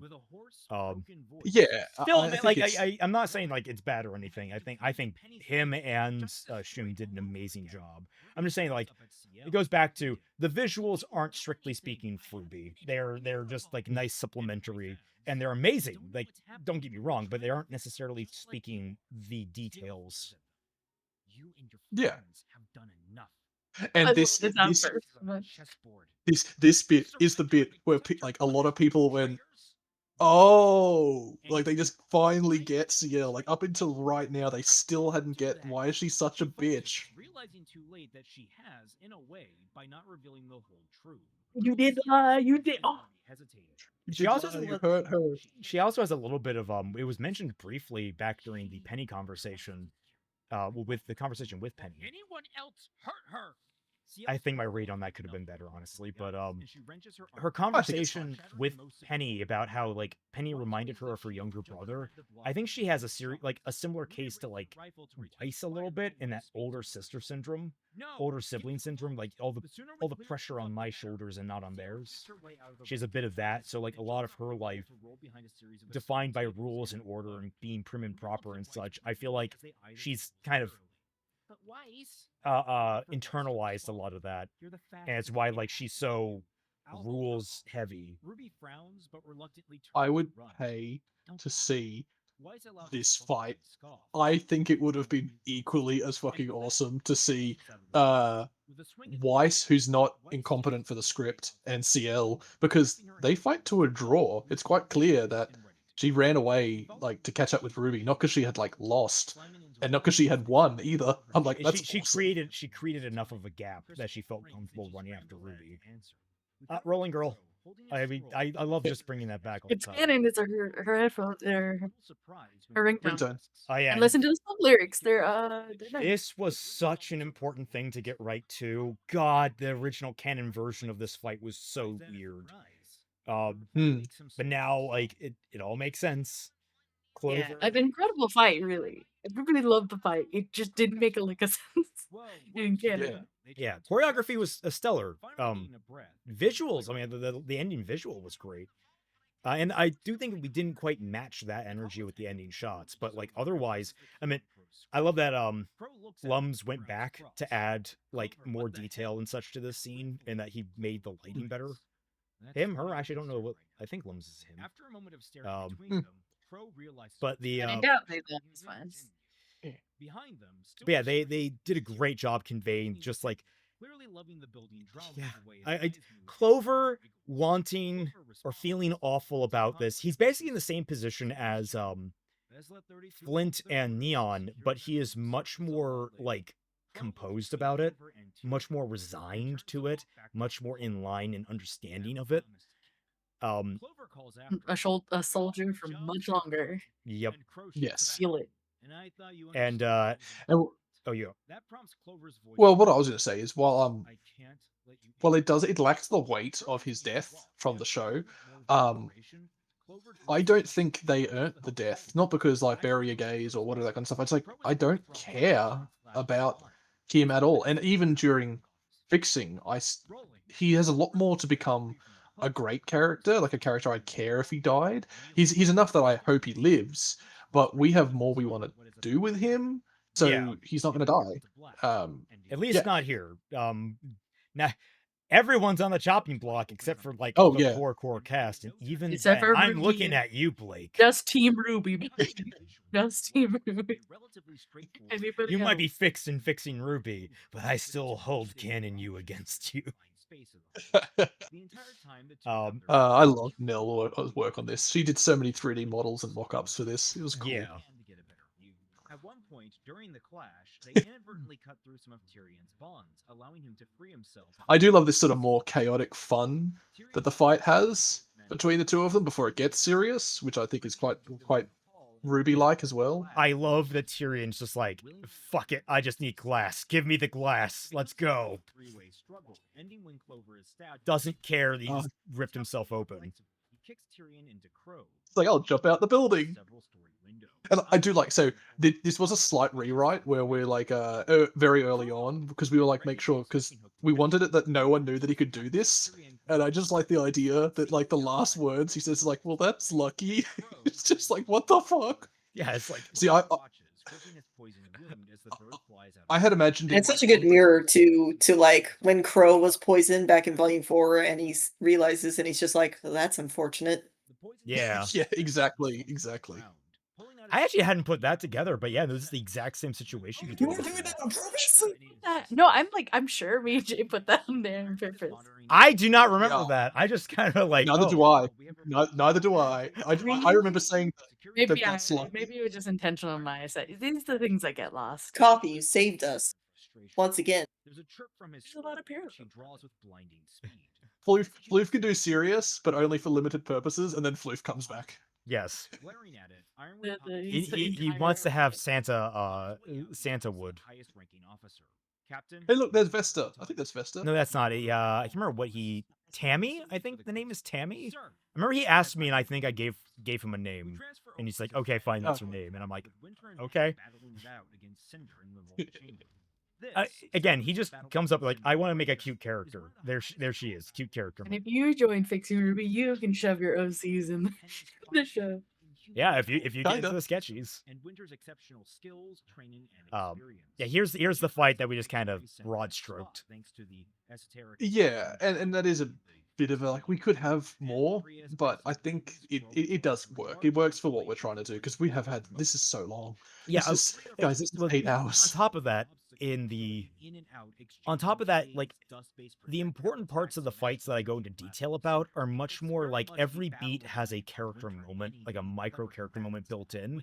And that's why I'm highlighting what I do in this fight, is that like there's moments here that are important to highlight, but with the scale of everything, it's much more about the spectacle here. It's much more about the power scaling, escalating in the show. Yeah, we're in a bit of a different league. You're dealing with a couple maidens and Winter and Penny. Not cutting my goddamn arm off. Might have to have her. I kind of want her to say that at some point. That'd be just hilarious. It's like, why is it always my fucking arm? Yui couldn't help himself. Purple Yamcha. We do it so far. Oh, here we go. And there's pink neon. Yeah, there's pink Neo. This got. I love. This Iliac. is more violent than. Yes, Iliac got so violent in this. The head part in particular, where the head falls out of the helmet. I love it, but also I'm like, I don't know if like in the conceptual world where this got animated, I don't know if we wouldn't have allowed. Oh no, I love that visual. Plain and simply, we wouldn't have allowed it, but because of the type of project it is, like, it's so cool to see it. And again, Fixing RWBY isn't the visuals, even if they're awesome. Yes. This though, if that would have been animated exactly like yes, that, exactly. this fight itself, like everything that happens in here with the pots and pans minus the head, is just exactly what we want. Because the idea is, again, we like putting people against each other who can't, that aren't what you would think, because Neo is a redirector, and you can only redirect anyone that doesn't want to immediately die. Like, how do you redirect bulldozer. Literally, if she tries to redirect a claw attack from Malachite will willingly dislocate her own arm to get an even better shot with her other one. Like, that's the kind of opponent you're dealing with. And, like, the important thing here... Breaks. Yeah, no breaks. No breaks. And that's why it's important to highlight that, yeah, well, why did she lose in the ballroom? She was trying to be stealthy. She couldn't go all out. Now that she's going all out, now that the mask off, literally, she is a force of nature, man. It literally took a maiden to get her to stop. Someone without a self-preservation instinct is very dangerous. A wounded animal is the usual, like, is the phrase. Like, if you're not trying to protect yourself, you can do a lot more. I love Ruby's moment of like, oh, what do I do? Wait, I can just go down. Here's a scene that almost didn't make it. Yeah. Yes. Your Rudolph edit was really good. Yeah, Rudolph is he does an incredible. I mean, you look at this level of detail. He's just really, really slow at times. Love his work to death. And I think this is his finished version. Because I know Mupa did a cover version for the original airing. And I love it. He actually asked me for my cover version, like, so I shared the file with him. So I'm kind of surprised he didn't use any of it for the Blu-ray. I guess he wasn't able to finish that either. Yeah. You should post up that one as an alt thing on Sketchy Twitter sometime. Oh, cool. Awesome. I think I people don't use are it. confused in this one too, because in his version, it looks like she's using her silver eyes. Yeah. Yeah. He really loves doing like glowing eyes and stuff. I think he just doesn't like drawing eyes. No, I think he does. I think he does. Like he does some really detailed eyes. I just think he likes glowing ones. Oh. The winds begin to die down. Oh, It must be so confusing for Freya. Like, yeah, confusing because I'm dying and stuff, but just like, are you the robot that I like, or the weird little pink girl? Like, which one are you? Penny catches the hand in her Penny is just so. However, unlike before, these winds are warm. It's just painful to watch Penny being so sad. As Freya Yeah. the winds guide Like, themselves into I don't think Penny really wanted this. Penny knows her duty, but now Penny knows. And she had a choice separate from it being made by Atlas, then yeah, she wouldn't have done it, I don't think. What gets me is I love the little Ruby, but it symbolizes something that I think it's not really going to be in Ruby in any capacity for Ruby, but Penny is meant to be immortal, essentially. Like, she is the answer to this whole bullshit reincarnation. We're gonna go find them. They don't know how to use the avatar cycle type thing. It's just like, no. She's You're forever maiden. This is one of the little cutaways that I did that I don't think I needed to do. I shouldn't have done. I should have just cut that from the script, honestly. I think it could. I didn't need to explain, hey, we're jumping around a lot. Yeah, but we like the people are sold on you as a personality. Like, we don't mind seeing you. In fact, it's good seeing you occasionally in the script. Oh, and of course, John is like, oh, Roman and Neo, I already don't like them. They have the lamp. Fuck. Game on. Yeah. Because they know, like, they have no information, but they know. It's on site. Yeah, it's on site. Now, Honestly, interestingly, they would have done the same thing. Exactly. I think some people, but not many, but it's a point I wanted to address. Like, why are Team Junior not really part of the Arrest Them All? Because they're separate entities enough that I think even Ironwood can segment them out. It's not that he thinks they're loyal. He kind of thinks they're irrelevant. They might be good, but they're irrelevant. I know. I feel like he knows that like they're close friends with Ruby, but they're not related. Yeah, he knows that they're close friends, but they're not related. So he just knows in terms of like what I just machinations. thought it's an immediate threat. I think he clocks. He's like, I need to get Team Ruby immediately because Ruby was involved in this thing. This was And this apparently was a another secondary issue for them. this was another pain in the ass to animate. I don't know why. It just because there were so many layers that needed to move. But the images are adorable. Yes, Meow did an incredible job. And between Roman and Neo, Team Junior is incapacitated. Ending with John being knocked out. I did want a little more like showing the fight so we could see like how much indirect damage was being caused by Malachite, Roman, and Neo, because they were like I feel like we need to really sell the fact that Roman and Neo are letting innocent people get harmed for their benefit. Yes. They are, again, people complained in volumes 5 and 6, oh, you made Roman and Neo good people. No, we didn't. I was sitting here And now they're complaining. yeah. They are morally like right now with Neo willingly taking on Milcha's form to fuck with Melanie. Which is It's so- amazing. I'm so proud of that. It's a slick trick. It's a reminder Neo will do anything. And even if it pisses off Roman, because Roman was not happy about that for hopefully some obvious reasons. What I love as well is just immediately, I think you, them, the audience, everyone knows, ooh, that did some damage. Like, That's ooh, crossing a line. Malachite. Yeah, Malachite's. Ooh. Especially because Super bad for Malachite, super bad for Roman. Everybody knew. Everyone disliked that. Everybody like- remembered that. See, I wanted a scene drawn of where she's on the ground, but I wanted Malachite next to Malachite, screaming at Malachite, like, just, that's not me. That's like the fuck up. Look to the unconscious Junior and give orders to have them and the wounded civilians taken. Yeah, I also do wish we got a shot of the heal being recovered, because like it is important to show that Atlas is still caring for civilians. That Junior and such, they're all being recovered for treatment. I just realized that sounds like I'm complaining about the artist. No, I'm not. I'm grateful for every single frame I get out of the artist. I'm just like, man, I wish I had had a better way to visualize that myself. Yeah, well, we have limited artists who have limited skill sets and limited wants. Like, you can't assign Limited time. Yep. Yeah, like some artists don't really want to draw a big complicated fight sequence. So if they get a scene as a pickup for us, or even a privacy, they're going to draw to their strengths, and we get that, and we'd have no problem with it. We try to. So why did we shoot Ruby?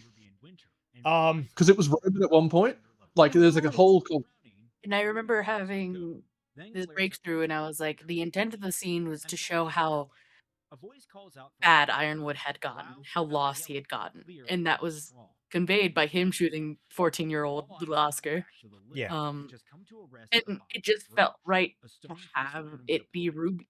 She's the main character, and it would convey the same amount of weight, and then she would be there she was already there during the aftermath of the transfer white, so why not just integrate her earlier and have her be more of a focal point? That's what I was trying to do.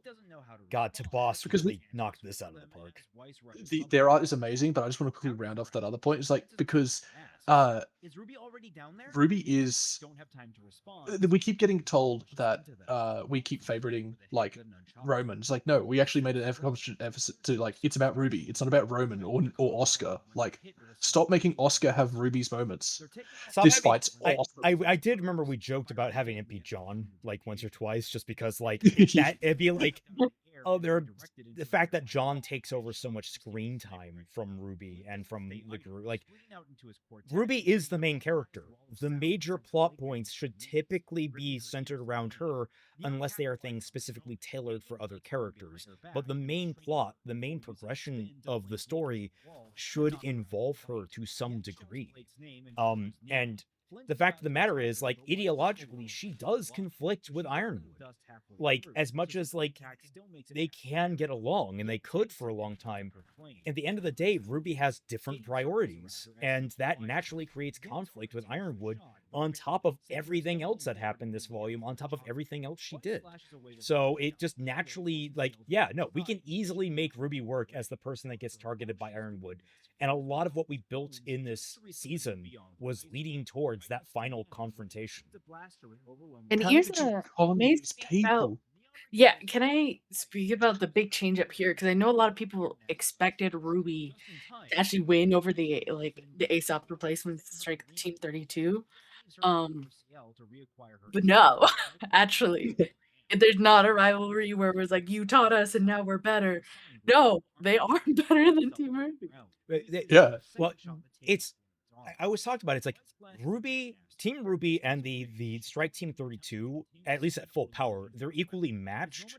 Well, actually, I would think Penny really weighs the scales down. Penny can take on whole teams. Penny doesn't count. Yeah, Yeah, but yeah, like that the doesn't 3 count. remaining members of Strike Team 32 could feasibly take on Team RWBY, but they would probably lose.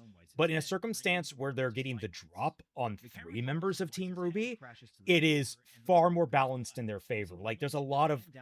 Oh god, this is such a good This transition. freaking art. I didn't realize. Is that the string? Is that the No. friendship bracelet? That's his It friend. is, Yeah, yeah, that's the it friendship is. bracelet. Along with her. My very important thing. Okay. But yeah, no. So the I do idea is have that one thing. they get beaten because like they're equally matched, but now one team's at a disadvantage versus the other. That's how that works. Yeah, one was on the run. Particularly, like, Team RWBY missing Ruby puts them at a huge disadvantage. Yep. Exactly. Now, just quickly, I just headcanoned something that we have to use. Neon was glowing rainbow there in a really beautiful aesthetic thing. She has consumed an energy drink. That is what she does. It's like a power up for her. She has cracked a mother or a V or a Red Bull. Like, Jay, clearly she picked up a power star. But no, that's such a valley party girl. Oh, like I'm gonna crack one of these. Like that's her like power up. Like she downs like a Red Bull, and that makes her even more rainbow ridiculous. It has to Sorry. come with like a drawback too. She gets more exhausted.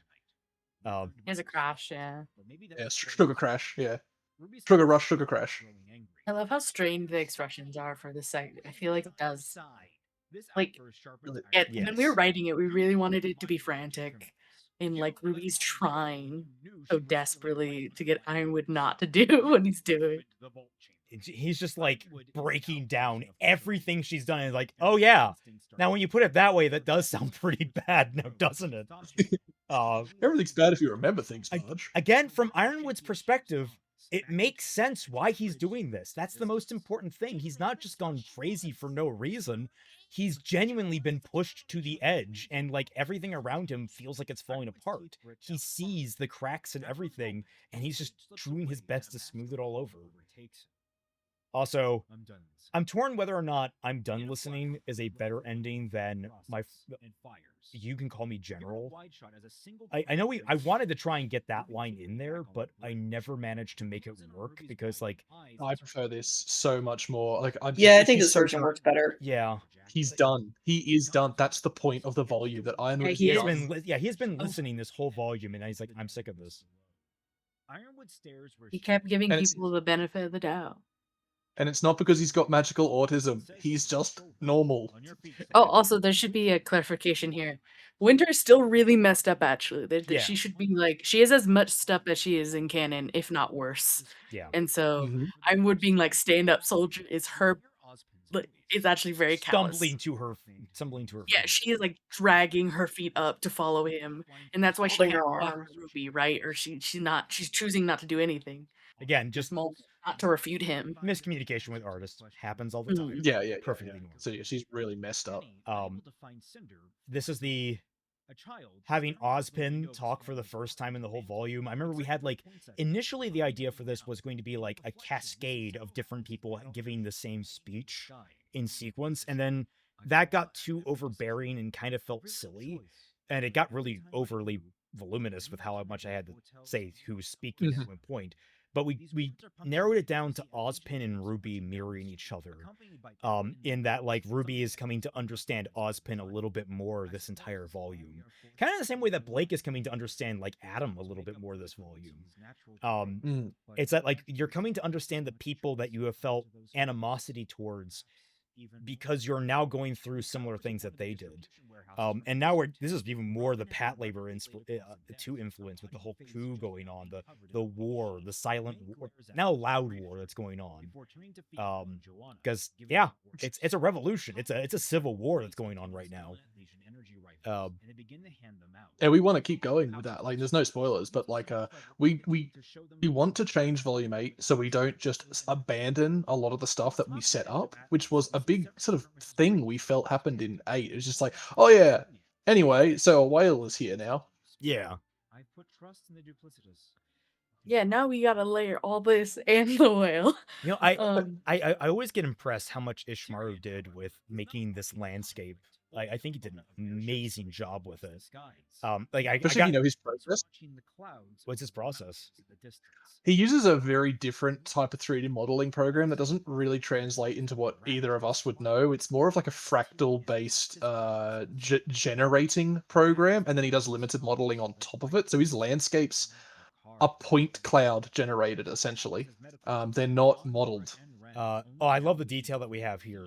Is also Clover. I think he's in that bed at the top, but I don't think we ever really detail it. But I love the detail that Jock is trying to get Willow aid because Willow was injured in the attack, and like he's furious about it. And it's like that's one of those little. Jock isn't a two-dimensional monster. He has like he is a bit of a monster, but like he's not two-dimensional. He's got a lot of layers. He cares in his own way. Yeah. He's just, it's the extreme example, but like Hitler liked dogs. Like he really liked dogs. We always go to no, but like it gets people to go like, oh, I get what you mean. Like I get what you mean. Again, another like reinforcing of what CL genuinely cares about, and like I always thought that like Floof nailed the expression. I had her being a little more stoic in my mind, but like she really, like her being like genuinely, openly honest. I mean, it might come with the fact that she's genuinely exhausted to a degree that no one else is, because hey, that semblance of her, guys. She's still. There's a joke I've read online where it's like a Superman like, oh, you can read a book at lightning speed. It's like, yeah, but I still have to read it. And they're like, what? They're trying to explain. Superman's trying to explain. I still read the book. Yeah, the Flash moves at super speed, but he's still technically like walking everywhere. I've seen the good. Yeah, here's where RWBY. I really like the transition editing. When I first heard it, was really good. I was driving to work and I'm like, oh, I get it now, because I wasn't not sold, but I was like, oh yeah, whatever. And I was like, ooh, yes. They managed to escape. I think people were a bit confused by this. It's like, why would they come back? Trust. Correct. Yes, you are correct. Yes, it is weird. Yes. Welcome to welcome to the completion of Plan Part 2. Get ready for Plan Part 3. This was also another massive moment we had from the very beginning. Like, once we figured out that RWBY was going to be the one that gets shot, this was just the natural conclusion to things.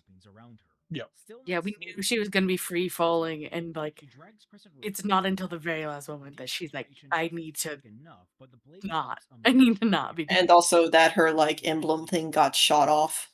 Yeah, which is unfortunately kind of an inconsistency in the art, but it's fine. Yeah, people have to understand. And then Modded comes in with Modded. Yep. I could just, this scene, like we pitched it to each other. I think we all sort of came up with it just hanging at the bottom of it and just like, oh yeah, it's a Cloud City ending, and it's right. You're spiraling down the shaft with her crescent rose, end up seeing the terror. I mean, this is our Empire. This is the Empire Strikes Back for the Fixing RWBY project, at least. Yes, absolutely. It doesn't mean the next one's going to be Return of the Jedi. In fact, it's probably going to be the Empire Strikes Back 2, but like with more pain. It's gonna be the Attack of the Clones. Just kind of, take everyone off guard. No, we're gonna do Ewoks Adventure next. Yes, absolutely. That's Volume 9. Oh, you said that we did it. Yeah. Oh, we did it. Now, Volume 9 is the holiday special. You just need to survive the night. That's the epilogue. That's Volume 9. Entire season. All of winter could be the night. Yes.